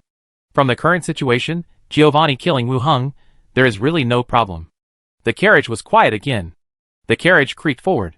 It was getting farther and farther away from Rentam City. After passing through the dense woods, a manor appeared in front of us. The carriage sped up again and went directly into the manor. Grocery store. Minnie brought tea. And Wu Heng sat aside and fell into deep thought. A 16th level necromancer, a whole level higher than himself. A professional of this level would be ranked among the strong anywhere, but he appeared in such a small place. In the contact just now, 2 abilities of the other party can be confirmed. One is the use of ghosts, which are attached to Wanmansha. The other is the 4 dead servants following the carriage. A 16th level necromancer, and the level of the skeletons, should all be around level 15. 5 4th level professionals, isn't this bullying? This kind of configuration, in a place like Rentam City, is like a big player returning to the novice village to bully people. Dimensionality reduction attack. It's really hard to deal with. When fighting with other people, I didn't feel much. When facing the necromancer, I just felt that this profession was really disgusting. The constitution established by the Kingdom of Yeko to restrict necromancers is reasonable. Master, why don't we go out and hide for a while? After Wanmansha's expression eased a little, she said softly. Compared to Minnie who knew nothing, she knew what a 16th level necromancer meant. If we were not in the city today, the other party might have taken action directly and killed Wu Heng and her directly. Necromancer, a profession that deals with the dead, is equally professional in killing and destroying corpses. And now he hasn't taken action, but it will be dark eventually. It's only a matter of time before the other party takes action. If she is worried, it's better to go out and hide for a while and come back after a while. Or not come back at all. Wu Heng also knows her worries and comforts her softly. It's okay, it's not time to leave yet. He also has a lot of cards. If a fight really breaks out, she may not be afraid of him. Tap, tap, tap. The sound of rapid footsteps rang out. A ranger from the spy gang ran up the stairs quickly. Captain, sister-in-law, the carriage entered the manor on the east side of the city. The ranger said with rapid breathing. Wanmansha asked, did the other party discover you? It's possible that they did. The guards around the carriage clearly wanted to get closer, but we kept a distance, and no one was injured. The ranger continued. You said they entered the manor? Wu Heng took over the topic. Yes. What's going on in the manor? I just took a quick look. It seems like a banquet is being held. There are many nobles in the courtyard. The ranger pondered for a moment and replied. Where are the guards? Guards. At least 100 people. Wu Heng did not continue to ask, but sat aside to think.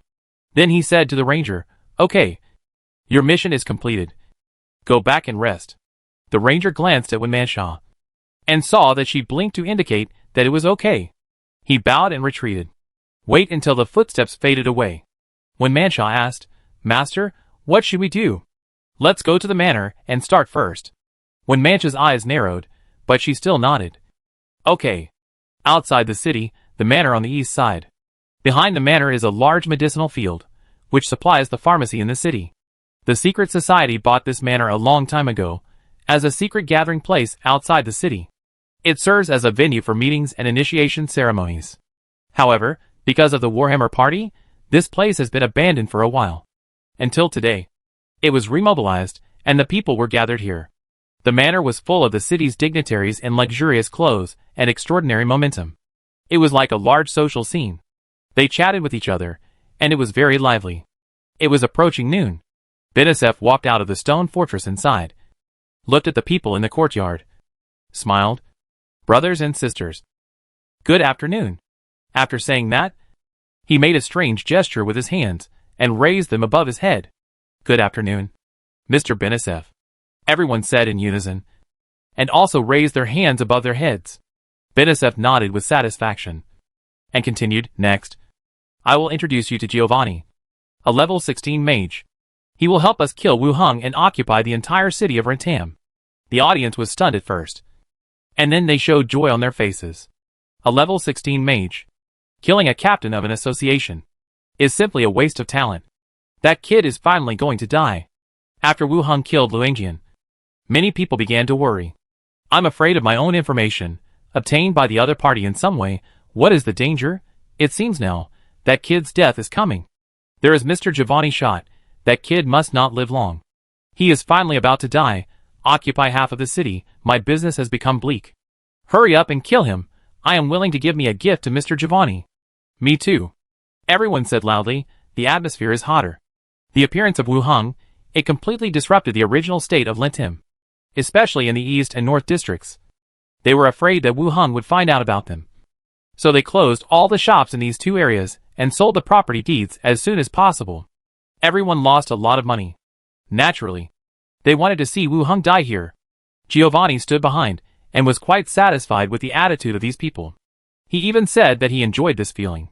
After solving this matter, staying here as a local emperor would also be a good choice. Absolute strength, and a steady stream of experimental population. Thinking of this, his heart became even more excited. After Benesef finished speaking loudly, it was time for him to come out. He straightened his clothes, took 2 slow steps forward, and maintained the elegance that a wizard should have. He walked to the front of the stairs. Giovanni coughed lightly, and just as he was about to speak, his heart suddenly shrank, and a sense of crisis suddenly rose. The next second, the protective gear emerged, shattered, and his left shoulder was instantly pierced. Blood and flesh splattered everywhere. And then, there was a sound of a bullet breaking through the air. Giovanni's face changed drastically. He immediately dragged his arm, which was still connected by some flesh and blood, and hid behind the armored attendant beside him. Dang dang. 2 more bullets hit the armor of the undead attendant. The armor was penetrated, and the attendant was beaten back again and again. Then, there was a sound of heavy objects falling above everyone's heads. Looking up, they saw strange objects falling from the sky. Boom! Boom boom boom! In an instant, the explosion covered the whole place, and the whole courtyard was filled with explosions, and a thick smoke rose. Broken limbs, broken wood, and broken stones were scattered all over the sky. Panic screams were heard everywhere. The lady in a dress, with a charming posture, squatted on the spot with her head in her hands and screamed loudly. Dust fell from the sky and piled up all over her body. 2 guards rushed over quickly. Just as they were about to carry her and run away, the ground beside them exploded, and the 3 of them were instantly torn into pieces. Benesef, with his butt sticking out, crawled into the stone fort behind him, and when he looked up, he saw the necromancer Giovanni hiding here as well, drinking potion with his head tilted back. Of the 4 dead servants around him, only one remained, with a broken arm and his chest armor covered with flying sand and gravel, and dents from the impact. The rest of the servants were blown into a pile of broken bones in the first place. "What kind of magic is this?" Benesef spat out the sand in his mouth and said. Giovanni threw the potion bottle aside and cursed. "It's not magic. Damn it. I thought it was a small place. But I encountered such a thing." The explosion came suddenly and ended quickly. After a short bombing, the whole place was in a mess. Smoke and dust still filled the sky above the manor, and wailing echoed throughout the area. Before the smoke and dust cleared, a 3-wheeled strange vehicle, controlled by a skeleton, stopped at the entrance of the manor. 2 black and strange things on the truck bed turned around in the smoke and dust and headed inside. The next second, bang bang bang, the gun barrel spewed flames, and dense bullets were fired into the interior of the manor. Broken limbs, blood foam, flesh pieces, and gravel were splashed everywhere. No body was intact. Even if they were covered in armor, they turned into a pool of mud. Then, the machine guns began to fire at the stone fort in the middle. The gate was shattered like paper, and under the intensive attack of bullets, it turned into countless fragments. The walls and the furnishings in the room were more like fragile pottery pieces, scattering smoke and dust. The whole area was covered with dense gunfire. And the tricycle below, it was shaking violently with the shooting, and it was clattering. Chapter 234, Learn quickly from the seniors. Outside the manor, on a hidden hill, Wu Hung held a telescope and observed the battle situation ahead. While Benasif was still speaking, they had already arrived here. But they did not attack, but waited for the necromancer Giovanni to walk out of the building and appear in sight before letting Liu shoot. But the opponent's alertness was obviously higher, and he did not die even when facing the sniper rifle. Only one arm was broken. And this kind of injury can be relieved by drinking some potions. Besides, the opponent is a level 16 mage, and he may have more advanced potions. If it is not fatal, the opponent still has full combat power. At present, the smoke and dust covered the area again. I will leave people to kill them. There should not be many people left. When Manshaw said on the side, she had used this kind of machine gun before, and knew the power of the strafing. One machine gun wiped out the White Wolf gang at that time, and now 2 machine guns were strafing back and forth. The whole venue was smoked. Obviously, not many people can survive. Don't worry, that necromancer may not be dead or not, Wu Hung said directly. If you offer yourself up, wouldn't that be a trap for yourself? Oh, okay. Thinking of the tall and cold necromancer, when Manshaw couldn't help but shudder. Inside the stone fortress, the wall was punched with countless holes, and it was densely covered with holes. At this time, Giovanni's ghost flew back from the roof and drilled into the body. He closed his eyes and looked at the screen. When he opened his eyes again, his face became more solemn. Wu Hung, it really is him. I still underestimated him. A small captain of an association, actually. He possessed such a powerful device. Damn it, I should have killed him just now. If I had known earlier, I should have killed him in the city. Although the association is more troublesome, it is better than now. But thinking about these things now, it is obviously still a little late. Benisev lay on the ground in embarrassment, and shouted, "What should I do? Who is the enemy?" Giovanni glared at him, and gritted his teeth and said, "Wu Hung, he has this thing. Why didn't you tell me?" "How do I know what this is? I don't know," Benisev said loudly. On the side, the other dignitaries, after hearing this, began to roar outside without caring. "Wu Hung! Captain Wu Hung! It has nothing to do with us. Let us out. I'll give you money. Stop fighting. It's all done by the secret society. It has nothing to do with me. Let us go!" Begging for mercy, one after another. He was originally a wealthy merchant, with countless wealth and splendor. But he had to provoke such a killer. After he came to Rentam City, the secret society never took advantage of him once. "Why do you still want to provoke him?" Everyone was upset. "Shut them up," Giovanni said with a gloomy face. The remaining dead servant lowered his body, drew his sword and rushed forward. In an instant, except for Benisev, the rest of the people all died under the sword of the dead servant. The smell of blood spread instantly. Benisev's pupil shrank slightly, still lying on the ground, and immediately said, "If Mr. Giovanni can save me, I am willing to give half of my property to you." Giovanni looked at him with murderous eyes. Still no order was given to kill him together. Suddenly, the gunshot stopped, and there was only a buzzing in my ears. Giovanni looked out through his ghost vision. The barrel of the gun turned iron red. This device has reached its limit. Giovanni saw the right moment, and immediately cast a spell, and the gray-white light circle suddenly swung open. The relatively well-preserved corpse turned into a rotten corpse, staggered to his feet. "Go out, and kill them all." Clatter. The rotten corpse picked up the weapon on the ground and directly launched an attack. Almost at the same time, the tricycle outside the gate left in a flash, and a large number of skeletons and corpses had already rushed into the manor. 2 waves of undead soldiers collided with each other in an instant, and slashed at each other with their weapons, while also facing the enemy's slashing. Crack! A corpse in gorgeous clothes had its head chopped off by this sword. After falling to the ground, the body began to form bowl-sized tumors. Puff puff. The tumors exploded one after another. It was not the poisonous gas of the evil explosion technique. Instead, the tumor exploded, and in the splashing juice, countless spiders as big as bowls spread out. They continued to pounce on the enemy in front. This kind of spider, with its sharp mouthparts, tore the enemy's body. After being killed, its body swelled again. Bang bang bang. This time, it was like a grenade explosion. Smoke rose, and the enemies around were blown to pieces. The ground also formed a 2 or 3 meter diameter explosion mark. Spiders are small and dense, just like a chain reaction, covering an area, blasting the enemy and our own side continuously.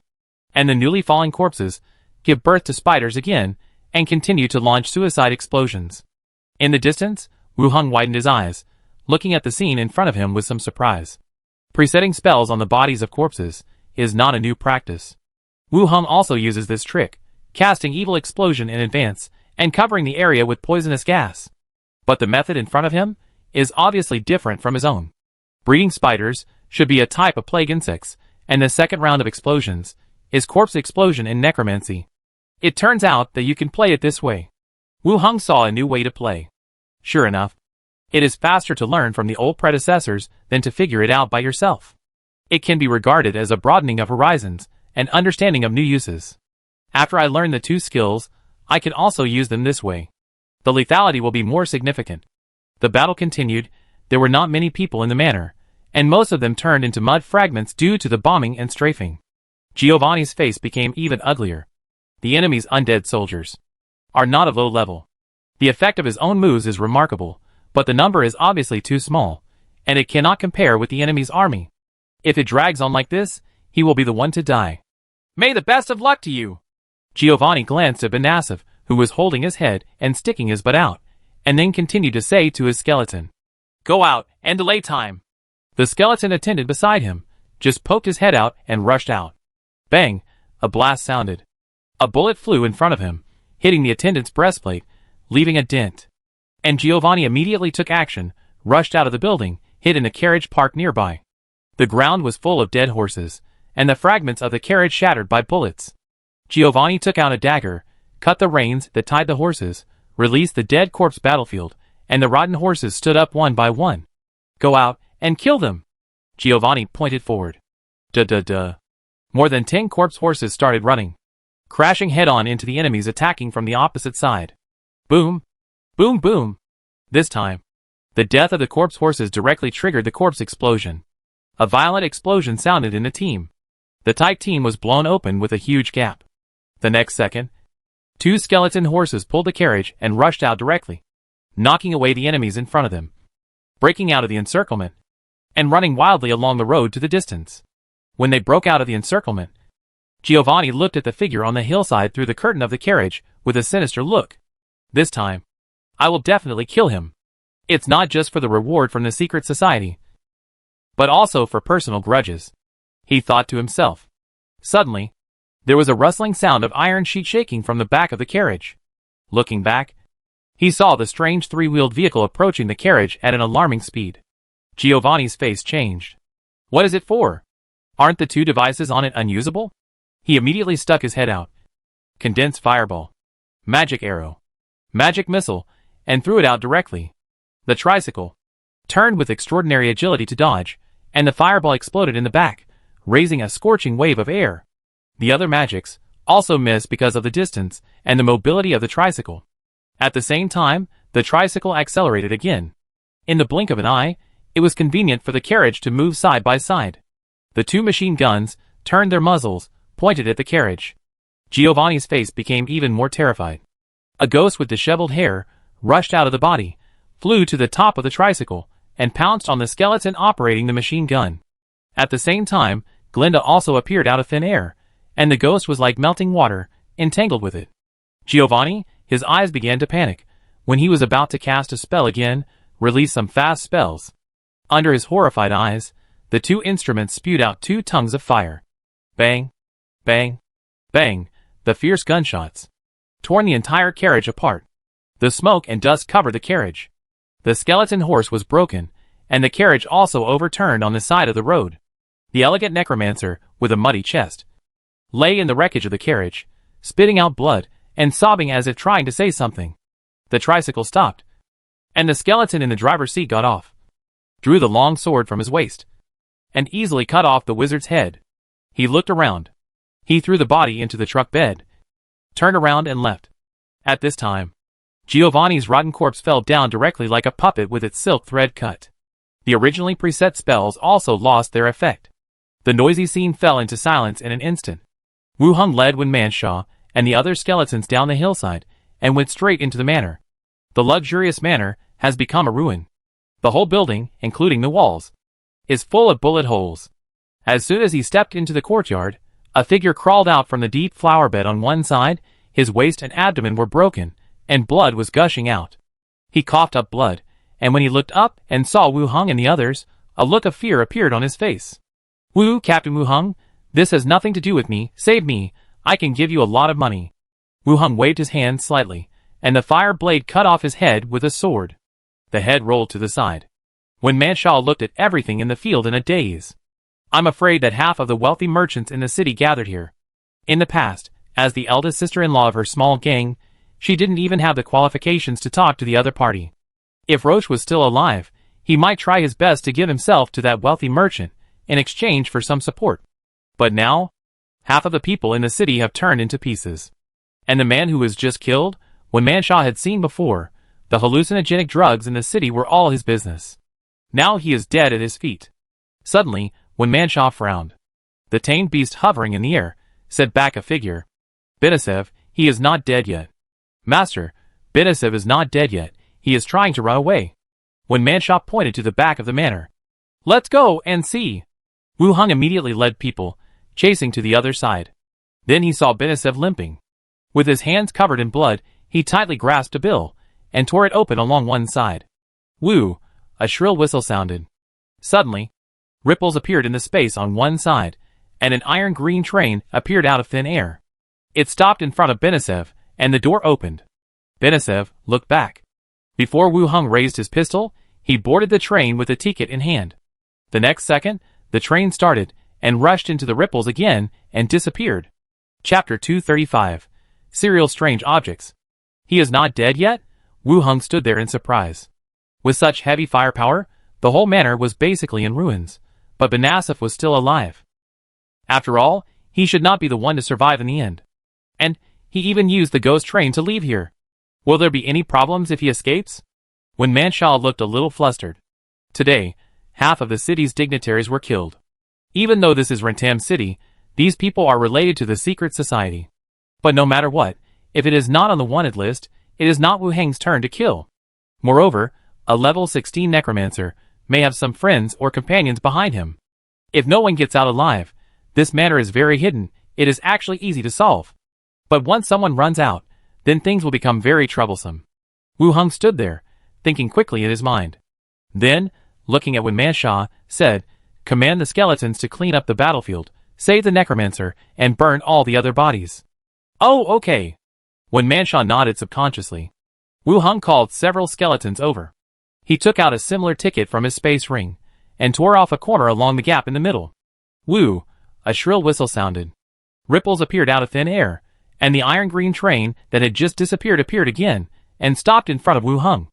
The door opened, revealing the scene inside the carriage. Wen Manshaw was startled. "Master, what are you doing?" "You guard this place, I'll go kill him." After saying that, she called the skeletons behind her to get on the train. "I am not sure if I will be on the same train as Benisev after using this strange item ticket. But I have to give it a try. Which is the only way." Wu Hung boarded the train. The door closed with a creak. Wu Hung turned back suddenly. He saw several skeletons, including Broken Skull, being isolated outside the train, knocking hard on the door. Only I, holding the ticket, boarded the train. The horn sounded again, and the train started to move. "Shit! It's over." Wu Hung stood in the carriage, without any movement. The bad premonition in his heart became stronger. The eyes could see the situation inside the train, but the ears could not hear any sound, and the body could not feel the bumps of the train. At this time, the senses of hearing, touch, and smell were all deprived. He could not even feel the magic power, and could not condense magic. If it were not for the eyes that could still see the surrounding situation, he would even doubt whether he was still alive. Standing in place to adapt. Trying. He raised his leg and walked to the side of the carriage. Only when he saw himself lifting his leg and taking a step, he was sure that he was really walking. He pushed open the door of the carriage in front of him. Benisev was sitting on a chair at the side at this time, and his eyes were full of suspicion and horror.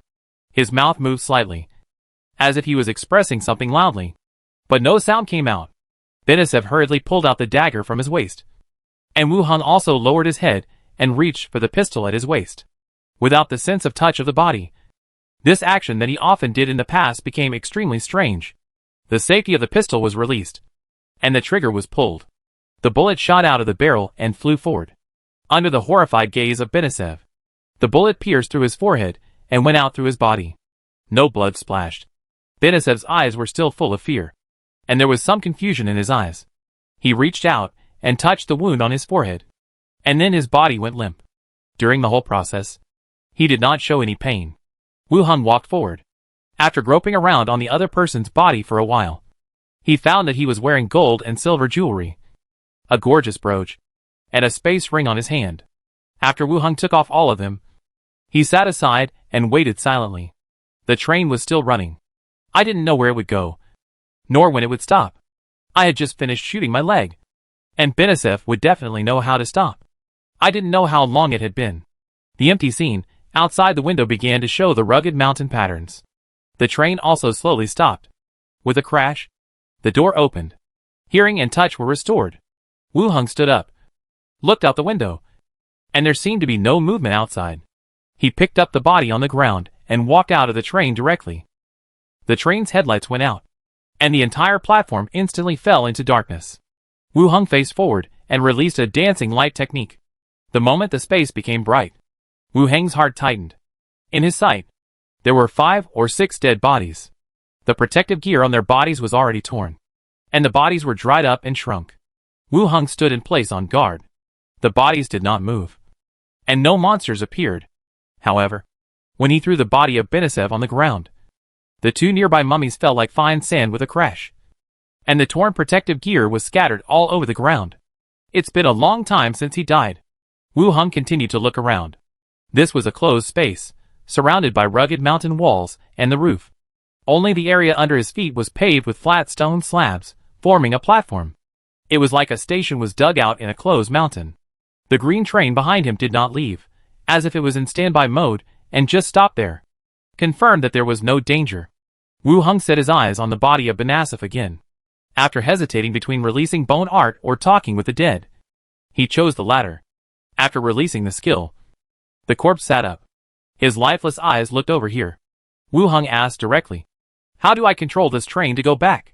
The corpse replied, "Use the ghost train ticket, and you can go wherever you need to go. The ticket can make the train move." And he knew it. He opened the space ring of Benisev and took a look. But he didn't find the second ticket. "How do you get the ticket?" "I bought it at a high price from a mercenary group in Rentam City. I don't know any other way," the corpse replied. "Oh no, it's over. Maybe I can't go back again. Do you know where this is?" After getting on the train, if you don't fill in the location in the itinerary, the train will take passengers back to the starting station. In other words, this is where the ghost train is parked.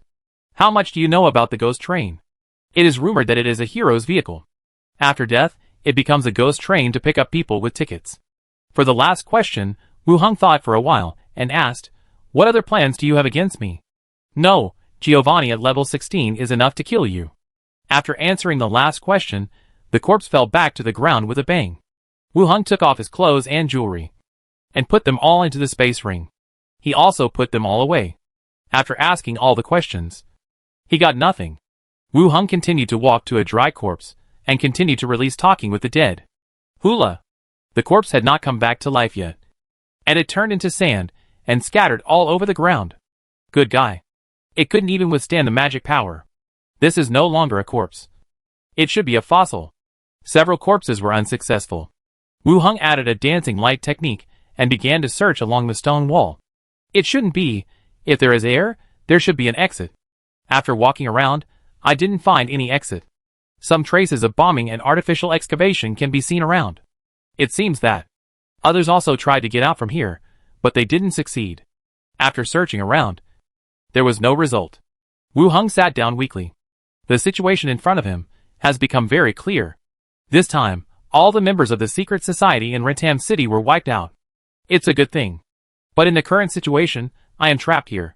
I don't know where this is, and I don't know how to go back. It is possible that I can only wait for death like these people. No. Wu Heng suddenly woke up, and looked at the door of the train parked nearby. He took out the bronze key, and walked directly over. He found a keyhole covered with oil stains, and inserted it directly. The next side, the gate opened. Wu Heng felt a little relieved. At least he could go back. He opened the door, pulled out the key, and flashed into the carriage the moment the door closed. Without a ticket, the train did not start. Wu Hung continued to walk to the end of the carriage, to the position connected to the front of the train, and knocked on the iron door. Dong dong dong. A dull knocking sound was heard. In other words, when the vehicle was not started, all of his senses were not affected. There was no response from inside. Wu Hung continued to take out the bronze key and open the iron door that isolated the driver's cab. With a creaking sound, the iron door opened. The old control area inside was revealed, and the wreckage on the driver's seat had become a pool of powder. Ghost train, strange item. Category, strange item. Function, under virtual movement, you can quickly reach your destination. Side effect, during virtual movement, except for vision, you lose all senses. Description, the train will take you anywhere.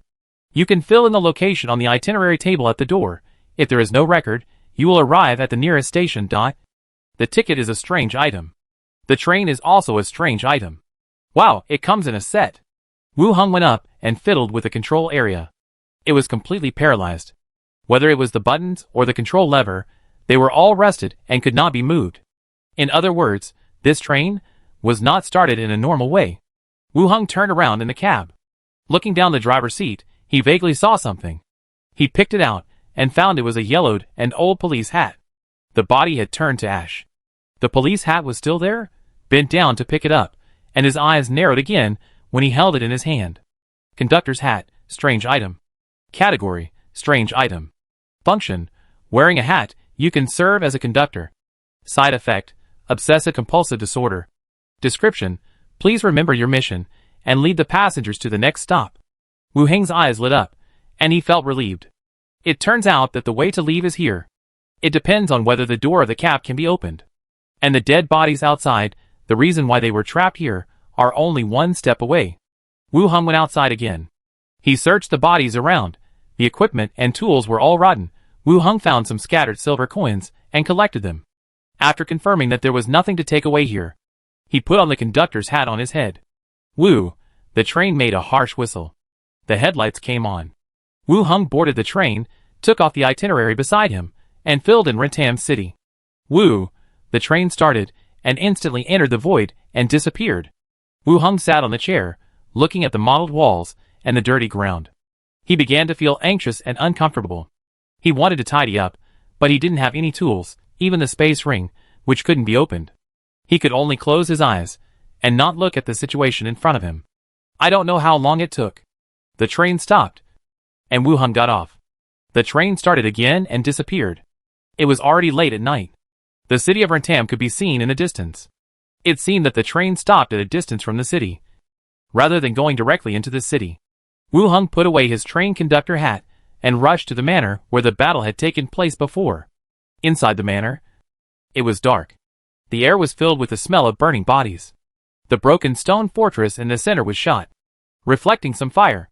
Wu Hung asked the surrounding skeletons to make way for him and walked directly into the building.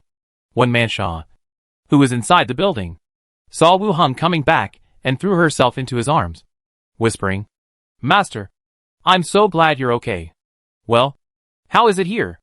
Wu Hung touched the other's head. When Manshaw replied, "Nothing. This place is originally quite secretive." Wu Hung nodded and patted her waist and hips slightly. "Okay, let's do the business first, and then go home quickly." "Yeah. Where's the body of the mage?" "Here." When Manshaw took him to the courtyard of the manor, and the tricycle was parked aside, with 2 machine guns on it, and the headless body. Wu Hung glanced at the body, which was fully clothed and no one had touched it. "Take off the things on your body." 2 skeletons walked over and stripped the body in front of them naked. The clothes were piled aside. Wu Hung bent down and took the space ring and necklace from the other person's fingers. Chapter 236, Magic Soul Pot Shield Pendant. Description: a pendant etched with the rune of shield technique, which can form a shield to protect you at critical moments. This magic item again. It has a similar effect to the protection pendant that Luangian had last time. But that one was etched with blade shield, and the shield technique in front of us is of a higher level. Although it sounds like the blade shield is more advanced. Next is the space ring. Space ring. Description: a prop etched with space magic, with 20 cubic meters of space inside. The space ring in front of me has a storage space of 20 cubic meters. It is the largest space ring among the several space rings in my hand. Now it seems that space rings are not a rare thing. Rich merchants, more powerful professionals, all wear them. The mental communication ring, the stored items inside are clearly visible. Some personal clothes, a lot of money, various props and several books. All the clothes he carried with him were taken out. The ordinary clothes were thrown aside. And one of the robes was held in his hand. Robe of Tranquility, description, the wearer's casting speed is increased. And the resistance to external interference is enhanced. It is also a magic prop. The robe that Giovanni originally wore was obviously also a magic prop. But it was unfortunately destroyed by the machine gun. And now it is like a mop. This one is not bad. Wu Hung is about the same height as him. Go back and wash it. Just right for me to wear. This kind of item, at least it should be considered as a reward of the third level merit in the association. Then, there are several other items. Flint gloves. Insulated tent. Organ jar. Magic soul pot. A lot of strange and bizarre items. This necromancer is obviously much more professional than himself. Wu Hung took a special look at the magic soul pot. Magic soul pot, description, storage, container for imprisoning souls. Stores souls. Souls are not just driven like Xiao Xiao and Glinda, they are also materials for rituals. Or go and raise a soul. Giovanni released the ghost that possessed one man Sha, with disheveled hair and a strange appearance, and it was obviously an evil spirit that was raised. He looked at several items. Finally, there were the books in the ring. Joyful transaction. Island within reach. Transportation route for trade. Miscellaneous chat. Succubus in the bedroom. Mrs. Rose. Resurrection. Looking at the strange titles of the books one by one, Wu Heng's eyes widened a little. I thought I would see the skill book of the mage. But it was all this. They all looked like ordinary books to kill time during the trip. Succubus. Madam. Etc.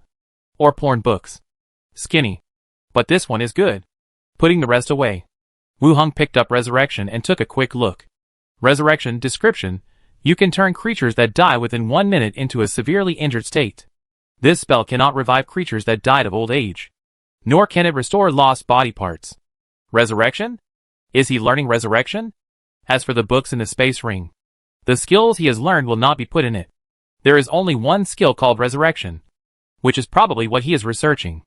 I looked at the skill description again, and I was still a little surprised. It can turn creatures that died within 1 minute into a severely injured state. It is the resurrection in the game. Isn't that a skill of the priest? It seems so strange to see it appear on the Necromancer. Although it only achieves the effect of severe injury, it is much better than being really dead. The next sentence mentions some restrictions, such as creatures that died of old age cannot be resurrected, and creatures that lack body limbs cannot be restored out of thin air. These two kinds of limitations are understandable. If the dead can be resurrected, wouldn't that be the art of longevity? The Necromancer faction is really a strange profession, involving both death and life. On the one hand, they study how to enslave the dead, and on the other hand, they create life-saving spells such as life maintenance and resurrection. Perhaps most necromancers no longer respect or even despise life because they have been dealing with the dead for many years. But there are still a large number of people who are still using the knowledge they have learned to provide corresponding help to the living. After viewing all the spoils, Wu Heng's eyes continued to fall on the corpse in front of him. A level 16 necromancer, I don't know what effect it will have after being transformed into a necromancer servant. He didn't think much about it. Directly release bone service. The summoned creature exceeds the caster's ability, the unstable factor increases. The familiar unstable prompt appeared again. The flesh on the corpse began to fall off, and a tall and thin skeleton slowly stood up.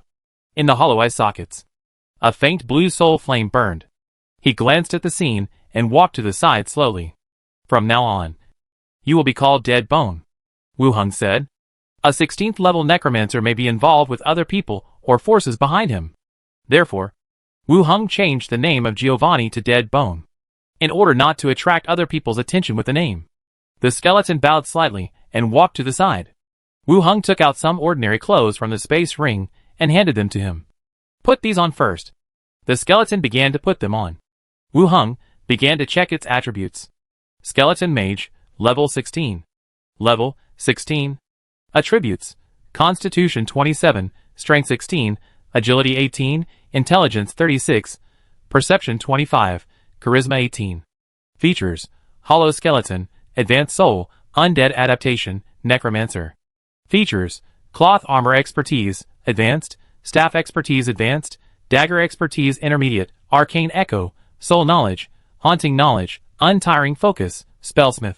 Skills: Sustain, Wound, Pathogenic Ray, Weak Ray, Curse, Speak with the Dead, Plague, Wither, Plague Insect, Unholy Explosion, Corpse Explosion, Bone Servitude, Alternative, Corpse Servitude, Alternative, Dead Field, Alternative. Wu Hung looked at the attributes in front of him, and was a little surprised. Level 16, it is not higher than my own attributes. But this effect is actually true. According to the level and knowledge, my attributes cannot reach the current level. It is mainly due to the increase caused by taking Corpse Core Potion in the zombie world. It has been forced to a height that is not in line with the level.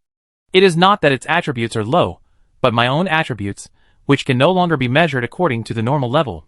Level 16 skeletons have many specialties and skills. Especially in terms of skills. After being transformed into a dead servant, the skills of other factions will all disappear, retaining only the magic of the dead faction. Even so, there are still 14 skills. Wu Hung took a quick glance, and he could understand the rest of the skills. Only Bone Servants. Corpse Servants. Dead Corpse Battlefield. The three skills that he was most familiar with had the word Substitute. Wu Hung clicked on it and took a look. Bone Servants, Substitute, using oneself as the medium of spell casting instead of the master. Inject the remains of a creature or body with filthy false life force, and summon it as an undead skeleton servant. Wu Hung looked carefully and immediately understood the meaning of the words. The dead bones in front of him were no longer individual, but a fake life created by Wu Hung.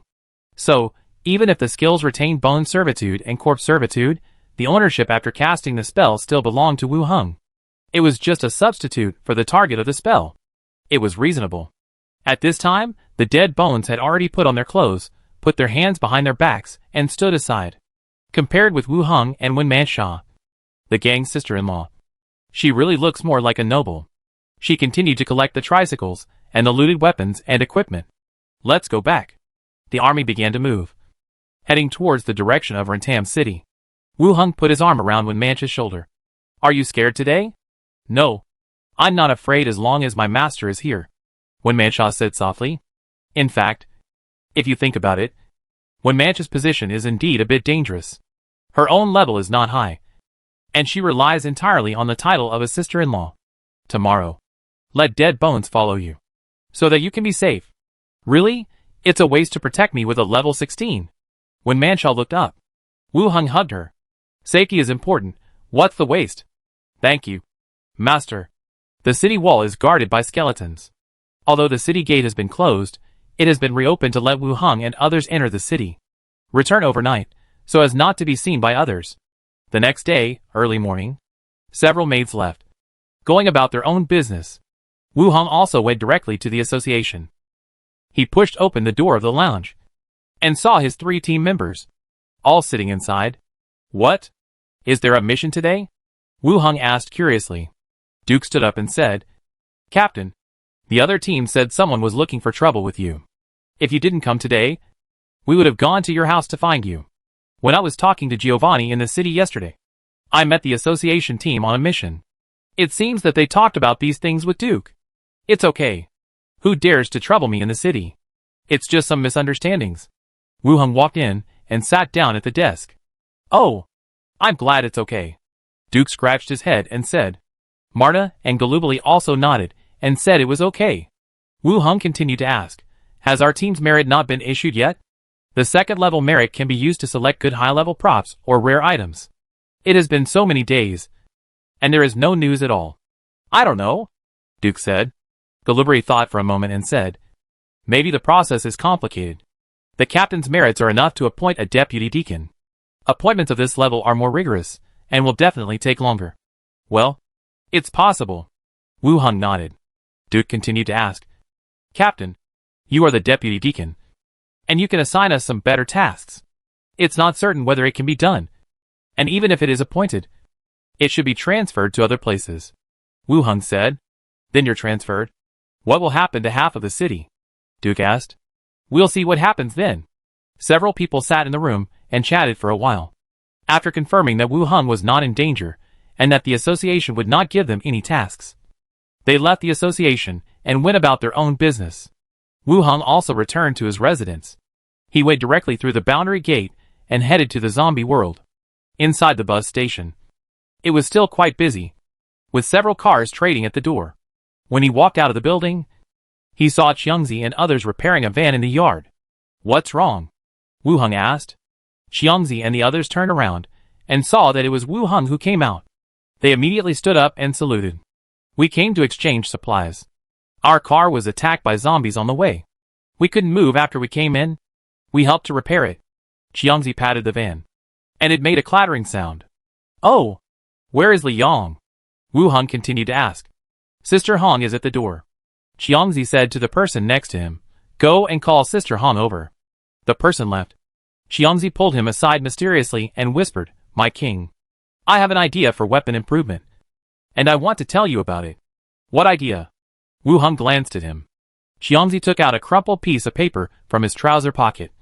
"With a sketch on it," he said, "My king. Have you heard of wolf whisks?" Chapter 237, Let them generate electricity. Only after seeing the sketch handed over, Wu Heng understood what he meant. The wolf spear is a long-handled weapon. Changzi explained, "My king, my weapon is definitely better than the pitchfork when placed in the first row. The zombies will be stabbed into honeycombs when they pounce on us, and they can be pushed back." Wu Heng continued to look at the sketch. The front end is a normal spear head, and the position extending downward along the spear shaft is a multi-layer blade-shaped fork. It's like a main trunk of a tree, growing dense pointed branches. Although the drawing was sloppy, with the help of the sketch, one can understand what he wanted to express. In the current skeleton queue, the first row of the spear formation uses pitchforks, and the forks at the front can resist the zombies' attacks. But overall, the effect of this weapon is still limited. Although the wolf whip in front of him has never appeared in the other world, it may be useful against zombies without intelligence. It's a good idea. "Can it be made?" Wu Heng said. "Yes," Xiangzi answered immediately, and then said, "If you think it's feasible, I will study and make it, and then test it." Wu Heng looked at the sketch and felt that it was still worth a try. This world has cutting machines and electric welding. It shouldn't be difficult to splice an iron branch. Then make one first to see the effect. Pay attention to the weight. There are so many things on the front. Don't make it too heavy to use. Wu Heng continued. "Okay." Xiangzi turned the draft to the back. There were several sketches on it. He introduced them one by one. This is to press the electric baton on the spear. It can shock people from a distance. There is also this kind of zombie capture net. It is put on the neck of the zombie and can be directly controlled. "Wait." Wu Heng pointed to the zombie capture net and asked, "Why do you catch zombies?" Xiangzi pointed to another one, which was similar to a sketch of a little man stepping on a treadmill, and explained, "Let the zombies work and power the building." Wu Heng opened his eyes wide and looked at him in surprise. Damn, exploiting zombies. What a genius idea. By the way, isn't his inspiration from skeletons? Skeletons don't know how to work, and so do zombies. But skeletons can be controlled. How can zombies be controlled? How is it? Xiangzi's face was full of expectation. "It's a good idea. What does your sister Hong say?" Xiangzi smiled awkwardly. "I tore up the first draft. I didn't dare to show this one to her. You see, if you still want to catch zombies, I will definitely tear them up for you. Make the wolf whisk first, and the others will be perfected later." "Oh, okay." At this time, Li Yang came over from the door, and Xiangzi immediately put the sketch in his pocket. Then he said, "I'm going to fix the car," and turned back to the van. Li Yang looked at Xiangzi, who was leaving carefully, and asked, "What is he doing?" Xiangzi introduced me to the weapons he developed, Wu Heng said. Li Yang raised his eyebrows. "Are those messy things again?" "One of them. I think it's pretty good. Let him make it, and see the effect," Wu Heng said. "You believe this? Also, zombies generating electricity is definitely not okay," Li Yang said directly. "I don't think that's okay either. Zombies are still too dangerous for ordinary people. We finally have the current living environment, who would allow zombies to be brought in to generate electricity. Besides, the base doesn't lack that little electricity. It's a good idea to use it as entertainment. If you really want to implement it, not to mention Li Yang, no one in the base will agree." Is the transaction going smoothly? Wu Heng continued to ask. It's going smoothly. If we keep exchanging like this, the flour will be exchanged out soon, Li Yong said. Gold and silver are collected faster than expected. Winter is coming soon, and everyone is trying to stock up on food. The flour is being exchanged very quickly. Wu Heng felt that Li Yong's concerns were a good thing. He could increase his income again. I still have flour here. I will send it to your warehouse when the time comes. Just feel free to exchange, Wu Heng said. Li Yong nodded, looked at him, and continued, there are still some shelters that want to join us. I am considering whether to take them in. Let's see what kind of people they are. If they are just ordinary survivors, it's okay to take them in. Don't take in those with bad personalities. Wu Heng expressed his thoughts. Wu Heng thought for a moment, and continued, if there is a chance, contact Yanshin Shelter again, and ask if there are any grenades and machine gun bullets left. We can exchange them for food. Okay, I'll contact them later. The two stood at the door, and chatted for a while. Li Yong went to get the gold and silver she had exchanged, while Wu Heng went to the warehouse, and put all the newly bought flour in the warehouse. Then, Li Yong continued to do her own things. Wu Heng also returned to the room, and returned through the boundary gate. Returned to the residence. The maids at home had not returned yet. Wu Heng put the spoils together again. Now he had 4 space rings in his hand. 1 20 cubic meters, 2 5 cubic meters, and 1 3 cubic meters. Space rings are very rare magic items. Even Slater, who became a deacon, does not have this kind of ring.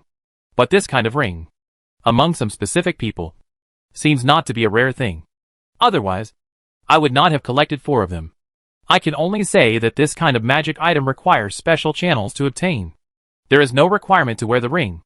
As long as you want, you can wear it on all 10 fingers.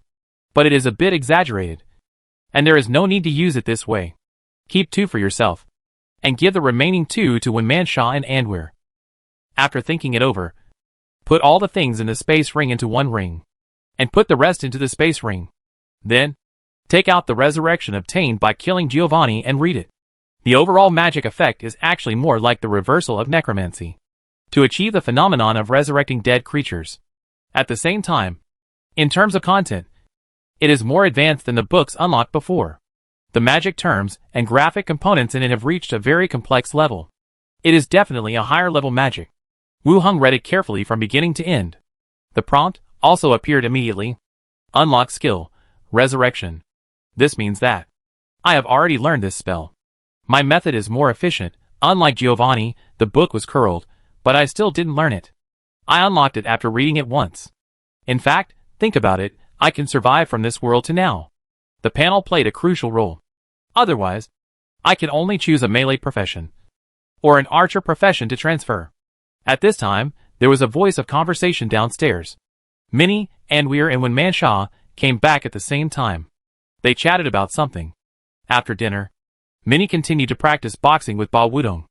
After this period of training, Minnie's movements became more and more standard, and it was no longer like the man's excitement boxing at the beginning. But her body shape and appearance still gave people a feeling that she was easier to bully. Whether a person has experience in using weapons, whether he has killed anyone, can be easily identified when they confront each other. For example, Minnie lacks the ruthlessness in her aura. But it doesn't matter. Training is a good thing after all. Even if you can't win, you can escape faster. Wenmansha, this is for you. Wu Heng took out a 5 cubic space ring and handed it to her. Wenmansha naturally knew about space rings, and asked uncertainly, for me? Well, you have more and more things to deal with, and it would be more convenient to have a storage item, Wu Heng said. Wenmansha took it and held it in her hands, her face full of surprise. In Ratam City, even the old men in the inner city, few people can own a space ring. He actually got one. Wu Heng continued to take out a 3 cubic ring and gave it to Anwar. Wire, this is for you. You can use it when managing the grocery store. Thank you, Master. Wire also showed joy. Wu Heng felt that he was being watched. When he looked up, he saw Minnie shaking her fist and staring at him, as if waiting for her gift. After thinking for a while, he took out a gold necklace and said, Minnie has just become a professional, and the space ring is not available for the time being. I will give you the necklace. I will prepare a space ring for you when your level is higher. Minnie's face was immediately happy. But she still said shyly, "Just give it to the two sisters. I can't use it either. Come. I'll put it on you." Wu Hung waved. Minnie walked over quickly and sat on the floor with her back to the sofa. Wu Hung hung the golden necklace on her white and slender neck and whispered, "Don't show it when you are outside. Be careful of thieves and thieves targeting you. Aren't they all sister Wen Mancha's men?" Wen Mancha was stunned and stretched out her hand to twist her waist. The few of them chatted for a while downstairs. They all went back to their rooms. Wu Hung took a shower in the bathroom and was about to go back to his room. The door of Andwire's room was pushed open a crack, and the little girl with white animal ears poked her head out and said slyly, "Master, the accounts for this period are out. Let me tell you about it." "Oh, okay." Wu Hung nodded and followed him into the room. And when Man Sha walked out of Wu Heng's room, wearing black cat ears, glanced at Andwire's room. Little girl. After that, she walked towards her own room. Inside the room, the lights illuminated the room. The two sat at the desk, and Andwire stretched out her ringed finger and explained the account situation item by item. Wu Hung listened for a while and nodded with satisfaction. In fact, he didn't know the number of goods, but Andwire had a contract with him, and he would not do anything that would harm himself. The account was so clear, and there could be no omissions. "Well, it's good." Wu Hung nodded, then thought of something and said, "Aren't your people helping in the store? Just pay them according to the price of other store employees." "Master, you bought them back and saved them once. So there's no need. You and Minnie live here. They need food and clothes. How can they live without wages? Just pay them according to the normal wages." "Thank you, Master." Andwire's eyes were full of gratitude, and her face was a little red. "Thank you for the ring, Master." Wu Hung saw her look, and put one arm around her shoulders. "I'm glad you like it." Andwire looked up, her heart pounding, and she clenched her hand with the ring, and said hesitantly, I will work hard and run the store for you." Wu Hung saw that she looked cute, raised his hand and patted his leg. "Come here." Chapter 238, Deputy Deacon. Andvir's face became even redder. She carefully glanced at the door, and got up and sat on his lap. The furry tail, which was rubbed, was stiff. Wu Hung felt softly wrapped. I didn't expect Wire to look slim, so fleshy, and gently touched the furry tail. Andvir's body became even stiffer. She lay in his arms, hugging Wu Heng's neck, with her chin on his shoulder, and panting. "Master, stop making trouble." Wu Hung raised his hand to hug Andvir's waist, and licked her earlobe. He picked her up, put her on the bed on the side, and untied her belt. Andwire covered her face with her hands, and was completely stripped in the blink of an eye, and her huge tail blocked the important part in front of her. After a long time of no movement, she finally revealed a gap from her fingertips, and looked out. She saw the other person, sitting opposite, admiring her. "Master, stop looking." "Yes." Wu Hung got up, and hugged her and lay on the bed. The next day, in the morning, Wu Hung went directly to the association. There was no one in the lounge, so I sat in the association hall for a while. The news that most of the nobles in the city had died was not spread in the city. No one discussed it, and the Iron Guard Knights did not come to investigate. It was as if this incident had not happened. It seemed that the gathering held by those people in the manor was also kept secret from the outside world. It would take some time for the family members to investigate this matter. This was also good. At least the longer the time, the less they could find out. No one from my team came. Wu Hung stood up and walked out of the association's door. Just as he was about to check out the renovation of the Golden Cat building, someone came up behind him. Across the servants, he called out, "Captain Wu Hung. Miss Lisha, please come over." Someone from the Snake Emblem Consortium. Wu Hung nodded. "Okay." After that, he walked towards the consortium's building. Consortium. In the lounge, Lisha crossed her arms over her chest, staring at Wu Hung with a frown. Staring for 2 or 3 minutes. Then she said directly, "The city's dignitaries disappeared collectively. Did you do it? Even if they support Elner, they wouldn't implicate all of them." Wu Heng's eyes narrowed. He didn't expect the consortium to be so well informed. But the direction of the intelligence was obviously wrong. Lisha didn't know that they were members of the secret society, and only thought that Wu Hung killed these people because of the matter in Rentan City. Wu Hung shook his head decisively. "It's not me. I am the captain of the association, and I have a moral bottom line. Why would I kill them for no reason? Lisha still stared at him seriously, as if she wanted to observe the details to determine whether he was telling a lie. The two of them stared at each other. After looking at each other for a while, Lisha continued, "It really wasn't you who did it. What you said? I don't even know who the powerful people in the city are, let alone who supports whom," Wu Heng said. Lisha glanced at him again, and felt that what he said made sense. But she still said based on her feeling, "Humph. You can't trust everything you say." Wu Heng asked back, "Did someone ask you to inquire about the news?" "No. It's just that the powerful people in the city are leaving or disappearing, and my job is getting harder and harder." Lisha leaned back in her chair and sighed. "I thought something was wrong. And you were worried about the bad business." "Just asking." Lisha clapped her hands lightly, and a staff member walked in at the door, holding 2 skilled books in his hand, and respectfully placed them on the table. Lisha introduced, "I have collected 2 skilled books for you."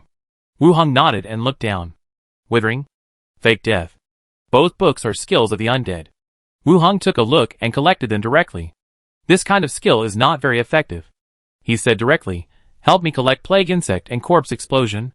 Lisha called the staff again and started to fill out the power of attorney. She asked, "Has the appointment from the association come down?" "No. It seems that the process is complicated.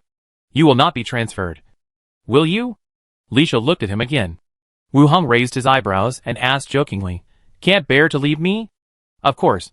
There are not many powerful people left in the city. Who can I rely on for my business if you leave?" "Humph. Woman."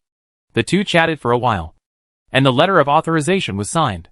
Wu Heng said goodbye and walked out of the consortium directly, returned to his residence.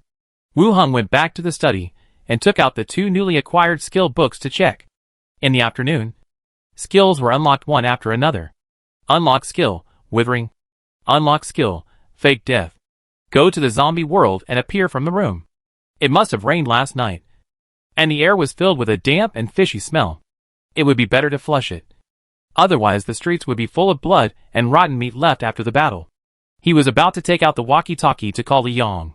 He paused, pushed open the window, and tilted his head to listen carefully. His improved perception made his hearing and vision far superior to ordinary people. In the chaotic sound, he caught the faint sound of gunfire coming in. It was very intense. Gunfire?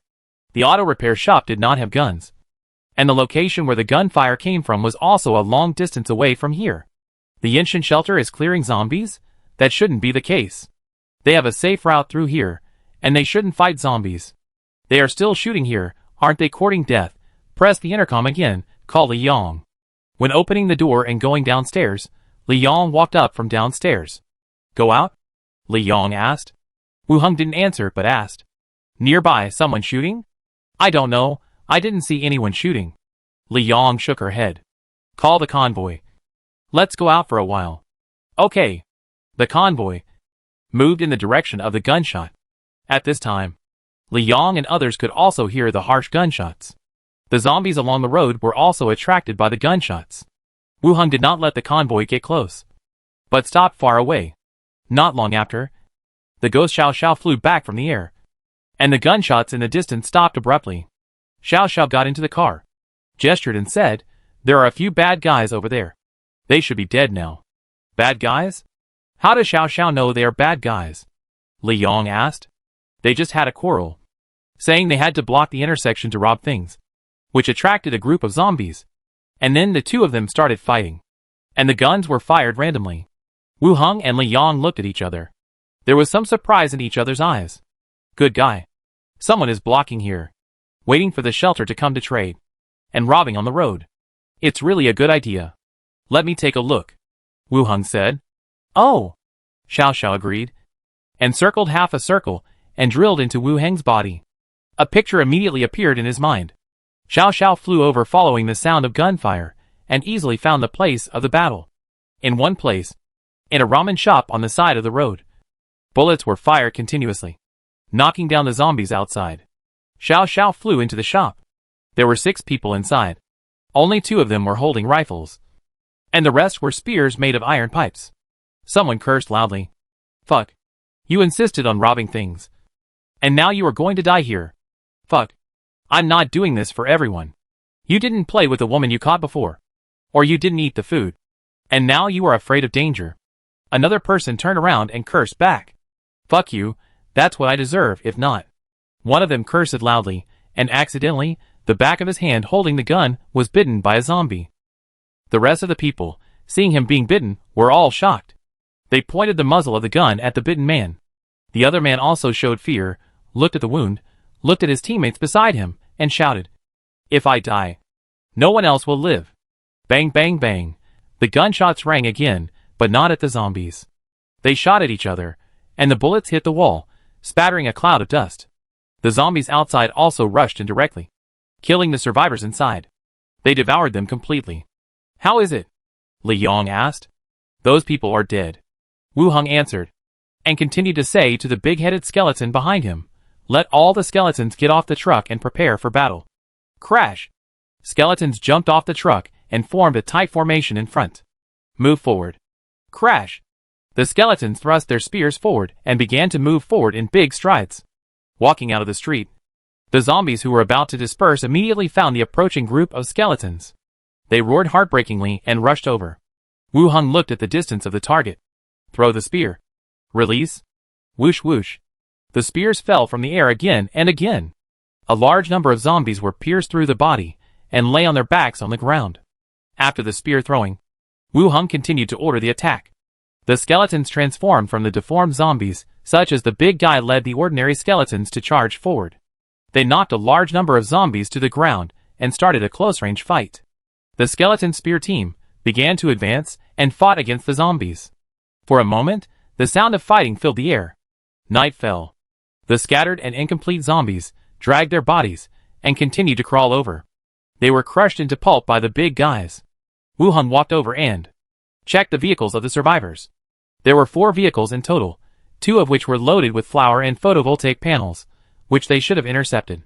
The other 2 were the living supplies of these people. It was a pity that they could no longer be used. Wu Hung walked into the store and put away the 2 rifles and bullets. After thinking for a while, he used Talk to the Dead on one of the corpses that had turned into zombies. This corpse was the first one to be bitten by a zombie and shot his companions.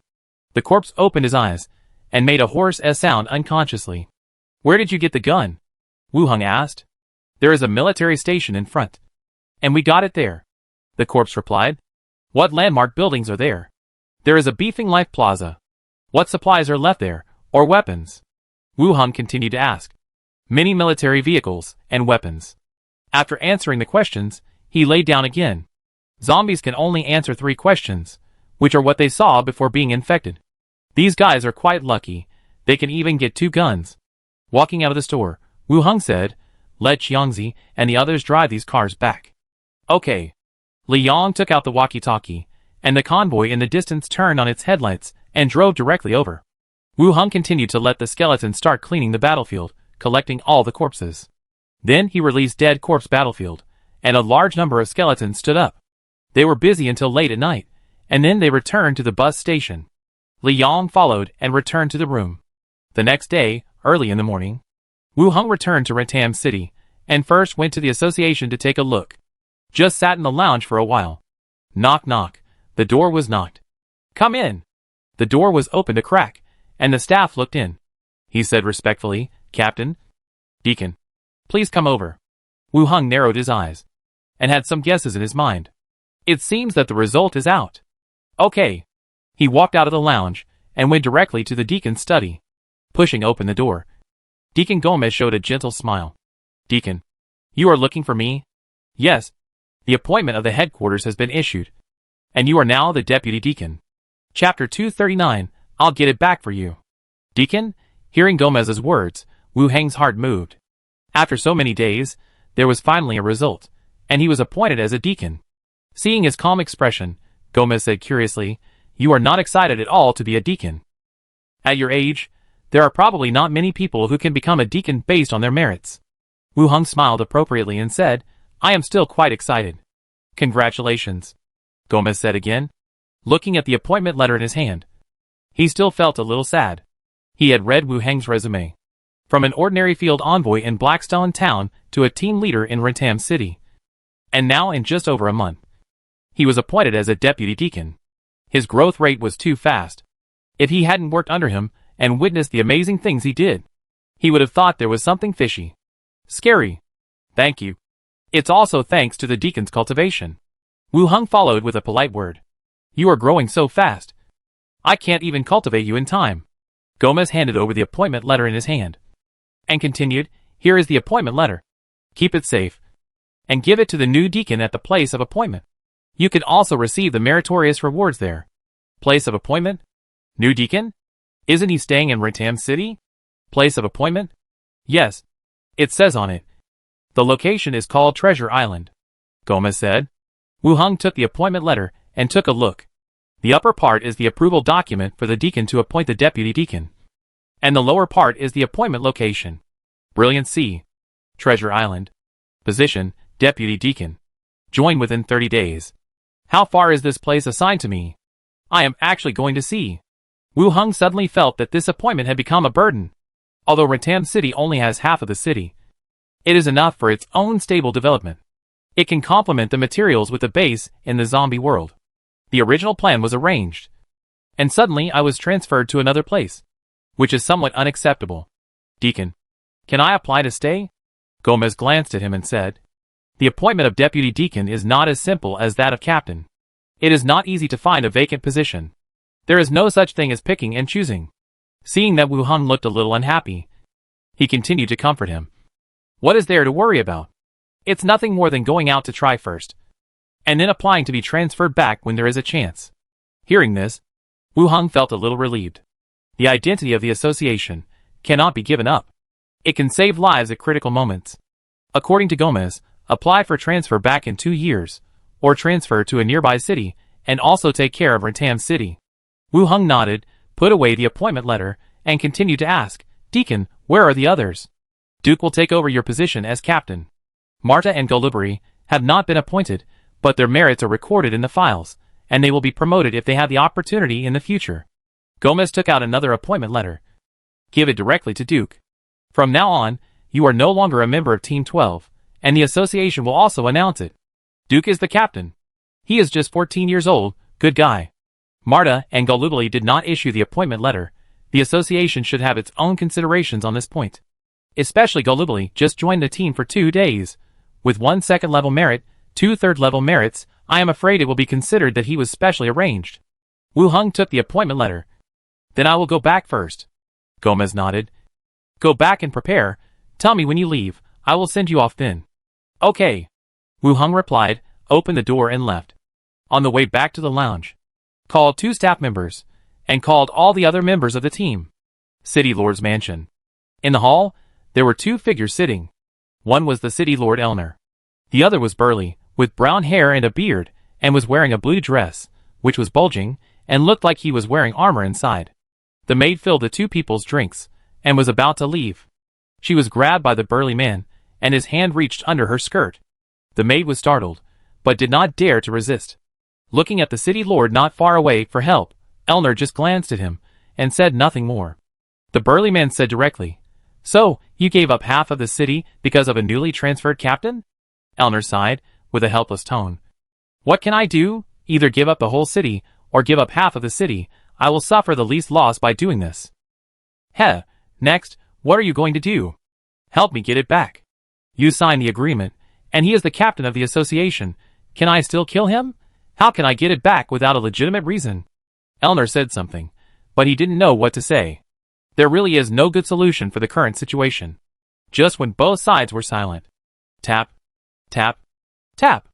The sound of hurried footsteps rang out, and a servant walked in quickly. Erno's unhappy face became even uglier, and he angrily scolded, What are you doing in such a hurry? You have no manners at all. The servant was frightened and immediately knelt down to salute, and whispered, Master, there is new news from the association. Oh, what news? The servant stood up, stepped forward quickly, and whispered a few words in his ear. Erno, who had a serious face, suddenly became happy and asked, Really? Really?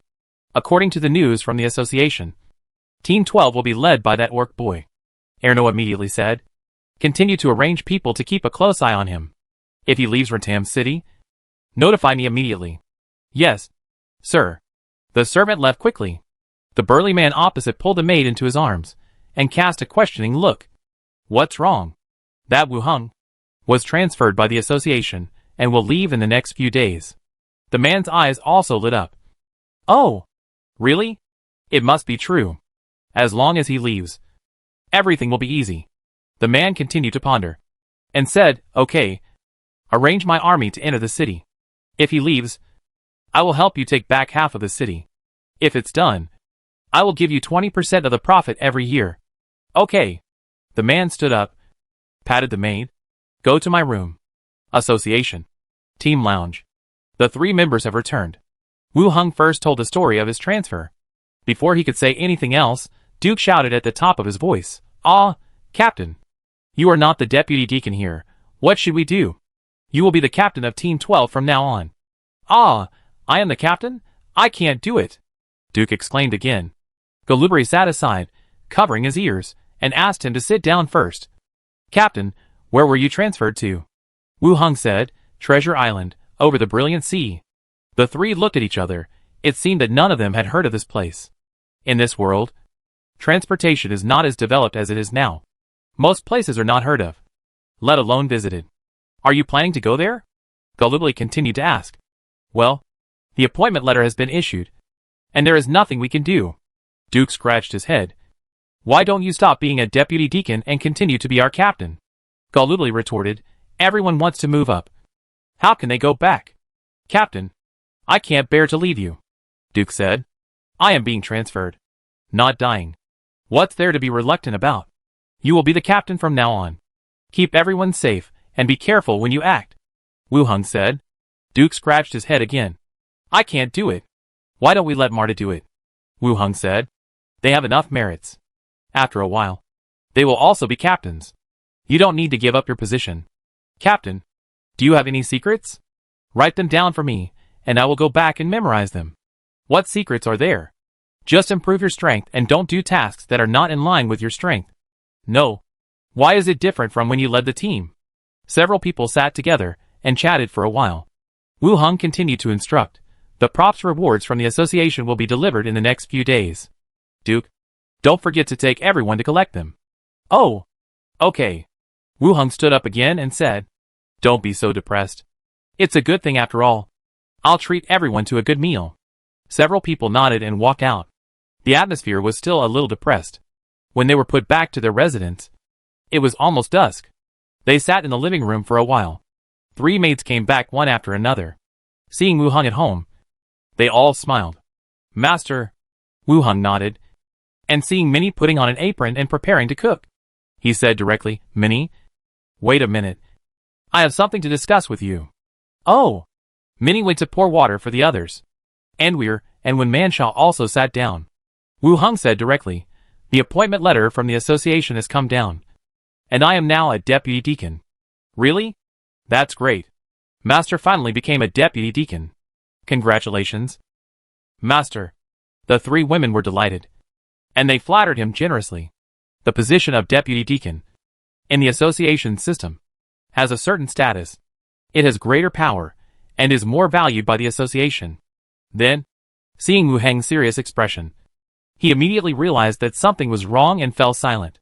Wu Hung took out the appointment letter and continued. "But there are some changes in the position. It is not in the local area, but in a place called Treasure Island." Minnie and Anvir, their faces did not change at all, and they did not realize anything for a while. When Mancha's face did change, and she said, "Master is leaving here?" Hearing this, Minnie and Anvir realized that the appointed position was not Ratam City, which meant that they were going to be transferred. "Then here." Wu Hung nodded. "Yes, within a month. I will officially join the company." The 3 women all frowned. "What does the master plan to do?" When Manshaw continued to ask, Wu Hung took a deep breath and said, "What do you think? There are only 2 choices. One is to serve as a deputy deacon, but he will not be able to take care of Ratam City. Once he leaves, half of the city will probably not be saved. The second is to stay and become the city lord. Half of the city is enough to support the future life. In addition to the complementarity with the zombie world, he can be a local emperor, but without the identity of the association. He is no different from the current city lord Elner. One day, A more powerful force discovers this place, and is likely to capture it. The three women frowned and pondered for a while. When Manshaw spoke, saying, "The identity of the deputy deacon cannot be lost. This identity can allow you to obtain more information and privileges, which is incomparable to a city lord." "What about Ratam City?" Anwell asked. "Then it's up to the master." When Manshaw looked up, Wu Hung leaned on the sofa, looked at her, and said, "When Manshaw, you are the city lord. I want to go with you. I don't know what the situation is over at Treasure Island. Maybe it's not a good place. I will apply to be transferred back in 2 years. I can't abandon this place." Wu Hung explained. "I may not be able to do it. I don't trust others. I can only trust you." When Manshaw blushed, "I can only manage a gang. I won't be able to handle such a big city." "It's okay. Let's discuss it before we leave." What if I don't do it well?" When Manshaw asked uncertainly. "Then I'll pick you up. Let's go to Treasure Island together." When Manshaw lowered her head and thought silently for a while, and finally agreed, "Well, okay. I'll try my best." When Manshaw is the most courageous woman I've ever seen. "I'm sure you can do it," Minnie said at this time. "I envy you too. You can lead with me." After saying that, Minnie got up to make dinner. Wu Hung said, "You guys have dinner. Duke and I are eating outside. I'm going out tonight. Lock the door." "Okay." After giving instructions, Wu Hung walked out directly. Wu Hung walked out of the building. He drove the tricycle and left the city of Ratam directly. When he arrived at a deserted place, he took out the train conductor's hat and put it on his head directly. Woo! The whistle sounded, and the military green train drove over. With a clatter, the door opened. Wu Hung walked in directly, picked up the itinerary beside him, and rode Blackstone Town. The door closed, and the train disappeared. Chapter 240, Who is Good? Arrived at Blackstone Town. It was already dusk. The journey that would have taken 4 days only took half an hour. This ghost train really is a useful wonder. Looking at Blackstone Town in the distance, compared with Ratam City, it is really much smaller. Approaching the city wall, the guards guarding the city wall cast a patrolling look. Showing the association's credentials, the guards did not stop him and let him go directly. Association Deacon Study. Knock. Knock. Knock. Knock on the door. Slater's voice came from inside. "Come in." Opened the door and walked in directly. Slater looked up and saw Wu Hung coming in. He was stunned at first, then happy.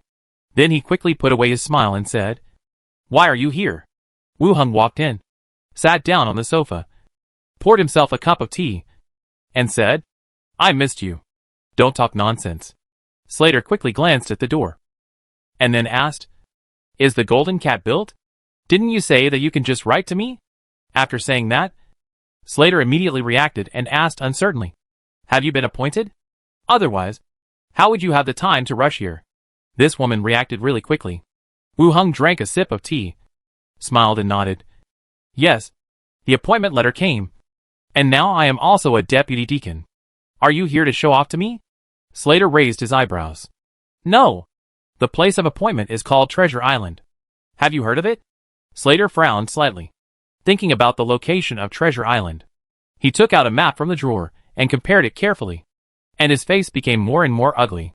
He looked up at him and asked in a tone as if to confirm, "Treasure Island in the brilliant sea?" "Yes. It sounds like it should be an island on the sea." Slater waved his hand. Wu Hung stood up and walked over, and stood aside. Slater stretched out his finger, pointed at an island in the vast ocean. Treasure Island. The map was an old linear pattern, but the marked position was still very clear. Treasure Island was surrounded by many small islands, which should belong to an archipelago. "You are also sick. Why would you set up a branch in such a place?" Wu Hung complained in a low voice. Slater ignored him and talked to himself. Treasure Island, a rich place on the sea, located within the navigation route, and wealth everywhere. Wu Hung stood beside her, put his hand on her shoulder, and asked, "Which country?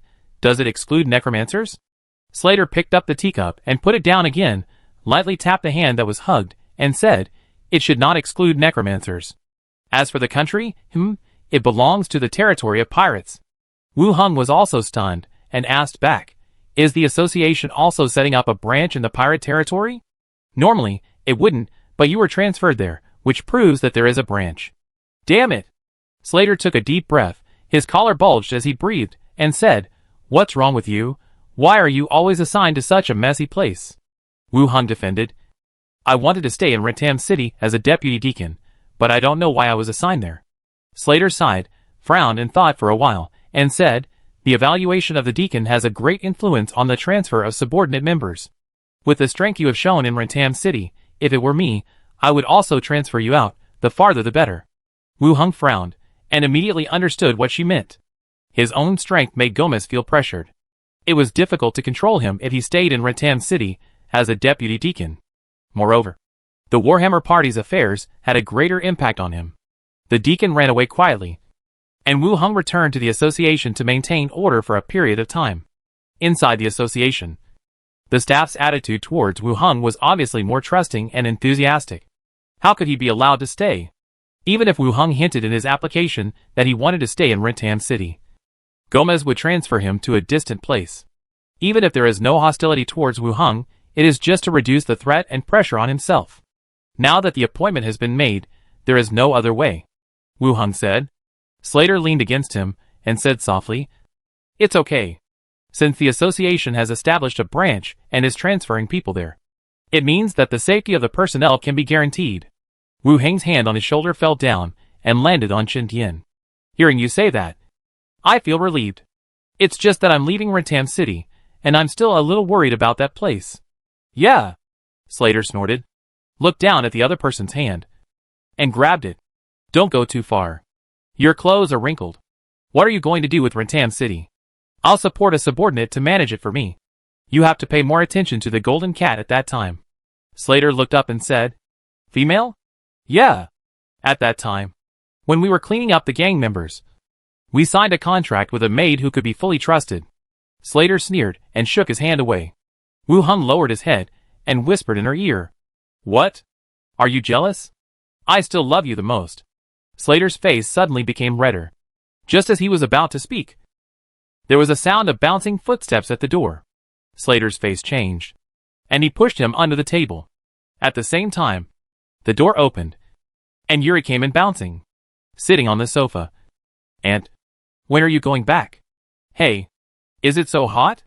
Your face is so red." Slater lifted his collar. "I don't know what happened today. It feels quite hot." "Aunt, when are you going to Rentam City? There is nothing interesting here." Slater raised his eyebrows and said, "You only know how to play.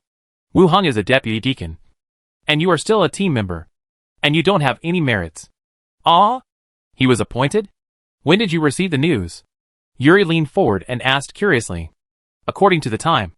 It's almost time to come down," Slater said, subconsciously closing his legs together, clamping his weird hands. "Oh!"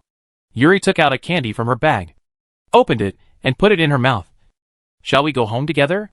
Slater raised his eyes from under the table and said, "You go back first. I'll go back after I'm done. I'll be done tomorrow." "Go away.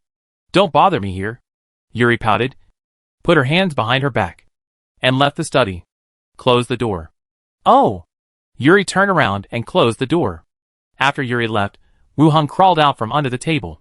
He grabbed her waist, pulled her up from her seat, and kissed her vigorously. Slater struggled slightly, but then gradually got involved.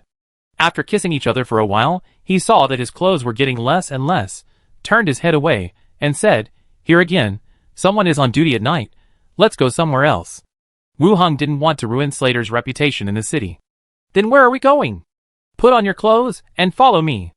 It was getting darker, and the two left the association and went directly to a mansion. Slater took out the key, opened the door, and walked in. Wu Hung followed behind him. "Is this your house?" "Yours. Yazid left it for you." "Like a fool." The door closed. Wu Hung picked her up. "Who are you calling stupid? The bedroom is over there."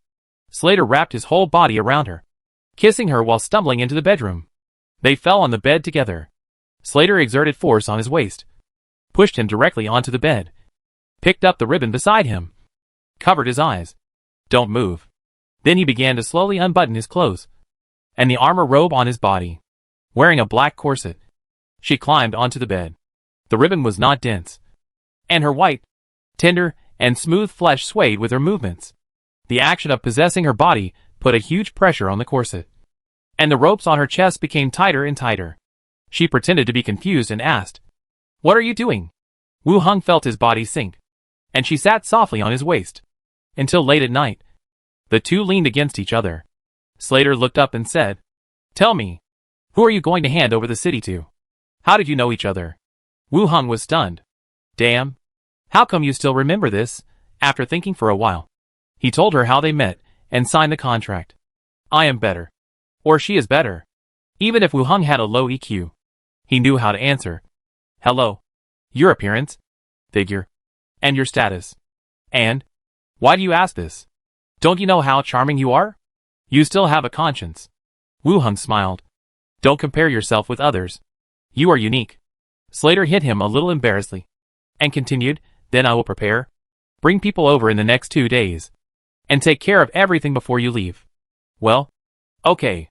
The two chatted for a while, and after caressing each other, they leaned against each other again. The next day, early in the morning, they both got up very early.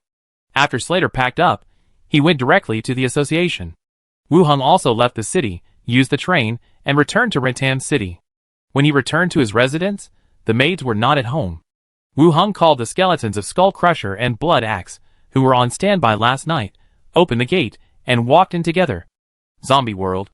Walked downstairs. Li Yong came from a distance. Wu Hung asked, "Have you checked the Beefing Life Plaza?" "We asked people to check along the way. The closer we get to that side, the more zombies there are. The situation on the scene cannot be confirmed yet," Li Yong said. "Let the convoy prepare, and we will go there today." Since he was transferred, he had to speed up the process. "Okay." Li Yong agreed, and walked down quickly to prepare. Chapter 241. Do you all fight like this? The number of people accompanying the vehicle has increased. It is no longer one person per vehicle. The co-pilot is also equipped with an accompanying person to take charge of some sudden emergencies. With the current number of people in the shelter, it is enough to make some arrangements. On the bus, Li Yong held the steering wheel, glanced at Wu Hung beside him, and said, "I contacted the Yenshin shelter. They have no plans to exchange ammunition at present. Before, I felt that grenades were very useful, so I planned to let Li Yong collect some from Yenshin. But now it seems that the other party is not going to sell it to him easily. The reason is not hard to guess. The reason why Yenshin shelter can have its current status, in addition to Ma Jiong's awakening of superpowers, is more about armored vehicles and modern weapons. Not only can it solve problems in times of crisis, but it is also enough to deter other shelters. There is a big difference between having weapons and not having weapons. It is normal not to exchange now, when there is no special need. Who would exchange ammunition? Wu Hung nodded. It's okay. When they need supplies, they will naturally exchange with us. Li Yong said him, indicating that she thought so too. She continued, by the way, the central station has released some new information, and the content is quite shocking. What's wrong? They said that according to the test, the strength and movement speed of ordinary zombies have increased by about 40% compared to before, and it is likely to continue to increase. Wu Hung frowned. He knew that zombies were getting stronger, because now ordinary zombies have been transformed to level 2 and 3. This means that their attributes have also been improved. The headquarters has obviously done some tests and produced more accurate data. It seems that zombies all over the world are improving. This is not a good thing for survivors. Zombies are evolving over time, and there is still no obvious progress in the awakening of humans. Didn't the headquarters say what measures are there? Ask each shelter to speed up the clearing of nearby zombies. It will become more and more difficult to kill them if they are delayed.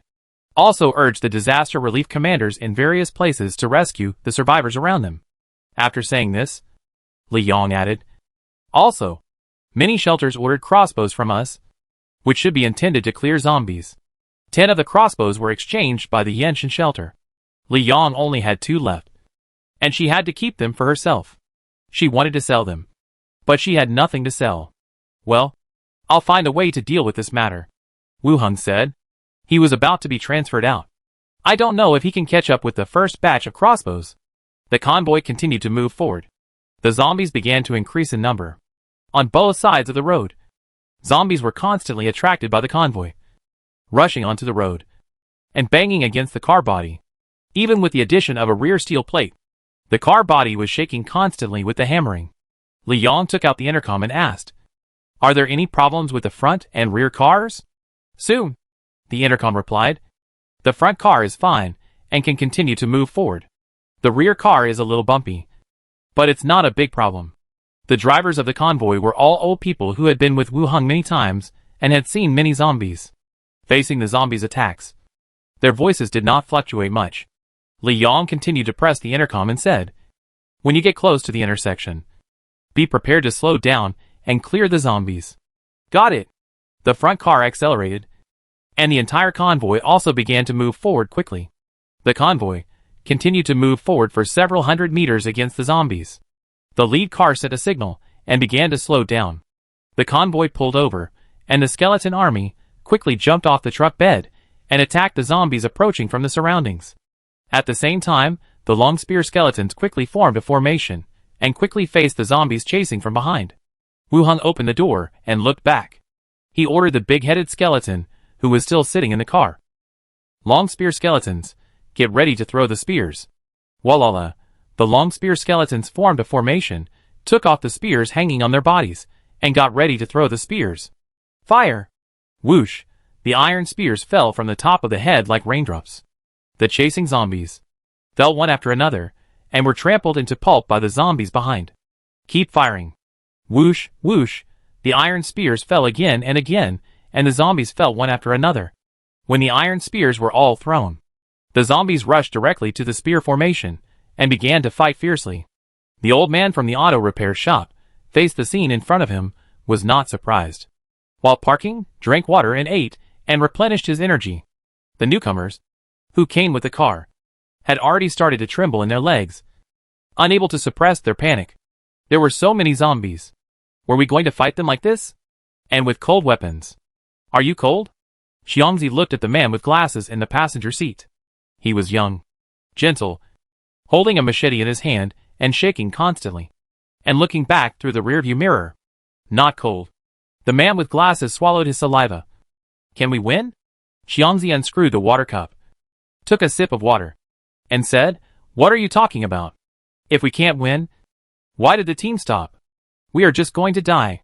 "That's not what I meant. It's just, there are too many of them. How did you deal with the zombies in your shelter before?" "Zombies?" The man with glasses looked at him in confusion. "You all deal with zombies?" "Of course. How do you think the bus station was cleared out?" Xiangzi said. Just as the man with glasses was about to speak, he heard a creaking sound. The driver's door opened, and Xiangzi leaned out and looked behind. "Fuck. Brother Chong. Are you crazy? What if you get bitten?" The man with glasses exclaimed, reaching out to pull his belt. "Damn. Don't pull my pants. You're a pervert. Didn't Sister Hong say that I couldn't get out of the car? I'm collecting materials here. What do you know? Brother, I have a bad heart. Please close the door." As the battle continued, the number of zombies was decreasing, and only a few scattered zombies continued to rush forward. The skeletons holding war hammers and axes chopped them down and cut off their heads. The corpses of zombies covered the entire street. The bloody smell was strong. Wu Hung ordered to clean up the battlefield, and the skeletons immediately took action and began to carry the corpses. They got back to the bus. Li Yang took out the tablet, called up the offline map, and said, "Turn around the intersection in front, and walk a little further, and you will reach the Beefing Life Plaza." Wu Hung took the map and took a look. With a thought, the ghost Xiao Xiao flew out of his body. It floated sideways in the air, looking at him. "What's wrong, Xiao Xiao? Do you see the crossroads ahead?" "Ah. Turn right, and there is a square. Go and see if there is any danger," Wu Hung said directly. "Okay." Xiao Xiao didn't say anything nonsense, and directly penetrated the bus and disappeared from sight. The convoy stopped for a while. Xiao Xiao turned around and flew back. "There are so many zombies." "Well, let me take a look," Wu Hung said. Xiao Xiao nodded, and went back into her body. In her mind, the scene she had just seen immediately appeared. After turning the intersection, many zombies appeared along the way. As she moved forward, the closer she got to the square, the more zombies there were. When she arrived above the square, the ground below was already full of zombies. Among them, there were zombies wearing bulletproof vests and still holding rifles in their hands. With the stiff movements, her fingers occasionally pulled the trigger, and bullets banged on the ground. This caused a commotion among the zombies nearby. On the side of the square, there was a military green off-road vehicle and 2 military trucks. There was a canvas roof behind the truck, which was well preserved. Wu Heng released Xiao Xiao again and asked her to continue to guard the surroundings. Li Yong asked, "What's going on ahead?" "There are military trucks, and some zombies with guns hanging on their bodies." Wu Heng thought for a moment and guessed, "It's possible that the rescue team came to rescue the survivors. But something went wrong and they were left here. Even now, many shelters, or some survivors who don't even have radios, are still waiting for the rescue team to appear. Now it seems that even if a small group is formed, it is difficult to complete the rescue work in the current situation.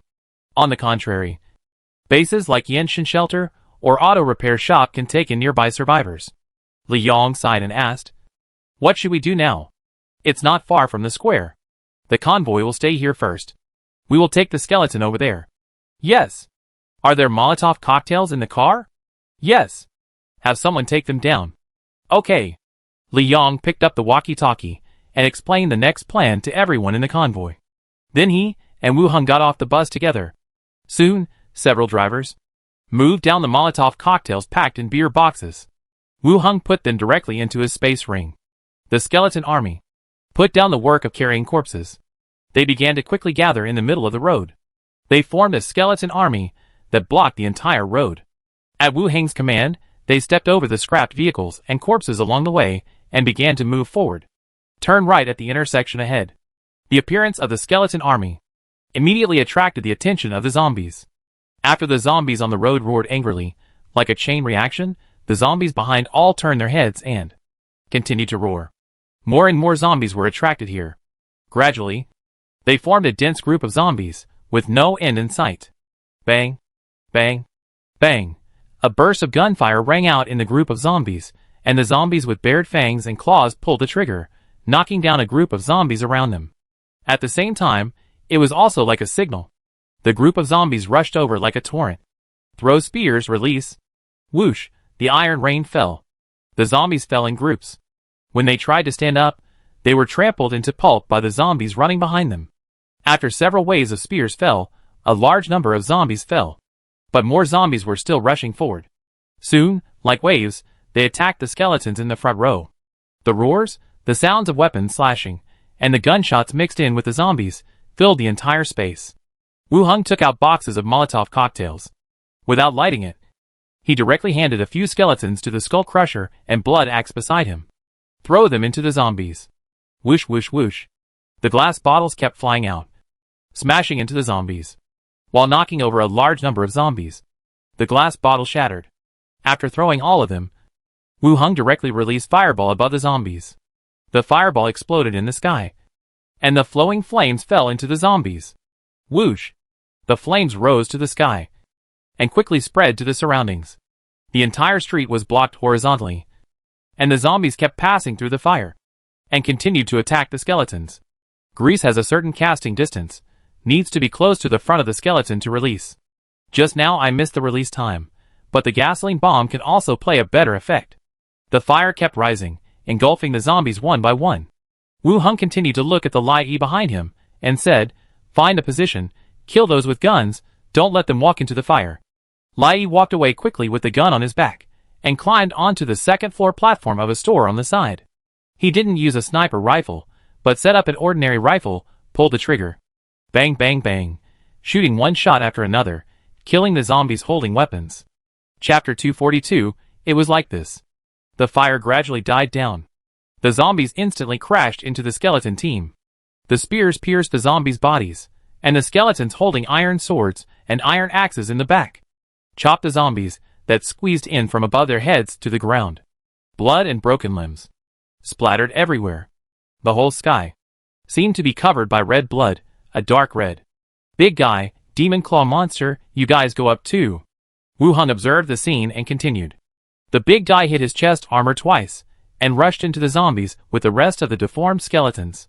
Wave with your arms like a hammer, big zombies, flying around like a heavenly girl. She flew around. Fear claw monster, then climb the walls around, From time to time to grab a zombie, withdraw your head. Promote the whole army. Wu Hung continued to order. Skeleton hand holds the spear neatly forward. Just like the wall full of thorns, string the zombies into meat skewers. Zombies leaked, continue to be cut into meat with a sword behind the skeleton. Nympho. Fighting from the day, it was hit until the evening. The entire road was covered with corpses. Orange flames were lit, and the abandoned cars on the roadside were emitting thick smoke. Puff. The devil claw crushed the head of the last zombie. The entire battlefield began to gradually quiet down. Be on guard all around, and send some people to clean up the battlefield, and move all the corpses to both sides. Wu Hung said. Hua la la. The skeletons on standby took action again. Some surrounded the area, and some began to move the corpses. Wu Hung brought several skeletons, and came to the green SUV. The door was half open, and not closed. There were some supplies and bullets piled up in the car, and it was obviously a military vehicle. Then, continued to walk towards the other two military trucks. After turning over and entering the truck bed, Li Yong took out a flashlight and illuminated the surroundings. Inside the truck, there was a layer of tarpaulin. Wu Hung opened a corner, and inside were boxes of first aid kits and some sealed compressed dry food. He opened all the tarpaulins on the car. The whole picture inside was revealed. They were all various military supplies. There was also a special package. After opening it, there were stacked headsets inside. Radio headsets? What a good thing. Wu Hung picked one up and looked at it, and put it back. He continued to go to another car. After opening all of them, there were various guns and boxes of ammunition inside. So many bullets. Well, it seems that this is not a rescue team, but they are planning to withdraw. Wu Hung said. The rescue team will make room for the vehicle to accommodate the survivors. All the bags, big and small, were in the car, and it was obviously going to a certain place. After thinking for a while, he waved his hand and collected all the guns and bullets. Whether to distribute guns to other people in the base. We need to discuss it carefully after returning. At least it can't be revealed now. Li Yong didn't say anything, and asked, drive back directly? Restoring in the car for a night. Tidying up the surrounding area tomorrow daytime. Okay. Li Yong asked the convoy to come closer. The motorcade drove straight over with its headlights on. Li Yong explained to everyone, and returned to the bus to rest. Back to the bus. Wu Hung had already laid a blanket on the ground. Li Yong used the items in the car to wash herself. Took off her clothes, and got into his arms, lying on his chest, listening to his heartbeat. He said, the zombies are still getting stronger. Will they awaken their powers? Then humans will have no chance. Wu Hung gently stroked her smooth back, turned over and pressed her under him, saying, don't worry. Even if they get stronger, it won't be that exaggerated. Li Yong snorted, pouted, and gently raised her waist with her lover, and continued, I really envy you for awakening your powers. I have drunk the potion twice, but it doesn't work. The first level corpse core potion is mainly used to improve physical fitness. It is not easy to awaken superpowers. You awakened a long time ago, which means that the first level is also effective. Wu Hung smiled and lifted up his loose shirt. Li Yong said, don't take it off. There may be something urgent tonight. Just leave it like this. Wu Hung nodded, lifted up half of his clothes, covered his eyes. Don't worry about the superpowers. Wait until the second level medicine is developed, and then take some to try. Wu Hung was not very optimistic about the superpowers. The effect of awakening was not as significant as expected. After the flame god Ma Jiang awakened the fire superpower, the most lethal move was just throwing a fireball. There was not much difference from his own fireball technique. If the supernatural power has only this effect, it is better to change the profession. When the time is right, Wu Hung can give Li Yong, or other people in the base, the profession scroll. After completing the profession, all attributes can be improved, and there is a complete inheritance and training system. Her eyes were suddenly covered by the lifted clothes. She tried to take them off while saying, what are you doing? I can't see anything. Wu Hung grabbed her arms, pressed them above her head, and said, be good. Don't move. Li Yong turned her head away and hummed twice softly. This is a bit sensitive. This is fun. Keep your voice down. You don't want your brothers to hear it. Huh? Pervert. The night was deep, and only Li Yong bit her lips tightly and moaned softly. The next day, in the morning, Xiangzi and others, along the nearby shops, carried out a preliminary search. Skull continuously loaded various supplies onto the trucks. It was not until noon that several trucks were gradually filled. You send these back first, Wu Heng said. Li Yong nodded, and asked the convoy to return with the supplies.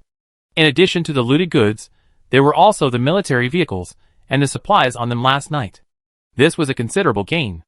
After a brief explanation, the convoy returned with a full load of supplies. Wu Heng led Li Yong and the skeleton army, and began to use Dead Corpse Battlefield along the way.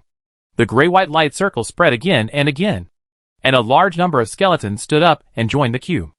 After reaching level 10, unlocking Arcane Echo and Necromancer, the cost of skills was reduced, and the recovery of mental power was also improved.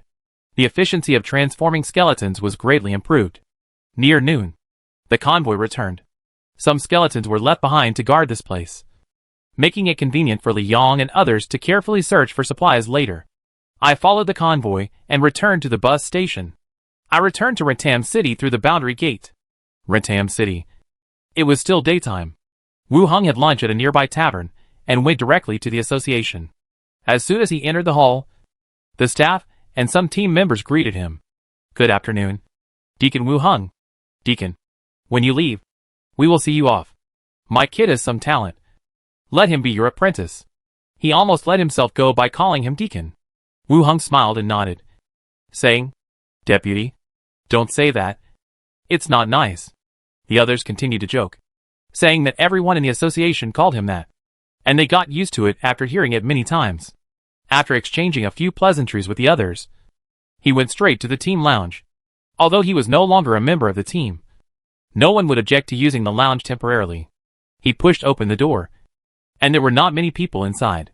It seemed that when he was the captain, he had cultivated a bad habit for the team. He opened the door and called a staff member. Asked him to call the owner of the weapons store. The staff nodded in response and left quickly. Not long after, the owner of the weapons store that he cooperated with, and the owner of the Mao Liao armor store, came over. Captain Wu Heng, I heard that you are going to be transferred away from here, the owner of the armor store said. Wu Heng didn't expect that he would follow him. Nodding and saying, Yes, I will leave in the next 2 days. What about your half of the city? The owner of the armor store asked tentatively.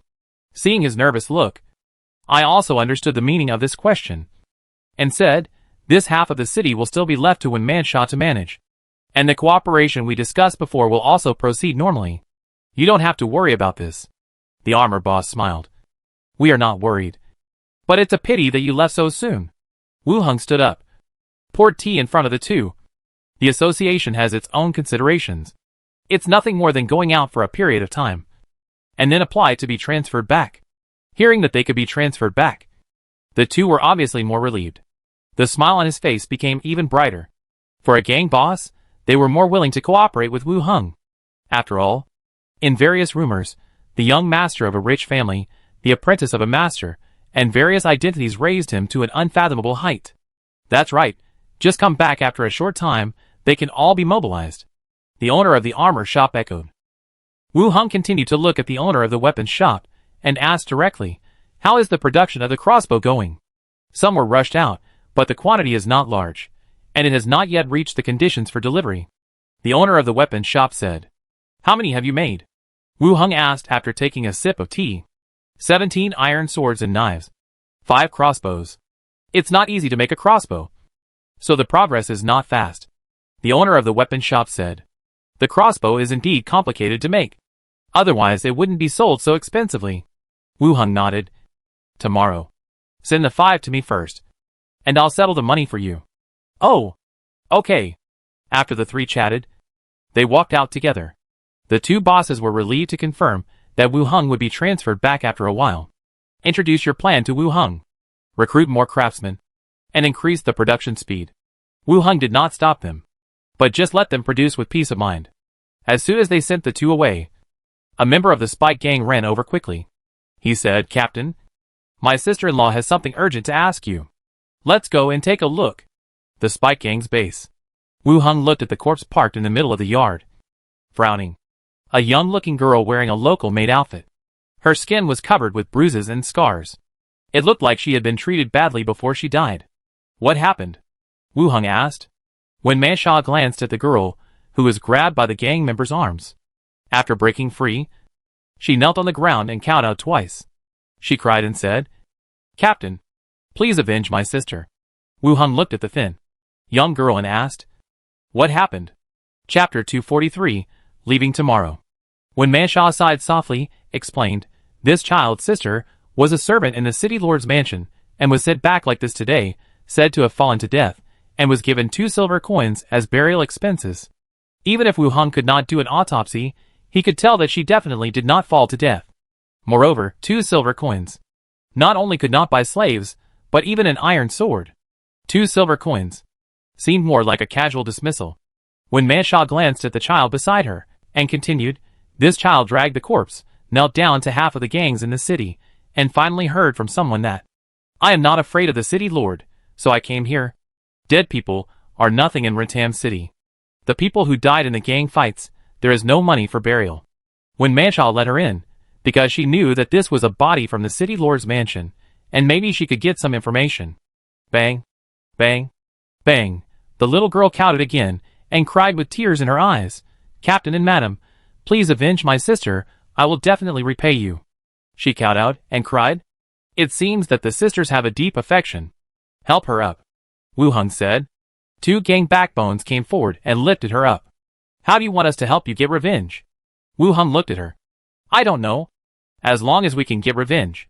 The little girl bit her lip tightly, and said firmly, "How to get revenge?"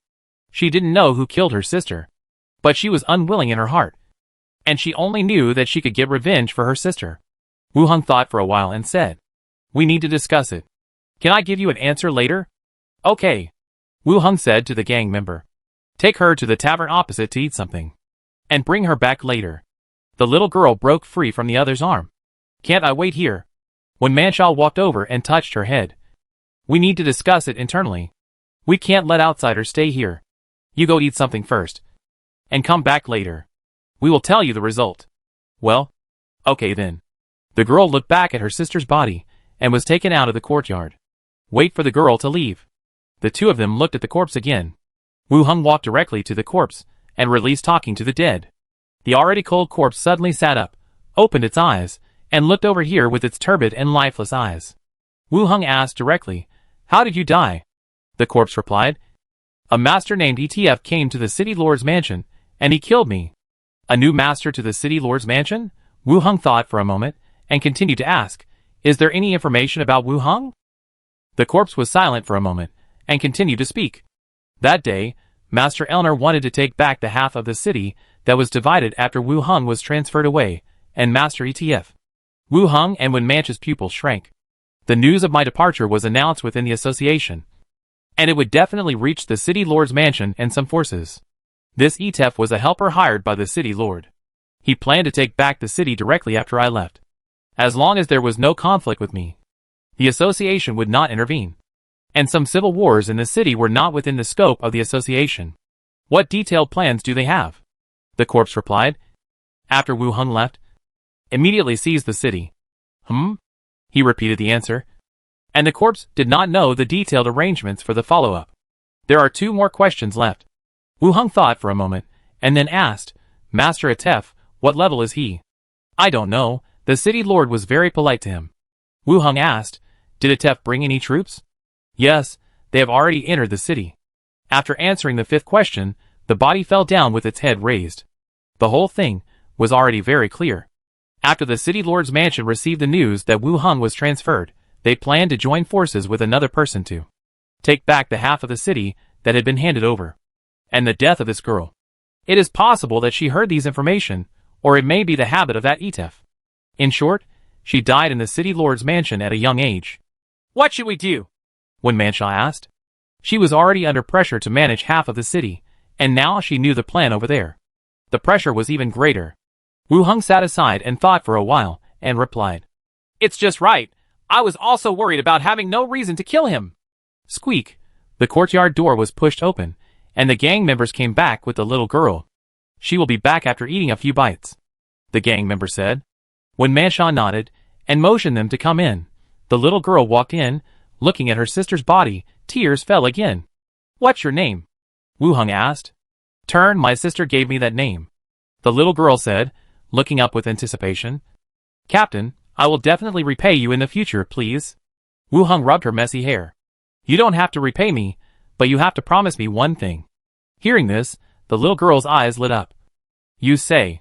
Don't tell anyone about what happened here today, don't tell anyone, and don't ask other gangs to help you. Can you promise me? Are you going to avenge my sister? If you can keep the secret, I will help your sister avenge. I won't say anything. The girl said seriously. I believe you. Go back and bury your sister properly. Leave everything to us. Okay.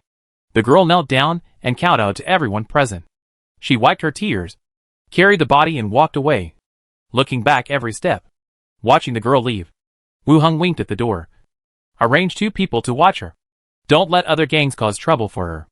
When Mansha nodded and said a few words to the members behind her, someone immediately followed. Are you going to do something? When Mansha asked. Wu Hung shook his head. Leave the news. I will leave Rantam City tomorrow. When Mansha was stunned, and immediately reacted. Okay. Leave the Spike Gang's base. Wu Hung went to the association to apply for a ticket to leave. And at the same time, he also revealed this matter. The little girl sent the body to the Spike Gang. And she also suspected that it might be Elner who did it on purpose. After all, he was a necromancer. And a body that knew the internal information was sent out. He had great doubts. But after thinking about the whole thing, regardless of whether the information is true or false, I will take the initiative to jump in. It depends on how the other party does it. After applying for the ticket, Wu Hung went to the lounge to take a look. The atmosphere of Team 12 is really not good. No one came.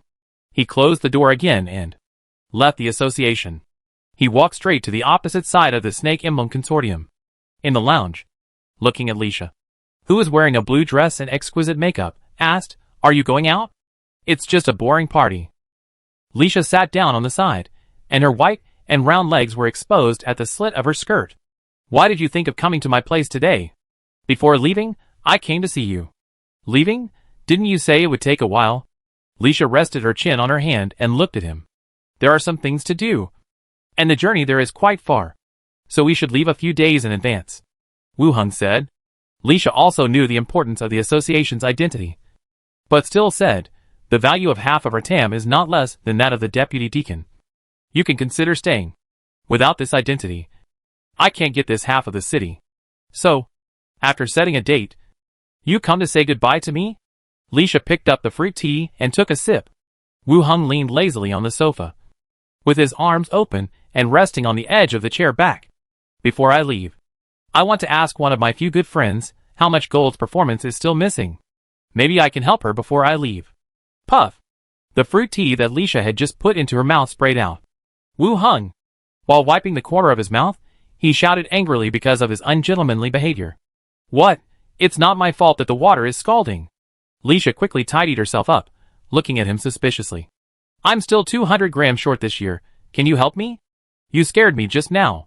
Lisha paused and immediately smiled. Walked to the sofa, sat down close to her, half leaned on her, and said, Who told you to suddenly mention gold? Wu Hung didn't continue to tease her, and took out a cloth bag from the space ring, opened the bag, revealing a golden glow. Lisha's eyes widened a little, somewhat incredible. This year's performance, since Wu Hung came, began to grow rapidly. Originally thought that after a few exchanges, the other party's reserves were almost enough. There are still so many. Wu Hung took out a golden, thin chain with a red pendant. He lifted the other party's white and tender feet and put them on his legs. What are you doing? Lisha was startled, and immediately wanted to pull her legs back. Wu Hung grabbed it, and tied the thin chain around her white ankles. It's more beautiful. Lisha didn't expect him to do this. Her face turned red, and she took back her legs a little embarrassedly. Is it for me? Well, if you like it. Pick 2 more. Forget it, I'll just take this one. As he said, he sat back down again. Knock. Knock. Knock. The door knocked. A man's voice came from outside the door. Miss, it's time to leave. Lisha's expression was restrained.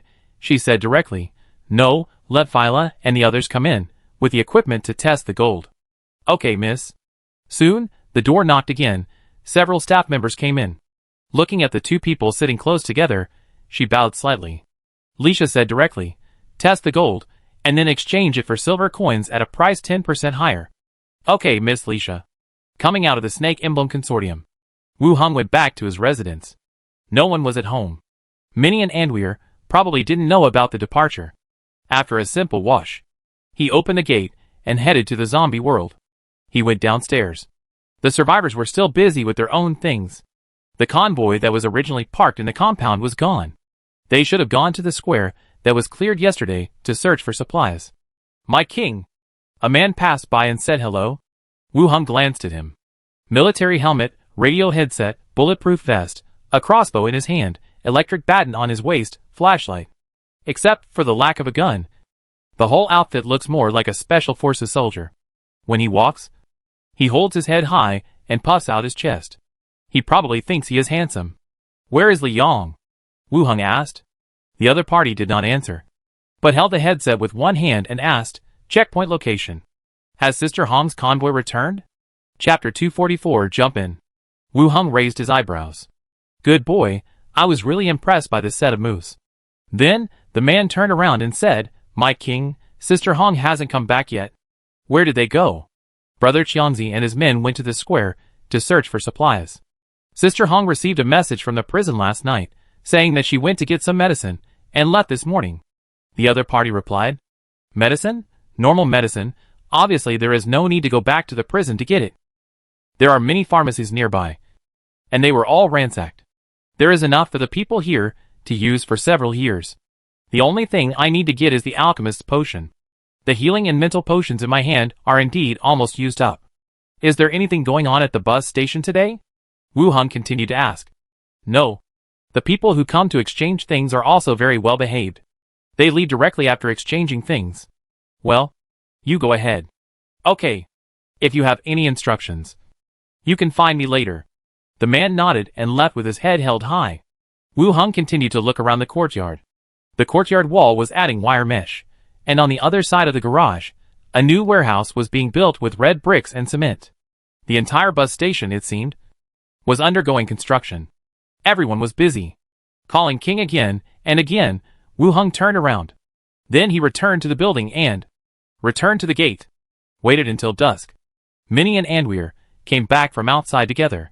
Master. Seeing Wu Hung sitting in the room with the air conditioner on, the two smiled and greeted him. Wu Hung motioned for the two to sit down and said, Minnie, wait, pack up tonight, and we'll leave here tomorrow. Ah? So soon? Minnie exclaimed. Anweer was also stunned and said, Master, the store. Let your tribe run the store first. If there are any problems, you can go to Wanmansha, Wu Hung said. Anweer hesitated and whispered, Master, can I take my tribe away? I have 2 friends, and they will be your maids. Minnie also added. Wu Hung said, let's go there first. Once we find a house and everything is settled, we can consider taking them there. Otherwise, where can such a large group of people live? The two heard it and felt that it was indeed right. The situation over there has not been figured out yet. If a large group of people go there, it will be a bit difficult. Master, you are thoughtful. Underwire agreed with a smile. Okay, let's prepare dinner. And then pack up and pack everything we want to take away. Minnie, your things. Let Wire put them in the space ring. Okay, Master. The 2 girls went to cook. Not long after, Wanmansha came back with her 2 skeletons, with the 16th level dead bones as her guard. Wanmansha's safety was also guaranteed to a great extent. Standing at the door, she took off her coat and put on loose pajamas. Wu Hung opened his arms, and Wanmansha leaned into his arms obediently. Her legs curled up on the sofa. He said, the message has been sent out. Now the whole city knows that you are leaving tomorrow. I arranged for someone to investigate. There are indeed a lot of outsiders in the 2 southwest districts. They should be the reinforcements of Elner. Wu Hung gently stroked the soft flesh on his waist. Can you confirm how many people there are? Wanmansha moved. Probably several thousand people. And their strength is not low. After these people came in, the gangs have been much more low-key. The number is not that large. Wu Hung nodded. Wanmansha raised her head, look at him. Owner, I still can't bear you. Wu Hung pinched her chin, gently kissed on his lips. Separate for a long time. Wanmansha licked the water droplets on his lips. Will you come back and see me? Rest assured, It's not as far as you think about it. Protect yourself. Wait for me to come back to pick you up. Wu Hung said. When Mancha rolled over and sat on his body, stick in your ear. Don't have those two little orcs. I forgot me. I am your first maid. Forget it. Kiki. Owner, Sister Wen Mancha, talk again after eating. I sleep with many a night. It is yours one night. And Bill puts dinner on the table, said. After all, she was leaving. Naturally. No one would compete with her. When Mancha didn't blush, got off the sofa, and pulled Wu Hung to sit at the dining table to eat. The next day, in the morning, outside the city gate, Wu Hung and his friends were ready to leave. Deacon Gomez, with many association members, stood outside the city gate to see them off. When you arrive, write us a letter and let us know you're safe, Gomez said with a smile. Like an old leader who has watched his subordinates grow up. Wu Hung also smiled in response. Yes, I will apply to be transferred back in 2 years, and it still depends on the deacon's approval. Gomez smiled unchanged. Of course, stick with it for 2 years first. If you still want to come back, I will apply to the headquarters to transfer you back. Thank you, Deacon. Then, Wu Hung looked at Duke, Marta and others, and said, pay more attention to safety in future missions. With your current merits, as long as your level is raised, you will be able to take the position of Deputy Deacon. Some missions are too dangerous. So be more flexible. I understand. Captain. We will not embarrass you. Duke patted his chest. Seeing that he did not understand, Wu Hung said to Marta, collect more intelligence when there is a mission, and then act. Okay. Captain. Wu Hung continued to say goodbye to Wen Mancha, and his eyes swept over everyone, and fell on a carriage. Lisha of the Snake Emblem group lifted a gap, and waved to him. Wu Hung nodded. After saying goodbye to everyone, he took Minnie, Anvil, and 2 skeleton attendants, and boarded the tricycle directly. He twisted the handle and drove away. As the tricycle went farther and farther away, the people surrounding the city gate also left one after another. They returned to their own residences. All the way, there was the whistling sound of the wind. Minnie looked back, and approached the position of the posture, and said, Master, there are many trained animals behind us. Through the rearview mirror, you can see a large number of trained animals in the sky. Keep a distance, and follow closely behind. Even if the speed is reduced, these tamed animals will automatically slow down.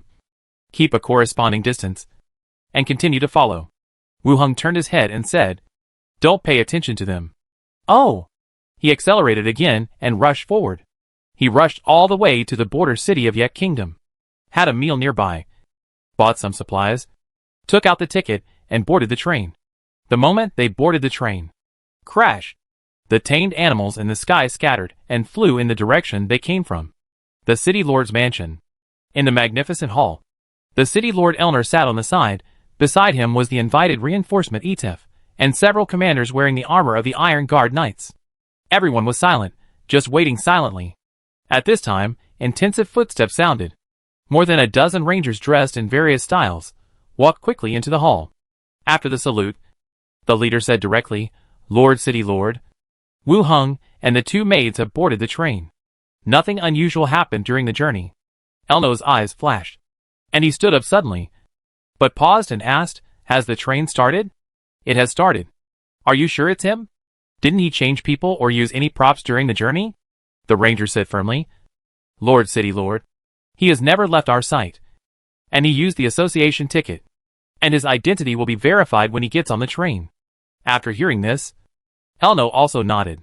Etef on the side smiled and said, Erner, you are scared by that kid. You are so cautious. Erno smiled helplessly. There is no way. That kid is evil. It is better to be careful. Then he continued, Then for tonight's operation, please help Mr. Etef. Of course, there is no problem with my promise. Etef stood up. Get ready. Finish it as soon as possible. We have stayed here for a long time. Okay. The train traveled for 3 hours and stopped at the second city. Sir, you haven't reached your stop yet, the passenger reminded. Wu Hung nodded. I forgot to bring something important. So I'll get off here first and take the next train later. Okay, sir. Wu Hung got off the bus with a few people and booked a room at the Central Tavern. He said, You stay here. I'll pick you up tomorrow morning. Okay, master. We will take good care of ourselves. Envier said. Minnie also nodded. Wu Hung left the two skeleton attendants to protect them, and used the illusion veil to change his appearance, and walked out swaggeringly. After leaving the city, put on the hat, and boarded the train. The night was deep. Rentam City was shrouded in a light mist. The streets were empty. Tap tap tap. The neat and heavy footsteps sounded. The Iron Guard Knights, the soldiers of ETF, and the coalition forces of the gang members, passed through the central area and entered the northern area of the inner city. Approached quickly. Surrounded the building in front. The city lord Elner said directly, "The woman in charge of management lives here, kill her, and then tear up the agreement." ETF, wearing silver armor, a blue cape on one shoulder. He looked up at the bright window. "That guy's woman is quite attractive. Don't kill her after you catch her. I want to play with her for a few days." "Okay, you can do whatever you want with her then. Go ahead." Bang! Suddenly, a bang sounded in the distance. ETF subconsciously lowered his head. A stream of light hit his helmet with a bang sound. The huge force made him lean back, and his head buzzed. At the same time, swish, swish, swish, the houses on both sides were pushed open one by one. Dense figures were revealed. Gulyulu, one by one. Round things with pull rings were thrown into the team. They rolled under everyone's feet. Boom, boom, boom, boom. Chapter 245, Dead or Not. Boom, boom, boom. Instantly, the explosion instantly covered the coalition forces of the city lord's mansion. The entire road was shrouded in the explosion, and thick smoke rose. The coalition forces' tight formation was shattered, and broken limbs and flesh were scattered all over the sky. The proud shield formation, under the power of the grenade, was as fragile as a piece of paper. The shield was torn, and the soldier who lost his lower body struggled to lie on one side. Someone wanted to rush over and help the fallen soldier up. The body was pierced by the splashing shrapnel again, and he fell to the ground. ETF was blown away by the explosion, hit the wall, spit out blood, and roared at Elner, who was also running towards this side. "What's going on?" Elner was also like a stray dog, hiding behind a low wall. "If I knew, would I have brought the soldiers directly in?" Then, he shouted to the other soldiers around, "Disperse, all disperse. The enemy is in the buildings on both sides. Break the door and kill the enemy." Elner shouted loudly. But the explosion caused thick smoke. It was already late at night, making it even more difficult to distinguish the direction. Although he didn't die in the explosion, he was also dizzy, and his ears were buzzing. After the explosion, the smoke and dust still filled the air. In the smoke and dust, there were painful wails. Although the coalition forces were dizzy from the explosion, the number of people assembled this time was more than 30,000. The casualties were still within the tolerance range. Erner helped ETF up, and was about to order a reorganization, but he went straight to kill him. Tap, tap, a sound of bones rubbing and footsteps sounded above his head. Looking up suddenly, he saw dense figures in the hazy smoke, standing on the roofs of nearby buildings. Each figure, holding a strange instrument, pointed at the chaotic crowd below. Everyone's heart tightened. Without waiting for any action. Bang, bang, bang. All the gun barrels above spewed orange flames. And dense bullets, like a dense net, covered the bottom. Puff, puff, puff. In an instant, blood splattered everywhere, and the army fell like wheat. Even the fallen bodies were still swept by bullets. Over and over again. In the building. Rush in. Kill the enemy. Erno shouted loudly. Then a soldier, clinging to the wall, kicked the door open with force and rushed in directly. As soon as he stepped into the room, he saw skeletons standing inside with weapons in their hands. Bang, bang, bang. The gunshots rang out, and several people flew out directly. The doors and windows on the first floor were all opened. The skeletons, holding submachine guns, began to fire outside. Damn, what the hell? Elner lay on the ground. Sand and dirt kept falling on his head. In a room, Wu Hung looked at the battle outside the window through the gap. The City Lord's Mansion coalition had at least 30,000 people, including the Iron Guard Knights, foreign troops, and local gang members. After being hit by grenades and bullets, the number of people had been reduced by more than half. In this situation, the coalition no longer posed any threat to him. Wu Hung also saw the reinforcements that Erno had invited. Their level should be 12 or 13, reaching the entry level of a deacon, but definitely not reaching the 16th level of Giovanni. Hit in the helmet by a sniper rifle, I didn't dare to continue to show off, and was just blown away by a grenade. That's because the soldier's physical attributes are high, otherwise he would definitely not be able to get up now. The threat is not too big. All kinds of submachine guns outside the window are still firing, raising a cloud of dust again. Wu Hung said through the radio headset, "Is the area blocked?" "It's blocked." In the headset, when Mancha's voice came. "Clear the internet cafe, don't leave anyone alive." "Understood." After the voice fell, centered on the block below, the sound of dense footsteps and the collision of armor sounded. The dense army of undeads formed a circle. They appeared in the area of the battle. The gunfire stopped suddenly. The dense corpses and skeletons rushed to the center like a fishing net. Erno and ETF's faces suddenly changed. And they each gave orders. "Form a formation. With me as the center. Come on. Prepare to fight." The two shouted loudly. And the remaining wounded, dragging their seriously injured bodies, began to move closer to the two, without waiting to form any battle formation. The undead army had already launched an attack, holding weapons, like bloodthirsty beasts, and directly rushed up to kill. The corpse fell to the ground, and turned into a bowl-sized spider. As the spiders continued to die, there was poisonous smoke and explosions. The coalition forces showed despair. There was no possibility of victory. Central Area. Professional Association. Deacon Gomez and Deputy Deacon Orc Shaman stood on the roof, looking at the battle area in the distance. Elner really has no patience, and he will take action tonight. The old orc leaned on his wooden stick with both hands. "Why is there such a big commotion? It should be Wu Hung, leaving some backup for that woman." Gomez put his hands behind his back. "Do you just let go so stupid at that time?" Wu Hung returned. "Don't be afraid of making bigger things." "What does it have to do with me?" Gomez laughed.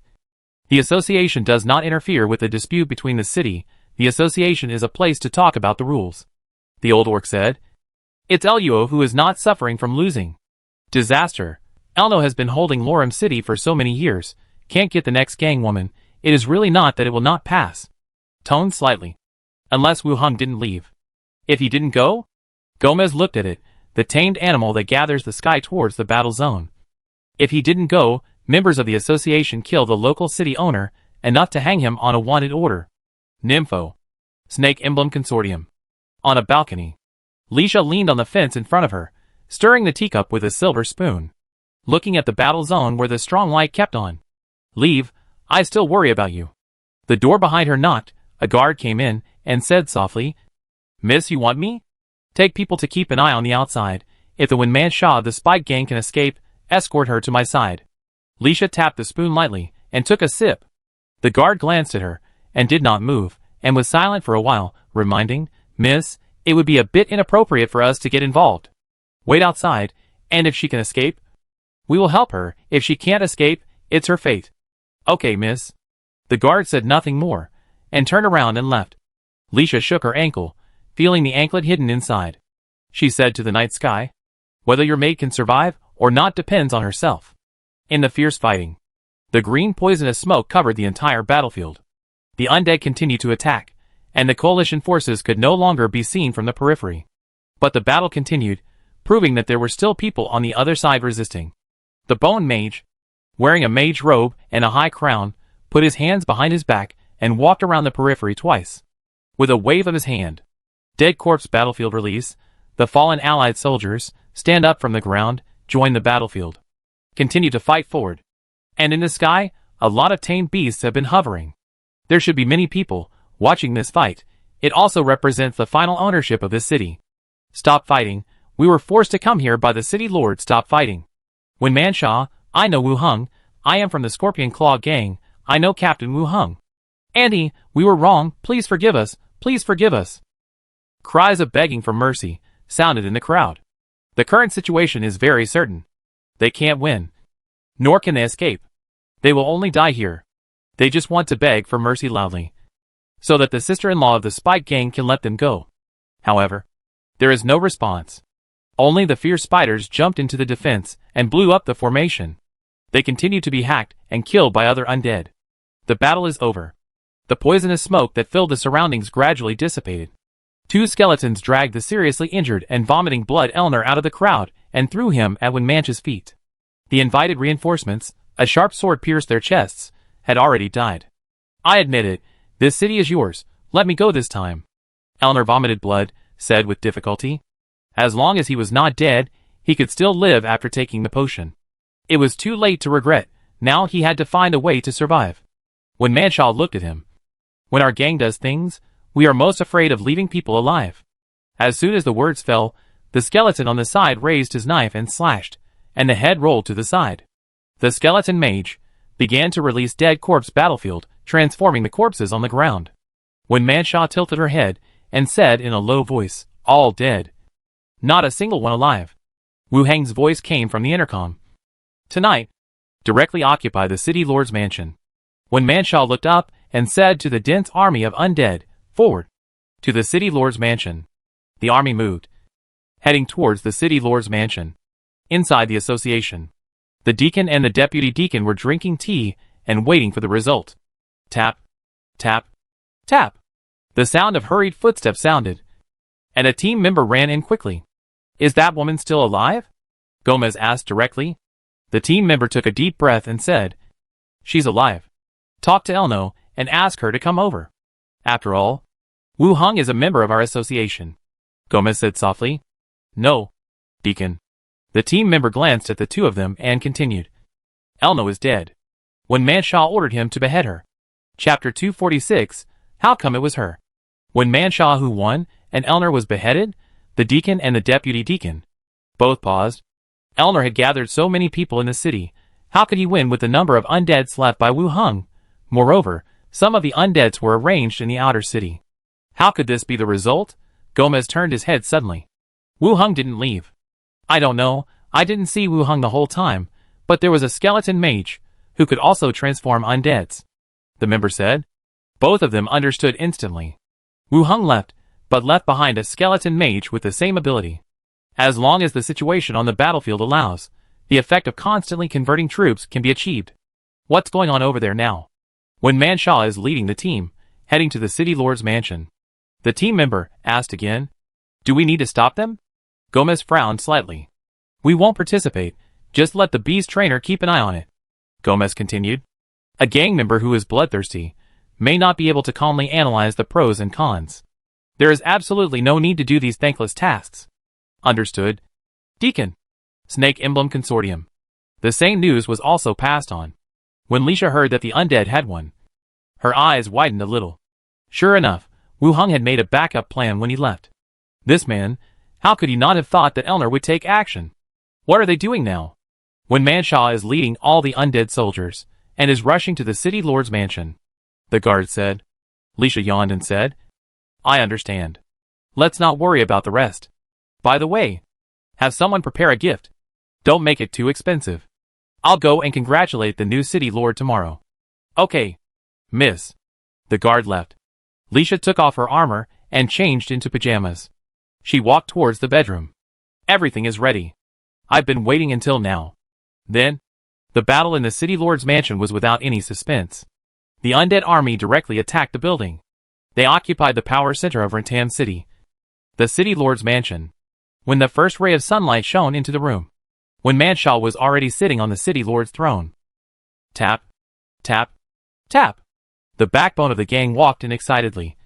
"Sister-in-law, all the servants of the city lord's mansion should be dismissed, and all the related people should be killed. Well, let our people take over all the city walls in the city. Don't disturb the people. We are not a gang now," when Manshaw said, holding her chin. "Yes, sister-in-law. Don't call me sister-in-law. If people hear it, it will still feel like a gang." The backbone was stunned. "Then call me city lord?" "City lord. Let's discuss it later, and see what's appropriate." "Understood, city lord." Just as the backbone was about to leave, when Manshaw continued, "Go and invite the deacon of the association and Lisha from the consortium." "Yes, city lord." The backbone left quickly, and handed over all these things. Not long after, footsteps were heard outside the door. The association's Deacon Gomez, and the consortium's Lisha, arrived one after another. Before they spoke, their eyes fell on the slender figure beside Manshaw. She was wearing a robe, and a mage's crown on her head. Her hands were behind her back, and her body was straight. Her exposed face and wrists were white bones. The skeleton mage in the intelligence last night, and his level was definitely not low, and was definitely higher than Wu Hung. In addition, there were several skeleton attendants of high level, one of whom, judging from the weapons and equipment, was the former City Lord Elner. From now on, this City Lord's mansion is definitely the most powerful party in the city. When Manshaw smiled, stood up and greeted, Miss Leisha, Deacon Gomez. Congratulations. Sister, when Manshaw is taking the position of City Lord. Leisha waved her hand, and the guards behind her presented gifts. When Manshaw also showed more calmness and dignity than the gang's sister-in-law. And after signaling the servant to take it, she asked the two to sit down. Gomez did not prepare a gift, pretending not to know about it, and asked Miss Wen Manshaw, "What's going on?" Wen Manshaw sighed softly, and said, "Don't mention it. My master left yesterday, and Erno led his troops to attack our city. But they had an internal conflict in the middle, and we took the opportunity to counterattack and barely won the victory. Master, of course, is the maid's name for the master. Now it is directly stated that although I sit in this position, everything still belongs to my master." Gomez was surprised after hearing this. So many things happened last night. He glanced at him and Leisha, and continued, "Elner has been running the city for decades, and he must be unwilling to give up half of the city. But he didn't expect to reap what he sowed." When Manshaw sighed again. When the master left, he said that if the Lord of Elner abided by the agreement, then everyone would run half of the city. But he didn't expect, alas, it would become like this now. Leisha said directly, "Ritam City is getting worse and worse under his management. It's dead. So there's nothing to say." "Thank you, Miss Leisha. If there is anything the city needs in the future, just tell me," Wen Manshaw said, and then continued to look at Gomez. "Please ask the deacon to report to the association. Ritam City will be managed by me, and write a letter to my master, tell him the situation here." At this point, Gomez has no reason to offend Wu Hung for the dead. Nodding, he said, "Well, I will explain this matter to the headquarters. As for Wu Hung, you can write a letter in person, and I will ask the association to send it to Treasure Island." "Thank you, Deacon." The few of them continued to chat for a few more words. The two responsible persons did not stay for long.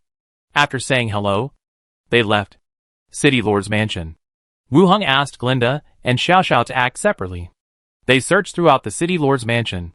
In addition to the cellar and warehouse under the City Lord's mansion, it always felt that there should be other warehouses. After running Ritam City for so many years, it is impossible that he has no savings. Not long after, Xiao Xiao flew back and found nothing in the searched area. On the other side, Glinda flew back and brought news. "It's here!" Wu Hung and Xiao Xiao followed him into the City Lord's study. Glinda pointed to the wall where the painting was hanging and said, "Behind the wall, there is a mezzanine, which contains a lot of collections and gold coins. Smash it!" The skeleton behind him immediately stepped forward. Granda said hurriedly, "Wait, this is a door. It's just etched with phantom runes. You can open it by finding the door handle, etching runes on the door." "Is he crazy?" Wu Hung went forward and checked it carefully, and indeed found some clues. He reached out and touched it, and a door handle appeared from the wall. He twisted it gently, and it opened with a click. Inside was a 30 square meter space, with a treasure chest on the ground, and on the shelves on both sides, there were various gorgeous collections, oil paintings and some jewelry. Wu Hung walked directly to the treasure chest. "Is there any mechanism inside?" "No," Glinda said. "The ghost cannot touch it, but can get into it. You can check the situation inside." After confirming that there is no danger, Wu Hung directly opened the treasure chest. The moment the lid was opened, a golden light appeared in front of him. "Wow, so much gold!" Xiao Xiao exclaimed. If 200 gold coins were packed into a bag, the amount in front of him, I am afraid it could fill 100 money bags. This Ritam is so effective in collecting money. No wonder, when the Warhammer party entered the city, he gritted his teeth and did not escape, and this time he tried his best to take back half of the city. He put away all the gold coins and all the utensils, and looked at Grinda again. "Are there any more?" "No, there are some scattered silver coins in some drawers." "Well, that's not necessary." He didn't plan to empty this place, and would continue to let Wen Manshaw use it. When he came back later, he would also have a place to live. Footsteps sounded outside the door. When Manshaw opened the door and came in, two ghosts went directly into her body. "Master, Gomez and Leisha have left. They don't object to us continuing to manage the city. especially Miss Leisha, who sent a gift. They are all smart people, and will make their own choices. Wu Heng sat down on the side. Leisha will definitely support him. Managing the city by herself will also be good for her. At least it will be better than when Elner managed it. Gomez is a veteran, and will definitely not stand up for a dead city lord. When Manshaw sat on his lap and continued, next. Can we proceed as planned? Yes. Proceed as planned. Wu Heng stretched out his hand and flipped it. And 2 large boxes appeared at his feet. He kicked them open, revealing the silver coins inside. A total of 10,000 silver coins. I give them to you as the start-up fund for the city. Wu Heng said. Wow. So many. Behind the oil painting over there. There is a secret room. You can put the money there in the future. Or put it in the space ring. Wu Heng said. When Manshaw nodded, moved slightly. Master, I don't want you to leave. Wu Heng smiled, pinched her cheek, and kissed her lips. You're not coming back. Why are you bringing this up again? When Manshaw sat on his legs, spit out a section of red tongue, and sent it over. After a long separation, she panted slightly. Come back to see me soon. After I settle down over there, I'll come back to see you, and take good care of yourself. Wu Heng said. Okay. Dong dong dong. At this time, the voice of the gang's backbone came from the door. City Lord, the city officials, and the people from the city hall are here. When Manshaw kissed him on the cheek. After rearranging his clothes, he said, Okay. I'll be there right away. After waving goodbye, he walked out directly. When Manshaw walked out of the study, and Wu Heng also used the illusion veil, and left the city lord's mansion. He put on his hat in the far south of the city, and boarded the train. On the other side, Wu Heng appeared in the hotel, pushed open the door, and Minnie and Andwire were chatting in the room. Seeing Wu Heng coming back, both of them were happy. Master.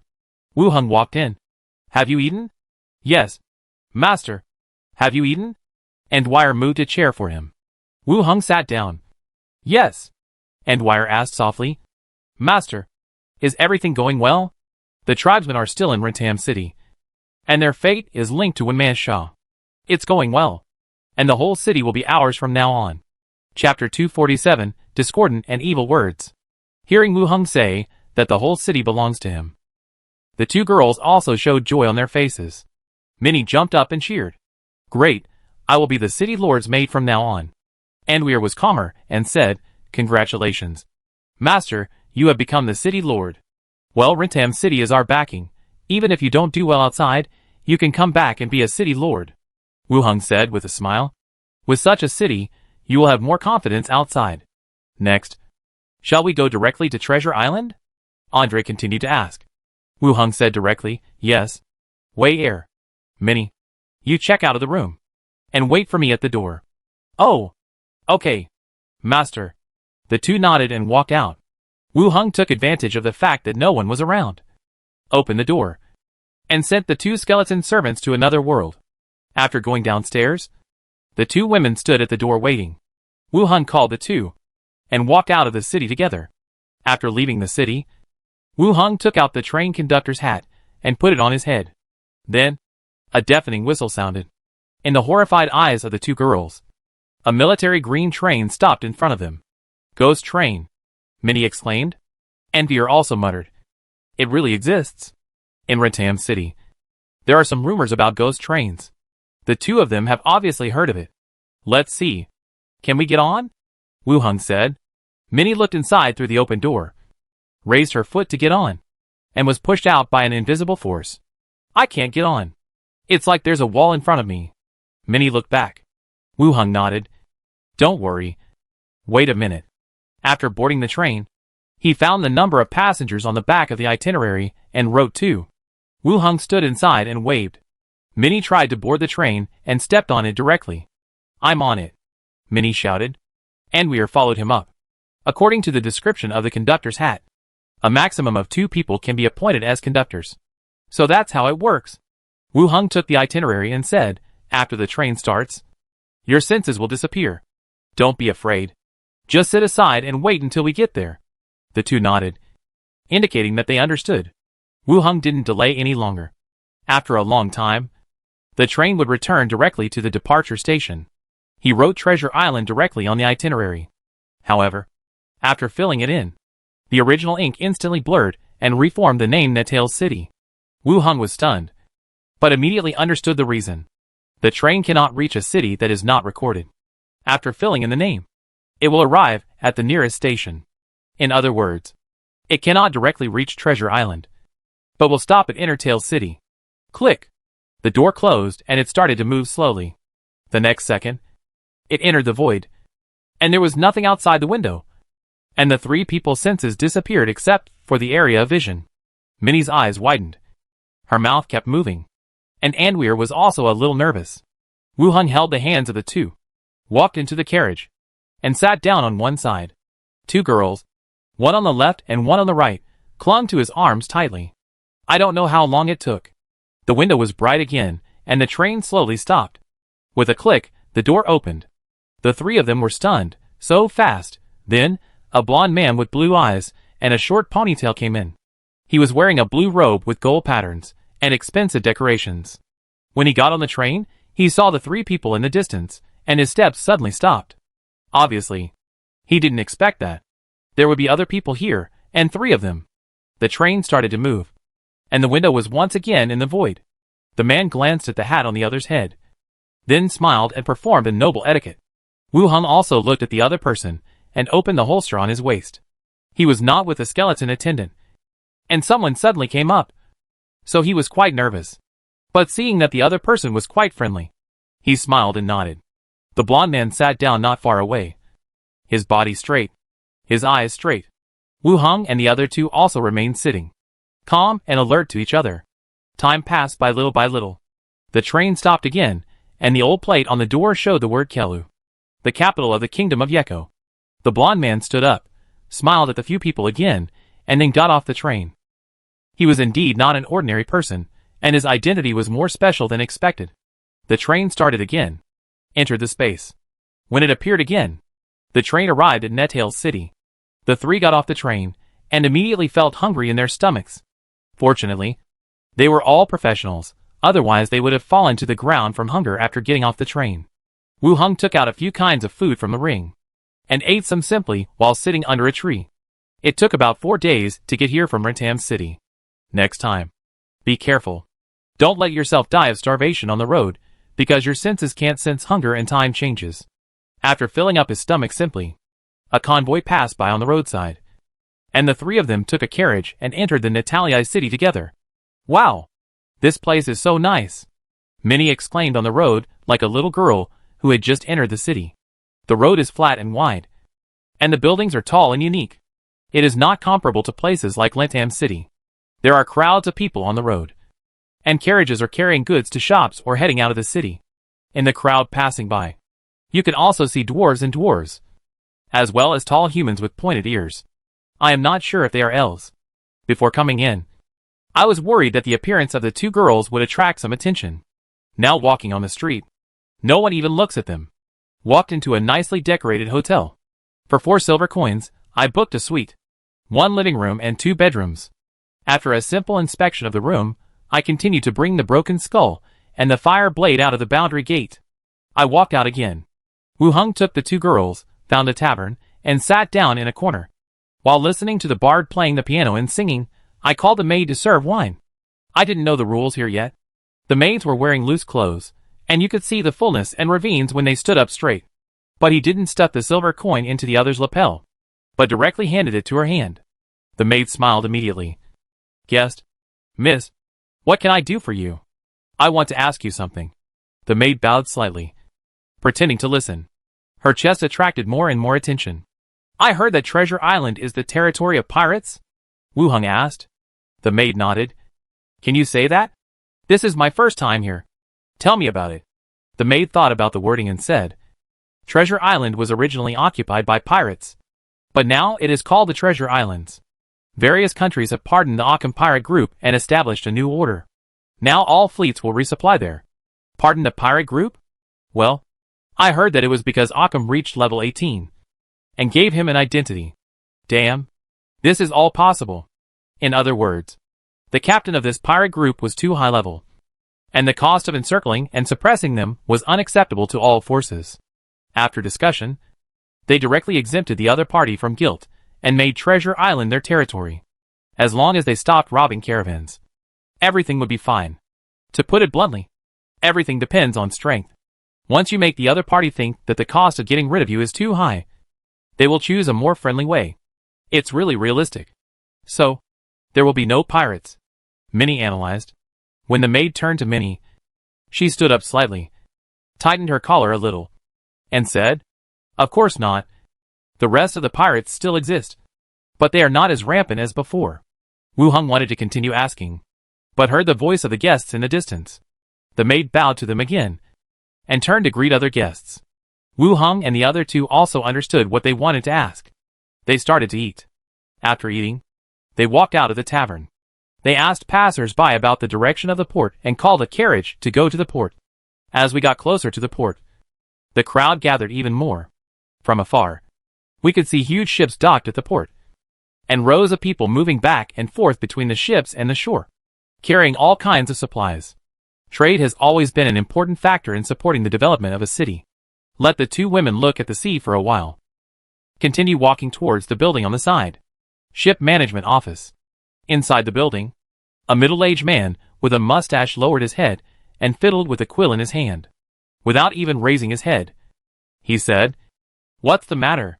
Speak." Wu Hung took out the Vice Deacon's emblem and put it on the table. "Arrange the ship to go to Treasure Island." "Fuck." The man was halfway through cursing, and immediately stood up when he saw the emblem, and said respectfully, "Let me show you a look." He flipped through the record book on the table. Then he said, "Tomorrow at noon, there will be a merchant ship passing by Treasure Island. If you have no problem, you can take the ship." "Okay. Then book a merchant ship for tomorrow." The man immediately wrote it down in his notebook, and said, "Here is the record for you. At the third port, the merchant ship Nottingham. Don't you need to get a ticket or something?" "No. You just need to board the ship on time. When the other party asks about your identity, let him take a look at your emblem." "Okay. Thank you." The man saluted respectfully. "It's my honor to solve your problem."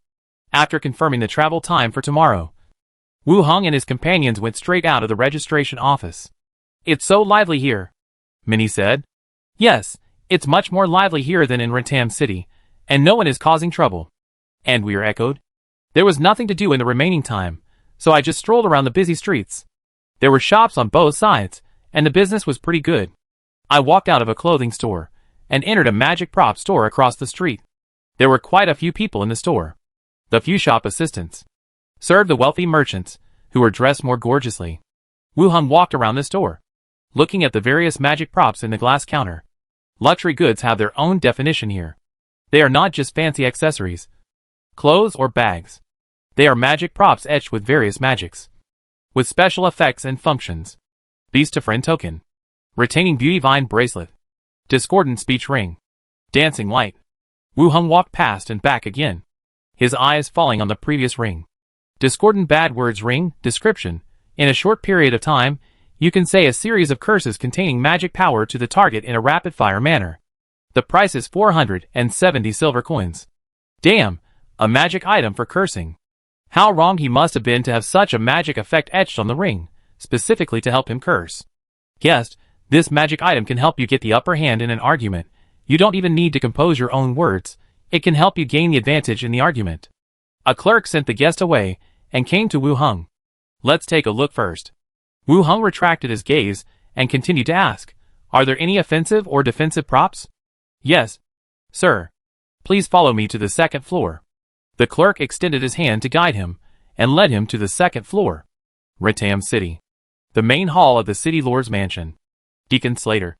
The incident happened quite suddenly. The master left first, and didn't have time to wait for you to come. When Manshaw explained softly. Slater, dressed in a tight suit, looked around the magnificent City Lord's mansion. Her eyes were still full of surprise. A few days ago, Wu Hung went to see her, and talked about the development of half of the city, and how to deal with the matter with Elner. Today, the whole city is his, and he even let his maid be the city lord. She has been collecting intelligence in the Secret Whisperer for so many years. She has never seen such an incredible thing. Moreover, Wu Hung left early, in her opinion, as if he did it on purpose. Slater nodded, and continued, "Wu Hung mentioned to me before that You will be in charge here. If you are not sure about some things, you can ask me. Managing a city is not as simple as a gang. When Manshaw smiled unchanged. If necessary, I will naturally ask the deacon, after all. We are also a family. Slater narrowed his eyes, and calmed down again. How is the decoration of the golden cat? I'll take the deacon to see. If there is anything that needs to be changed, I will ask someone to do it immediately. Well, let's go and see. Chapter 248. Ah, what is this? Golden cat. The foreman in charge of the decoration was called over, following the two women, explaining the progress. It is already in the final stages, and it will be completed within 3 days. Slater put his hands behind his back, and took 2 steps in the hall. The decoration in front of her still surprised her. As Wu Hung said, the decoration style is much more luxurious than the golden cat in Blackstone Town. The ground, the walls, the ceiling, are all decorated. It is not much worse than the city lord's mansion just now. How do you use these lighting props? Slater asked. When Manshaw came over from behind and said, this is an electric light. It absorbs solar energy through the equipment on the roof to provide lighting. As she said, she pressed the switch beside her. The chandeliers and wall lamps in the hall lit up one after another, making the whole space more gorgeous and bright. Can it be illuminated normally at night? It is used at night. Slater glanced around and nodded. Not bad. Continuing to walk to the second floor, the foreman explained some other things, and when Manshaw also explained the use of the air conditioner. The second floor of the shop. Protection pendant, description, a pendant etched with the rune of sword and shield protection, which can form a magical protection at a critical moment, blocking some of the attack damage. Fireball magic ring, description, can summon a burning fireball, causing spell damage to the target, recharges in 25 minutes. Rejuvenating vine bracelet, description, natural power, warms the body. After selecting and choosing, Wu Hung selected these items. In the shop, it should be specialized in selling accessories, and no magic items such as weapons and protective gear were seen. Protective pendants, I bought 2 in total. The one I had left last time, I gave it to Manshaw. After all, she was in more danger, and it could save her life at a critical moment. The 2 this time were for the 2 maids around me. After all, I have money now. I don't know if Treasure Island is safe, so I'll prepare for it first. The fireball magic ring is not bad, and has a certain attack effect. I also bought 2 rejuvenating rattan bracelets, which are made of brown rattan branches, and when the clerk introduced them, they said that they are good for women's skin and appearance. The 2 maids, their eyes widened. So they bought it directly. If the effect is good, they will buy some for the other women. Sir, a total of 2 gold and 755 silver. The protection necklace is the most expensive, which costs 820 silver. After buying them all, the necklace and bracelet were handed over to the 2. The 2 maids were very happy and jumped back to the tavern. Wu Hung told the 2 maids, in another room of the suite, open the door, and head to the zombie world. Go to the window and look outside. The convoy has returned. The survivors of the base are busy with their own things. Take out the intercom and call Li Yong. Soon, footsteps are heard from the stairs. Li Yong ran up quickly, saw Wu Hung, and threw herself into his arms, with her legs wrapped around her waist. I haven't seen you for several days. Wu Hung held up his round buttocks, which were soft and elastic, dealing with some things. Did you go back to prison before? Yes, I went back once, and the alchemical skeleton made some potions, and I brought them here, Li Yong said. Wu Hung asked in confusion, new potion? Yes. Li Yong got off her body, opened the backpack hanging behind her, carefully took out potions one by one from it, and placed them on the table. There were 3 bottles in total. High-efficiency strengthening potion, description, a potion developed by extracting special distorted toxins, which has a certain improvement effect on living beings, and has a low chance of awakening blood power. Seeing the properties of the potion, Wu Hung was delighted. It was indeed a potion made from a 2nd-level corpse core. I have been looking forward to this thing for a long time. With this potion, I can directly improve my attributes, enhance my physical fitness. So happy? Li Yong saw that his face was full of joy. The potion did not have a name. In Li Yong's opinion, they all looked the same, and she didn't know what type of potion it was. But seeing Wu Hung so happy, the value of the potion must be not low. Well, I need it now, Wu Hung explained casually, put the potion away, and continued, what's the news outside recently? He sat down on the bed and patted his thigh. Li Yong walked over and sat on his lap, saying, "There's nothing much news. It's just like usual. By the way, someone made a ranking list for us." Wu Heng reached in along her waist, gently stroking her smooth belly. "Ranking list? What's the use? If there is any use, it may just be to promote the reputation. But it doesn't have any substantial effect." Li Yong analyzed. "Who's on the list?" Li Yong looked at him with a smile on her face. "Number 1. King Yama. Good boy." This name has spread outside. The reason why he didn't stop the shelter from calling him the king was that he didn't want too many people to know his name. Now it's spreading more and more, and he can't control it anymore. "Anything else?" Wu Heng's hand went up. Li Yong loosened her stab-proof suit and took hold of Yuan. "Number 2. Yenshin Shelter. Yenshin. Number 3. TV Shelter. Butcher. Number 4. Dong'an Village Shelter. Han Kai. Number 5. Yongfu Shelter. Sword God. Good guy." Each name is more fantastic than the other. It's almost a title in a novel. No, what's wrong with Han Kai? The name doesn't fit in with the group. Li Yong smiled, leaning her chin on her shoulder, and said softly, as the only female leader, she may feel that these names don't fit, so she used her own name. "You didn't make the list?" Wu Heng continued to ask. "How could I make the list? All of them are famous leaders, who should have awakened their superpowers. Had they all awakened their superpowers? It should be. Whether it's true or not, there's no definite news, but the strength of the shelter is definitely slightly stronger," Li Yong said. "After such a long time, the number of people awakening superpowers has increased, which is not surprising. Living in the end times, everyone is on the edge of a knife, forcing people to constantly adapt to the environment in front of them. Your strength should be able to rank. It's a useless ranking. You just need to represent us." Speaking of superpowers, Wu Heng also thought of the magic props he bought today, and took out the fireball ring. "This is for you." The magic prop ring is thick in shape, which is not very suitable for modern people's eyes. Li Yong looked at it. "Thank you for your gift. Take it with me, and I'll teach you how to use it." "Use it?" Li Yong was full of doubts, and put the ring on her index finger. Wu Heng pulled his hand out of his clothes, let her sit down, and said, "Close your eyes and concentrate, and use your mind to communicate with the ring in your hand." Li Yong closed her eyes, was silent for a while, then opened them again. "Is it effective?" "No." "What should the effect be?" "A flame will appear on the ring." "Lighter?" "Don't talk, close your eyes and feel it again." Li Yong stuck out her tongue, closed her eyes again, and tried to feel the ring in her hand according to his method. There was silence for about 10 minutes. Li Yong suddenly opened her eyes, raised her right hand, and a blazing fireball condensed in her palm.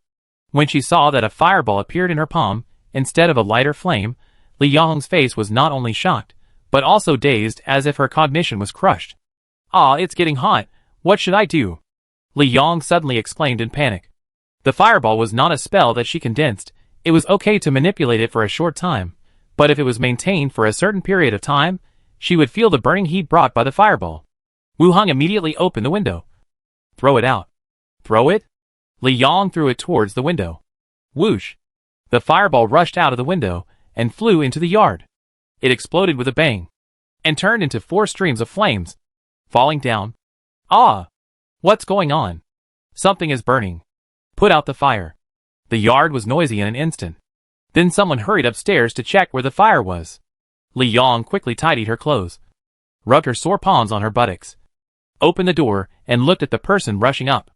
"Sister Hong, there's a fire downstairs," someone said. "No one is hurt."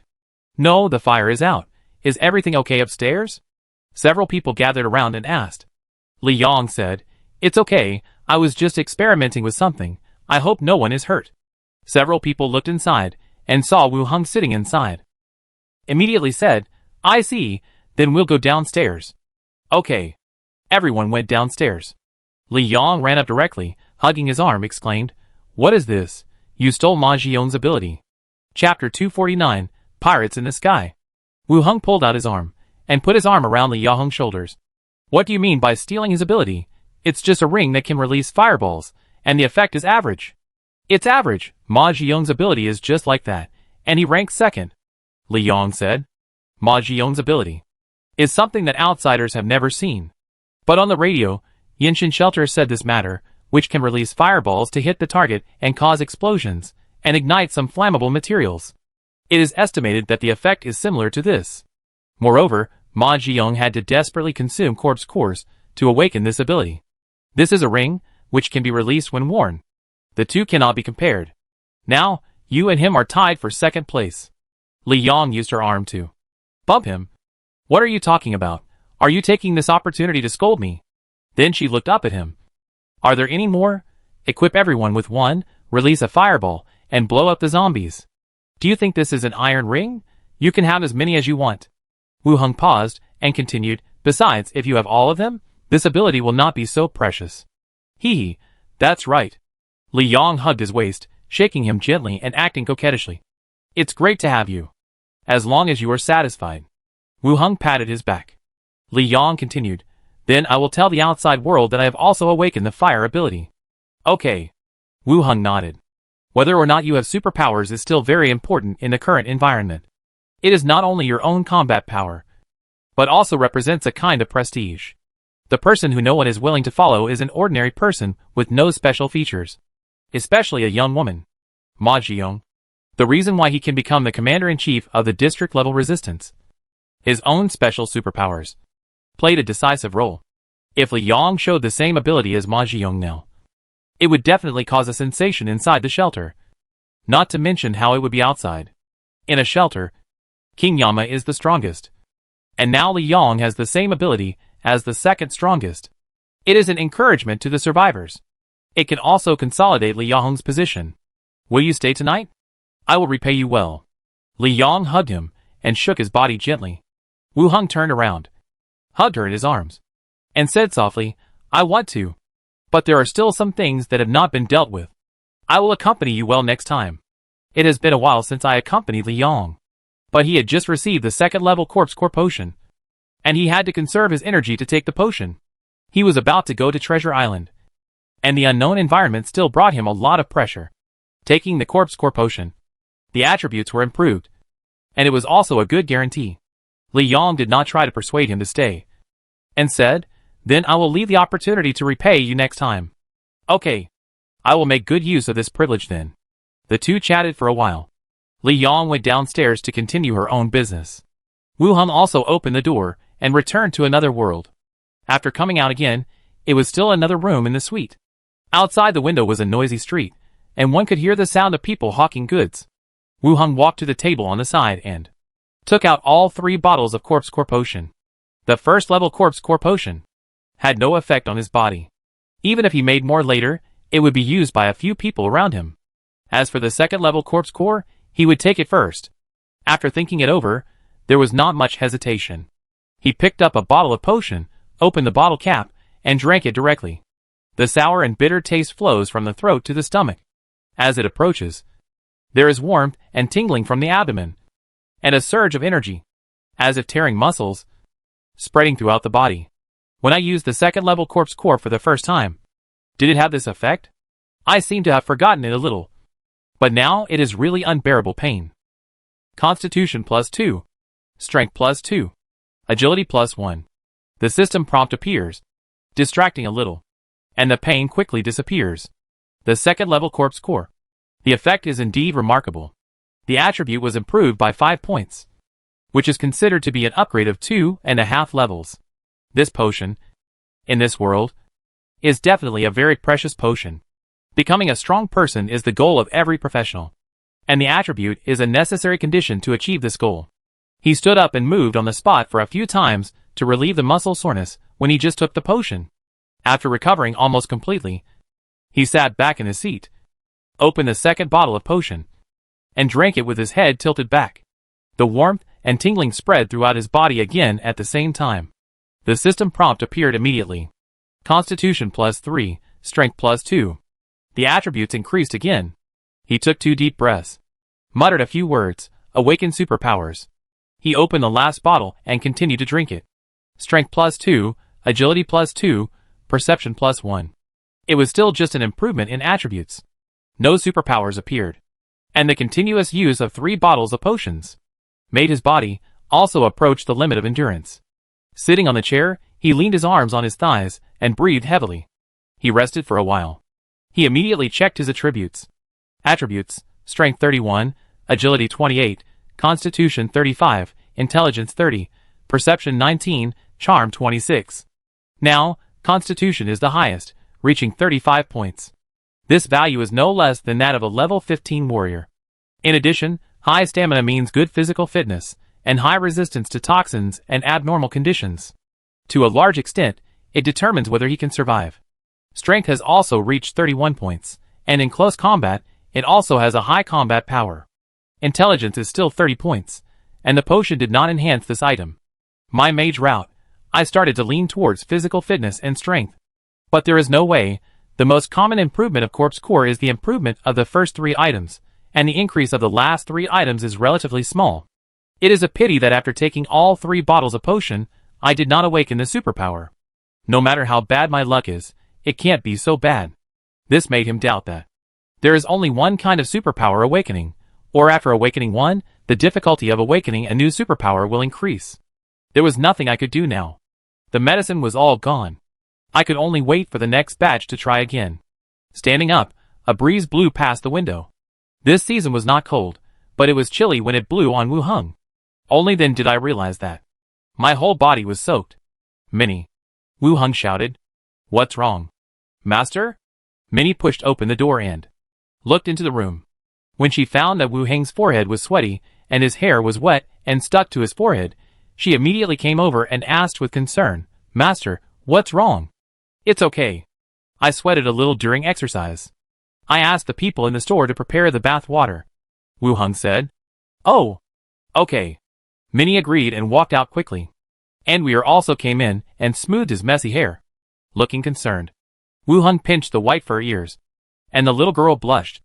After taking a bath, she had dinner downstairs.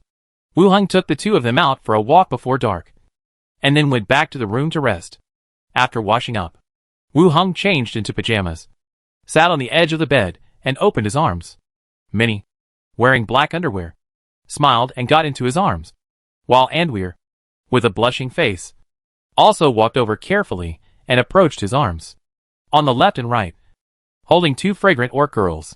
Although I miss the modern life in the past. But sometimes I think about it. My previous self. I didn't have the chance to have the current life. Not to mention money and women. This feeling of changing my physical condition with self-improvement is also very good. I'd better sleep in the study. Underwire said a little shyly. Wu Hung hugged her waist. Stroked her belly along her waist. Let's sleep together. There's nothing to be shy about. That's right. I want to sleep with Sister Wire. Minnie shouted. Jumped over Wu Hung. And pounced on him. Oh! Stop it! Underwire was pressed down by Minnie. The 2 played for a while. They faced inward side by side, kneeling on the edge of the bed. It was all white. Wu Hung sat on the chair outside, admiring the beautiful scenery in front of him from behind. It was round and white, like 2 plump peaches. Master! Stop looking. Minnie gently swayed. Underwire's whole body flushed. And she didn't say anything. Her fox tail was slightly raised. Wu Hung drank a sip of water, got up and walked to the bed. The next day, early in the morning, Wu Hung woke up from his sleep, 2 figures, one on the left and one on the right, curled up in his arms. The increase in attributes reflected in every aspect. Even when dealing with 2 people, physical strength and endurance still had the upper hand. After a night of hard work, he was sleeping soundly now. Wu Hung yawned, and the foxtail pressing on his body moved slightly. He turned his head to look over. Where, with white hair and animal ears, was flapping her big eyes, looking at him with a smile on her face. Wei reached out to hold his face, spit out her tender red tongue, and put it between his lips. After breakfast, several people checked out and headed directly to the port. After finding port number 3, they saw a merchant ship with the name Nottingham printed on it, and it was docked at the pier. As soon as they walked over, they saw a dwarf half a man's height, standing on a wooden box, and loudly urging the workers to move the goods. They saw Wu Hung coming over with 2 orc girls, and shouted, Get out of the way, don't block other people from working, the hotel is not here. Why does this old man talk like that? Minnie muttered. I'm only 36, you're the old man, get out of here quickly. The dwarf shouted unceremoniously. As he shouted, several crew members holding crossbows gathered behind him. He looked at them threateningly. Wu Hung didn't want to cause any trouble on the way, so he took out the emblem and put it on his chest. He said directly, "Deputy Deacon of Treasure Island, the ship manager should have said hello to you." The dwarf's eyes widened, and the crew behind him immediately put down their weapons, and their expressions became cautious. "The ship's manager told you." Wu Hung repeated again. The dwarf immediately reacted, bowed respectfully. "Good afternoon, Deputy Deacon. Please forgive my previous rude behavior. The delay of the goods made me lose my composure today. The ship's manager told me that your room is ready. Well, can we get on board?" "Bars," the dwarf shouted to the ship, and a young human crew member, lying on the fence, shouted, "What's wrong, Captain? Take the adults on board. The 2 rooms arranged yesterday." "Okay, Captain."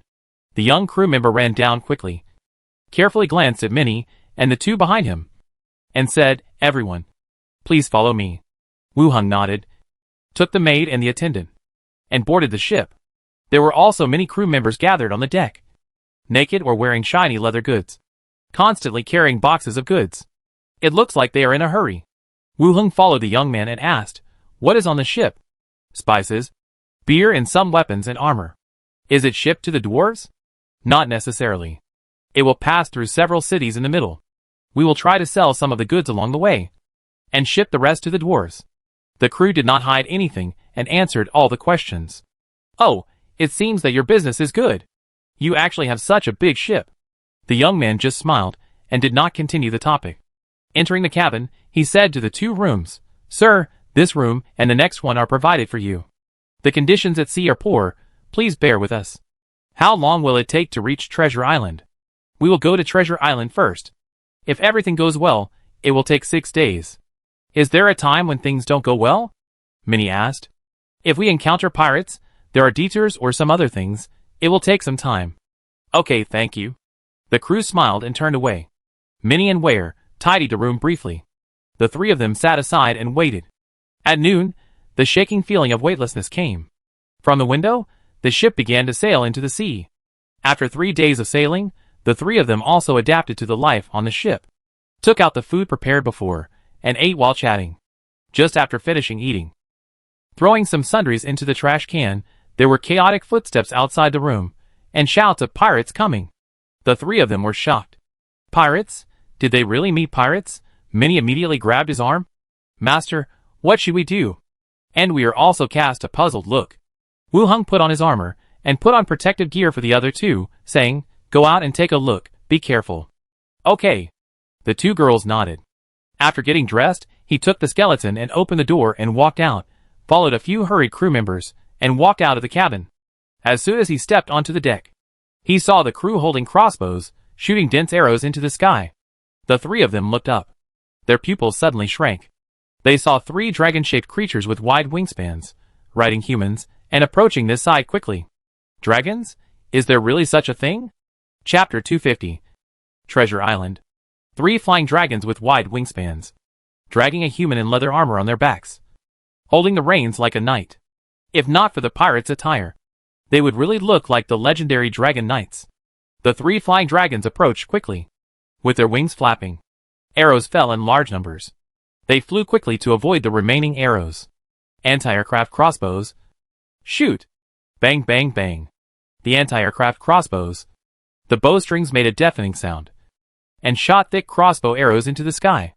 The flying dragon raised its body, avoiding the crossbow arrows. It quickly approached the top of the ship.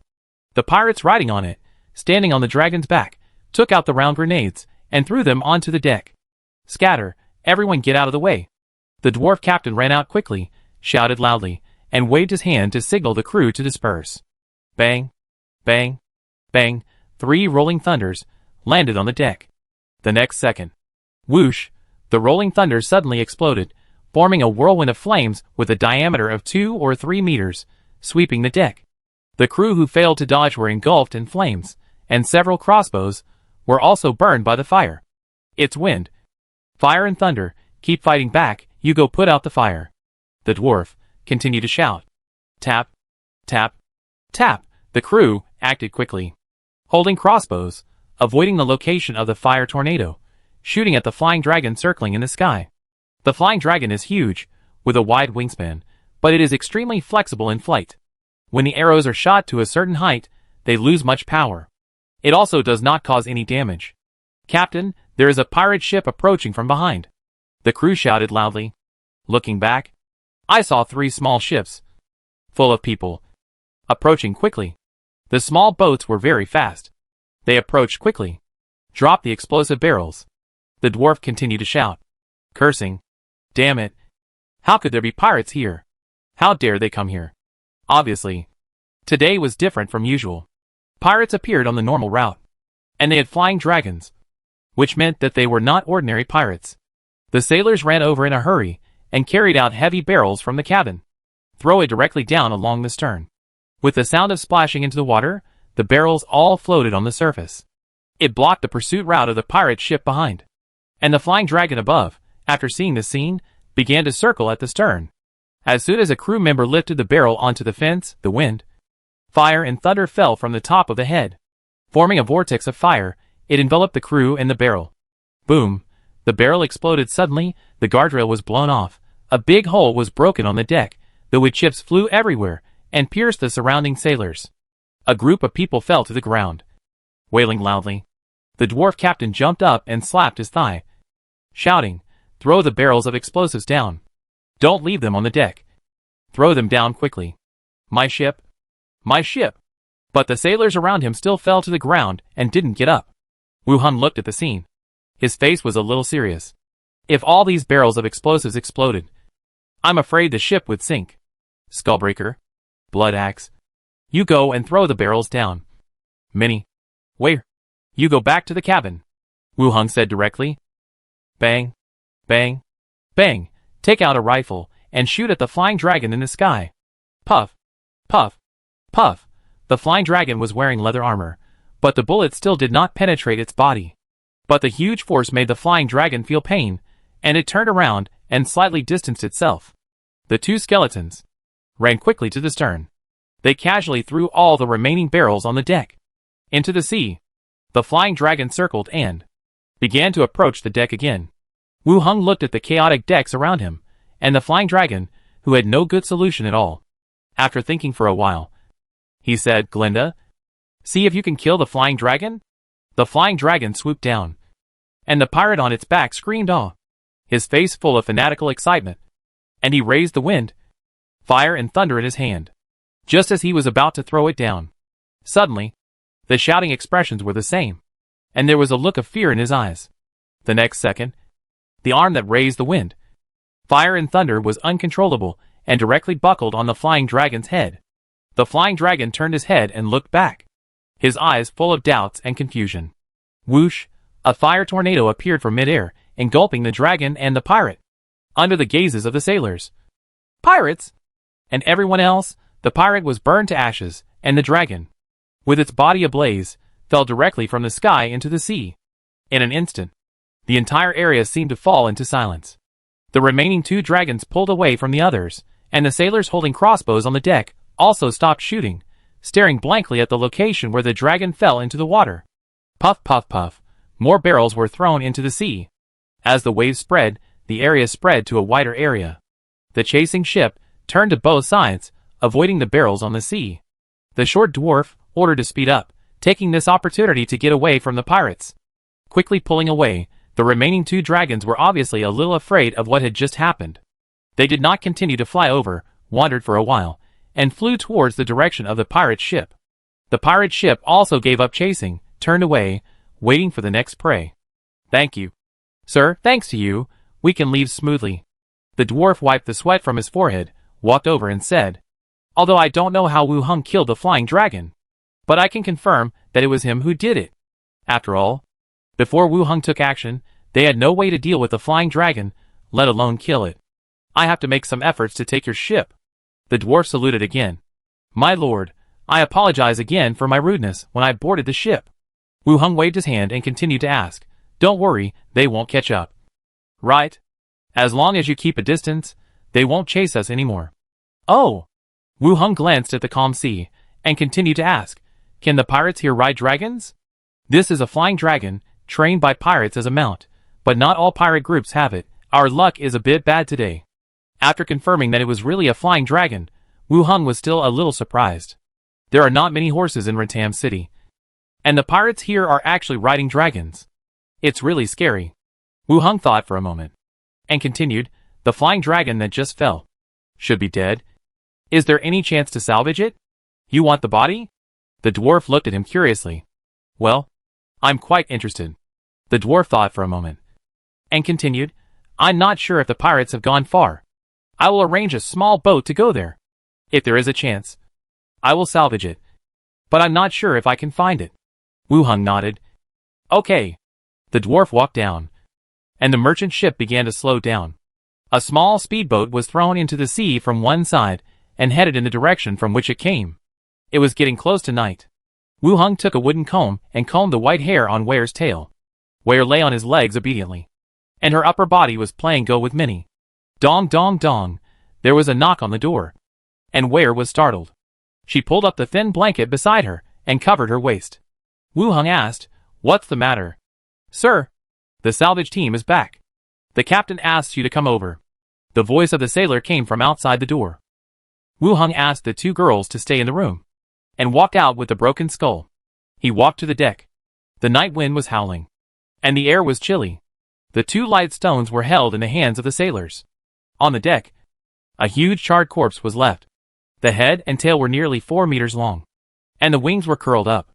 It was probably more than 3 meters long when spread out. Although it was not as long as the legendary dragons. It was also a large dragon-like creature. The dwarf kicked the corpse twice in anger. And then looked at Wu Hung and said, My lord, I brought the corpse back to you. Thank you for your hard work. You saved us. And it is not difficult to salvage this corpse. The dwarf said with a smile. Find a straw mat to wrap it up. And I'll take it away when the time comes. Understood. Sir, when transporting goods, a certain amount of straw mats will be prepared. Several sailors found straw mats and hemp ropes. And rolled up the body. After making sure it was tied up, Wu Hung put it directly into the space ring. The judgment of the space ring is actually a bit special. Corpses or remains cannot be put into the space ring. But if they are wrapped in a coffin, or wrapped in a layer of straw mats, they can be put in. This is also why, when buying the body from the Snake Emblem group, the bodies that were transported were all bumped into the coffins and straw mats. Seeing Wu Hung put them away, the crew members were not surprised. It is not difficult to find space rings for merchants. No matter how big the ring is. No cargo ship can carry it. There should be no danger behind. Right? Wu Hung continued to ask. In 3 days, we will almost reach Treasure Island. I will inform you then. Okay. Wu Hung returned to the room. And the others returned to their respective positions. The merchant ship continued to sail forward. Time passed little by little. 3 days later, the cargo ship approached Treasure Island. From a distance, you can see the general picture of the archipelago. Some islands are surrounded by trees, while some are bare with some houses built. And there are quite a few such islands. After sailing for a while, the ship approached the Treasure Island. Wu Hung and his companions stood at the bow, looking at the bustling port. Huge ships docked one after another, workers carried supplies, and some people gathered together to chat.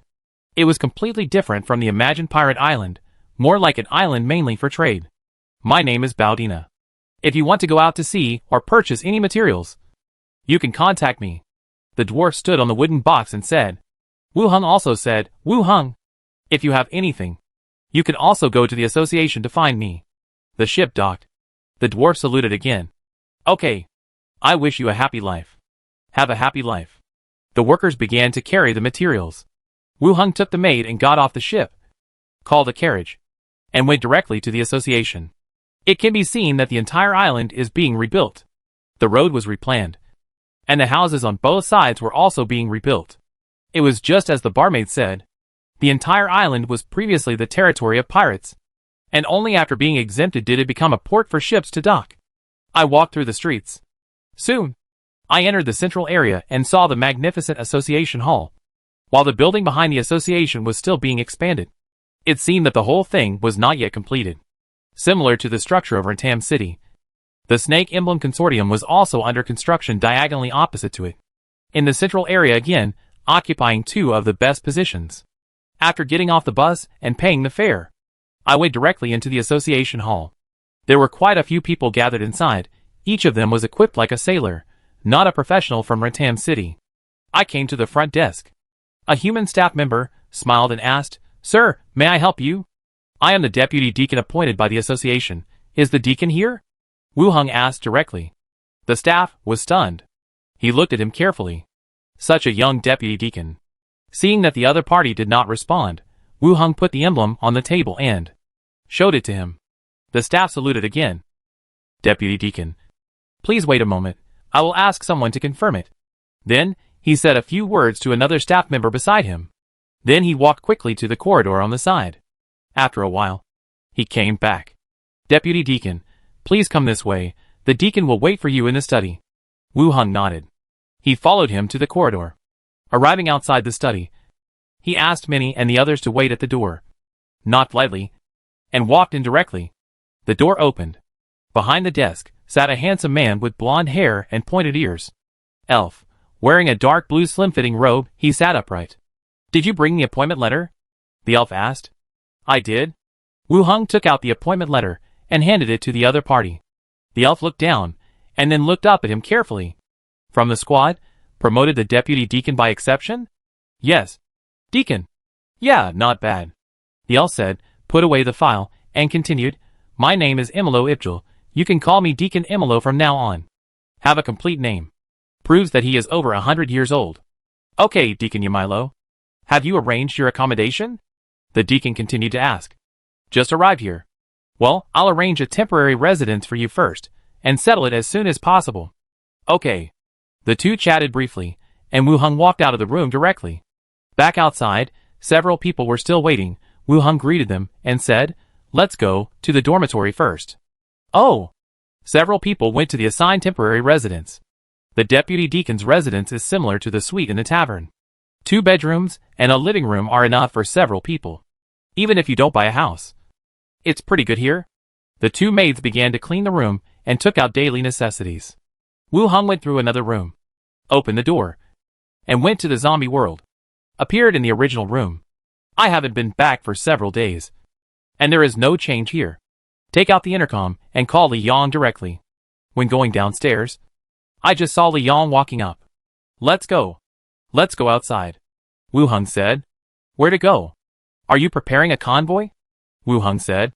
"No need to go out. Find an empty warehouse. A larger one." "Okay." The two came to the courtyard, and Li Yang opened an empty warehouse. The warehouse was not small. It was a place to park buses before, but now it has been converted into a warehouse. And there are temporary lights inside. "Tell people not to get close to here," Wu Hung said. Li Yang went out to give instructions, and then came back. "I have already given instructions. Unless there is an explosion here, no one will come in." Wu Hung nodded. With a wave of his hand, the huge corpse wrapped in a straw mat was thrown in the middle of the warehouse. The smell of burnt and seawater instantly hit him. 2 skeletons cut the hemp rope on the straw mat, revealing the curled-up corpse. Even though it had become a burnt corpse, its bones and muscles were intact. "Dragon? Is it the dragon in the movie?" Li Yang exclaimed as she looked at the shape of the corpse. Wu Hung nodded and told her not to shout. Then, he released bone service on the corpse. The burnt flesh fell off. The bones turned white, and the skeleton dragon with white flesh membrane on its wings suddenly stood up. It raised its head and shook its body. The broken meat flew everywhere. Skeleton Flying Dragon, Level 13. Chapter 251, Ink Scale Leather Armor. Fuck, Level 13. A mount has reached Level 13. According to the rules of this world, Level 10 is a 3rd level professional. At this level, you can become a gang leader, and the leader of a mercenary group. Level 13 is not a low level. You can go to Blackrock Town to be a deacon. After leaving Blackrock Town in Rentam City, I found that the outside world is completely different from what I had imagined. Before, I thought that the deacon was already a top-level strongman. After arriving in Rentam City, I found that the leaders of the Mountain Bandit Warhammer Party were all level 16. After leaving Rentam City and heading to Treasure Island, even the pirates' mounts were level 13. The same world, but with earth-shaking differences. The skeleton dragon shook its body, lowered its head slightly, showing agility that did not match its size. Wu Hung patted its huge head. Li Yang carefully hid behind him and said, "Is it a dragon?" The kind of pet that Dragon Mother has in American TV series, which can breathe fire. Wu Hung looked at the dragon. Recalled, it should be considered a kind. But this one can't breathe fire. The dragon in front of him definitely can't breathe fire. Otherwise the pirate riding it wouldn't have thrown down the wind and fire thunder. According to the dwarf captain, it was just a beast close to a dragon. It's just a pile of bones. It can't spit fire. But it looks fierce now, Li Yong said with some surprise. Regardless of its attack power, it has enough deterrence just standing there. It is indeed quite majestic. I'll help you ride it and fly around. Where to ride? Sit on the bones? Li Yong asked back. Wu Hung smiled. Just teasing her. Riding a flying dragon is different from riding a motorcycle. If it falls from the sky, I can only rely on my own resurrection to call back the soul. The two of them exchanged a few words. Wu Hung began to check the attributes of the flying dragon. Skeleton flying dragon, level 13. Level 13. Attributes: Constitution 19, Strength 24, Agility 15, Perception 12, Intelligence 5, Charm 6. Features: Hollow skeleton, basic soul fire, flying, aerial hunter. Ability: Bite, claw attack. Aerial hunter. The flying dragon will not choose to fight on the ground. If it is injured or trapped, it will get rid of the current situation as soon as possible and return to the sky. When fighting in the sky, agility plus 5, perception plus 3. The attributes are not as exaggerated as imagined. The biggest feature is flying. It has no skills, and its attack methods are biting and clawing. It is the same as the attack methods of wild beasts. From now on, you will be called Long Yi. Follow us. Unless you are attacked, you are not allowed to harm any living creatures. Wu Hung simply gave it a name, and then issued an order, walking out of the warehouse with the bone dragon. Its tall and heavy body immediately attracted the attention of everyone in the base. Everyone widened their eyes, and their faces were full of surprise and disbelief. Damn! Is this a dragon? A Western bone dragon? It's a deformed vulture. Right? There's no real dragon. Damn! A bone dragon. It was so powerful when I played games. 2 days ago, Sister Han awakened her special powers. Today there is a skeleton dragon. Our shelter is about to take off. It's already taken off. Everyone began to talk in a low voice. Li Yong clapped her hands and said, "This is a new skeleton member of our shelter. It won't attack you. Don't take the initiative to attack." "I know, Sister Hong." Everyone nodded in response. As for the skeleton, the rest of the people in the base basically accepted it. Moreover, the joining of such a fierce guy can also improve the overall strength of the shelter. "Okay, everyone go and do your own things," Li Yong continued. The crowd dispersed, each doing their own things. I walked around the bus station with Li Yong, which was considered to be an appearance in front of all the survivors. It was near dusk, and Wu Hung ate in the cafeteria. He went upstairs and returned to his room. Li Yong followed him into the room. She immediately threw herself into his arms, stood on tiptoes, and kissed him vigorously. They separated after a long time. Li Yong pressed him down on the bed and said forcefully, "I promise to repay you, so I can't leave today." Wu Hung reached in along her waist. "I won't leave." Li Yong smiled and took off her shirt with her arms bent. Her figure was already fit, and with the enhancement of the potion, she was tall and graceful. You could see clear muscle lines and sexy waistline. With her wheat-colored skin, she looked like a muscular female leopard. Time passed by little. Wu Hung looked at Li Yong, who was lying on the bed and seemed to have lost consciousness. The enhancement of her attributes was most obvious in her physical fitness and endurance. Wu Hung patted her gently. "Are you okay?" "No. I'm just a little tired." "Can you continue?" Wu Hung asked. "Do it yourself." "I can't move." Li Yong was completely upset. "This is how you repay someone? What kind of attitude?" "I want to complain." "TSK." Li Yong closed her eyes and didn't look at him. Wu Hung leaned over and hugged Li Yong, who refused to admit defeat. The next day, Treasure Island. After breakfast, Wu Hung took Endwire and 2 skeleton attendants and went directly to the association, even though only half of the building was put into use. In the hall of the association, there were still quite a few people gathered. Each of them was dressed in a sailor or pirate style. Some warriors had sailor turbans in their iron helmets, and the thieves in leather armor had monoculars hanging on their chests. Wu Hung stood in front of the notice board and took a look.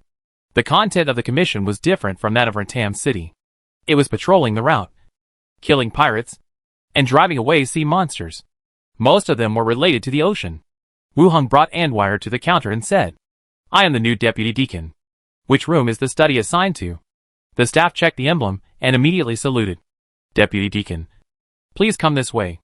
Following the staff through the corridor, to a room on the inside. "Deputy deacon, this is your office." "Thank you." After Wu Hung thanked him, he pointed to Andwire beside him and said, "My assistant, take her to handle the entry procedures. Deacons and deputy deacons can arrange assistants. The nature of the job is like the duties of a secretary. But it is not a field envoy of the association, but a local staff member. For this kind of job, people who are trusted are usually assigned. Of course, there are also jobs that do not require assistance." The staff nodded. "Miss, I will take you to handle the entry procedures." Andwire nodded and followed him. Wu Hung opened the door and entered the room. The area is about 70 square meters, with carpets on the floor, solid wooden bookshelves and tables and chairs, and not too many decorative ornaments. There were a few books about the association on the bookshelf, and nothing else. If you need anything, you need to buy it yourself. Not long after, Andwire came back. She was holding some armor and clothes in her hands. She said, "Master, the association has issued you the deputy deacon armor, and said that your meritorious rewards will be arranged in the next few days." After that, she put the armor and clothes on the sofa beside her. The armor was Wu Hang's, and the clothes were Andwire's staff uniforms. The armor is a blue-black armor. If you look closely, it seems to have a layer of fine scales on it. Ink scale leather armor description. In addition to its own good defensive properties, it is also etched with a guardian shield, which can protect itself in case of a sudden crisis. Magic prop.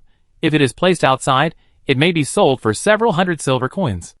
The association is still rich. Master, I will help you change it and try it on. Wire came up with the armor. Wu Hung took off his original armor, and Wire helped him put it on outside. "Yeah, it looks good." Wire looked at him and said. Wu Hung pinched her cheeks. "You're getting sweeter and sweeter." Wire smiled happily, and her face was slightly red. Lighthouse Street. The association was fine. Wu Hung brought Wire and the skeleton, and came here directly. This is the street closest to the port. It is also a transport warehouse for cargo ships. Because the local area is just a small island, there is not such a large demand for weapons and equipment, so most of the supplies are transported from outside, or transit from here. Wu Hung plans to purchase a batch of crossbows to meet the needs of the shelter. Deputy Deacon Wu Hung. Walking forward along the road, a shout came from behind. Looking back, I saw the dwarf captain who had just parted yesterday, walking out of a nearby tavern with a few sailors. "Captain, didn't leave the port?" Wu Hung said with a smile. The other party's name suddenly didn't remember, so he said directly, "Leave tomorrow morning. Are you here to carry out the mission?" "Deputy Deacon?" The dwarf came over and walked side by side. "Come and have a look. I heard that you can get some reasonably priced goods here." Wu Hung said. "What does the deputy deacon want to buy?" "I know a little bit about this place. Bows and crossbows." The dwarf paused, looked up at the other party, and said, "I have a batch of metal crossbows on my ship. I will give you one." When I got on the ship, I heard from the sailors that there were weapons among the transported materials. I didn't expect that they were really crossbows. "How many do you have?" Wu Hung asked. The dwarf looked up in confusion. "Are you planning to buy more?" "If the price is right, I might buy more." The dwarf paused and said, "It's messy here. Let's chat inside the tavern." Several people returned to the tavern. The taverns here are more open than those in Rentham City. Women wear thin long skirts and kneel on the wine table. They hold up their chests to catch the falling wine, and then pass it to the mouth of a sailor in front of them. The onlookers laughed and cheered loudly. The whole tavern felt unusually lively. The dwarf casually greeted the boss, and went up to the private room on the second floor. Wu Hung and his companions also followed him in. The maid brought the wine, the rough wooden wine glasses, which looked like they had been used for quite a long time. "Deacon, how many do you plan to use?" The dwarf asked directly. "How many do you have?" The dwarf continued, "There are a total of 120 crossbows on the ship, all of which are genuine goods of metal. If the deacon buys more than 10, I will offer you 35 silver coins per crossbow. The price is even cheaper than that in Rentham City. Although I didn't see the quality of the crossbow. It can be used for foreign trade, so it must not be too bad." I want all of them. The dwarf narrowed his eyes. And the other crew members were also slightly surprised. I want all of them. And you will pay 32 silver coins for each one. 25 silver coins. This price is too low. And it is difficult for us to even get the goods. Just give me the final price. If it is suitable, I will take all of them, and give you the full amount of silver coins. Wu Hung said directly.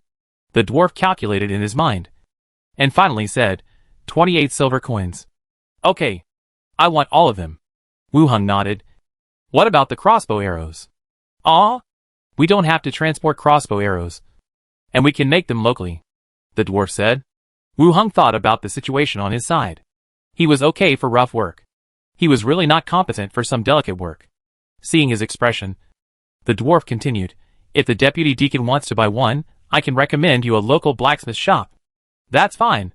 Let's go, and see how your crossbow is first. Don't worry, it's definitely a bestseller, otherwise I wouldn't have transported this batch of goods over long distances. Headed for the cargo ship. Wu Hung handed the crossbow to Anvir. The latter simply checked it, and tried it with the crossbow arrows on the ship. With a bang. The crossbow string made a dull sound. The crossbow arrow hit the upright wooden board in the distance. Miss. It's so accurate. The dwarf praised. As soon as he finished speaking, another arrow hit, closely following the previous crossbow arrow, and pierced through the wooden board. Endwheel is a forest ranger, and her strong point is the crossbow. Although she hasn't used weapons for a long time with Wu Hung, her original skills are still there. Master. No problem. Endwheel handed the crossbow back. Wu Hung nodded and said, Okay. I'll take all of these crossbows. The dwarf was delighted and immediately asked someone to move all the crossbows out. Wu Hung and Endwire counted the number, paid the corresponding silver coins, and collected them all. Deputy Deacon. Do you still need bows and arrows? The quality of the elves' wooden bows is the best. You can consider purchasing this. The dwarf came up and continued. Wu Hung looked at him. Can you get it? If you need it, I can bring you some next time I pass by. Wu Hung nodded. Okay. But we have to agree on the price first. Don't worry about this. The price is definitely more favorable than others. After the two of them briefly explained, Wu Hung led his people off the cargo ship and walked towards the residence. Returned to the residence. Anwir simply washed up, tied an apron, and went to the kitchen to prepare dinner with Minnie. Minnie began to ask about what happened today. She was bored staying at home. Wu Hung listened to the two chatting for a while. He opened the door directly and went to the zombie world. After standing outside the building and waiting for a while, Liang rushed over. He said directly, Ma Jiong and others dismantled the crossbows they bought last time. They should be planning to copy them. But unfortunately they didn't succeed because they didn't have the skills. Wu Hung guessed that they bought them back and copied them. But they dismantled all 10 crossbows, and they couldn't put them back together. That shouldn't be possible. Wu Hung asked suspiciously, They are in the shelter? How do you know? He arranged for someone to come with the parts of 10 crossbows, and planned to let us help put them back together. Chapter 252, The Elf Deputy Deacon. Brought the parts here? The crossbow was made by the weapon shop in Rentam City. The craftsmanship is different from that in this world, but it shouldn't be so difficult to disassemble and put back together. How did those professionals who bought the crossbow maintain and repair it? Or did they not master any skills? Did you install it for them? How is that possible? Let us help check the car. They can't install this crossbow, so how can we install it? Li Yong said directly. Anyway, the Yinshan shelter can understand some weapons issues. At the auto repair shop, people are all ordinary people. Repairing cars, connecting circuits and water pipes is okay, but assembling weapons that they don't understand is also a bit difficult. Where are the people now? I'll let Jiangzi and the others follow and see. If it doesn't work, it has nothing to do with us. They dismantled it themselves, and it's not within the scope of after-sales service. Li Yong said confidently. It's okay to deal with it this way. It must be intact when sold to them. You dismantled it yourself. If it breaks, it will also be considered man-made damage. Help me take a look. The staff officer is also a helper. There is no good way to do it. Wu Hung did not pay attention to this matter anymore, and continued, Let's go, and go to the skeleton. Crossed the street. Headed to the community where the skeleton was stationed. As soon as I approached, I could hear the friction of bones, and the sound of chopping objects. Walked into the community. The skeleton holding a spear was training stabbing at a wooden target, while the skeleton holding a knife and a sword was training chopping. More skeletons that had not reached level 5 were densely packed and neatly arranged in the open space in the community. There was no end in sight. Wu Heng walked to the middle of the team and picked out 80 skeletons that had reached level 5 or above. Most of them were skeleton warriors, and a small number were rangers or guards transformed from other worlds. Wu Heng took out the crossbows, quivers, and crossbow arrows purchased from the weapon shop. He gave an order, 1 crossbow per person, 1 bag of crossbow arrows. The skeleton bent down, picked up the crossbows and quivers on the ground, and stood back in place. Wu Heng continued to say to Li Yong, "There are 20 crossbows left. 10 will be for you to use, and 10 will be put in the supplies to be exchanged with the shelter. The price will be higher." Okay. Li Yong also looked happy. Yenshin Shelter has asked about crossbows on the radio several times in a row, which can be regarded as free advertising for this place. Many shelters are asking about crossbows. We really didn't have any before, but now we can sell some of them, which will definitely bring a lot of supplies. Are there any wooden targets? Wu Heng continued to ask. Yes, there are quite a few in the warehouse. Have someone send some over. Li Yong nodded, picked up the intercom, and passed on the matter. Soon, someone drove a tricycle in, nailed wooden targets on the selected open space. The crossbow skeletons stood in a row, beginning to practice crossbow shooting. When the tricycle left, the truck bed was full of crossbows. Arranged the crossbowmen's practice. The two left the area where the skeletons were stationed. While walking, Wu Heng asked, "Any news about Shishia's mother?" After such a long time, there was still no response. This is not a good sign. If there is really no news, Wu Heng doesn't know, he should explain this to Xiao Xiao. Xiao Xiao only cares about her mother.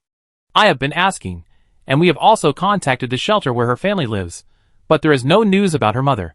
Li Yong sighed slightly and said softly, "Ask again, and those who provide information can be rewarded."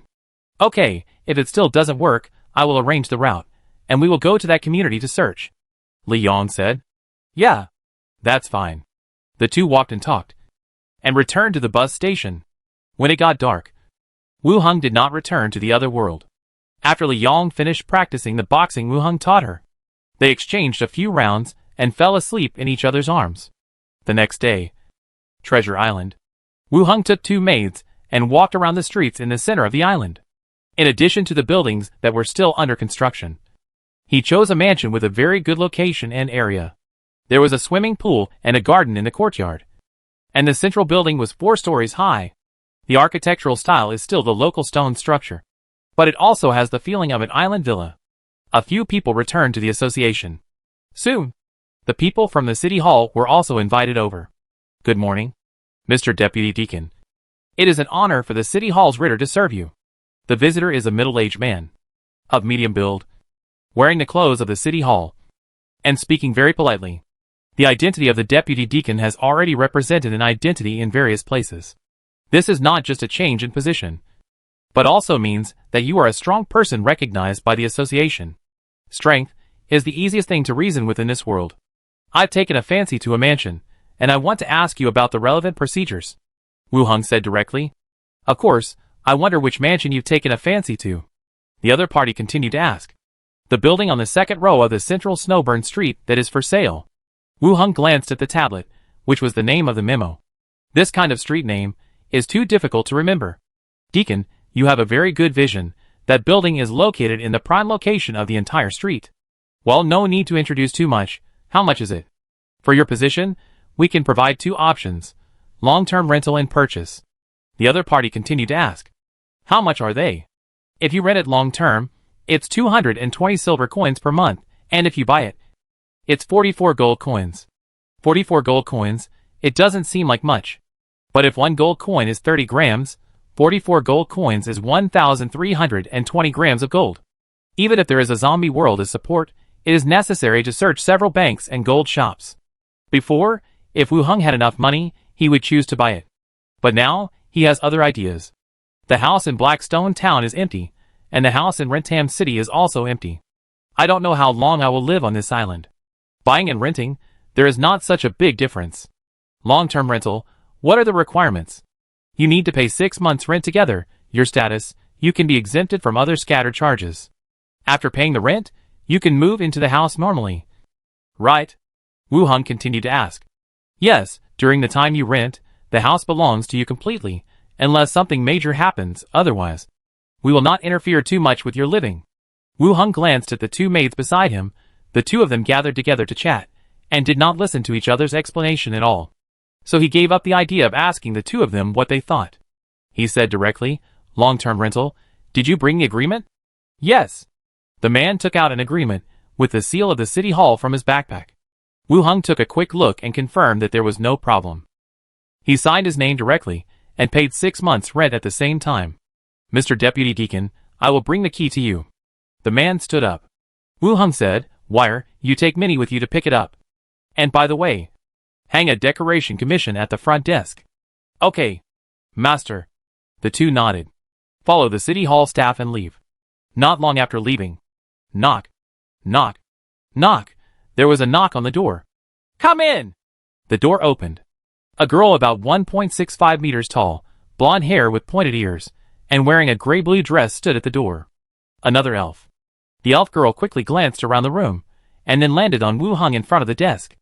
"I'm the new deputy deacon, Shi Lagui. I just came from the deacon's place, and came to say hello." The elf girl introduced herself generously. The attitude was very polite, but there was an inexplicable arrogance and indifference on his face. "My name is Wu Heng. Please come in." Wu Heng stood up to greet him. The elf nodded and thanked him, and sat down on the sofa. Wu Heng took out a bottle of iced black tea from the space ring, unscrewed it for her, and placed it in front of her. He looked at her again. There was a long sword hanging on his waist, which should be a melee profession.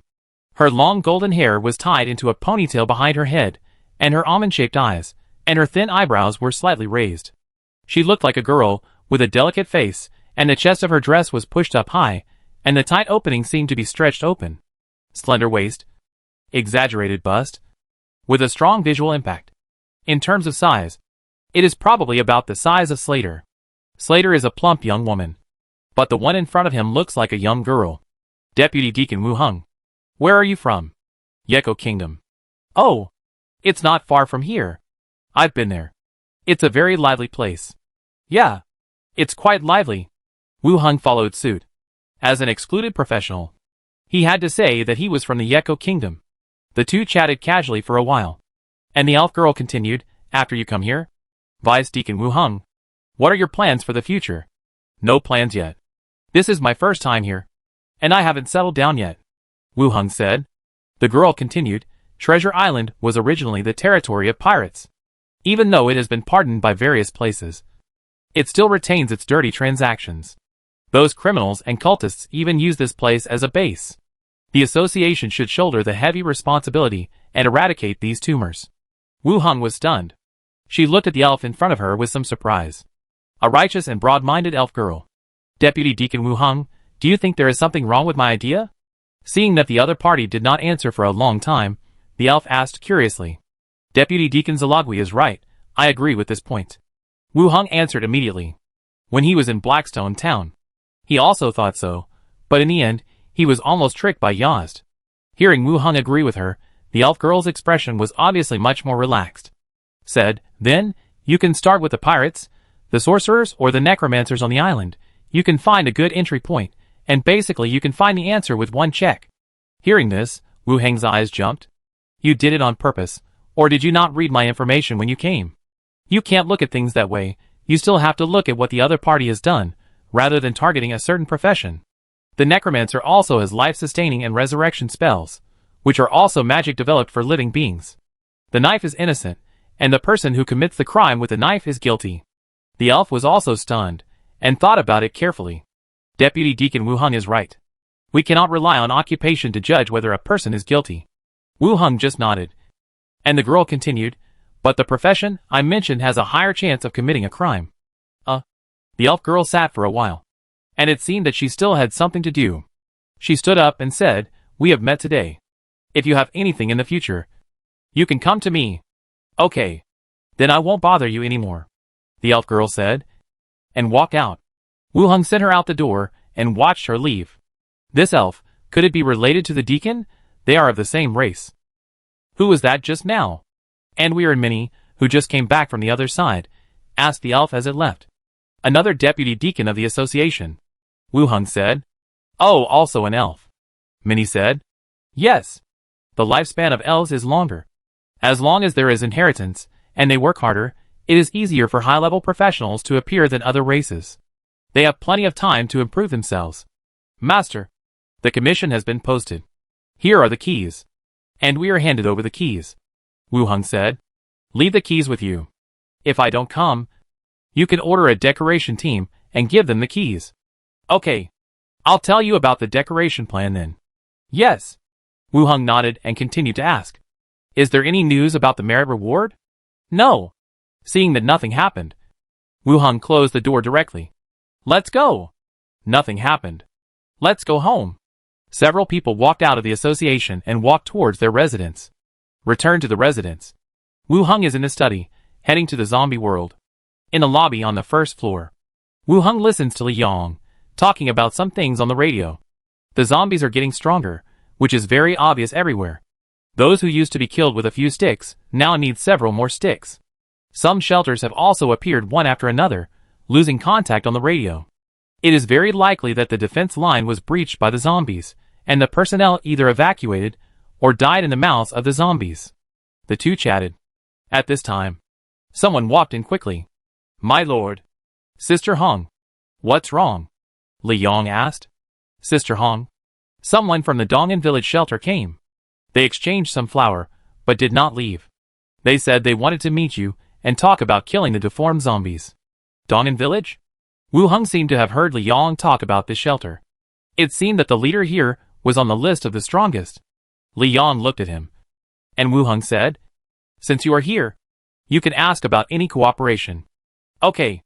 Please ask the other party to come over, Li Yong said. Yeah. The person who informed left.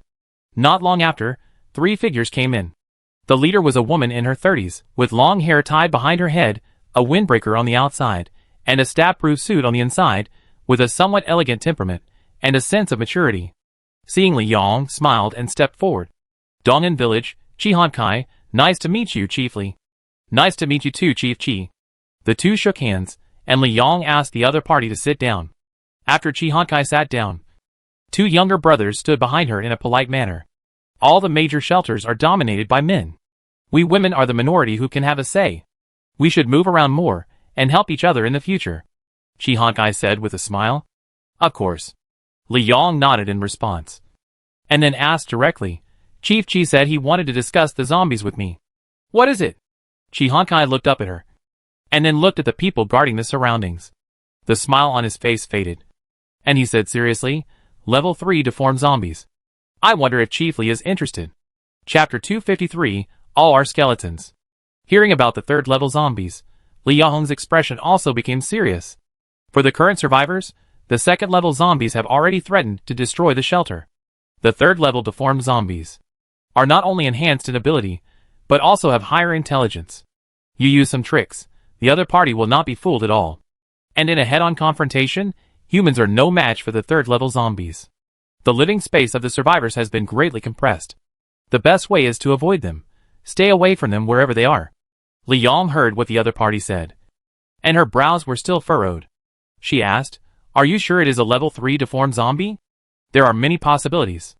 Even if it is not, it is close to a level 3 deformed zombie, Chi Han Kai said. Li Yong pondered for a moment, and continued, How do you cooperate?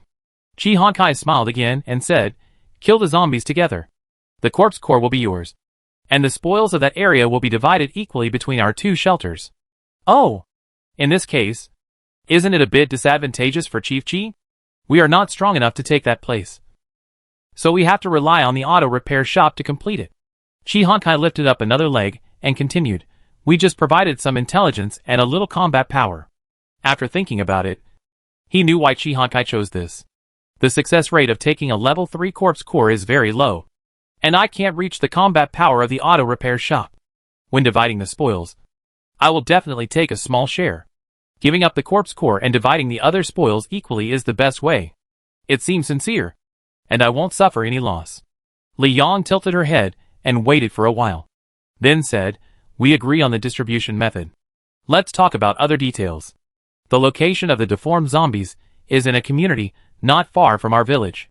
We can confirm level 3 deformed zombies and a large number of zombies. As for the rest, there is nothing special. Chihankai finished speaking and saw that the other party did not speak. Changing the subject, he tentatively said, I heard that Chiefly has awakened a new fire ability. I wonder if it's true. Any questions? Don't misunderstand. Chiefly, it's just that we have decided to cooperate. I want to confirm each other's abilities, so that we can cooperate better then. Chihankai explained. Then Chief Chi's ability. You will also tell me. Of course. Chihankai stood up, stepped on the heel, took off the leather boots, and then took off the other boots in the same way, revealing his white feet. Then, under everyone's gaze, he walked to the edge of the wall, stepped on the hanging wall with one foot, and continued along the wall, stepping up to the roof. With his feet pressed against the roof, he hung on it with his hair hanging down. The people in Dong'an village looked normal. The people in the auto repair shop were a little surprised. There is such a supernatural power. It seems to be similar to the ability of the zombies, the crawlers who can climb walls. After the demonstration, Chihankai jumped down from the roof, put on his leather boots again, and then kicked out with a whip kick. With a bang, like an iron whip, a wooden chair was swept into pieces. In addition to being able to climb the wall, my leg strength has also been strengthened, and I can burst out 3 to 4 times the strength of an ordinary person. Chihankai did everything and explained. Then, she looked at Li Yong. Open the window and evacuate the crowd, Li Yong said, and someone immediately opened the window and asked the people outside to disperse. After confirming that there was no problem, Li Yong raised her hand and condensed a red fireball and threw it out through the window. With a bang, the fireball exploded, forming streams of flames scattered on the field. Chihankai and others' pupils shrank. The effect of the fire ability is more powerful than they imagined. Compared with climbing the wall, throwing a fireball that can explode and ignite the surroundings at the same time is more lethal to zombies. It is already very obvious which ability is stronger and which is weaker. Li Yong rubbed the hand that released the fireball and continued to ask, when do you set off? How many people can you arrange? It's better to set off tomorrow. I will take 70 people and 7 pistols, Chihankai said. There are too many people. You should reduce the number to 10. Why? Chihankai explained in confusion. Other shelters require the other party to reach a certain number of people. This is the first time I have encountered such a situation. They dislike too many people. Li Yong pointed to the skeletons following the patrol outside and said, the battle mainly relies on the skeletons. Too many people will only cause a burden. Don't worry, we will not joke with our lives. Chihankai did not answer immediately, but sat on another intact chair, folded his arms and thought. From time to time, he glanced at Li Yong and the skeleton soldiers passing by the window. Finally, he nodded and agreed. Okay, I will reduce the number of people to 10. What time will we gather tomorrow? Around 8 o'clock in the morning. You can bring people over then. Okay, then it's settled. Chihankai stood up, said goodbye and turned to leave. Wait for the other party to leave. Wu Hung came back from the back. Li Yong said, I didn't expect that Chihansai's ability is to climb walls and strengthen legs. This should be similar to the ability of Chen Jinlong in prison, stimulating the potential of the body and allowing the body to exert greater strength. Wu Hung thought of Chen Jinlong in prison. However, Chen Jinlong stimulated the whole body, while Chihankai stimulated the legs. It's okay to strengthen the legs, but climbing walls doesn't seem to have much advantage over zombies, unless you hang on the wall to escape. Li Yong thought for a while and said. Wu Hung sat down on the side. Sometimes, she is a woman, and she can awaken her superpowers, which proves her courage and luck. Well, you are right. If it were anyone else, I'm afraid they wouldn't have her courage. Li Yong had to admire her for this. Get the convoy ready. Tomorrow we will go to the place she mentioned. Okay. The next day, outside the bus station. Sister Hong, Chihansai's convoy is here. It's 2 off-road vehicles. A voice came from the intercom. Li Yong was sitting in the car, and also pressed the intercom. Give them an intercom, so that we can contact each other on the road. Understood. Soon after, Chihansai's voice came from the intercom. Chiefly, we are already here, and we can set off at any time. Tell the location to the lead truck, and your car should be inserted behind the 3rd truck, to avoid being attacked by zombies. Li Yang ordered. Okay. Li Yang continued to give orders. Okay, the convoy is going to set off. If there is any situation on the way, remember to report it in time. Got it. Woo, the convoy started. The leading truck, with a triangular metal ram, drove out directly. Behind it were trucks and commercial vehicles. Chi Honkai and others looked at this well-armed convoy with envy. When the third truck passed by, they drove directly, inserted into the gap of the convoy, and moved forward together. It was approaching dusk. The convoy approached the location of the zombies. A residential area could be seen in the distance. Chi Honkai said through the intercom, "The level 3 zombies I mentioned are in the residential area ahead. I suggest using skeletons to lure out the zombies in batches and eliminate them. This will reduce the pressure on our team." "Wait a minute. You stay in the car. Don't move," Li Yang said. And no more sound came. Chi Honkai, who was analyzing the plan just now, was stunned in his seat with the intercom in his hand. After waiting for 2 or 3 seconds, they were put on the bus. The people in the Dongan village shelter also had some dissatisfaction on their faces. What kind of attitude is that? It's the same as if we were begging them. If I had known earlier, I would have cooperated with Ma Ji-young. Chi Honkai glanced outside the bus. She said, "Don't worry. Look at what they are going to do. If they can develop better than Ma Ji-young, they can't be incompetent." The others nodded and stopped talking. On the bus, after waiting for a while, Xiao Xiao flew back from a distance. After making a gesture, he went directly into Wu Heng's body. The scene Xiao Xiao had just seen was also shared. The community was filled with dense zombies. In the parking lot, a huge zombie sat on the roof of a car with its hood stepped on. It was even bigger than the big guy, and its neck and shoulders seemed to have grown black shells similar to those of insects. Its heavy body pressed the roof of the car under its buttocks into a dent. Not far from the giant zombie, there was a second-level big guy, waving his fists and banging on the hood of a car. A huge roar echoed in the parking lot. The zombies around were attracted by the constant sound and walked back to their original places. Wu Heng looked at Li Yang and said, "There are quite a few zombies. One should be a level 3 deformed zombie, and the other is a level 2 deformed zombie. 2 deformed zombies? So many. Well, tell the team not to get off the car and not to honk the horn." Li Yang picked up the intercom and said directly, "In the community, in addition to the zombies, there are 2 deformed zombies. Everyone should not get off the car and be careful not to honk the horn." "Got it. Got it." Inside the off-road vehicle, 2 deformed zombies. We only saw one, and they didn't even get out of the car. How did they know? Someone in the SUV said in confusion. They watched for several days, only to determine a rough intelligence. Now the convoy stopped for a while. They found 2 deformed zombies. At least get out of the car and take a look with a telescope. Did they use a drone? That thing makes a loud noise, and it will definitely attract the attention of zombies when it enters the community. It's a detection ability. It's possible, then, they have 3 people with abilities. The more people guessed, the more surprised they were. Don't guess. I'm curious about how they're going to fight these zombies, Chi Honkai said. But as soon as the words fell, everyone's eyes were stunned for a moment, and they stared at the rear of the truck in front of them with wide eyes. The canvas of the truck bed was opened, and skeletons wearing leather armor and holding cold weapons jumped down one after another. "Look over there. There are so many." Several people looked to the side. The skeletons had begun to form a formation, and the last row they could see was a crossbowman skeleton holding a strong crossbow and hanging a quiver. Damn it! This truck is not for carrying supplies. It's full of skeletons. Chapter 254, Can't they chop us up too? How is this possible? What kind of supernatural power can control so many skeletons? At the bus station, people who come to exchange supplies can see the skeletons training with the team. There are only about 20 skeletons coming and going. And now, the number of skeletons has exceeded their expectations. Each of them is wearing armor and holding various weapons.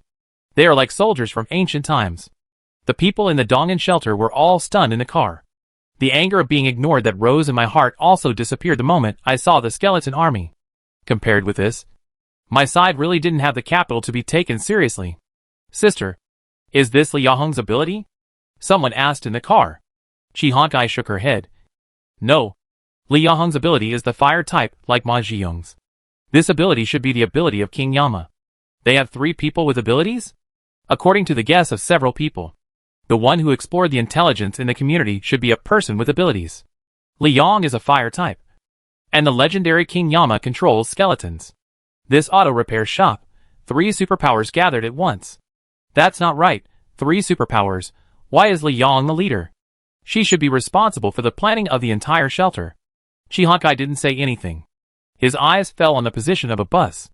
The door opened, and Li Yong walked down in a stab-proof suit. Then, a man in black leather armor, and a leather helmet, but from his standing and walking state, he was not very old. Behind the man, several tall and strong figures walked down one after another. All of them are skeletons. Yen Luowang. Outside the community, the skeleton army quickly assembled and lined up, entering combat status. Wu Heng and Li Yong, with several special skeletons, walked into the middle of the skeleton army. After everything was ready, he gave the order directly, move forward. Clatter. The skeletons began to move, following the formation, and began to move forward. The sounds of bones rubbing, armor, and weapons colliding were continuous. As the army moved forward, it immediately attracted the attention of the zombies. He roared angrily, and rushed up directly. As soon as he approached, he was knocked to the ground by the skeleton, and was killed directly. When the army reached the door, the zombies in the community roared, one after another, and spread throughout the community like a chain reaction. A large number of zombies rushed out from the corridors and paths. The zombies on the upper floor smashed the glass, and the broken glass fell like dumplings from the sky. Bang on the ground. The zombies gathered quickly, and in the blink of an eye, the whole road was filled with zombies. A huge crowd. Roar, roar, roar. The dense roars reverberated throughout the entire area. Chi-Honkai and others hiding in the off-road vehicle suddenly stopped chatting and looked in the direction of the roars. They were extremely nervous. Although their sight was blocked by the skeletons, the dense roars must have caused an astonishing number of zombies. Are they going to fight head-on? The zombies rushed over with a foul smell. They pushed and trampled on each other, scrambling and rolling. Wu Heng glanced at the zombies, and could see a level 2 deformed zombie nearly 3 meters tall in the back, standing on the top of a car, staring blankly. The 3rd level deformed zombie did not appear. Hiding? Or hiding in the dark, planning a sneak attack. Wu Heng released Xiao Xiao and Glinda, letting the 2 ghosts search for targets nearby. At the same time, he ordered the big-headed skull, let the crossbow arrows shoot freely. The crossbow string banged. The crossbow arrows whizzed out and shot straight at the opponent. In an instant, the zombies rushing forward in the first row were pierced by the crossbow arrows, tripping a large group of zombies. Rolling forward, the crossbowmen continued to load crossbow arrows and continued to shoot. There was no need to aim, just shoot forward and you would hit the target. After 5 or 6 rounds of shooting, the zombies began to get closer. Crossbowmen, retreat, and throw the spears. Clatter. Under the command of the big-headed skull, the crossbowmen quickly retreated from both sides to the back, and more spears were thrown directly. Ding ding dang dang. Iron spears fell from the sky, and the zombies fell to the ground again. The zombies approached 30 meters. Wu Heng released Grease Technique and Fireball Technique, and the fire shot up into the sky. The zombies also rushed into the fire without flinching. They continued to pass through the fire, and crashed into the spear formation of the skeleton queue. Puff puff puff. The spears instantly pierced through the body, and the zombies grabbed and squeezed forward. They were completely caught in a close combat. The crossbowmen in the back shot arrows into the sky, and the crossbow arrows passed over the skeletons in front and were thrown into the zombies that were squeezing forward. Let the skeleton dragon come out. Wu Heng continued. In the battle, there is no need to continue to increase the number of troops. But I want to test the combat effectiveness of the newly obtained skeleton dragon. I have brought it with me, so I can see the effect. At this time, at the position of the convoy, a sound of breaking through the air was heard. The skeleton dragon with flesh wings flew its wings and flew to the sky above the battle. It swept through the zombies, and its sharp claws instantly grabbed several zombies, flew into the air, and threw them down. With the sound of breaking, they were smashed into meat paste. The sky gradually darkened. The fire in the battle zone, however, became brighter and brighter. The orange fire, the zombies' roar, the sound of swords chopping and chopping meat, and the circling bone dragon. All of it formed an incredible picture. Who is shaking your legs? Stop shaking, people outside will see, and think we are having sex in the car. How come they have a dragon? The skeletons have stood up and chopped people, and there is a dragon. Is it strange? Stop shaking. Why are you getting more and more excited as you talk? Damn it, I can't control it. You have killed zombies before. Are you so scared? Can it be the same? I heard the sound of chopping meat, and I was scared. It's over. They can't chop us up too. The moment the words came out, the car instantly became quiet. Several people looked at Chi Honkai also turned back and glared at them. Killing zombies will give you corpse cores and supplies. Killing you will be useless. That's right. Whoosh, bang. One electric car after another was thrown into the queue of skeletons. It knocked over a large number of skeletons. Then, he roared to the sky, directly knocked away the zombies in front of him, and rushed over. The deformed zombies are coming, Li Yong said immediately. After throwing a few electric cars, the deformed zombies finally chose to rush over, instead of throwing things from a distance. No hurry, wait until it gets closer, Wu Hung said directly. Soon, the deformed zombie rushed to the front of the queue, roared loudly, and directly hit it. And suddenly, the skeleton queue also made a gap. An equally tall figure, wearing iron armor, rushed out. Bang! With a muffled sound, the two bodies collided firmly. The huge force made the two big guys take 2 steps back, and after stabilizing their bodies, they turned sideways and hit forward again. Bang! After another dull collision, 2 guys, several deformed skeletons of the claw monster, took the opportunity to surround them in surprise. The huge fist hits the body, the sharp claws tear open a glaring scratch on the back. The deformed zombie's hideous face shows a look of fear. Want to escape? The moment he turned around, he was knocked to the ground by the claw monster. The rest of the skeletons rushed forward, strongly smashed the deformed zombie's body. Amid the angry roar, the sound of broken bones was faintly heard. Wu Hung didn't pay much attention to the second-level deformed zombies. In the current situation, zombies of this level, as long as there are not too many, it is difficult to pose a threat to him. What concerned him was still the third-level deformed zombie. It has not come out yet. Ran away? At this moment, Xiao Xiao came out from the building on one side, pointed to the back of the building. Uncle, the black-skinned gorilla is over there. As soon as the voice fell, boom! With a loud bang, a big hole was suddenly knocked out of the concrete wall on one side. In the rising smoke and dust, the huge third-level deformed zombie set its sights on the back of the skeleton team. Roar! It roared suddenly. Its body was like a tank out of control, and it rushed towards the position of Wu Hung and Li Yong. Chapter 255, Is This the Strong Man? Bang bang bang. The huge body ran fast. Every time it stepped on the ground, it was like a heavy object hammering the ground. Rushing fiercely, Li Yong's face changed, and she subconsciously took a step back. Wu Hung narrowed his eyes slightly, staring at the figure approaching quickly. This guy is really smart. He is waiting for the second-level deformed zombies to attract the main force in the skeleton, so that he can kill directly behind the skeleton. It's getting closer and closer, Wu Hung said directly. Skullbreaker, Blood Axe, you two go together, and make a quick decision. The 2 orc skeletons beside him, holding weapons, squeezed out of the skeleton team. They gradually ran and faced the level 3 zombie. They were 5 meters apart. Skullbreaker suddenly jumped up and smashed the war hammer in his hand on his head. The level 3 zombie gathered power in his right fist and swung the war hammer suddenly. Bang! A deafening roar set off waves of air. Skullbreaker fell to the ground and took 2 steps back. The arm of the level 3 zombie drooped limply on his shoulder. He tried to punch several times, but his arm didn't respond. At the same time, Blood Axe followed closely behind, and the battle axe spun and swept across, and chopped on the side of the waist with a puff. The axe blade split a few wounds, but was blocked by the black keratin on the surface of the skin. The dark red blood flowed slowly like sticky syrup. The third-level zombie let out a deafening roar. He raised his other arm and smashed it on the head. Blood Axe retreated to avoid it, and the battle axe followed suit and lifted up the crotch. Skull Crusher also continued to attack, and the war hammer kept hitting the joints of the deformed zombie's limbs. A brief confrontation. The third-level deformed zombie was already covered with wounds.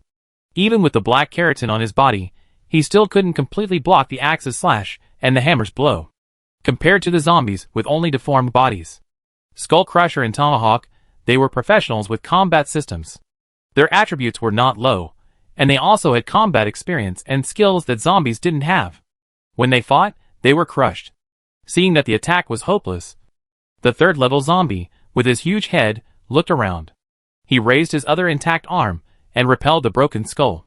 Then he turned and rushed along the road into the darkness. Wu Hong and Li Yahong's faces changed at the same time. Li Yahong quickly took out the walkie-talkie and shouted, "The deformed zombies are running over. Everyone be careful, and don't make any noise." The direction of the convoy. The message came through the walkie-talkie, and everyone's face suddenly changed. He looked up and looked out the window. He saw a huge figure running towards the battlefield area where flames were rising to the sky. There were two tall figures chasing behind him. Everyone was shocked. He moved his body and lowered his body, trying to avoid the car window.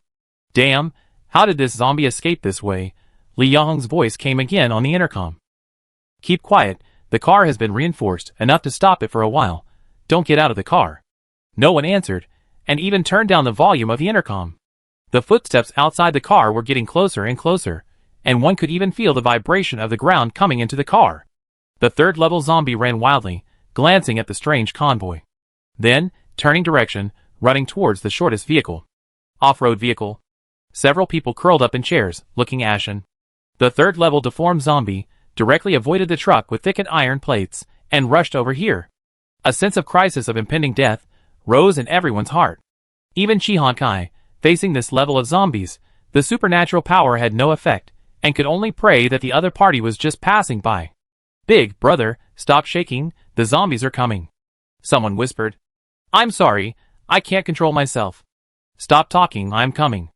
Amid the people snorting and horrified eyes, the figure outside the car window was getting closer and closer.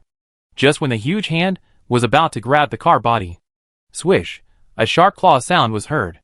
The few people who closed their eyes and waited for death slowly opened their eyes.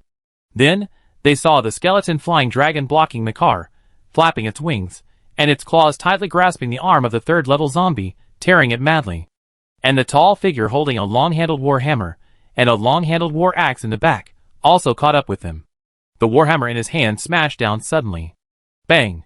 With a roar, the deformed zombie was knocked to the ground.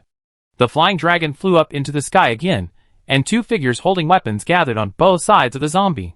Hammers and axes fell continuously.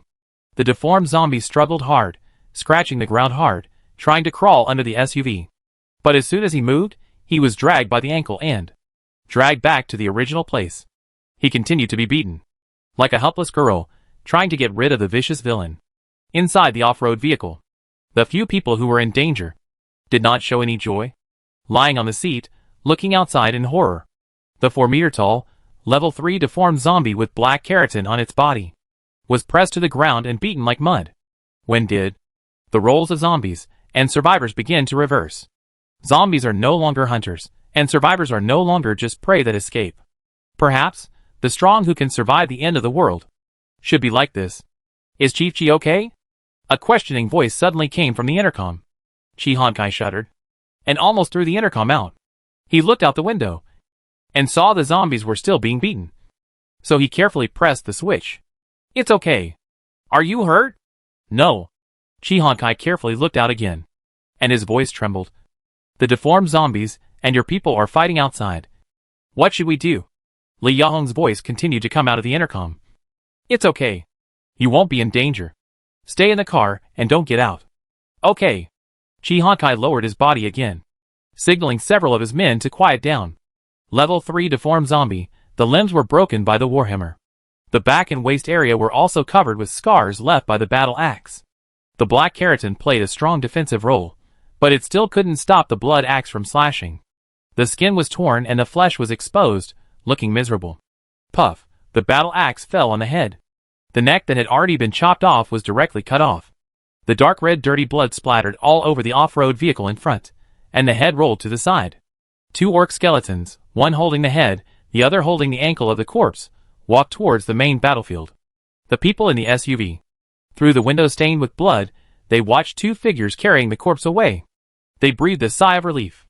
The battle on the main battlefield was also coming to an end. The second-level deformed zombies were smashed directly by several deformed skeletons. After a fierce fight, there were only 100 zombies left, still attacking. But they obviously had no killing power. They rushed up and were stabbed into honeycombs by the skeletons and fell to the ground. Go and kill those slow zombies. Wu Hung continued. The big guy who just came back and the skeletons started to move again. They ran quickly to the bottom of the building. They killed some zombies that jumped down from the building and broke their legs. As the last few zombies were killed, the whole community gradually became quiet. The road was covered with corpses. The charred and stench permeated the whole area. Clean up the battlefield and pile all the corpses together, Wu Hung ordered. All the skeletons immediately took action, carrying corpses or picking up iron spears and crossbow arrows. At this time, 2 deformed corpses were also dragged in front of him. Li Yong came over, took out her mobile phone, and took a photo of the 3rd-level deformed corpse. She said, "It should be an evolved zombie. I will report to the headquarters so that everyone can understand the attack method of this zombie. This zombie should be evolved from a giant zombie. The appearance and attack characteristics are extremely similar. In any case, they are all of the same type. Well, the characteristics are strength, and they have high intelligence." After Li Yong finished taking the photos, Wu Hung had the corpse dragged to the back of the building. Avoiding the sight of the off-road vehicle, he released bone service in succession. The necromancy magic slowly wrapped the corpse. The flesh and blood fell off, and the tall and thick white bones slowly stood up. Skeleton Warrior, Level 12. Skeleton Warrior, Level 15. Chapter 256, We Didn't Do Anything. 2 skeletons, 1 Level 12, 1 Level 15. But the name, both are called Skeleton Warriors. It seems that they are really of the same type. Wu Hung set his eyes on the body of the 3rd-level deformed skeleton, about 4 meters tall, bone thick, covered with a layer of black keratin on the surface of the bones. Now looking at it from a close distance, it looks like a layer of black hot glue. This is considered to be the inheritance of the previous characteristics. When transforming, Wu Hung was still hesitant to transform into a rotten corpse. After all, this black keratin was previously covered on the skin. I guess I didn't make a wrong bet. From now on, you'll be called Juyi, and you'll be called Liquetu. Wu Hung pointed at the 2 skeletons and named them one by one, and then continued, "Go to the side first." The 2 skeletons walked out and stood aside, looking around from time to time. Wu Hung took the iron spear that the skeleton had picked up and searched through the mincemeat. 2 corpse cores were picked out. One secondary corpse core, and its fleshy structure, was covered with blood threads. The other one had purple blood threads and was more dense. It has reached the 3rd-level corpse core. Seeing the 3rd-level corpse core, Wu Hung was still happy. Counting this one, he already has 3 3rd-level corpse cores in his hand. The first 2, respectively, came from the withered plant monster and the 3rd-level big head skull. But the preparation of the potion is still slow. The potion for the 2nd-level corpse core was just developed a few days ago, and I don't know how long it will take for this 3rd level. If there is a chance, I should buy a few more alchemical corpses. He took out a plastic bag and picked up the corpse cores and put them away. Next, check the attributes of the Level 15 skeleton. Skeleton Warrior, Level 15. Level 15. Attributes: Constitution 35, Strength 36, Agility 18, Intelligence 10, Perception 12, Charm 8. Features: Hollow skeleton, basic soul, Haringus armor. Features: Biological deformation, Physical deformation. Haringus armor forms thick keratin on the surface, can provide a certain degree of defense and impact resistance. Biological deformation, Strength +5, Agility +2. Physical deformation, Constitution +3. From the overall panel, the most obvious is the increase in attributes. Constitution 35. Strength 36. For a Level 15 melee profession, it is not a low attribute. In terms of characteristics, it has added a keratin armor. That is, the layer wrapped around the outside of the skeleton. It can provide a certain degree of defense and resistance to blows. At this time, Li Yong came over from the security booth. Wu Hung handed her the wrapped corpse core. "When you have time, go there and give the corpse core to the alchemical skeleton." "Okay." Li Yong took it, put it in her backpack, and continued to ask, "Do you want to call Chi Han Kai and the others over?" Wu Hung glanced at the time. It was 2:30 in the morning. Said, "Rest in the car tonight, let's talk after dawn." "Okay." The 2 returned to the bus. Li Yong picked up the intercom and told the others. Wu Hung spread the blanket directly. Li Yong took off her coat and got into Wu Heng's arms. "Don't touch me, it's itchy, and you haven't showered yet." Li Yong grabbed the other's hand and said tenderly. but her body got closer and closer to his arms. Then she continued, the people in Dongan village must have seen the skeleton army and the flying dragon. If the news spreads, will it affect us?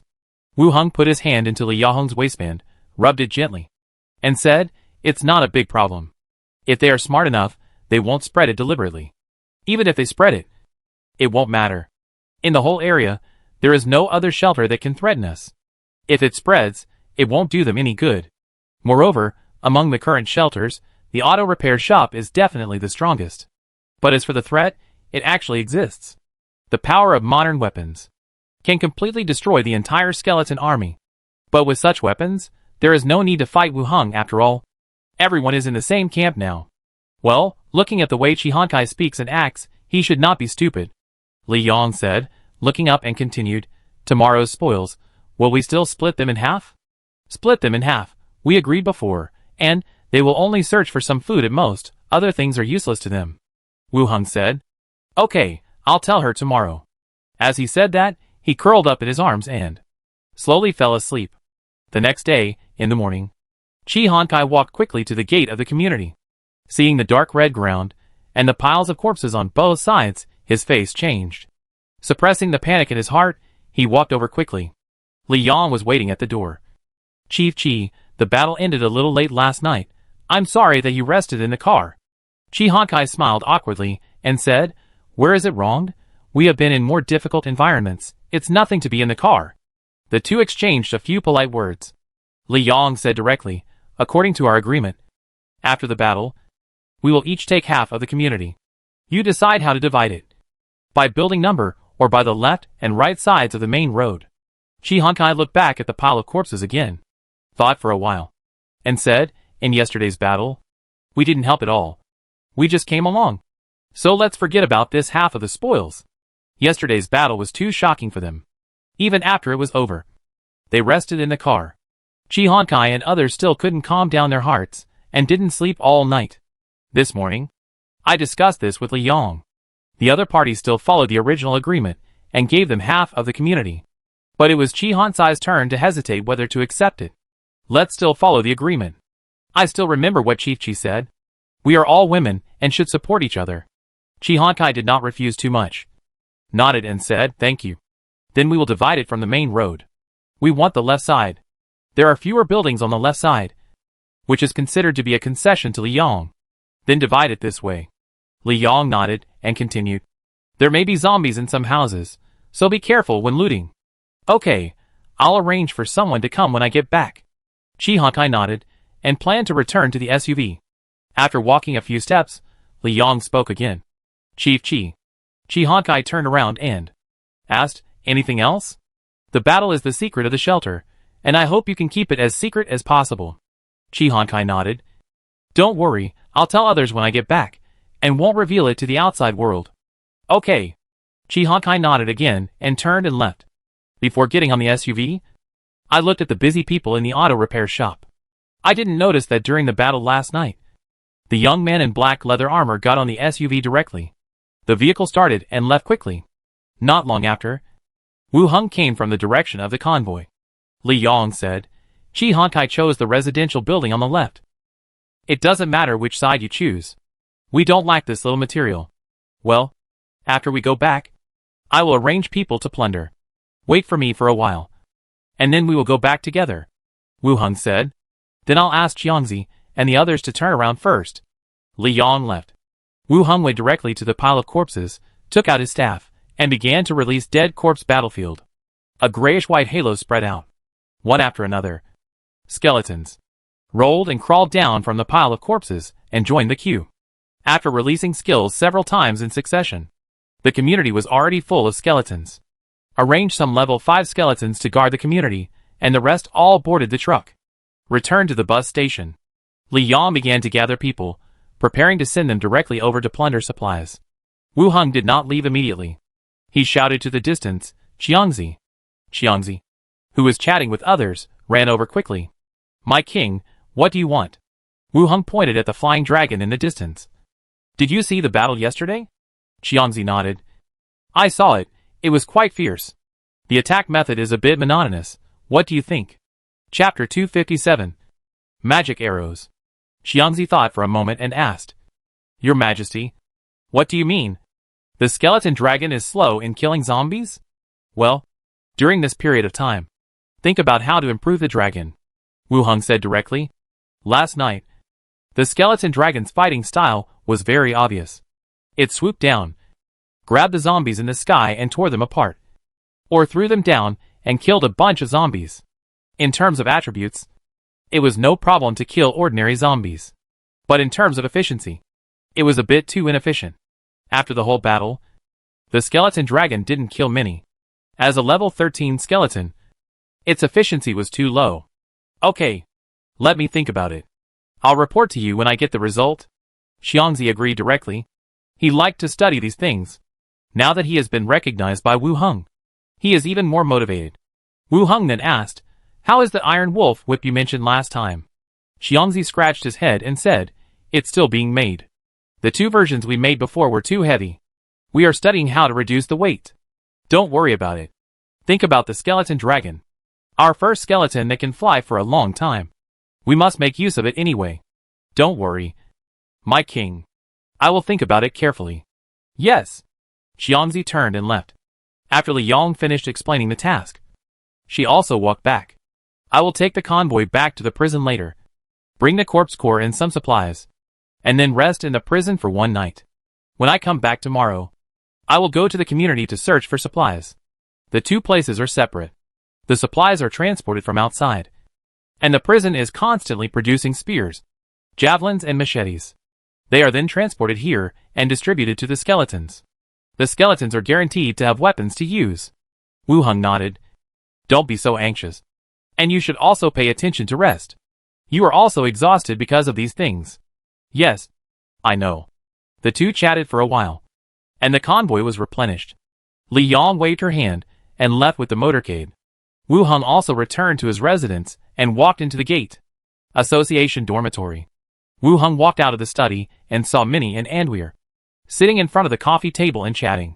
Seeing Wu Heng coming out, they all smiled immediately. Master, what do you want to eat tonight? I'll make it for you now. Minnie came over and whispered with her arms folded. Go to the pub downstairs and order some.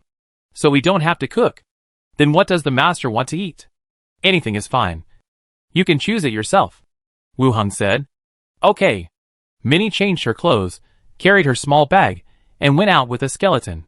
Now we live in the dormitory of the association, and it is not very convenient to cook. After Minnie left, Wu Heng sat down on the sofa and asked, Wire, did anything happen in the association? Nothing. There are some staff arrangements, which require approval from the deputy deacon and above. You were not there at the time, so I asked someone to send it to the deputy deacon of Zalagui. Andy Wire said. Zalagui, that's the elf deputy deacon. The name is quite convoluted. Yes, if there is anything in the future, just send it to her. Got it. Master. Anduir continued. The construction team has been arranged for the residence, and the construction has already started. It will be completed in about 5 days. Yes. The two waited for a while, and Minnie came back with the dinner ordered by the tavern. After dinner, Wu Heng took the two girls to the association training room. The training room was empty, no one was there. Minnie began to practice boxing with Bodong. She threw punch after punch, with gusts of wind.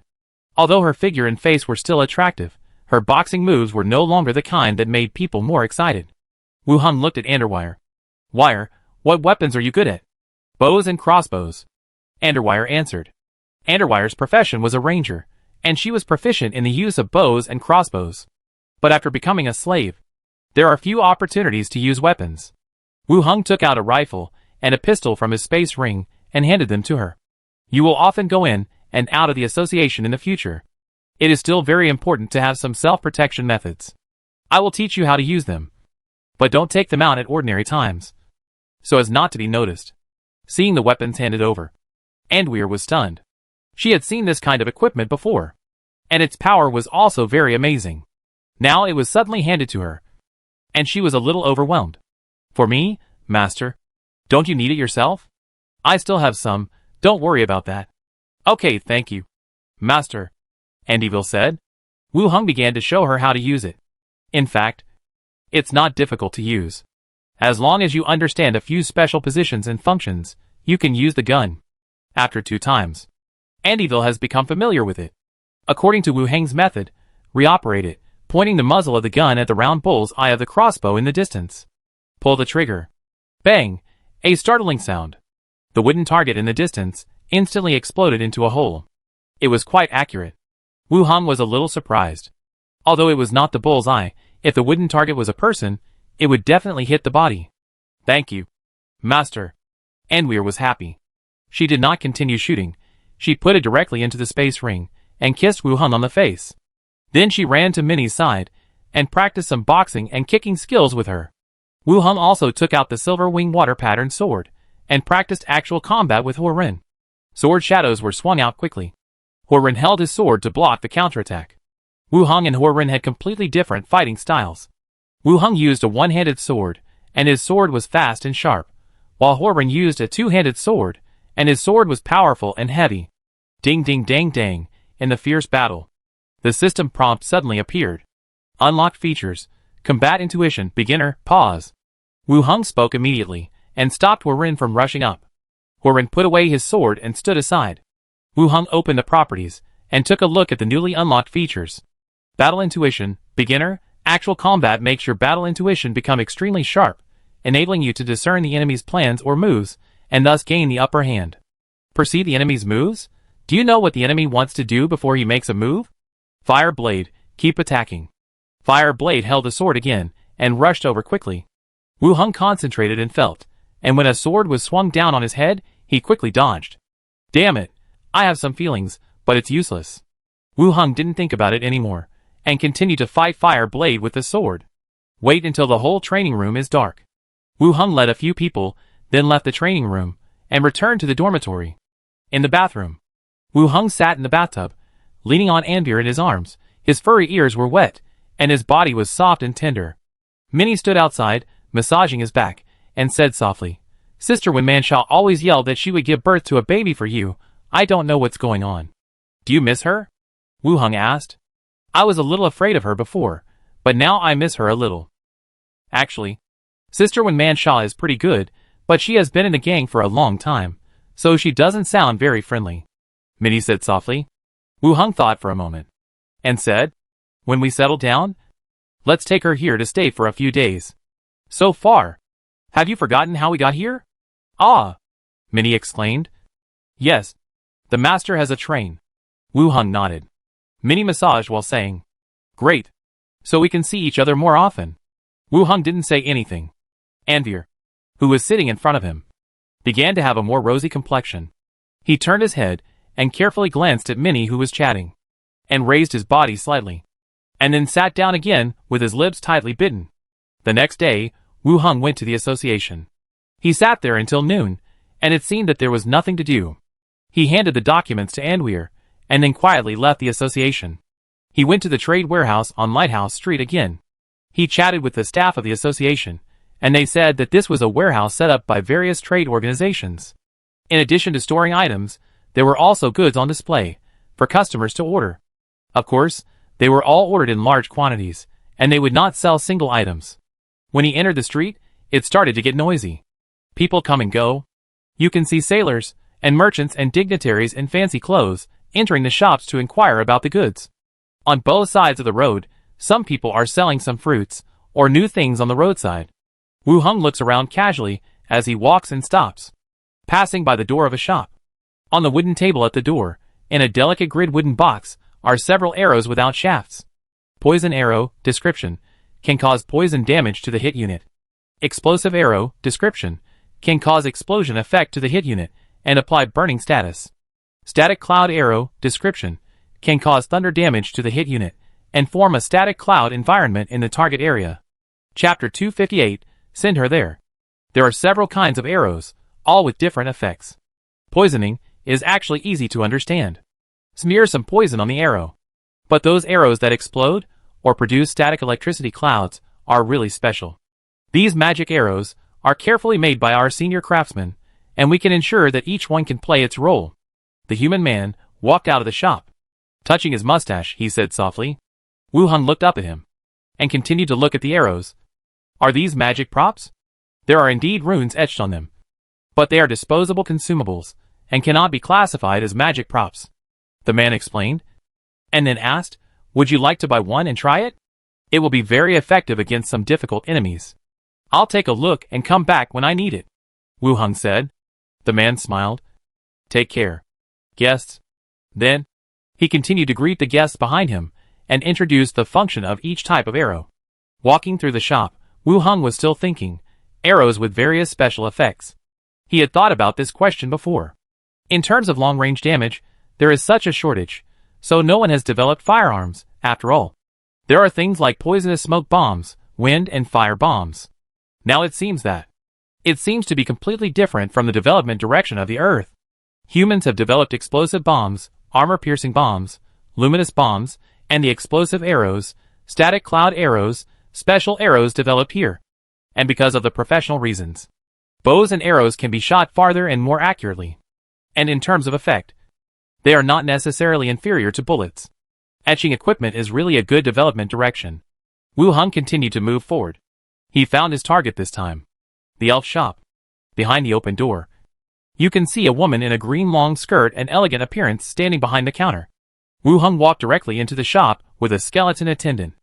As soon as he stepped in, his footsteps paused. In the shop, there was another person sitting. A blonde with pointed ears. The vice deacon of the association. Zalagui.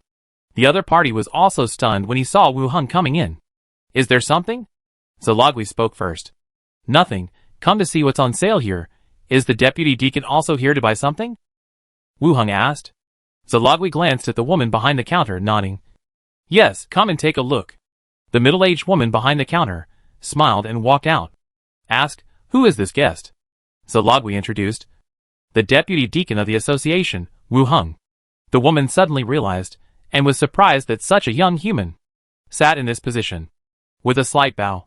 Good afternoon, Deputy Deacon Wu Heng. Good afternoon. Deputy Deacon, what do you want to see? The middle-aged woman followed. Wu Heng did not pay any more attention to Zalagui, and glanced along the shop. His eyes fell on the wooden bows on the shelf. How much is this longbow? 25 silver coins each, 200 bows minimum. The woman said. The price is not expensive. Wu Heng continued to ask, after placing an order, how long will it take to deliver it? Within 12 days, it will be delivered to you in about 10 days. Can it be cheaper? We set the price according to the distance, and we do not negotiate. The woman continued. This is good, saving the trouble of bargaining. She said directly, I'll order 2,000. If the quality and delivery speed satisfy me, I will continue to purchase later. The middle-aged woman was a little surprised. Treasure Island is just a small island after all, and the business is not that good. More often, they stop here and sell to other land forces. But this time, it seems that I have met a big customer. So decisive, I want 2,000. It is very likely that they will continue to order later. Looking at Zalagui not far away. The other party's eyes were also a little surprised and suspicious. Obviously, she didn't expect that such a large order would be placed. I will give you a receipt now. The woman immediately went to the counter and began to fill out the receipt. At the same time, she said, Deacon, the association will guarantee you. You only need to pay a 30% deposit.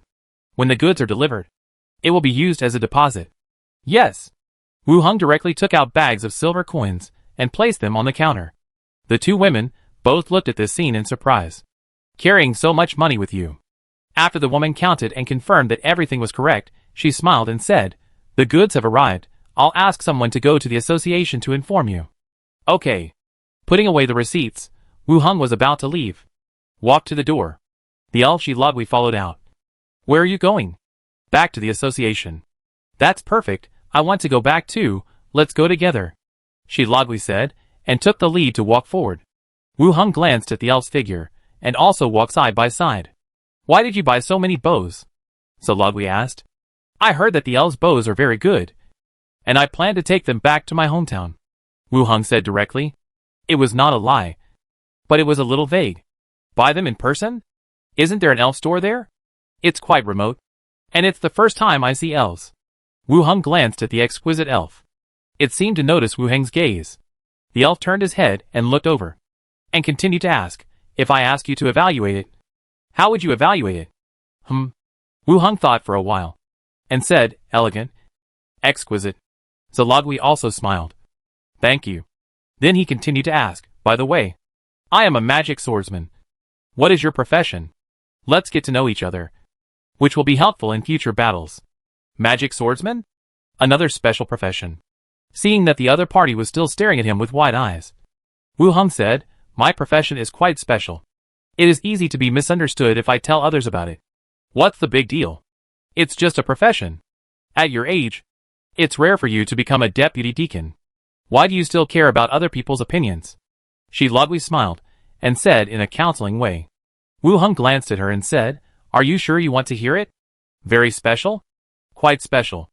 As special as the magic swordsman?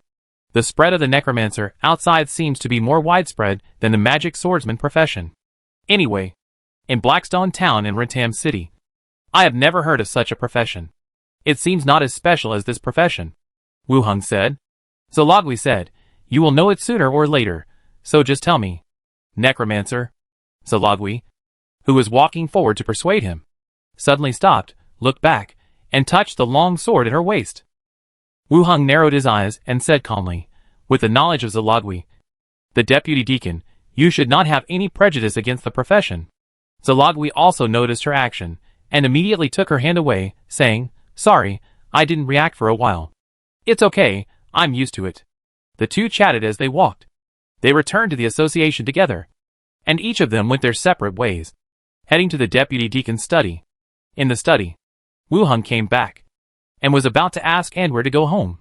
Then he heard her say, Master, a team has submitted an application. What application? Team 3 has found a level 13 wanted criminal. Please ask the deputy deacon to lead the team to arrest him. Send it to Zalagwi. She just came back. Chapter 259, pretty accurate. Oh! Andir agreed, put away the documents, and was about to send them to the elf deputy deacon. But before she got up, there was a knock on the door. Knock. Knock. The knock was a little hurried. Andir opened the door, and saw a short and sturdy figure, standing outside. She glanced at Wu Heng, and bowed slightly. Captain of Team 3. Olin, meet the deputy deacon. The voice was rough. She was still a step too late, and was blocked at home. Come in, Wu Heng said. He looked at the person who came in. Dark brown skin. About 1.6 meters tall. Looking very strong. Thick fiery red beard. Wearing dark brown leather armor. With a gray owl on his shoulder. A short-handled battle axe on his waist. And a strong crossbow on his back. Dwarf. His profession should be a ranger or a guard. After entering the room, the dwarf did not sit down, but said directly, Mr. Deputy Deacon, we found information about the shark-toothed pirates. They will trade outside the port tonight. It is a good opportunity to capture him. Wu Heng looked for the wanted poster about the shark-toothed pirates. Captain Leah, a third-level wanted criminal, with a bounty of 445 silver coins. His crimes are robbing merchant ships, trafficking in human beings, and attacking members of the association. In this world, intelligence gathering is done. If no one knows about it, it cannot be used as evidence. For him to be recorded by the association, he must have committed many more crimes. Tell me in detail, and what difficulties you think you may face when catching him. Wu Heng continued. The dwarf thought for a while, and said, Leah is a level 13 professional. It is not clear how many people he will bring with him, but it should not be many. The difficulty is that Leah is a person. It is rumored that he has the blood of a mermaid. Once he jumps into the sea in danger, no one can do anything to him. Level 13. The level is not high. I am now level 10, Skull Crusher level 16, Blood Axe level 14. There is no problem in killing him. But the other party is on the sea. If he encounters danger, he can jump into the sea and leave. This is still more difficult to deal with. Is the information accurate? The information is definitely accurate. Wu Heng nodded. Go and prepare, and gather at the door later. The dwarf was delighted. Thank you, Deputy Deacon. After saying that, he turned around and left. Master, it may be a little inconvenient to do it on the ship. And well thought for a while, and said, I am not afraid of level 13 enemies. But at sea, it is another matter. No matter how great your ability is, it is useless if you cannot use it. If the enemy escapes, it will also affect Wu Heng, the Deputy Deacon. It's okay. If the intelligence is accurate, and they are near the port, it won't be a big problem. Wu Hung glanced at Andwire and continued, "Let's go. You go with me tonight." "Okay, master." Andwire also put on armor. The carriage creaked forward. Blood Axe accompanied the coachman. Sitting outside the carriage, Wu Hung and Andeville sat on one side. Skullbreaker and the dwarf Warren squeezed on the other side. The rest of the third team members followed on horseback. The dwarf Warren fed the owl some food and said, "Mr. Deputy Deacon, what are your plans?" Wu Hung asked back, "Tell me about your original plan." "I have two plans. One is to kill directly from a long distance, not giving the opponent a chance to escape. But this is more difficult, as the vision at night and the strength of the crossbow are limited. The second is to quickly approach the opponent and block his escape route." The dwarf took out a scroll from his arms and continued, "I have an ice magic scroll, which can temporarily block the water surface in a certain area. Two ideas, but the chances of success are not high. The opponent is indeed difficult to kill. Otherwise, he would not have been killed until now." "Deacon, what do you think of my plan?" the dwarf asked. "Well, we can try both sides at that time." Night fell. The entire ocean was instantly dark. Gusts of night wind made the waves rise and fall. On the sea outside the port, a wooden boat was slowly moving forward under the rowing of the sailors. Leah, the leader of the Shark-Tooth Pirates, sat on the beam of the wooden boat, stroking the top of the girl's head with one hand, as if he was stroking a pet. And at his feet, there were three young girls, with their hands tied, curled up, with fear in their eyes. Their bodies were trembling slightly, but they did not dare to make any sound. Leah took a breath of the cool air and said, "Be good and listen. If you can't sell them, I can only throw you down to feed the fish." Hearing this, the girls turned even paler and sobbed softly. Leah laughed happily when he heard this. He enjoyed the fearful expressions of these people. "Captain, there is a boat coming over there." The sailor rowing the boat suddenly reminded him. Leah looked ahead and saw a light on the dark sea, reflecting a small boat. "It seems that the buyer has arrived." Leah said, "Come closer. Be careful, and take action if there is any danger." "Understood," the sailor replied, and began to row to the opposite side. Soon, the two boats approached. On the opposite side, someone was holding an oil lamp and asked, "Shark-Tooth? Well, did you bring the money?" Leah asked. "Where is the goods?" Leah glanced at the other side's wooden boat and kicked the person on the ground forward with his foot. "It's all here." "Okay. I want to check the goods." "Okay." The person on the opposite side, holding the lamp, moved forward, illuminating Leah and the others. At this moment, Leah's pupils suddenly condensed, and he turned his head and grabbed the air instantly. Puff! His palm did not catch any arrows, and the left half of Leah's face disappeared instantly.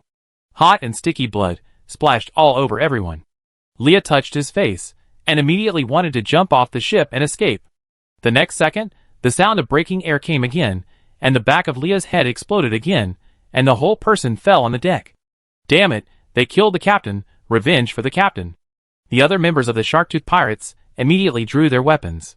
With a loud roar, he rushed directly to the other side. The buyer on the other side also reacted immediately, looking at the pirate jumping over. He had no time to explain. He also drew his weapon and rushed to the other side. On the dim sea, the ship was swaying. The sound of weapons colliding and screaming echoed throughout the area.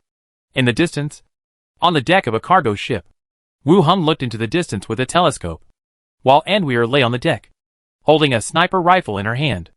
Andwire is really talented in shooting. At such a long distance, the boat was swaying with the waves. It was not easy to kill the target. In fact, the first shot was also very accurate. If it were a normal person, that shot would be enough to kill him. But the opponent was a level 13 professional after all. He was still thinking about running away at that time. Fortunately, the second shot followed closely and hit the back of the head. Wu Hung saw through the telescope that the opponent started fighting directly. He said to the radio headset, "The wanted criminal has been killed. There are hostages on the boat. Don't kill the wrong person." "Okay." The voice of the dwarf came from the headset. Then, a small boat quickly rushed to the location of the warring ships from below. "Keep firing a few shots. Just treat it as practice," Wu Hung said. Andwire was also surprised by the range and power of this thing. She held her breath again and aimed at the target through the scope. The next second, she pulled the trigger. Bang! The gunshot sounded, and the recoil pushed Andwire's body, and her perky buttocks raised waves. At the target position, a pirate's temple suddenly exploded, and his body fell into the sea. Pretty accurate, Wu Hung praised, sitting down on the side, and putting his hand on the animal's hip. Wire glanced at him slightly. The furry tail rose and fell, covering his hand. Then he continued to pull the trigger, killing the target in the distance. He did not stop shooting until the dwarf team arrived. He continued to look at the battle in the distance through the scope. The pirates and buyers had been fighting for a while. Some were injured, and some died. The dwarf team went over. Those who had the strength abandoned the ship and fled, and the injured were killed by the team when they resisted. Soon, the battle was over. The third team, with the other two ships, reshored. After counting the spoils, the dwarf came over and said in a rough voice, "Deacon, it is confirmed that the wanted criminal is dead." Chapter 260, Don't mess with him. The wanted criminal is dead. 3 hostages were found on the ship, and a small box of silver coins, about 1,000 coins. The purpose of the transaction is not clear at present. There are 2 items on the wanted criminal's body. Light leather boots. Fish scale armor. One increases movement speed, and the other increases magic defense. Wu Hung nodded and didn't take it. He said directly, "Let's go. Let's send these things to the association first, and the rest will be discussed tomorrow." Okay. The dwarf gave a simple explanation and docked the ship at the dock. Then he took a few thinly dressed girls, and the rest of the spoils, and began to walk towards the association. After everything was almost arranged, Wu Hung took Andwire back to his residence. The night became darker. After opening the door, Minnie immediately rubbed her eyes and came to greet him. "Master, Sister Wire, you are back." Wu Hung pinched her cheek. "No need to wait for us. Otherwise, I'm fine. I'll wait for you to come back," Minnie said. Wu Hung held her and turned around for a while, praising her. "So good. Hee hee. I'll go heat up the food for you." Then, Minnie ran to the kitchen again. After a simple meal, she went back to bed to rest. The next day, she went to the association. As soon as she entered the hall, she heard some professionals chatting, discussing the shark-toothed pirates. "Leah's dead? Is it true? Is the news true? The shark-tooth group has not docked for many years. And Leah has mermaid blood. No one can catch him at sea. How could he be killed?" "No doubt. The association has examined the body. And I heard that it was killed by the people from Team 3. That dwarf? He can be drowned in shallow waters. How can he kill Leah? The shark-tooth pirates have been making trouble in the archipelago for so many years. Because of his evil deeds, he was notorious. He had countless enemies, but no one had ever been able to kill Leah at sea. Even now, he heard that the other party was killed by the team. It was really hard to believe. However, just as several people were arguing in a low voice, several staff members of the association walked directly to the notice board of the association and tore down the bounty order for Leah. The argument stopped abruptly. "Leah? Is he really dead?" Wu Hung stood in front of the notice board and eavesdropped for a while. After they left, he also went to the office. Andwire had been here for a while. Seeing Wu Hung coming in, she smiled and said, "Master, there is nothing to do today. You don't need to come so early." "Well, I came to take a look. If there is nothing, I will leave later." Knock. Knock. Knock. There was a knock on the door. The dwarf Olin opened the door and walked in, followed by 2 human team members, carrying a wooden box. He put it on the ground with a bang. It seemed that the 3 of them had a kind of happiness on their faces that could not be concealed. It seems that he was very happy about the arrest of pirates yesterday. After all, the whole association was discussing this matter. "Thank you for your help last night, Deputy Deacon." Olin thanked him again. "Well, it's okay." Olin continued, "I counted the spoils in detail last night. There were 1,200 silver coins in total. 2 small ships were sold for 420 silver coins. We calculated half of it and sent it to you. The spoils of a normal team are usually divided equally. When a deputy deacon or a deacon leads a team, they will take more individually. Last night, Wu Hung killed the wanted criminal himself, and they went to finish the job. So they naturally had to abide by this unwritten rule. Well, sit down and talk. No need to stand." Wu Hung motioned for them to sit down. Andwire brought tea to the 3 of them. The dwarf stroked his fiery red beard and continued. The bounty for the wanted criminal has not come down yet. I will send it to you when the time comes. There are also 2 props, which we will give to you as well." As he spoke, one of them opened the box. And in addition to the silver coins, there were also 2 magic props. Light leather boots. Fish scale armor. The effects provided by the props are very practical, but the pirates have worn them to pieces. I can't use them myself, and if I give them to Ware and the others, they will definitely dislike them. He glanced at them and said, "I can't use them. Who can use them? Share them among you." The dwarf thought for a moment. "Then I'll ask, and give you a good price, and send it to you together with the bounty." "Sure." Wu Hung felt that this dwarf was quite good at dealing with people. Moreover, he was not as bad-tempered as he had imagined. Wu Hung continued to ask, "How are the hostages?" "We are still investigating. It seems that they are going to involve a case of trafficking girls of various ethnic groups. I will report to you when the results are found." The dwarf continued. "Well, okay." The few of them sat together and chatted for a while. The dwarf introduced him to some local places with characteristics, and then left with his people. Walked out of the door. The human team member curiously said, "Captain, when did you become so well-mannered?" The dwarf turned his head and looked at the room outside. Said, "Be polite to this person, don't provoke him in the future." "Captain, do you have any information?" The dwarf stroked his beard and said as he walked, "If you don't want to become a skeleton, don't ask nonsense." Wu Hung put away the silver coins sent by the dwarf. After sitting for a while, he took Andwire away. Walked out of the association. Wu Hung went to the Snake Emblem Consortium. Andwire went upstairs to find Minnie, to see the newly renovated house. Entered the lobby of the consortium. The interior was still luxurious, and there were many people gathered at the counter and notice board. It seems that the business here is much better than that in Rentam City. He walked directly to a staff member and took out the emblem of the consortium. The staff member was more respectful. "Sir, please come this way." He took him to the lounge alone. Cakes and tea were brought in.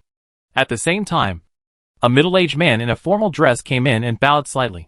"Sir, how can I help you?" "I plan to issue a few commissions." The man wearing this kind of formal dress was not a local person in charge like Leisha, but a slightly higher-level staff member, like a lobby manager or something like that. "Guest, what kind of commission do you need? I'll fill it out for you."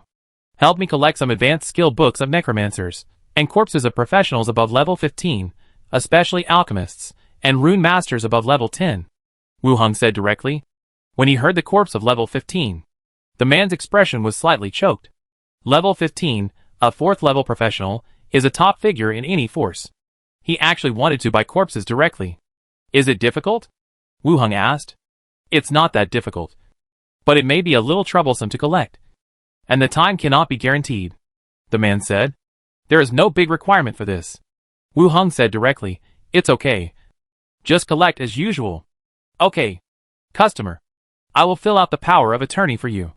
The man began to write on the side. Wu Hung waited. At this time, he thought of Leisha, a beautiful, intellectual woman. Occasionally, he would give himself some advice. Soon, the commission was completed. "Guest, you need to pay 3,500 silver coins as a deposit. This price is ridiculous." Wu Hung directly took out the corresponding silver coins and handed them to the other party. The other party stamped the emblem, and the commission took effect. After leaving the consortium, it was almost dusk. Wu Hung returned to the association. Some staff members came towards him. "Good evening, Deputy Deacon." "Deputy Deacon." Some people who knew Wu Hung bowed and greeted him. "Good evening," Wu Hung responded. After walking a little further, he could hear a voice coming from behind. "A new deputy deacon? A human being so young to be a deputy deacon?" "Yes, so young." Wu Hung entered the hall. He went down the stone steps and came to the morgue. In the cold and empty room, on the iron bed, there were corpses covered with linen. 2 coroners in blue coats were performing an autopsy on a corpse. When they saw Wu Hung coming in, they frowned. Wu Hung spoke first. "I am the deputy deacon of the association. Where are the bodies of the sharp-toothed pirates that were delivered yesterday?" Hearing that he was the deputy deacon, the coroner's expression became respectful. "Over there?" Wu Hung walked over, opened the first one, and saw the body of the leader Leah. "How to deal with these bodies?" Wu Hung asked. "The association's arrangement is that the 3rd and 5th teams will burn them at noon tomorrow." Wu Hung covered the body again and said, Take out the internal organs of this body for me. The coroner paused. Deputy Deacon. This is not in accordance with the procedure.